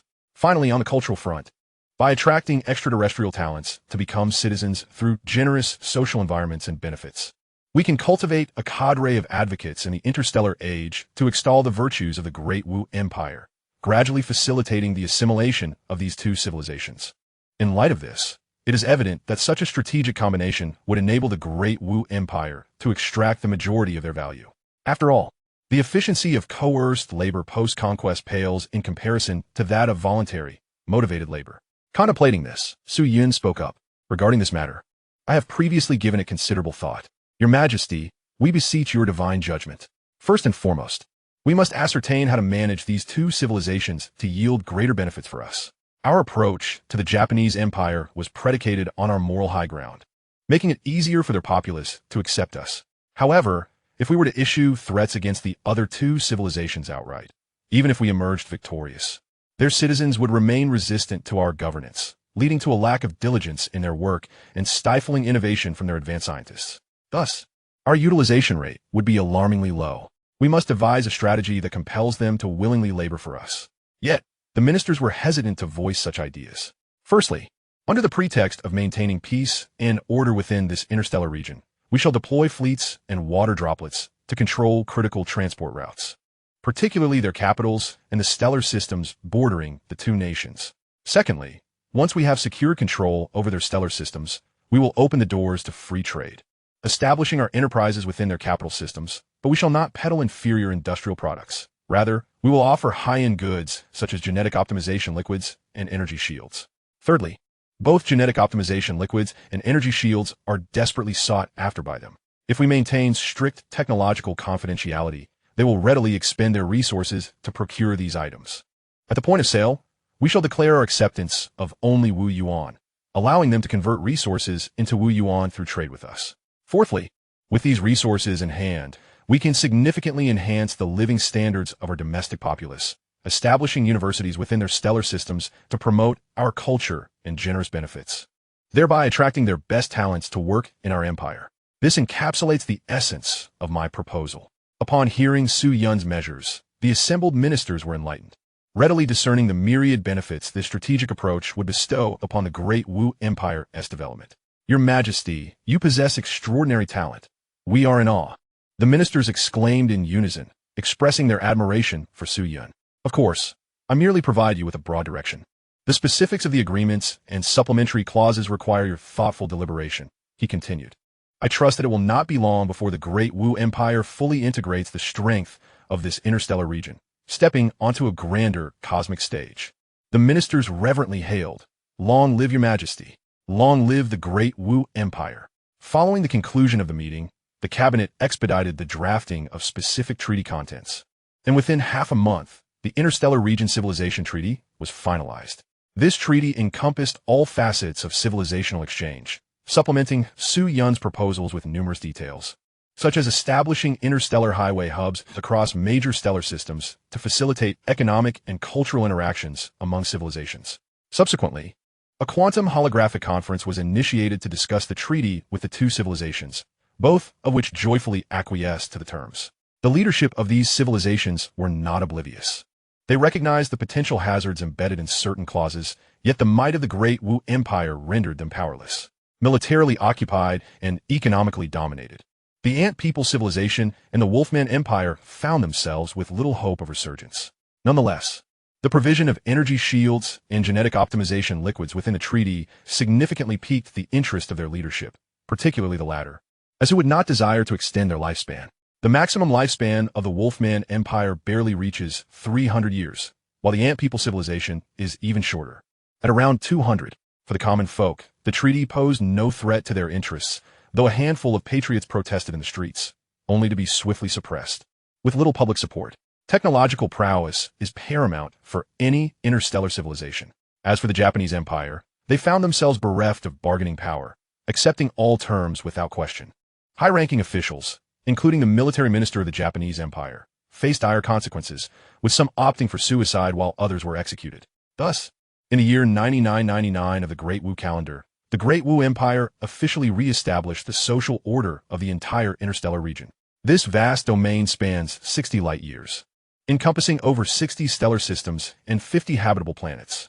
This was the culmination of Su Yun's endeavors over the century since his arrival. Chapter 66, the 10,000-year Grand Ceremony. Since the Great Wu Empire's proclamation of victory and the conquest of the Japanese Empire, which elevated them to a Tier 3 cosmic civilization and established them as the hegemon of the interstellar region, the entire populace of the Great Wu Empire, numbering in the billions, has plunged into a state of jubilation. In the preceding decades, the citizens of the Great Wu Empire had faced oppression and panic in the wake of the Japanese Empire's aggression. Yet, this adversity did not lead to despair or flight. Rather, through the collective efforts of their immense population, productivity surged dramatically. With their support, the empire accomplished monumental engineering feats, laying a robust industrial foundation for the Great Wu Empire's forthcoming entry into a new era. Although numerous wealthy individuals and powerful elites attempted to create discord during this period, they were swiftly apprehended. This experience solidified Su Yun's realization that, regardless of the universe or civilization, the ordinary populace constitutes the bedrock of society, reinforcing his resolve for reform. The achievement of unifying the entire interstellar region has propelled Su Yun's reputation among the emperors of the Great Wu Empire into the upper echelons of history, with society fervently extolling his accomplishments. The Great Wu Empire finds itself enveloped in a festive atmosphere. At this historic juncture, marking 10,000 years since the empire's establishment, Su Yun decreed a nationwide celebration, merging the victory of this war with the grand 10,000-year anniversary, allowing the populace to revel in joy and dispel the shadows of the pre-war era. In the year 9999 of the Great Wu calendar, at 23:59 Blue Star Standard Time, all citizens of the empire, whether basking in the midday sun or under a star-studded midnight sky, from the imperial officials and commoners in the Great Wu Central Square to the soldiers stationed in the Japanese star systems, awaited the arrival of this momentous occasion. 10, 9, 8, 7, 6, 5, 4, 3, 2, 1. As the ancient clock tower resonated with a deafening chime, the Great Wu calendar finally recorded the passage of 10,000 years. The aspirations for longevity during the era of the Great Wu Empire were at last realized. In that instant, as the bells tolled, every citizen of the Great Wu Empire, connected through their quantum terminals, erupted in joyous exclamations. A new era, we have arrived. Across the entirety of the Blue Star, billions of voices rose in jubilant exclamations, expressing their exuberance. On other celestial bodies, similar celebrations mark the advent of a new era. Throughout the Great Wu Empire, diverse laser displays illuminated the skies. A fleet of warships, reminiscent of Su Yun's wedding day, directed beams of light towards the Blue Star, crafting auroras that inscribed the characters symbolizing 10 millennia of the Great Wu Empire within the magnetic fields and lasers of the planet. Following this, a multitude of large holographic projectors coalesced to fill the heavens with vivid depictions of the Great Wu Empire's tumultuous history over the past 10,000 years. While the empire had experienced relative tranquility for millennia prior to its interstellar discoveries, it had swiftly expanded from its humble beginnings to a vast interstellar presence. In merely a millennium, it had extended its influence across all star systems within its interstellar region, a truly monumental achievement. This civilization is indeed remarkable. Many citizens gazed upon the banner of the Great Wu Empire, spontaneously singing the national anthem, with an increasing number joining in. Some were moved to tears by the scene, swelling with pride for the accomplishments of the Great Wu. As the celebrations drew to a close, Su Yun began his address. Esteemed citizens of the Great Wu Empire, I am Su Yun, the current emperor. Reflecting on this day a millennium ago, the Great Wu Empire was officially established by our illustrious founding emperor, who rose from nothing to lay the foundations of our enduring legacy. Thanks to the collective efforts of our emperors, ministers, elites from various sectors, and the common folk, we have achieved the greatness we celebrate today. We have expanded from a small territory in the eastern continent to a vast interstellar domain, a feat that necessitated the contributions of each individual. I need not thank you, for the Great Wu belongs not to me alone, but but to all its people. Therefore, I believe we should all congratulate ourselves on our perseverance and endeavors. At this proclamation, the central square of the Great Wu erupted in a tidal wave of applause. Decades ago, we faced our greatest crisis since the invasion by the Yamato Empire centuries past. Consequently, our scientists innovated technologies, our populace fortified industries, and our military valiantly defended our lands.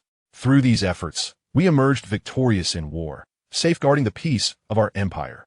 To honor these contributions, we shall bestow the Great Wu Millennium Medal to those deserving. Furthermore, I hereby decree a 2-month nationwide holiday this year, should work circumstances necessitate. It may be deferred to the following year until exhausted. Cheers erupted once more from the assembly. However, I must emphasize we must not grow complacent in our victory. Our interstellar region spans a mere 60 light-years in diameter, encompassing over 60 star systems, in stark contrast to the hundreds of thousands of light-years that comprise the Milky Way. With its 200 billion stars, we are but a drop in the ocean. Within this limited scope, countless civilizations may surpass our own, not to mention the boundless cosmos beyond. I implore you all to remain vigilant and ambitious, pursuing further advancements in science and technology to fortify the Great Wu and secure our survival, as well as the Empire's. We shall heed your decree, your majesty. While joy permeated the air, the shadow of past calamities loomed large in our memories, granting us insight into your thoughtful intentions. Let the festivities continue. This momentous celebration, marked by the joy of double fortunes, lasted several days, during which goods were significantly discounted, and the stock market of the Great Wu Empire experienced near-daily surges. The empire basked in an atmosphere of festivity. Su Yun began to assess the primary gains from this campaign. The foremost were the subsequent benefits stemming from the treaty, including the vast wealth of the Yamato Empire and, most crucially, the system rewards. Chapter 67. Mission Rewards. The initial returns from the treaty would be modest, as this is a gradual process. We shall identify a neighboring star system of the two nations, serving as a bastion for the export of high-end goods, capital, and culture. Gradually, through genetic optimization fluids, monetary resource extraction, and their labor, we shall reap the harvest, taking it in measured increments. This approach will undermine their financial structure, cumulatively dismantling their economic system. The Great Wu Empire will then be poised to assert itself, launching a multifaceted assault to seize control.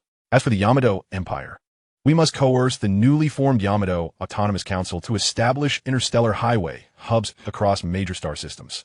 Otherwise, dispatching warships to reclaim the Yamato Empire's territories could take nearly a century. It is heartening to note that a significant portion of the Yamato Empire's industrial capacity remains intact. They could not have transported such assets when their fleet departed, thus enabling the industrial capabilities of the Great Wu Empire to potentially double. Additionally, the Yamato Empire's treasury harbors a substantial stockpile of star currency, crafted primarily from stellar mineral compounds.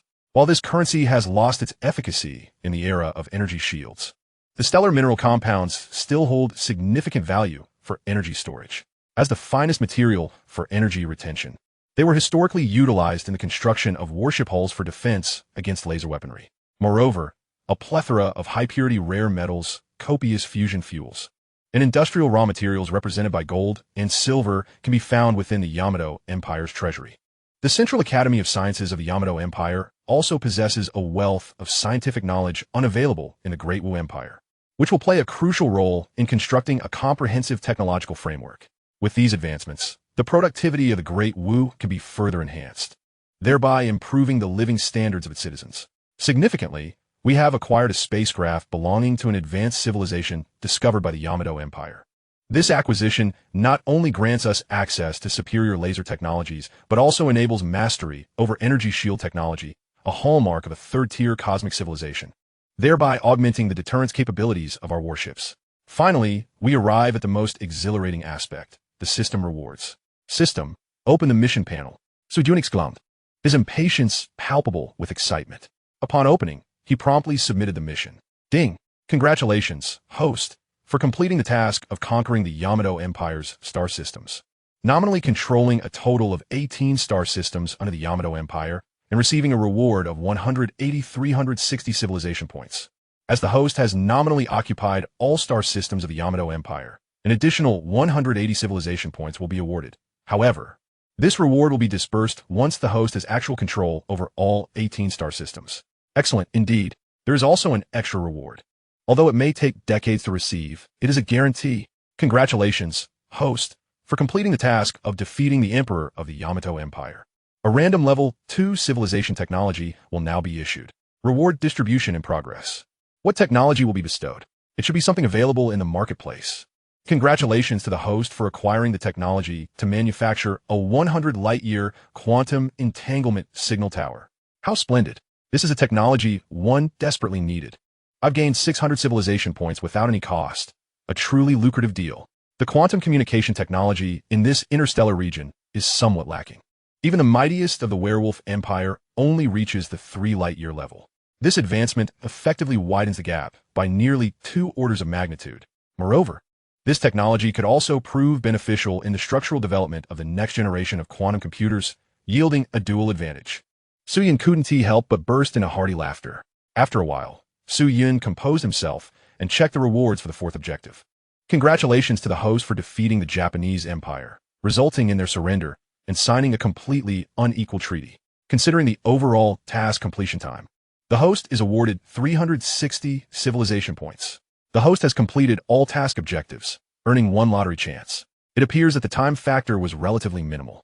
360 civilization points is indeed a substantial amount, coupled with the population of the Great Wu Empire, which has expanded to approximately 7 billion, and the Japanese Empire's nearly 14 billion populace, the prior surplus of 550 points, the new population increase of 150, task rewards of 540 and 360. With the Japanese Empire's total population of 1,400, this amounts to a grand total of 3,000 civilization points. Wow, I'm soaring to new heights. Su Yun was so thrilled that he drooled a little, laughing heartily. Outside the hall, the maid overheard Su Yun's intermittent laughter and felt a wave of joy. Her Majesty must be ecstatic, likely due to the victory over the Japanese Empire. The system is truly considerate. I may only nominally rule, yet all won. 400 civilization points from this population have been credited to me. Just think of what splendid items I could acquire with these 3,000 points. Furthermore, there are numerous achievements yet to be claimed. The previous accomplishments related to population and economic growth haven't even been accounted for. With this in mind, Su Yun opened the achievement panel. Congratulations to the host for surpassing a total population of 100 billion and 200 billion, earning 100 and 200 civilization points. Congratulations to the host for exceeding 20 star systems in total territory, earning an additional 100 civilization points. Congratulations to the host for surpassing 20 trillion star coins in total economy, reaching 50 trillion star coins and collectively earning 300 civilization points. That's another 700 civilization points. It feels akin to a century of seclusion followed by a sudden breakthrough. Had the Japanese Empire's economy not stagnated this year, I might have secured civilization points in the hundreds of trillions. Once I integrate the other 2 civilizations, my civilization points could potentially exceed 10,000. The future indeed appears radiant. However, how should I utilize these 700 civilization points? It is imperative to allocate 2,000 civilization points to purchase the grand unification theory. Even with our billion-kilometer superparticle accelerator, it will take a century to refine this theory. Moreover, we will encounter numerous misconceptions during the summarization process. To swiftly suppress the 2 civilizations and rapidly ascend to a 3rd-tier cosmic civilization, this purchase is essential. Perhaps I should first check the lottery. What if I happen to draw the grand unification theory? That would be a delightful misfortune. While pondering this, Su Yun activated the lottery panel. The lottery module resembles a grand spinning wheel divided into 8 segments. Above the wheel are the bold characters declaring it a low-level lottery. System. Is there a more advanced version of this wheel? Indeed, when the host ascends to a 4th-tier civilization, the wheel will upgrade to a medium level. At the 6th tier, it will elevate to a high level, and at the 8th tier, it will reach the utmost level. Ah, I see. Now, could you please introduce to me the 8 rewards available? Chapter 68. Mouth-watering lottery rewards. 1. Degenerate material technology. Materials manufactured using electron degeneracy pressure and gravitational balance. Capable of industrial-scale production, priced at 500 civilization points in the marketplace. 2. Gravity cannon and gravity bomb technology. Utilizing gravity bombs sealed in force fields, which generate immense gravitational pull at the detonation point. Also suitable for industrial-scale production, priced at 3,000 civilization points. 3. Primary gene evolution liquid manufacturing technology, an upgraded version of the gene optimization liquid, priced at 2,000 civilization points. 4. Advanced artificial intelligence compilation scheme. Artificial intelligence produced under this scheme boasts a 0 self-rebellion rate, priced at 3,000 civilization points. 5. Gamma-ray burst weapon technology. This technology allows lasers to reach the gamma-ray burst levels of extreme supernovae, priced at 9,000 civilization points. 6. Intermediate gene evolution liquid. Significantly enhances biological physical fitness, intelligence levels, and lifespan limits based on the primary gene evolution liquid, priced at 2,000 civilization points. 7. Small quantum fluctuation weapon. Single-use extracts all energy within a volume of 1 billion cubic kilometers, returning it to quantum fluctuations in the vast universe. Not available for sale. 8. Proxy bionic human. Individuals can upload their consciousness to this bionic human, which operates as a non-conscious carbon-based life form, possessing the cognitive capacity of a standard fifth-tier civilization scientist. Also not available for sale. Upon reading the descriptions of these technological items, Su Yun felt his mouth begin to water. I previously thought the task rewards weren't particularly high. It turns out the real treasure lies here. I desire every single one of these items. Su Yun's eyes gleamed with fervor, his heart raced with anticipation, wishing he could seize all these items. However, he knew he could only choose. No, he could only draw one. Instantaneously, his mood soured. Degenerate materials are on par with strong interaction materials in terms of strength. Yet the theoretical potential of degenerate materials far exceeds that of strong interaction materials. The efficacy of electron degeneracy materials compared to strong interaction materials hinges on the magnitude of gravitational forces. If the electron degeneracy force reaches its peak, it could indeed surpass the strength of strong interaction materials, not to mention the even more potent neutron degeneracy materials. Gravity cannons and gravity bombs convert energy into gravitational force, creating immense pull at the point of explosion. For a spaceship, every part of its hull will experience significant and varied gravitational forces, akin to the tidal forces exerted by the moon on Earth. This power is sufficient to tear an entire spaceship apart outside its energy shield, with only a force field shield capable of offering protection. The gene evolution liquid technology speaks for itself. I have experienced it firsthand. The advanced artificial intelligence, which is immune to self-rebellion, is exceedingly useful, capable of replacing vast amounts of human labor and significantly enhancing productivity across various sectors. The gamma-ray burst weapon represents a hallmark achievement in laser weaponry. A supernova explosion is a galaxy-level catastrophe, releasing energy in a short span that is several times greater than that emitted by an ordinary star over its lifetime of 10 billion years. However, due to the dispersion of energy, it still falls short compared to single laser weapons crafted by fourth-tier civilizations. Nevertheless, its attack range is vast. Life on all planets within a 50 light-year radius of the explosion will be obliterated, and vaporizing a planet from closer proximity is certainly feasible. Given its price, this weapon stands as the pinnacle of third-tier civilization laser weaponry. As for the quantum fluctuation weapon, research on it has yet to delve deeply enough. The specific principles remain elusive. However, the ability to extract all energy from a designated area, transforming the near vacuum of space into an absolute vacuum, is a level of technological advancement that defies imagination, making it a formidable trump card. Yet, its attack range is quite limited, confined to a cubic volume with edges measuring 1,000 kilometers. The final item proved to be exceptionally useful, akin to a being that has undergone the baptism of multiple gene serums, with cognitive abilities beyond imagination. Although Su Yun yearned for all these items, he could only draw one, and no amount of contemplation would alter that fact. So be it. Life and death are preordained, and fortune is in the hands of destiny. He drew. Gritting his teeth, Su Yun pressed the central button, watching as the pointer spun relentlessly before gradually decelerating. Just as it was about to halt, it landed on the position of the degenerate state material. However, the pointer continued to rotate slowly, eventually coming to rest at the position of the proxy bionic human. Congratulations. Host, you have drawn the proxy bionic human technology. Wow, thank you, esteemed system. Su Yun clenched his fists, waving his arms in the air to vent his exhilaration. While all 8 technologies were undeniably beneficial, it was this one, unattainable through the marketplace, that was truly the best. Not only would he possess a scientist with extraordinarily high intelligence, but it would also serve as a shield for the multitude of technologies he would acquire. All newly unveiled technologies could easily be attributed to this second Su Yun as their developer. Over the years, Su Yun had diligently studied scientific theories in his spare time.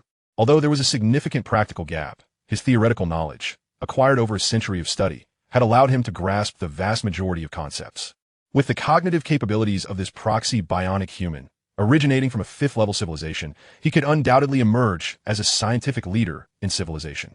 System. How do I utilize this proxy bionic human? And how do I inject my consciousness into it? The system had already randomly set the attributes of the proxy bionic human. The host could retrieve it from the system repository, done a specialized consciousness upload device, and, after 10 minutes, the device would extract all of your consciousness. Then, simply place it upon the proxy bionic human's head to complete the consciousness injection. Can I keep this consciousness upload device? To this, the system could only respond with 2 words. He. Upon receiving this reply, Su Yun ceased his deliberation and hurriedly proceeded with the consciousness upload. After more than 20 minutes, the process was completed. During this time, contrary to his earlier concerns about his consciousness being split in 2, he experienced no discomfort whatsoever. Currently, the proxy bionic human is identical to the host. Please set its physical characteristics and personality traits. Let us set it to the average appearance and physique of the citizens of the Great Wu Empire, with a personality characterized by taciturnity. After a series of adjustments, a scholar materialized before Su Yun. Greetings, Your Majesty. Excellent. From now on, you should be called Xiang Junli. The name elicited a bemused response. Your servant, Xiang Junli. Thanks, Your Majesty, for the bestowed name. The proxy bionic human could not oppose Su Yun's will. At the upcoming imperial commendation ceremony, I shall have you take the stage to receive honors as the proposer of the water droplet technology and the inventor of the gene optimization liquid, promoting you to the rank of second-level national scholar, with aspirations to elevate you to first level in due time. In the Great Wu Empire, scientists must accumulate a certain degree of credentials, especially since you have never existed before. Understood, Your Majesty. Additionally, can you derive the grand unified theory? Your Majesty, all of my knowledge derives from you. With your current understanding, I am unable to accomplish that. Su Yun felt a twinge of embarrassment upon hearing this. Then, after a period of theoretical study, once the construction of the billion-kilometer superparticle accelerator is completed, will you be able to derive the grand unified theory? That is worth a try. However, in my view, my individual capabilities are limited. To construct the grand unified theory system and produce derivative creations based on it will require at least a century. A century is unacceptable. Those 2 civilizations could easily discover that we have yet to ascend to a third-level cosmic civilization, which would inevitably lead to complications. It seems we cannot afford to spare those 2,000 civilization points. Therefore, once the superparticle accelerator is completed and when we can conduct particle collision experiments, I will provide you with a theory, and you can swiftly construct the complete framework, solidifying your standing among the scientists of the Great Wu Empire. Not a problem. I shall commence my studies at once. The proxy bionic human possessed Su Yun's understanding of the world, adopting the demeanor of a citizen of the Great Wu Empire. Although Su Yun felt somewhat out of place, there was no denying the efficacy of the proxy bionic human. It could be considered an extension of Su Yun himself.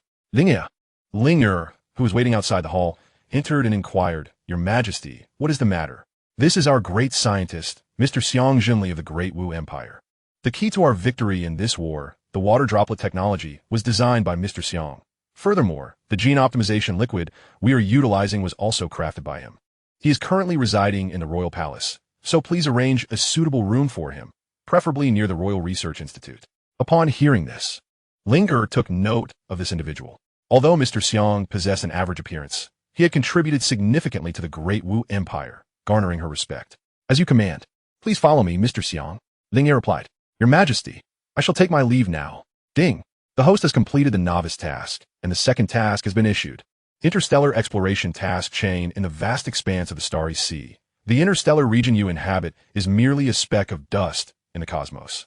To become a true advanced civilization, one must continuously explore outward, forge connections with more cosmic civilizations, and engage in technological exchanges, trade, or even conquest. Objective 1. Leave this interstellar region and pursue the fleeing fleets of 3 civilizations. For each fleet resolved, reward 500 civilization points. Objective 2. Investigate all alien civilizations within a local bubble with a diameter of approximately 1,000 light-years and engage in communication. Reward 100 civilization points for a first-level civilization, 300 civilization points for a second-level civilization, and 1,000 civilization points for a third-level civilization. Objective 3. Civilization Conqueror. Conquering each first-level civilization in the local bubble rewards 200 civilization points. Each second-level civilization rewards 700 civilization points. And conquering each third-level civilization grants a chance for a lottery draw. Objective 4. Unify the local bubble. Each occupied stellar system grants an additional 10 civilization points. After occupying a certain number of stellar systems, further civilization points will be rewarded, potentially totaling an additional 20,000 civilization points. Upon the completion of all 4 objectives, an additional reward of 2 opportunities for a mid-level lottery draw will be granted. As this task requires considerable time, no deadline has been set. However, based on a standard of 2,000 years, a complete reward will be attained. Thereafter, for every 200 years exceeding the standard, rewards will diminish by 10%. Conversely, for each 200 years completed ahead of schedule, rewards will increase by 10%. This task is a primary mission, and due to its lengthy nature, it will randomly generate tasks based on the host surroundings. Current random task generation 1. For the third-level civilization to elevate the Great Wu Empire to a third-level civilization. The specific criteria are as follows. The Great Wu Empire must master the Grand Unified Theory and produce a device that facilitates the conversion of energy to gravity.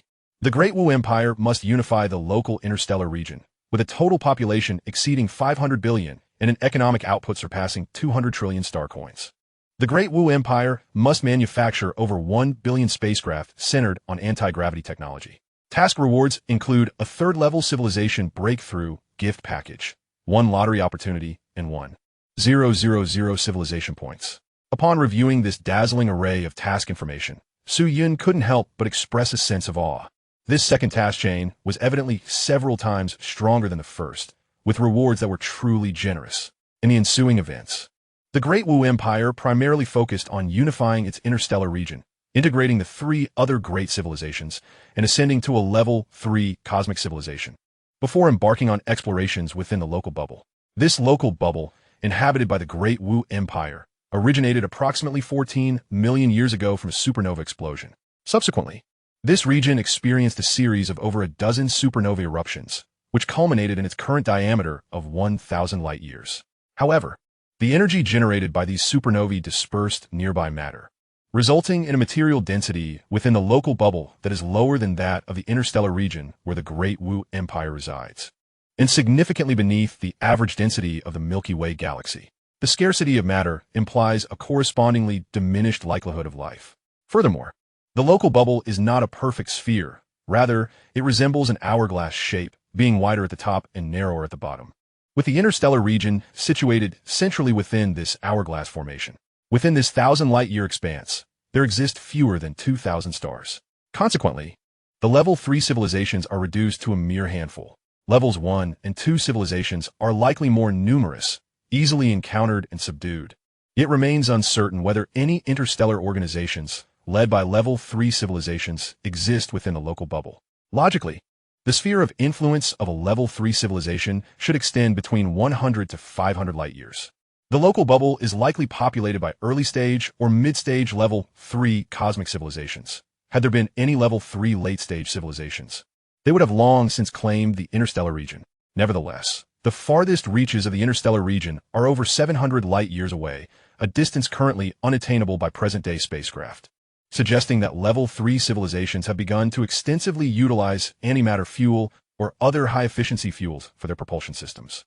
2,000 years may seem a lengthy period, yet for the task of unifying an interstellar space with a diameter of 1,000 light-years, it remains exceedingly tight. Perhaps the rewards for this endeavor will be significantly diminished, a thought that begins to trouble Su Yun. He remains steadfast in his belief that with the accumulation of civilization points, no technology is beyond acquisition. The marketplace still offers several advanced energy technologies capable of enhancing the speed of interstellar vessels. The immediate priority is to resolve internal conflicts within the Great Wu Empire, reform the societal structure, and enable a more efficient production and technological advancement across the empire. Additionally, it is imperative to compile a centennial summary and formulate a plan for the next 100 years. Although the current elder statesmen have made substantial contributions, their prolonged tenure necessitates a change. Chapter 70, Award Ceremony. Year 10,000 of the Great Wu Calendar, February 1st. The nationwide celebrations have been ongoing for nearly a month. And on this day, Su Yun convened an award ceremony at the administrative hall to honor those who had made outstanding contributions to the Great Wu Empire over the past century. Su Yun commenced the ceremony with a customary address, and following his speech, amidst thunderous applause, he began the conferral of honors. The recipients of these accolades included individuals, enterprises, officials, military personnel, and members of the scientific community. Firstly, he awarded the 10,000-year medal to ordinary workers who had exhibited remarkable deeds during this period, distributing tens of thousands of medals, predominantly of levels 4 and 5. Holders of this medal would enjoy privileges akin to those of barons or viscounts, such as enhanced minimum guarantees, discounts on consumer goods, and superior services in certain contexts. Subsequently, honor medals were conferred to enterprises, primarily state-owned and imperial enterprises, with fewer awarded to private companies. These medals could provide tax incentives, although for state-affiliated enterprises, it merely amounted to a transfer of resources. Some private enterprises that received medals would gain certain advantages in technology prioritization. Following this, military personnel and officials were recognized, while they had made significant contributions. The main focus of the awards was still on the scientists, most of whom received medals ranging from levels 3 to 5, with only Prime Minister Zhang Mingsheng and the Border Defense Corps Commander Wu Tianhe each receiving a level 2 10,000-year medal. For them, this accolade served merely as an embellishment, a symbol of considerable commemorative significance. Nearly 100,000 recipients of level 5 medals, however, were elated. This distinction was sufficient to etch their names into the annals of the Great Wu Empire. Level 2 and above medals were conferred personally by Su Yun, while level 3 medals were distributed by cabinet members. Due to the sheer number of recipients for levels 4 and 5, they were not collectively awarded in this ceremony. Far away, over dozens of light years, Wu Tianhe also received his medal through quantum holographic projection from Su Yun. Next, the scientific community took center stage as the principal recipients. Wu Lu, Bai Xingdao, and other key figures in court fusion were awarded level 2 10,000-year medals. Following this, the conferral of level 1 medals commenced. Who, one might ask, was the recipient of this prestigious honor? Who else could it be but Dean Su Yuanshan? Many held this belief. He is the principal architect of the strong interaction cosmic probe, as well as the pioneer of the large-scale use of antimatter. He is none other than the esteemed Duke Su Yuanshan, president of the Great Wu Academy of Sciences. The audience erupted into fervent applause. In the Great Wu Empire, in addition to the noble titles of public lords, earls, barons, and knights of level 5, there exists the title of Duke, a privilege reserved solely for members of the royal family, and not just any royal family member can hold it. For instance, Su Yun's royal uncle, Su Haitao, who serves as the chairman of the Great Wu Royal Industrial Group, holds only the title of Duke. Besides Su Yuanshan, Su Yun's grandfather, Su Yuanhe, is also a duke, overseeing the central legions of the Great Wu system. Thank you for your contributions to the Great Wu Empire, Su Yun proclaimed as he presented the level 1 10,000-year medal to Su Yuanshan. Your Majesty, you are too kind. Following the conferral of the level 1 medal, it was generally assumed that the award ceremony had concluded. However, once Dean Su Yuanshan stepped aside, the host continued. He is the chief designer of the Strong Interaction Cosmic Probe Scheme, the developer of gene optimization fluid technology, and the founder of quantum signal detection technology. The audience was taken aback upon hearing the series of titles, astonished to learn that another scientist had received a level 1 medal, and one who had accomplished so much. The Strong Interaction Cosmic Probe is the core of this war. The gene optimization fluid technology has raised the average lifespan of the Great Wu Empire's populace by approximately 200 years, and the quantum signal detection technology is equally remarkable. They've been contemplating who had brought forth such advanced technologies, and now they were finally about to witness it. He is none other than Mr. Xiang Zhenli, a researcher at the Great Wu Royal Treasury. A researcher at the Great Wu Royal Treasury? What does that mean? Who has heard of Xiang Zhenli? I haven't. Neither do I. A commotion arose among the crowd as they sought to uncover the background of this Xiang Zhenli. Enough chatter. Just look and see. Suddenly, a seemingly ordinary man emerged from the back door of the hall, yet he exuded an aura of scholarly gravitas.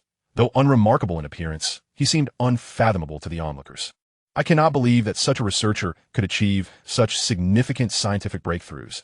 Our extended lifespans are thanks to him. Does the Royal Treasury possess some miraculous secrets? The host interjected, Ladies and gentlemen, although Mr. Xiang Zhenli is a researcher at the Great Wu Royal Treasury, he has made substantial contributions.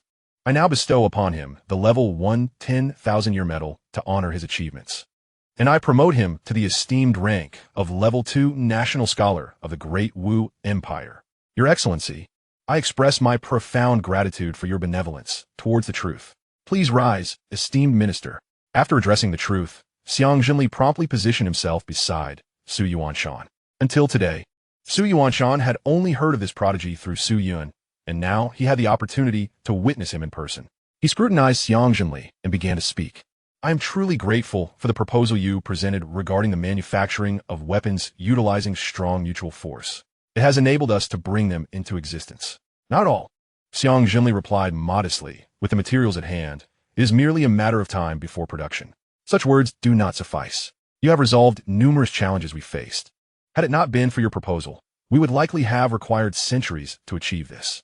Su Yuansan continued, moreover, your gene optimization serum has extended the lifespans of myself and all members of the Great Wu Empire. I am immensely impressed by your capabilities. Director Su Ju Flateme. I merely fulfill my responsibilities, aided by His Majesty's unwavering support.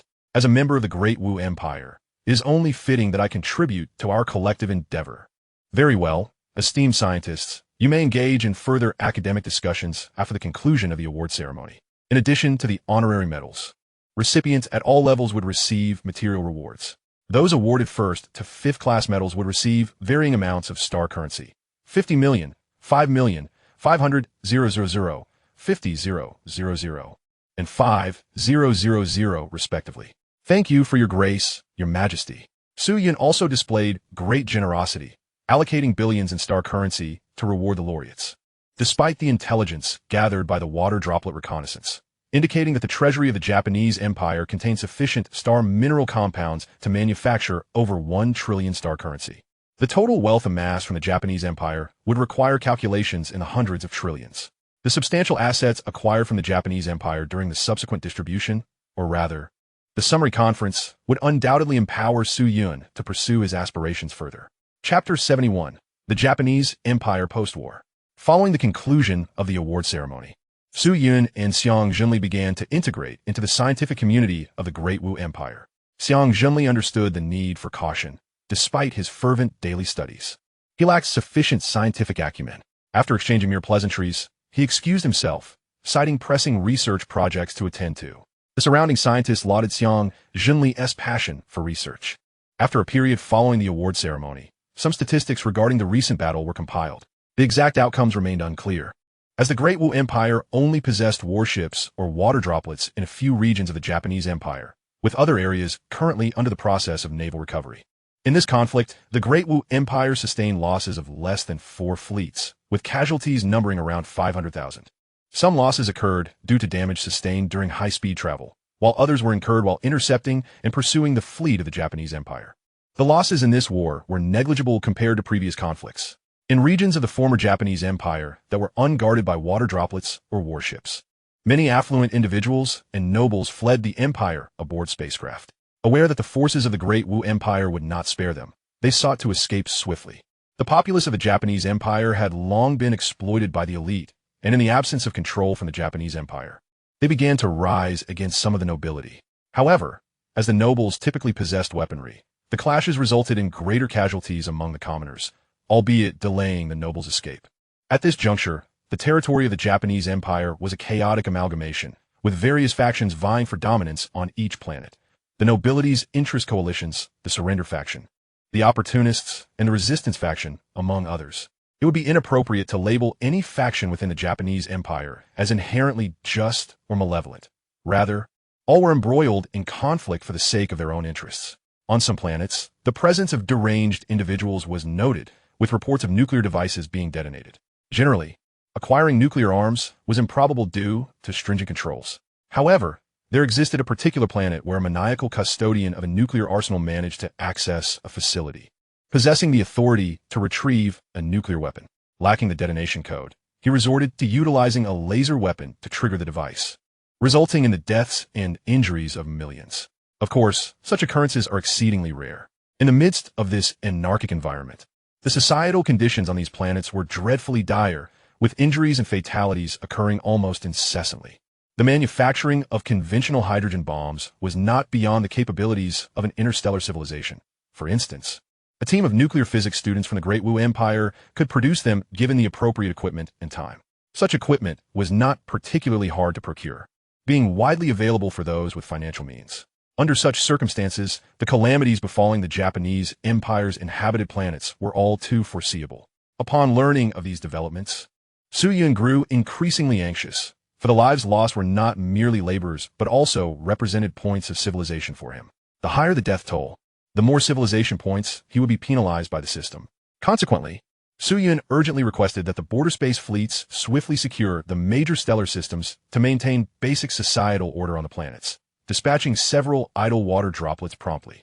The more than 100 fleets occupying the Daystar system were dispersed into several groups, navigating towards various stellar systems of the Japanese Empire. The billions of inhabitants within the Daystar system had come under military administration by the Great Wu Empire.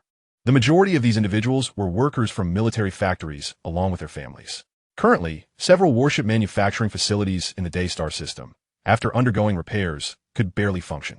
To expedite the process, the Great Wu Empire's fleet utilized locally sourced materials, employing brainwave decoders to identify individuals harboring minimal resentment towards the Empire to assist in repairs. These individuals were treated favorably, fostering gratitude towards the Great Wu Empire. Upon completion of repairs, they swiftly manufactured spacecraft to secure additional stellar systems. Not all stellar systems could produce the ultra-large laser launchers capable of opening stellar highways, and many planets' elite talent refused to comply with the orders of the puppet government of the Japanese Empire. Only a few systems, such as the Four Islands and Day systems, saw individuals willing to construct such devices due to the immediate threat they faced. Fellow countrymen, we would rather perish than live as slaves. We are Japanese, they are warriors. Do you believe they will allow you to live in peace? A middle-ranking noble gathered a group of lesser nobles in a secluded chamber to deliver this rallying speech. But those foolish commoners will obstruct us. One noble interjected. Haven't those commoners suffered under our exploitation? Surrendering to the Great Wu Empire will result in the same oppression. At least we are of the same kin. They lack the intellect. Those people are fortunate to possess conventional weapons, while we wield laser technology with our capabilities. We could even manufacture nuclear arms. If we were to deploy one as a deterrent, who would dare challenge us? Precisely, our immediate objective is to swiftly commandeer several spaceplanes, prepare fusion fuel, and seize control of the large spacecraft at the satellite spaceport to make our escape. Such nobles proliferated across every planet. They fled in cohorts, and Su Yun found himself powerless to intervene, refraining from urging the puppet government to rally the populace against them. To counter them would result in the loss of numerous lives among the Japanese citizenry, many of whom harbored grievances against their own nation, further impacting the ecological environment of the planets. While nuclear contamination was not insurmountable, it still posed a significant inconvenience. They could hardly transport a significant amount of industrial equipment aboard the spacecraft, opting instead to carry a wealth of currency from the Yamato Empire and a selection of high-value items. Their reserves of star currency were meager, predominantly held in banks or utilized as materials for constructing interstellar warships. The vaults of these banks could only be accessed through secure codes, and could only be breached by nuclear weapons. However, such an attempt would result in the vaporization of the stored star currency due to the extreme heat. Generally, they lacked surplus nuclear weapons. The spacecraft were equipped with energy shields, yet their exteriors were still composed of substantial quantities of stellar mineral compounds. The people of the Dawu Empire had profited modestly by scavenging the remnants of spacecraft struck by water droplets. Overall, during the period of the Dawu Empire's acquisition of Yamato territory, the losses incurred were considerable, yet bearable. After all, the spoils of conquest are seldom mourned. In the Dawu Empire, the populace had enjoyed a year of jubilation. In the year 1001 of the Dawu calendar, Su Yun had already reigned for a century, prompting him to convene another large-scale assembly. In this era of peace following the conclusion of war, Su Yun intended to formulate a centennial plan to propel the Dawu Empire towards a comprehensive leap to a Type 3 civilization. Chapter 72. Issues in Development. In October of the year 10,000 of the Dawu calendar, at the Administrative Hall, Your Majesty, the latest imperial development data has been compiled as per your request. This data encompasses various facets of the Dawu Empire, and we shall utilize this framework to devise the century plan for the next 100 years. However, due to the myriad celebratory events and extensive holidays this year, we are unable to ascertain the true developmental status of the Dawu Empire, so we shall refrain from including it for now. Let us proceed to discuss the specifics. In the year 9999 of the Da Wu calendar, the gross domestic product of our Da Wu Empire, excluding the Yamato Empire, surpassed a staggering 75 trillion star currency, reflecting an 8% growth compared to the previous year. This growth was primarily driven by the interstellar highways' enhanced navigation, which significantly boosted trade among various star systems, facilitating the transport of vast quantities of equipment to develop remote star systems. Additionally, our newly constructed quark fusion reactors have supplemented the Empire's energy demands, leading to a notable advancement in industrial development. The Empire's financial revenue has also improved. The increase in the overall economic output has allowed our fiscal income to exceed 10 trillion star currency, while military expenditures have drastically reduced, enabling the Empire to repay all its national debts. However, it is imperative to note that with the advent of energy shield technology, the practicality of stellar mineral compounds has diminished, and we continue to extract these minerals. Over the years, in order to maintain the exchange rate between star currency and weapon currency, we have issued a substantial volume of currency. Yet, our development in fundamental raw materials, snacks, and daily necessities has not kept pace with the economic growth, resulting in a significant depreciation of currency. The reason for maintaining the exchange rate stems from the fact that high-value star currency predominantly resides in the hands of the wealthy, large enterprises, and nobility, while the majority of the populace possesses weapon currency. Even Su Yun himself holds trillions in star currency. Although Su Yun has not pressured the Dawu Bank, he cannot withstand the influence of other societal elites. Furthermore, the imperial government, recognizing the potential detriment to the emperor's interests, would not remain indifferent. This ideology and force are formidable. Despite Su Yun's high esteem, progress must be gradual. Moreover, with the widespread availability of gene optimization fluid, an increasing number of commoners have ascended to the middle class and even begun to challenge the interests of the upper echelon. Fortunately, the new technologies developed by the Da Wu Empire have placed the entire empire in a state of relatively rapid development. Otherwise, significant social conflicts could arise. Coupled with the recent defeat of the Yamato Empire, the expansion of the profit pie allows for a larger share to be distributed, maintaining the current state of societal stability. Thus, the cabinet should devise a plan to promptly address the depreciation of star currency, such as halting the extraction of stellar minerals and constructing large-scale storage facilities for these minerals, while also minimizing the issuance of new weapon currency. As you wish, Your Majesty, I shall endeavor to present you with a reasonable proposal expeditiously. Regarding population matters, our nation currently boasts a total population of 11.7 billion, with minimal growth over the years. It may be prudent to slightly increase fertility allowances and other favorable policies in order to unify the interstellar region. Our population must be substantial, ideally constituting half of the total population across 4 civilizations. Su Jun remarked, as you command, I shall formulate a corresponding plan to alleviate the excessive concentration of population in the capital star system, primarily through policies encouraging immigration. Cabinet Elder, you are not young anymore. It may be time to entrust some responsibilities to the younger generation, Su Yun subtly suggested. Understood, Your Majesty. I believe the recently appointed Deputy Minister of Civil Affairs, Xiao Chun, will be quite suitable for this task, providing him with an opportunity to gain experience. Xiao Chun responded with a bow. After decades of honing their skills, a cohort of young officials, represented by Xiao Chun, had rapidly matured. Zhang Mingcheng had occupied the position of chief minister for over a century and felt it was time to step down. However, most of these new officials still hailed from noble backgrounds. While Su Yun was acquainted with them, he sought to include some officials from more humble origins. In the realm of industry, our nation's total industrial output value hovers around 43 trillion star currency, maintaining a consistent proportion of the national GDP over the years. In the energy sector, the energy structure reform initiated a century ago has now been largely completed, with the superparticle accelerator generating energy from particle collisions contributing to half of the Da Wu Empire's energy sources. In terms of monumental engineering, the colossal particle linear accelerator, which began construction 89 years ago, is now entering its final stages, expected to be completed and operational in 9 years, paving the way for experiments on the grand unification theory. In the field of science and technology, after assimilating the entirety of the Yamato Empire's technological advancements, not only energy shield technology and the precision manufacturing methods at which the Yamato Empire excelled, but also integrating numerous other techniques with our own technological framework, we have achieved many new breakthroughs. Militarily, the Da Wu Empire has successfully constructed 3 interstellar warships, each weighing over 10 million tons. and continues to build more to maintain our military deterrence. Our fleet now comprises nearly 400 vessels. A continuous stream of information regarding the Empire's various sectors flowed from Zhang Mingqing's lips.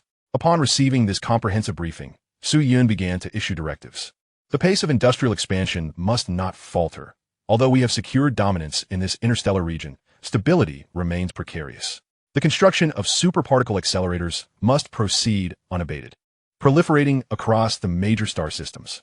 Even if we utilize deuterium-tritium fusion, particle accelerators can be employed to produce antimatter. The grand unification theory is of paramount importance to our current development. All resources and policies must be effectively implemented to ensure the swift completion of the theoretical framework and the production of corresponding practical applications. We must integrate energy shield technology along with certain advanced techniques from the Yamato Empire with our own scientific advancements to craft a new generation of warships befitting a Type 3 civilization. This campaign to unify the interstellar region is only halfway complete. The remainder must be pursued through non-military means, and you must not relent. We understand. Though all present echoed this sentiment, some degree of complacency was inevitable, which is understandable. However, the advancement of the Dawu Empire must not cease. Thus, we must continue to formulate and implement periodic plans as we have in the past. Even so, we must look ahead and devise a long-term plan for the development of this century. This plan encompasses all aspects of the Great Wu Empire, from the lives of the populace to military armament. Without exception, I shall name this initiative the Century Plan. Chapter 73, the Century Plan. This plan is first proposed by me, followed by the cabinet and ministers assessing the feasibility of achieving the objectives along with specific data. We shall comply with your decree. The primary content of the Century Plan is for the Great Wu Empire to fully transition into a Level 3 civilization, with the following stipulations. Firstly, within this century, we must establish a comprehensive theoretical framework for unification and achieve the capability to mass-produce Level 3 civilizational mechanical weapons, such as gravity cannons and anti-gravity devices, which are emblematic technologies. Secondly, the Great Wu Empire must entirely unify the interstellar region. Thirdly, we shall explore the star domains beyond our own interstellar region. Though this is not a stringent requirement, we need only construct the first large spacecraft capable of long-distance exploration, in accordance with our previous treaties and domestic circumstances. I shall propose a series of projects and plans. Initially, we will address domestic concerns, including our economy, industry, science, public welfare, military, and education. Economically, I demand that by the conclusion of the Century Plan, our economy surpasses the threshold of 200 trillion star coins, excluding the other two civilizations. In terms of industry, the total industrial output must not fall below 55% of the overall economic volume, and we must possess the capability to construct cargo ships exceeding 500 million tons in capacity, in addition to increasing the number of quark fusion reactors. Regarding science, the unification theory need not be reiterated. It is an essential requirement for our dominance over the interstellar region. Ideally, we should derive theoretical results within 20 years, produce relevant finished products within 30 years, and achieve large-scale production within 50 years. Furthermore, the large-scale manufacturing of antimatter and the development of next-generation genetic agents must be expedited. Concerning public welfare, within a century, our population must reach at least 250 billion, providing ample employment opportunities for capable citizens, facilitating the migration of our populace to various stellar systems for development. Militarily, we shall construct 10 to 20 true Level 3 civilization warships, with a standard tonnage of 500 million tons, powered by antimatter engines, equipped with Level 3 laser weaponry, energy shields, and an array of mechanical weaponry. The ordinary fleet should maintain a minimum of 600 units, all equipped with energy shields. In education, we will continue to expand the educational framework to cultivate more talent. Currently, the Great Wu Empire has approximately 200 million registered scientists, constituting only 0.17% of our total population. I hope that in a century, this figure will rise to at least 0.5%, translating to a minimum of 125 million registered scientists. I shall, in my name, establish at least 100 royal universities, with tuition fees waived for all enrollees, while the empire may also reduce fees as deemed feasible. Presently, approximately 800 million individuals undergo unified public education annually, a number that is steadily increasing. However, our university acceptance rate is only around 15%, meaning that 680 million applicants are denied admission. Among them, only 180 million enter technical schools. while approximately 200 million engage in basic work within the Great Wu Society, leaving 300 million idling away their time. Over the coming years, we must elevate the university acceptance rate by at least 25 to 30%. Only with a sufficient number of university graduates can we cultivate enough scientists to drive comprehensive technological advancement across society. The majority of those who do not gain admission should be directed to technical schools for further education. Thus, I and the Empire will continue to establish vocational institutions. Su Yun's emphasis on educational matters underscores his commitment to this field, and all ministers took note. Internationally, we first turn our attention to the Yamato Empire. According to statistics, our Great Wu Empire can complete the reception of their stellar systems within a century, with the central core potentially under our control in approximately 40 years. For each stellar system we assimilate, we must adhere to our agreed-upon policies, employing a strategy of divide and rule amongst the Yamato populace, gradually implementing a hierarchical system for assimilation. We shall effectively utilize the resources of each stellar system to manufacture warships and expedite the unification of the entire Yamato star domain. As for the Ant People civilization and the Leakan Empire, we shall dispatch 2 friendly official trade fleets to lease portions of land on planets adjacent to their capital systems for military garrisons, trade, and cultural exchange. Initially, we will primarily sell them gene optimization fluids, leveraging the resources acquired from their purchase to construct interstellar warships tailored to their needs. Subsequently, upon achieving breakthroughs in mechanical weaponry, we will offer them energy shields, anti-gravity spacecraft, and other advanced products. Furthermore, we will select a contingent from their civilization to promote our prosperity and culture, thereby altering their societal values. Under the weight of these multifaceted pressures, military threats, economic and cultural infiltration, we shall assure them favorable treatment, facilitating their smooth integration into our empire. Should further persuasion be necessary, we may fabricate justifications for conflict to occupy their territories, ultimately leading their upper echelons to exploit their populace's interest for the sake of acquiring gene optimization fluids, thus making the populace more amenable to our governance. This encapsulates my fundamental plan. I invite all to voice their thoughts, suggestions, and concerns regarding this initiative. Upon completing his outline of the century plan, Su Yun was met with inquiries. Your Majesty, is it not rather ambitious to expect a complete unification theory within 20 years? With approximately 9 years remaining until the completion of the linear particle accelerator, achieving such a monumental theoretical framework in the subsequent 11 years seems quite daunting. Kuidiet Yang Gao Yuan, the Deputy Minister of Science, a former member of Su Yun's advisory team. Fear not, I reassured him, Mr. Truth has already formulated a preliminary approach.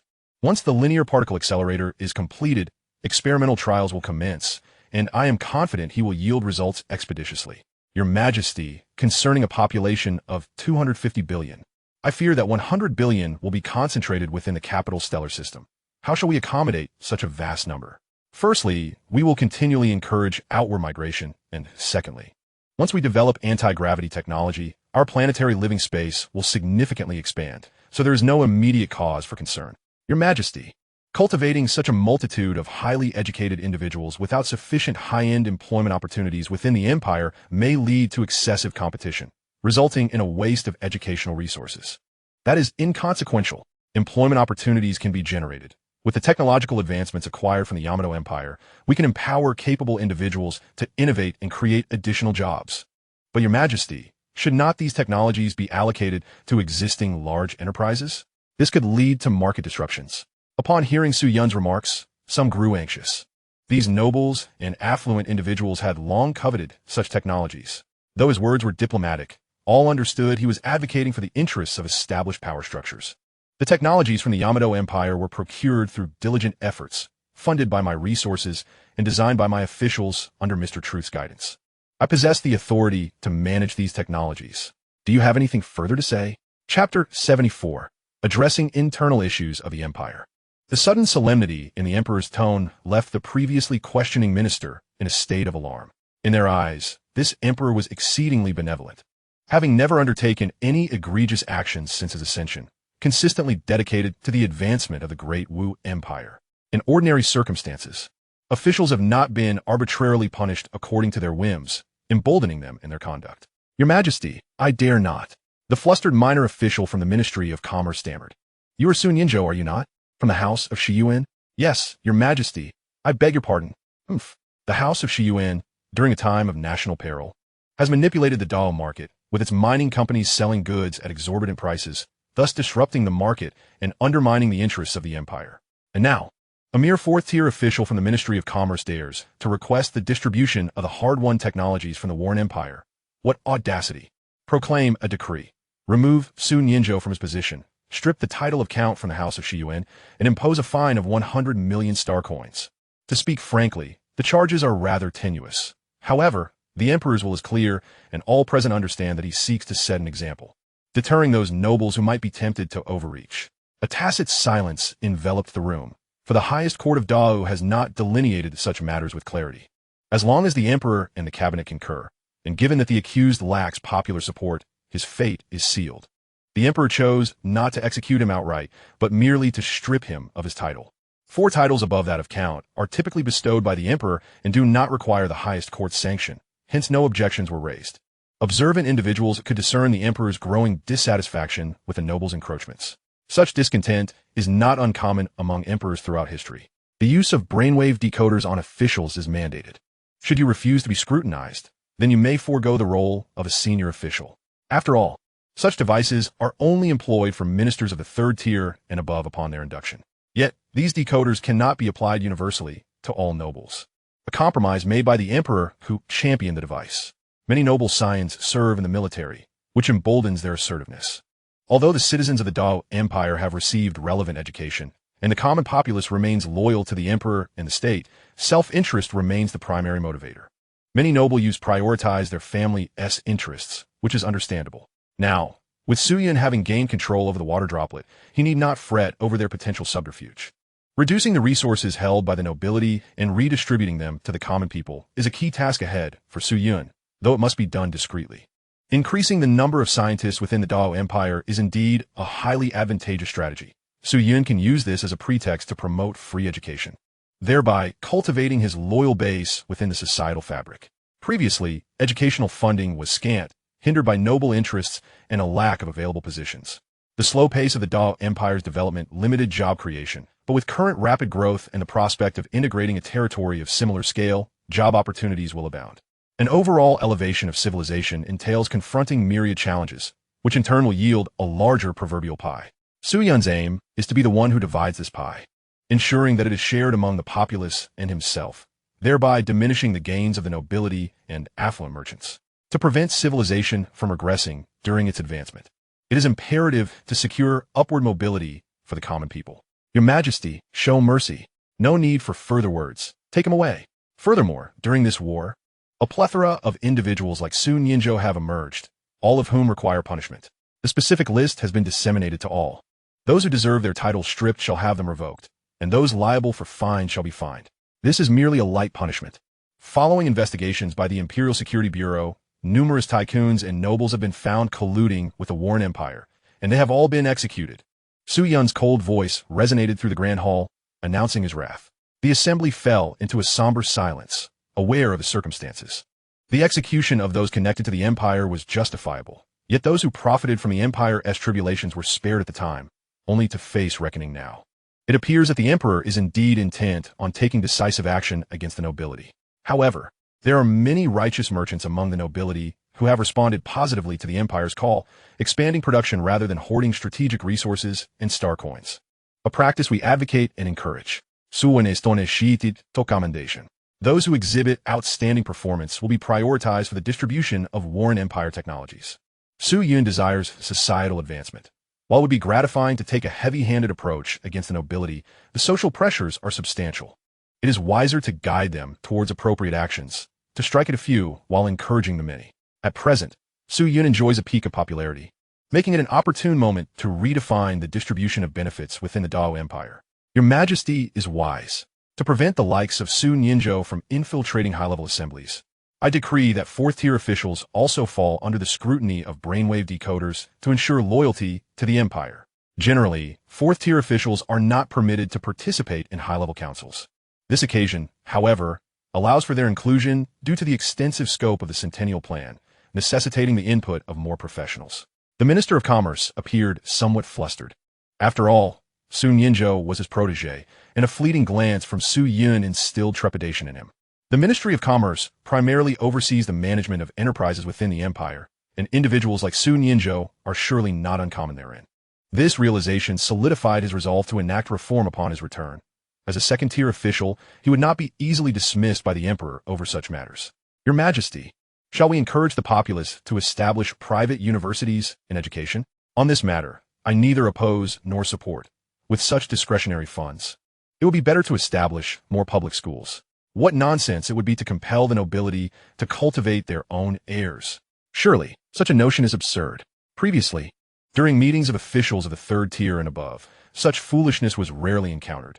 Yet once the reins are loosened even slightly, such people emerge in droves. The ministers have grasped the emperor's intentions, primarily to develop the nation while suppressing the nobility, but to alleviate pressure, a few must be targeted at a time. The current focus is on enhancing basic education to enable more common folk to access higher education, subsequently encouraging those educated individuals to contend for resources held by interest groups misaligned with Da's growth. Among these officials, many hail from noble lineages, though they were initially overlooked by their families. It is precisely this lack of familial attention that permits them to compete without the burden of familial ambition, allowing them to pass the brainwave decoder assessments. The conference to formulate the Centennial Plan extended over a lengthy period, requiring extensive discussions to finalize objectives and proposals. It took nearly 10 days to produce a comprehensive plan.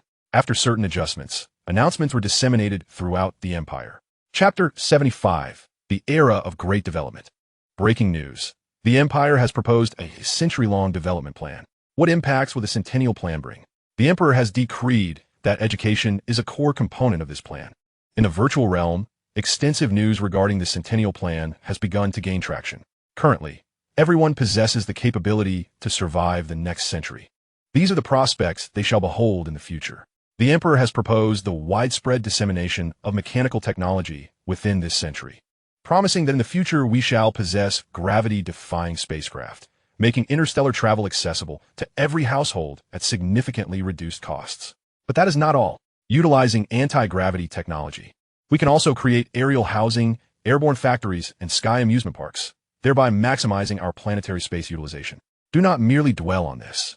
The technology of anti-gravity is but a minor component of the grand unification theory. Our spacecraft can be equipped with force field shields, and we are capable of developing force field weaponry, enabling us to venture into even more distant realms.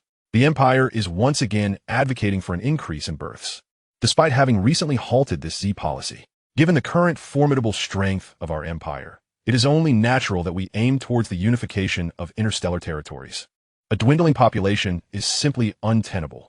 Observe how His Majesty leads by example. With but one empress, he has already sired 2 princes and 2 princesses. Should he select additional consorts, the royal lineage will surely expand.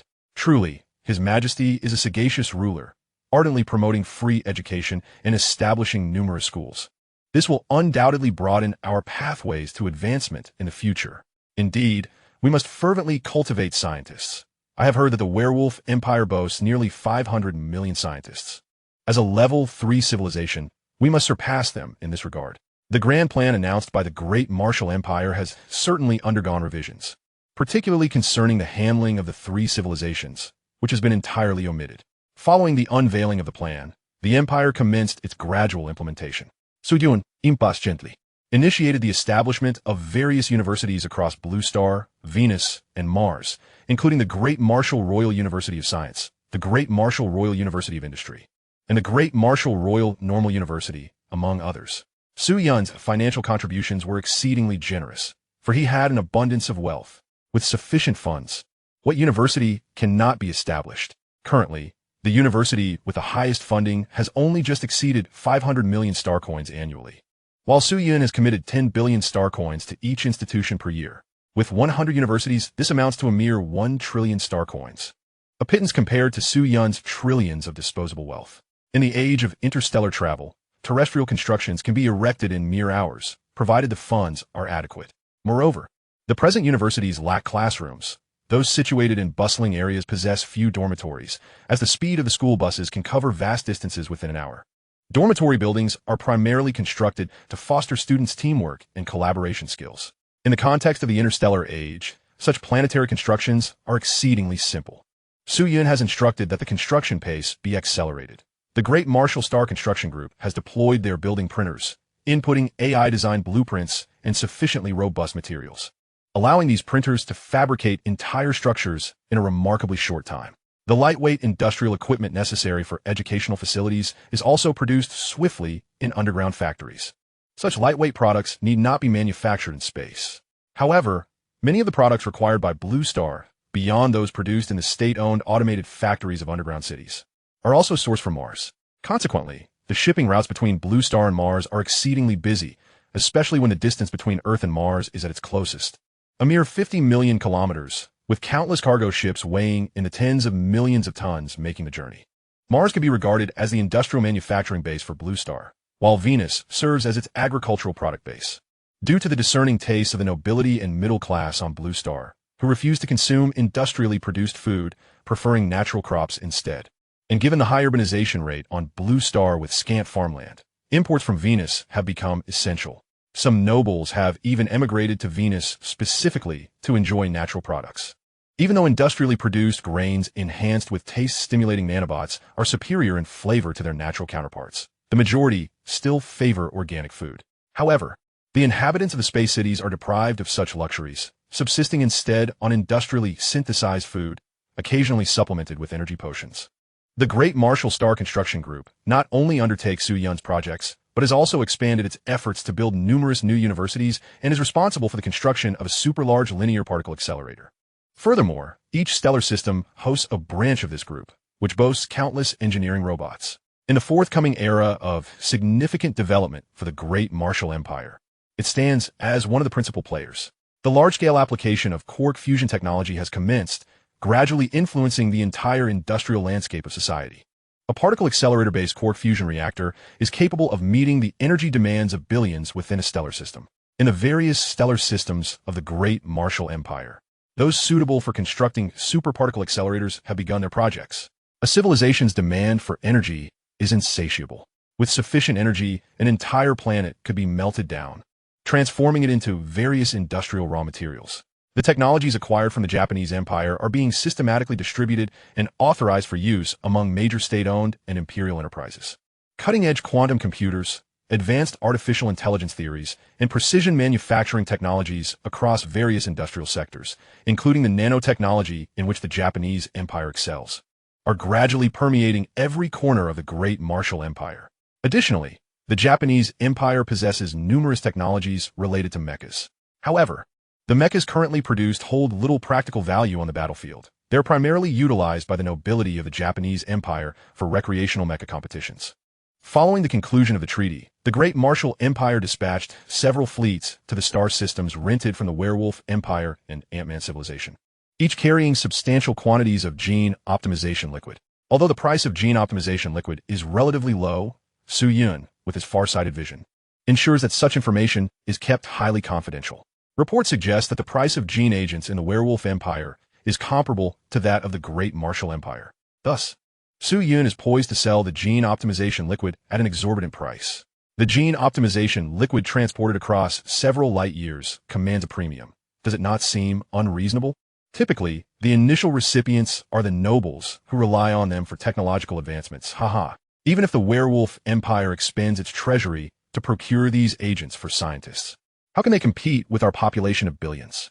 After the Great Marshall Empire proposed its grand plan, it entered an era of significant development, aligning all standards with those of a Level 3 civilization. 9 years later, the linear superparticle accelerator was officially completed. Chapter 76. Completion of the linear superparticle accelerator. After nearly a century of construction, having exhausted an initial expenditure of trillions of star coins and subsequently investing an additional 50 trillion, this monumental project was finally realized. Had the cost of this endeavor been distributed among the Empire's over 1 billion citizens, each would receive over 100 star coins, equivalent to over 100,000 Marshall yuan. Yet, this particle accelerator represents the hope of the Great Marshall Empire's formal entry into Level 3 cosmic civilization, a value that transcends mere monetary assessment. Such colossal undertakings, while not escalating in costs exponentially, do see continuous increases. The precision required is exceedingly high. The internal space must achieve near-perfect vacuum conditions.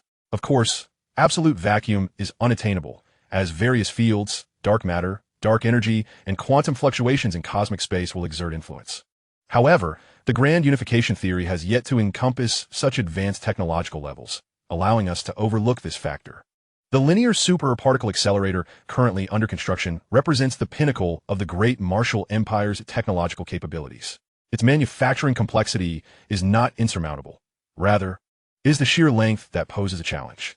Due to the vast emptiness between the gaseous planet orbits, numerous quark fusion reactors constructed from superparticle accelerators spanning 100 million kilometers are congregating here.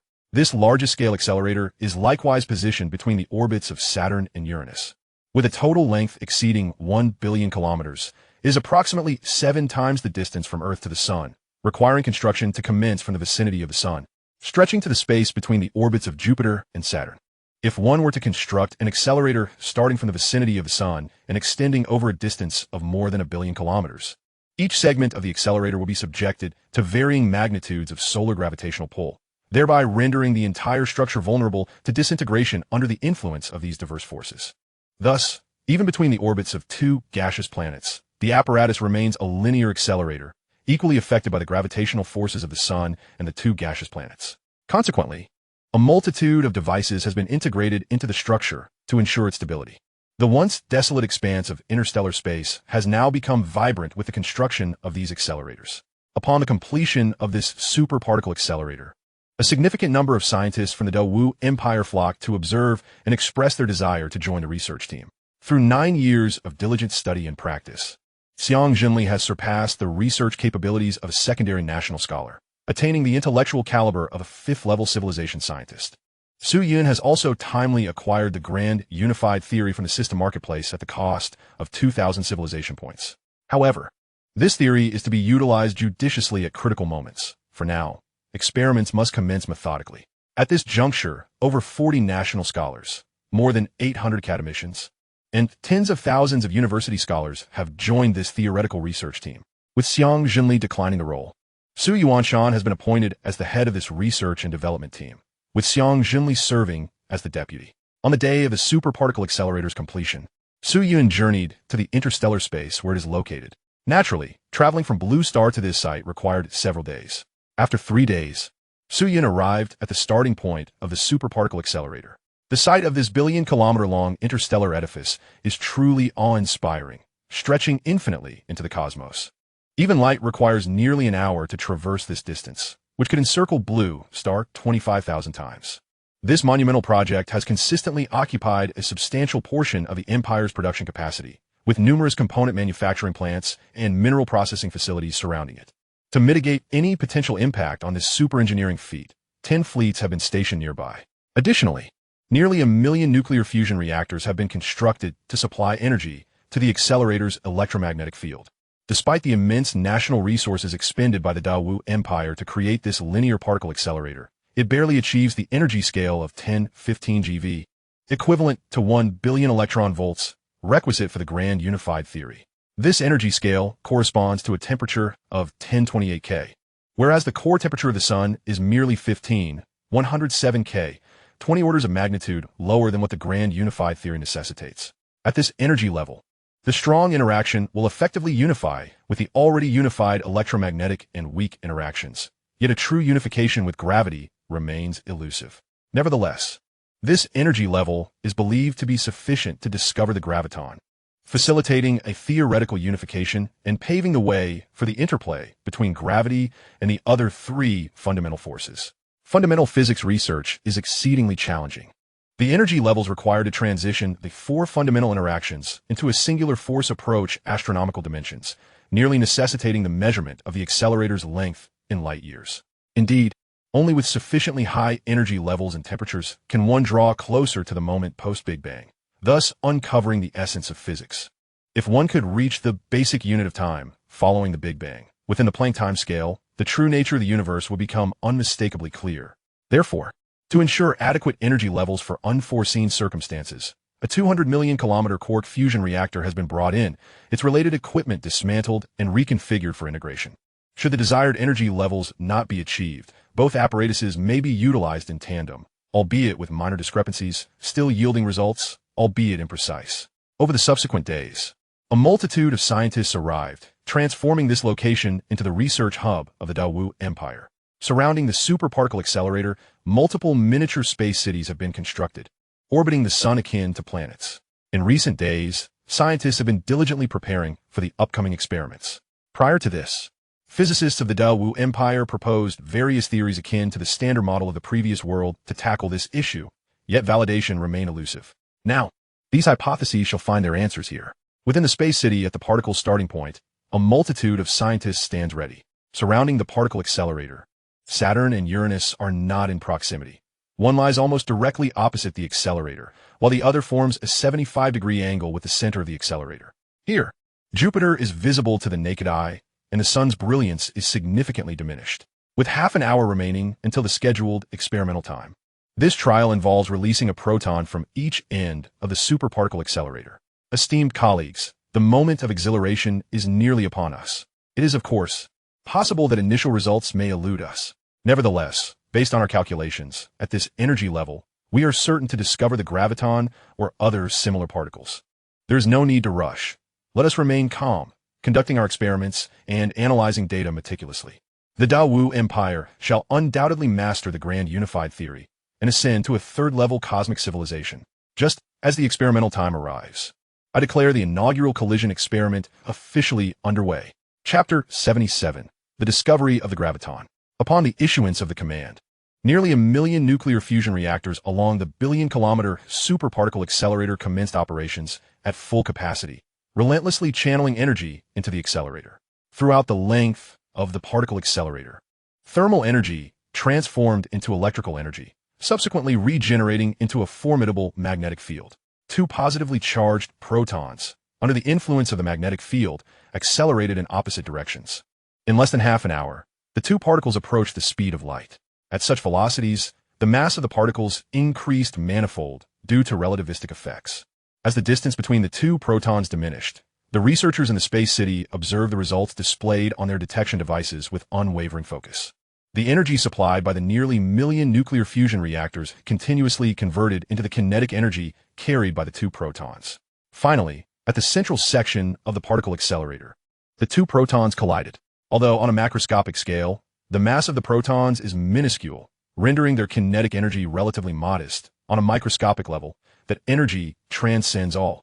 At the moment of collision, the two protons were utterly obliterated, with a plethora of internal particles detected. Even a minuscule portion of space was shattered by this energy.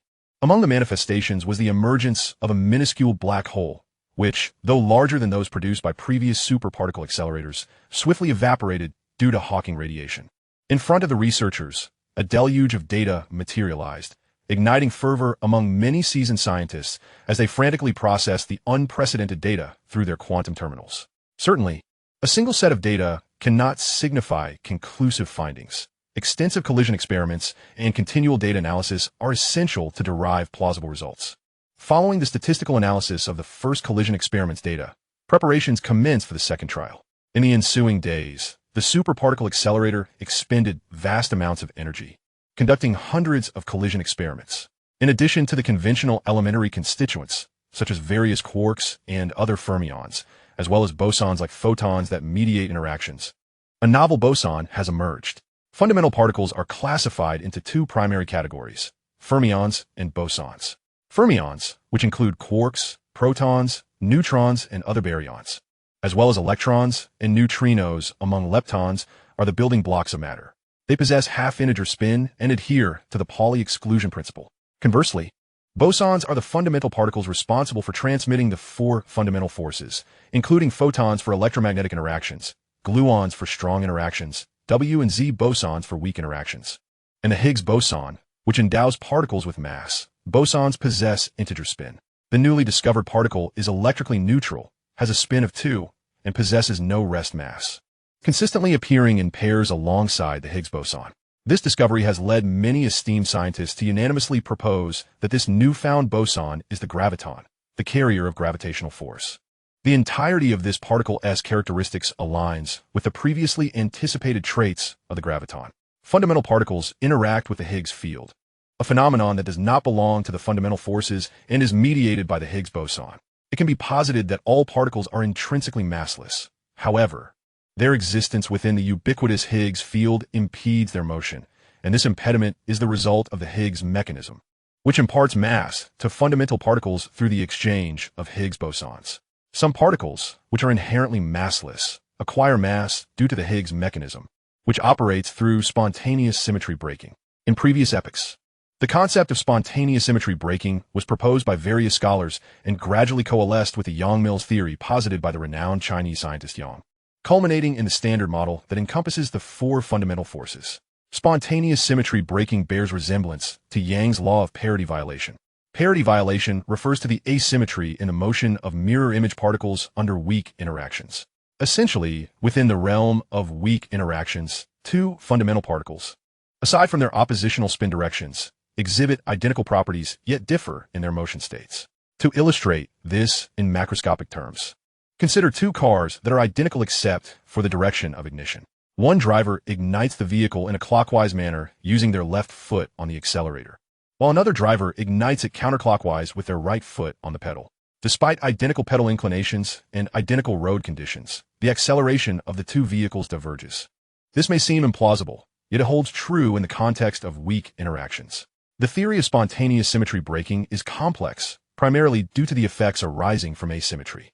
The Higgs mechanism is predicated upon this principle, bestowing mass upon fundamental particles. The emergence of mass necessitates the presence of the Higgs boson, and since gravity arises from mass, the appearance of the Higgs boson concurrently signifies the emergence of the graviton. This revelation has sparked immense excitement among numerous scientists of the Great Wu Empire. The origins of fundamental particle spin remain elusive, yet they may serve as the key to unlocking new universal theories. The discovery of the graviton marks merely the inception of grand unification theories. The subsequent exploration will focus on how the graviton interacts with energy and the intrinsic nature of the four fundamental forces, examining whether photons, gluons, W and Z bosons, and gravitons are all manifestations of a single, more fundamental particle that expresses varying forms and characteristics under certain conditions. Currently, the energy levels achievable by our superparticle accelerators are insufficient to revert these four fundamental force mediators to their most fundamental states. Thus, hypotheses must suffice. The observation of the graviton's birth indicates that the Great Wu Empire has opened the door to a tiered cosmic civilization. To advance through this threshold, the transformation between energy and gravity must be understood. If such a conversion is realized, it implies the potential to harness gravity for the creation of weaponry and other gravitational technologies, much like strong and weak forces. Besides gravity, all macroscopic forces are classified under electromagnetic force. The ultimate form of the particles and forces that unify the four forces theoretically guides the future direction of physics. Currently, we can only propose hypotheses without the means for verification. Electromagnetic force is generated through the exchange of photons. Strong interaction arises from the exchange of gluons. Weak interaction is facilitated through W and Z bosons. Hence, gravity must also be produced through the exchange of gravitons. The ensuing inquiry is how to formulate a theoretical hypothesis that elucidates these phenomena. Chapter 78, Grand Unification Theory. This dilemma has left scientists pondering. To attain superior results, scientists of the Great Wu Empire have relentlessly employed superparticle accelerators over 5 years, conducting particle collisions and analyzing nearly 10,000 collision outcomes. Within this extensive data set, numerous previously overlooked phenomena were uncovered, yielding several invaluable conclusions. For instance, a plethora of fermions and bosons has been detected, providing a hopeful prospect for the validation of supersymmetry theory. Nonetheless, unifying the four fundamental forces remains elusive. For example, our current predominant form of energy is electrical energy, which originates from electromagnetic interactions. Energy and force are transmitted through the exchange of photons within electromagnetic interactions. To fabricate a gravitational bomb, one must convert electrical energy into gravitational energy, which manifests gravitational effects. In other words, one must enable photons to substitute for gravitons in conveying gravitational interactions, or, under certain circumstances, allow photons to transmute into gravitons. Similarly, the material that constitutes water droplets is sustained by strong interactions. This material is derived from the transformation of photons, which convey electromagnetic force, into gluons, which mediate strong interactions, thereby eliminating electromagnetic force and transitioning into strong force.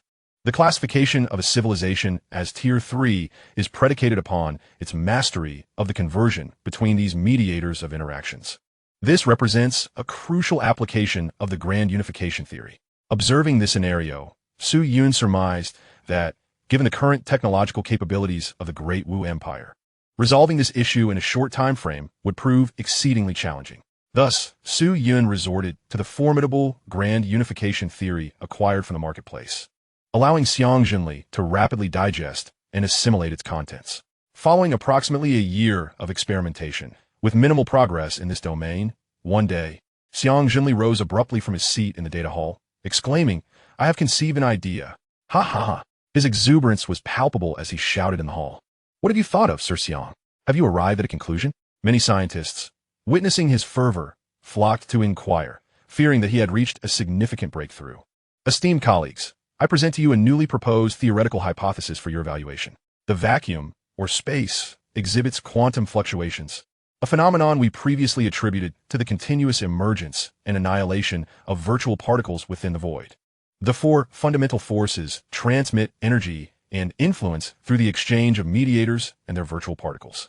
It can be posited that space serves as the vessel for the emergence of virtual particles, with all fundamental particles relying on the virtual particles generated in space for energy exchange and force transmission. However, I hold a differing viewpoint. Based on the data we have acquired, it is reasonable to assert that beyond space lies a realm of virtual space, composed of a fundamental particle that I term emptiness particle. This emptiness particle exists ubiquitously throughout the universe with an infinite density, effectively isolating our region from the true virtual space. The specific cause of the quantum fluctuations we observe stems from the energy carried by this most elementary particle, the emptiness particle itself. Virtual particles manifest outside the space constituted by emptiness particles originating in the void. Owing to their diminutive size, they can effortlessly traverse the gaps between emptiness particles, acquiring energy in the process. This energy enables virtual particles to partake in the energy and force transmission of fundamental particles. The vacuum zero-point energy we previously discussed refers to the energy possessed by all emptiness particles throughout the universe. Thus, fundamental particles remain motionless at absolute zero because they do not interact with emptiness particles and, consequently, lack their energy. Virtual particles randomly appear in space, absorbing energy and thus exhibiting a state of energy uncertainty, which characterizes quantum fluctuations. After a lengthy discourse, the truth became elucidated regarding quantum fluctuations. Indeed, how astonishing. It turns out to be this way. Based on the data we have gathered and the phenomena we have observed, this hypothesis effectively resolves our inquiries into quantum fluctuations. Truly remarkable. Hail to the sage. The crowd erupted in praise. Naturally, this hypothesis only elucidates the phenomenon of quantum fluctuations. I shall continue to substantiate the existence of the emptiness particle. In our recent experiments, we have already identified supersymmetric partner particles, gravitons, and magnetic monopoles. Furthermore, at such elevated energy levels, we have yet to discover the existence of subquarks, allowing us to construct a hypothesis utilizing superstring theory. We propose that the emptiness particles constituting space represent the most fundamental form of all particles. While our proposed cosmic string theory exists at the same hierarchical level as the emptiness particle, when an emptiness particle comes into contact with a cosmic string, the string vibrates according to specific laws, causing the emptiness particle to transform into various fundamental particles. The differing vibrational frequencies of the strings yield particles with distinct properties derived from emptiness particles, such as spin, or the absence of interaction with the Higgs boson, resulting in a lack of mass among several other diverse characteristics. The celestial bodies we observe, white dwarfs, neutron stars, and black holes, are the result of excessive concentration of fundamental particles, exerting a force akin to pressure upon space, which I refer to as the force of existence. This segment of space particles generates a corresponding force that counteracts the immense force produced by the concentration of fundamental particles, culminating in the curvature of space.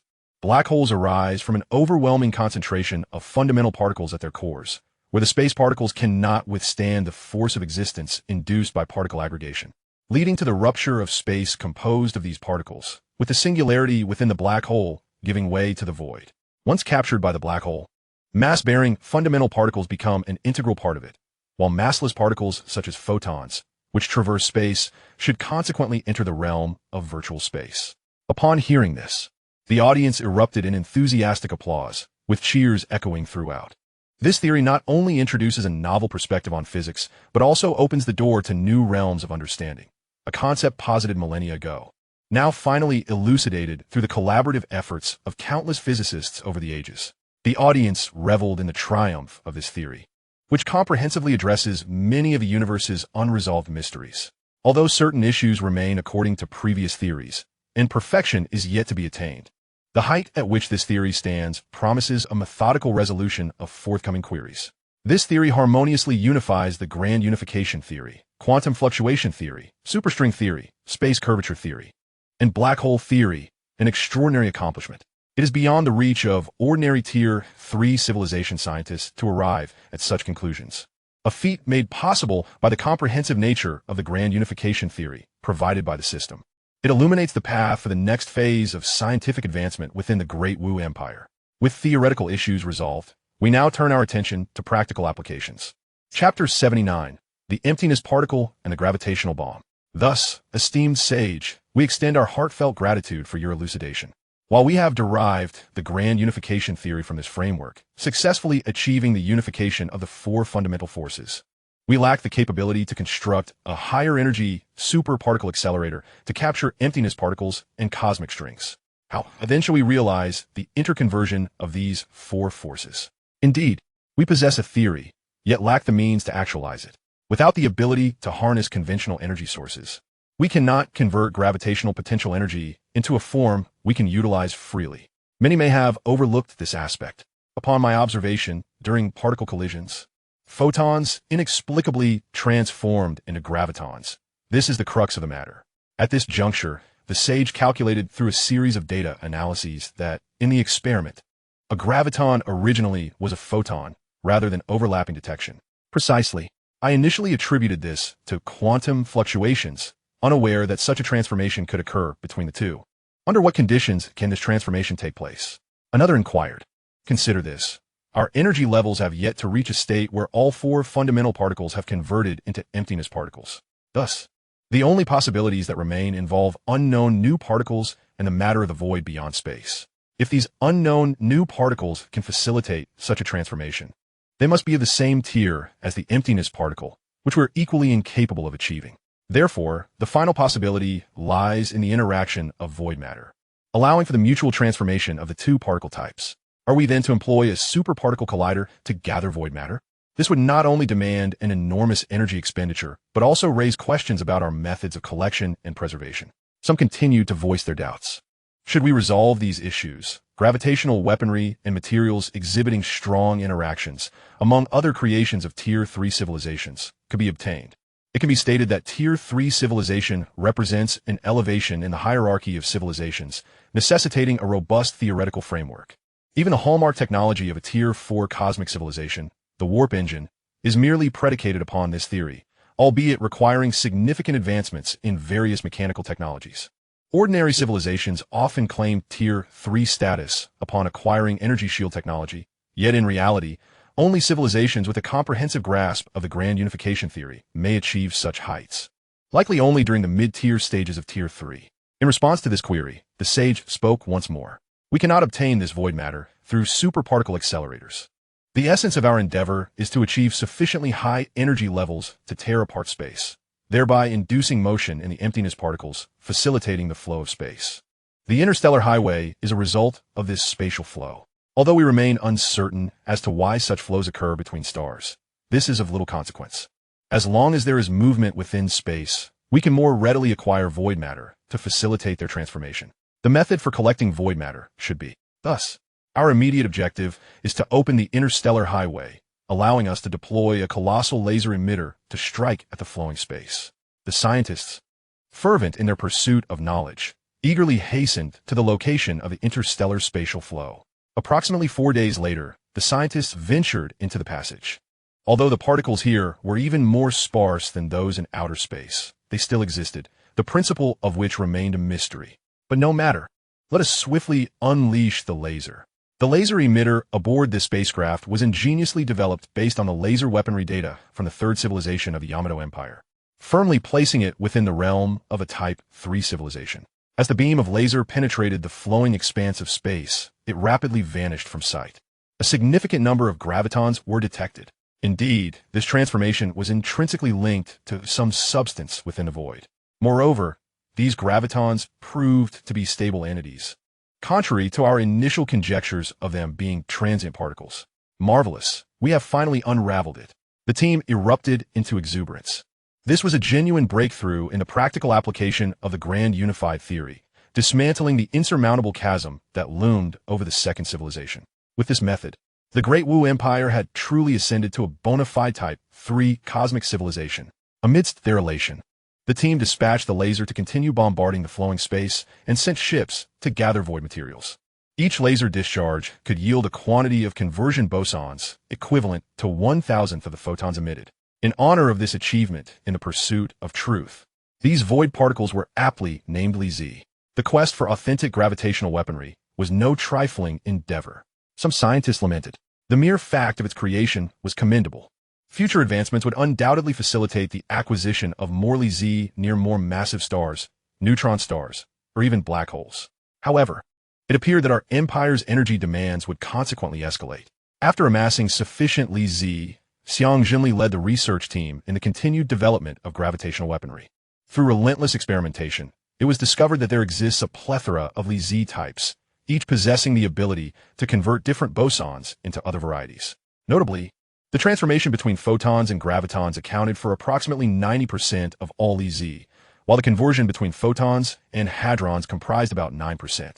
Under Xiang Jinli's guidance, and after extensive research by numerous scientists, the first gravitational bomb was successfully developed a decade later. This gravitational bomb was meticulously encapsulated, and upon detonation, it activated the transformation of photons into gravitons, simultaneously initiating the closure mechanism. The gravitational bomb, also referred to as a graviton bomb, functioned by utilizing the force field created from the conversion of photons into gravitons. This formidable gravitational field could induce nearby objects to collapse in a manner akin to a star, with the intensity of the bomb determining the degree of collapse, potentially resulting in the formation of degenerate matter. Su Yan also attended the experimental launch of the inaugural gravitational bomb, targeting a 20-kilometer diameter asteroid.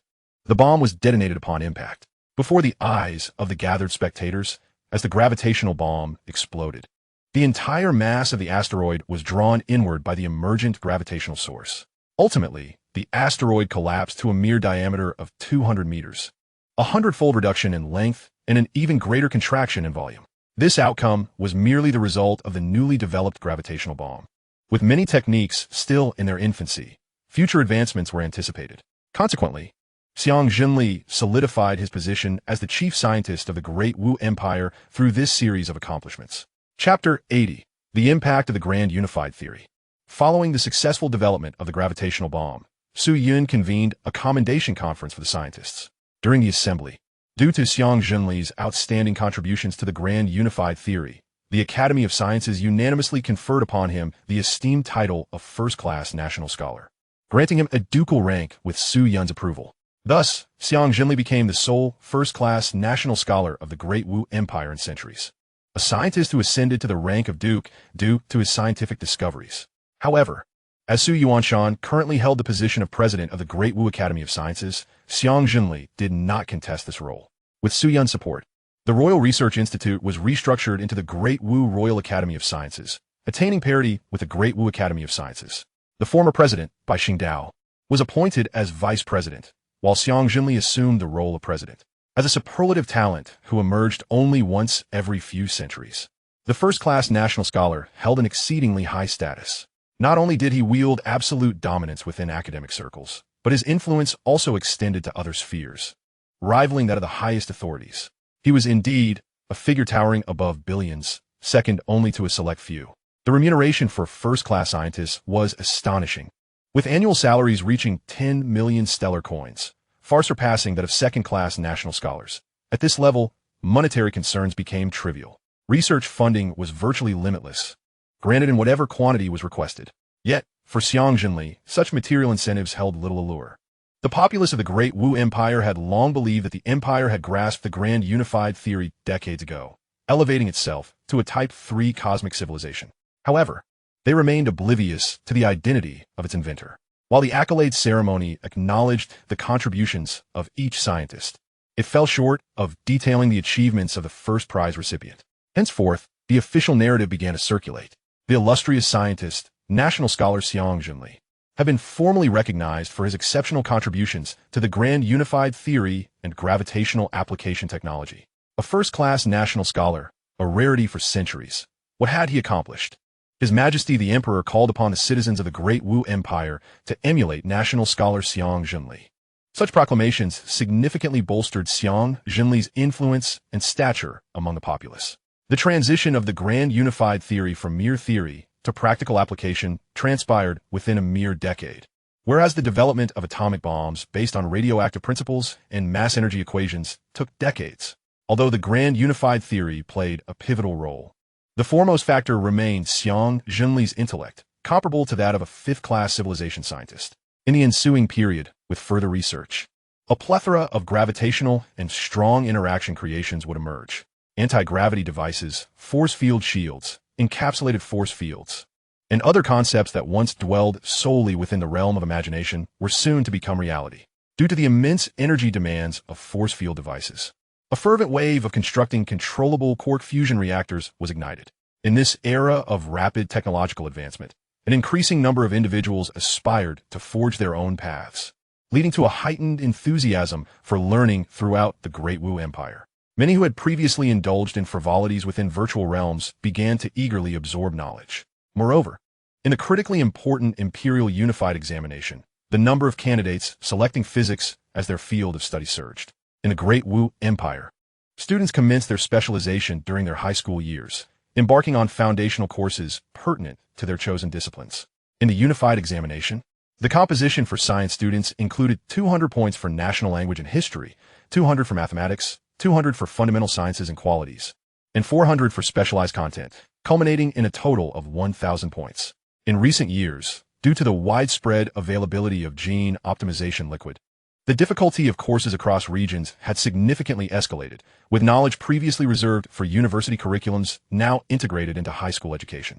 Generally speaking, by the end of high school, students had completed all foundational courses for their respective specialties, allowing them to transition directly into practical training at the university level, where the knowledge acquired was no longer accessible within the confines of a virtual world. Li Hao, an ordinary high school graduate, was quite displeased with the current situation. He resided in a small city within the Huijin Jinwu district of Hanjiang province. Recently proposed plans for a new era had compelled universities to significantly increase their enrollment quotas. With his unified examination score of 895, Li Hao had previously been assured admission to a provincial university, such as his aspiration to study particle physics at Hanjiang University of Science and Technology. However, the circumstances had changed dramatically with the advent of the grand unified theory. Particle physics had surged in popularity, leaving him relegated to a municipal university instead. Initially, he had contemplated venting his frustrations online, but upon exploring the physics forum, he discovered others faring even worse than himself, which provided some solace, albeit tinged with envy. Can you believe I scored 990 and couldn't get into the Royal Technology University of Dao for particle physics? Here I am, a mere 992, only able to enroll at Dongda University. The Royal Physics Institute of Dao boasted eminent scholars of the highest caliber, particularly in particle physics, where a score of 996 was the minimum entry requirement, undoubtedly the most competitive program within Dao. How many among the 800 million test takers can achieve a score of 996? It was said that this time, there were even perfect scores. I'm devastated. With my 982, I couldn't even get into Blue Star University and ended up at Dongzhou Institute. The field of physics was fiercely competitive, whereas a mere application in chemistry could easily secure a spot at an imperial university. Physics had advanced to subatomic research, and if one wished to explore molecular reactions, they could only resort to poetic expressions in the illustrious dialect of Dao. Li Hao was taken aback by the caliber of posts he encountered. Wow, have posting standards really risen to such heights? Averages of 980 and above? Here I am, unable to even reach 900. Am I not inferior to the truly worthless? Su Yan also noted this abundance of high scores, advocating for a substantial increase in the difficulty of the physics examination for the following year to enhance student differentiation, and even suggesting a rise in the overall difficulty across all subjects. The effects of the genetic optimization serum were remarkable. The populace was studying with fervor akin to being invigorated by a powerful stimulant, all in pursuit of elevating their social standing during this pivotal period, vying for a share of the aristocratic pie. This era, characterized by new technologies and a semblance of educational equity, hinged on sheer diligence. It was a positive development. The aristocratic cake in the Yamato Empire was ample, allowing the nobility to recover losses domestically, provided they were not excessively marginalized. Even if they were provoked, what of it? With my formidable power, I could quell any chaos they might instigate. It seems I must stoke the flames further. I shall unearth all those who cannot endure the silence. Prior to this, I had promised Chancellor Zhang to select consorts post-war. Let us utilize that as leverage. The original consort selection was intended to garner support from the nobility, necessitating the inclusion of numerous noble offspring, even as I and my sons wed noble women. This time, however, let's introduce something novel. Chapter 82, A Further Provocation. Your Majesty, do you truly intend to amend the original system? Inquired Zhang Mingxian. He had previously hoped that Su Yun's consort selection would partially serve to bind the interests of the nobility, ensuring national stability, but under the current circumstances, that seemed implausible. Indeed, a new era demands a fresh outlook. Su Yun resolutely affirmed. The newly appointed chief of the cabinet, Xiao Chun, though from a prominent family, held no noble title but shared equal honors and privileges.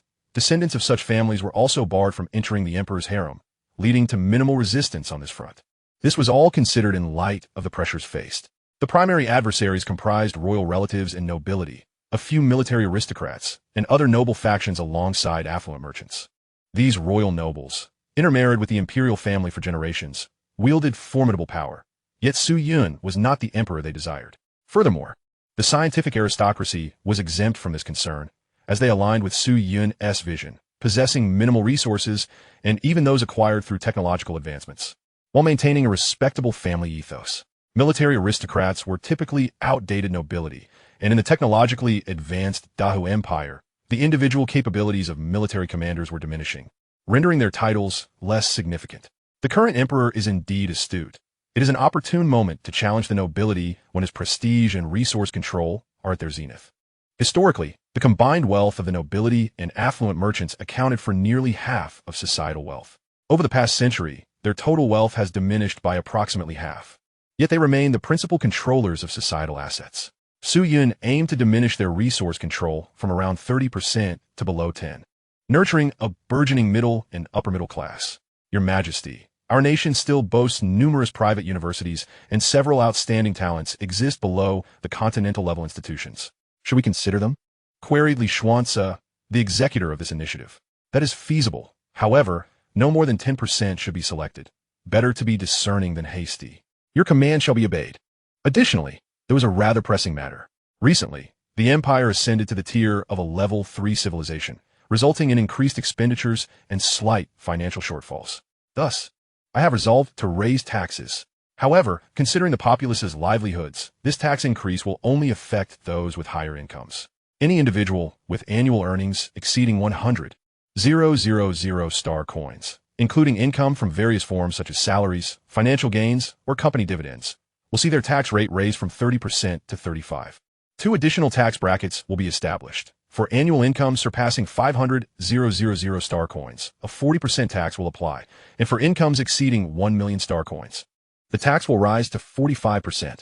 Concurrently, taxes on industries with lower research and development capabilities will also be heightened, with an increase in the tax rate for equity liquidation and further elevation of taxes in sectors related to the virtual world, with specific details to follow. Sujunan lista strategic varig. Individuals earning over 100,000 star coins are scarce in the Dahu Empire, with the exception of national scholars, high-ranking officials of level 2 or above, and the nobility, affluent merchants, or senior professional managers. For the national scholars and high officials, their societal standing is sufficiently elevated that they will not be perturbed by these income adjustments. However, for merchants, wealth is synonymous with existence, while for the nobility, it underpins their authority. Furthermore, I shall set an example as the imperial standard. Henceforth, all companies under royal auspices must adhere to tax laws and will no longer enjoy tax exemptions. This will bear no adverse consequences for Su Yun. At the pinnacle of his prestige and power, paying taxes to the empire is merely a matter of shifting resources from one hand to the other with equivalent outcomes. As long as Dahu continues to develop rapidly, Su Yun will have ample time, ensuring that this flourishing state endures. This tax reform will further agitate the sensitive nerves of the nobility. I am eager to see who dares to emerge. Su Yun contemplative. Goodness. The current emperor intends to overturn the ancestral edicts. The emperor paying taxes is an unprecedented occurrence. This will undoubtedly sway public opinion in favor of the emperor. The nobility will find it challenging to counter in the court of public opinion, resorting only to clandestine maneuvers. Should they dare to reach out, Su Yun stands ready to expose their entire lineage. At that juncture, they shall face vaporization via laser weaponry, with their assets transferred to the national treasury. What is the cabinet's opinion on my proposal? Your Majesty's words are indeed most accurate. We shall comply with your decree. Although Xiao Chun and others perceive this matter as inappropriate, they have recently assumed their positions and are nurtured by the emperor, thus they dare not voice any objections. The other officials present, all of whom hold positions of grade 3 or above and are equally loyal to the empire and the emperor, refrain from dissenting, instead offering insights into potential challenges and solutions pertaining to implementation. These two significant policies require prompt organization and subsequent public announcement. I am aware that numerous issues may arise during the execution of these initiatives. Therefore, all major departments of the empire must cooperate with your endeavors. Should there be any lack of cooperation, report it to me immediately for swift disciplinary action. We shall comply with your decree, following a thorough arrangement. These two plans were publicly announced. The general populace, naturally, was not overly concerned with the distant matter of tax reform, but rather became fervently engrossed in the emperor's search for a consort. This news has excited many female university students at the state level, as marrying an emperor like Su Yun not only signifies status and luxury, but also brings honor. Many approach the application process with a spirit of experimentation. In the entire Dawu star system, there are 18 state-level institutions, with over 100 state universities. Additionally, there are more than 30 planetary, galactic, and imperial universities, along with over 60 qualified royal universities newly established by Su Yun, totaling approximately 200 institutions, with nearly 1 million participants submitting applications. Around 10,000 individuals made it to the first round of selection. All of these candidates are exceptionally beautiful, gentle in temperament, and academically accomplished young women. In selecting future consorts, the emperor prioritizes beauty, as it is only natural for a man to be drawn to attractiveness, followed by character. Su Yun prefers not overly exuberant girls, but rather those who are slightly introverted yet not excessively cold. Thirdly, he seeks candidates with strong academic backgrounds, particularly favoring a significant number of science students. To encourage the nation's populace to pursue careers in science, Su Yun has demonstrated, in various ways, his commitment to valuing education and research. After the first round of screening and examinations, 9,000 candidates were eliminated, leaving approximately 1,000. Li Xuansa, well aware of the emperor's intentions and himself of humble origins, noted that among these 1,000, the majority hail from ordinary or middle-class families, with some being descendants of nobility, though predominantly of the scientific aristocracy. Notably, this time, Su Yun has excluded all royal and noble candidates, a development that has caused some individuals to grow anxious.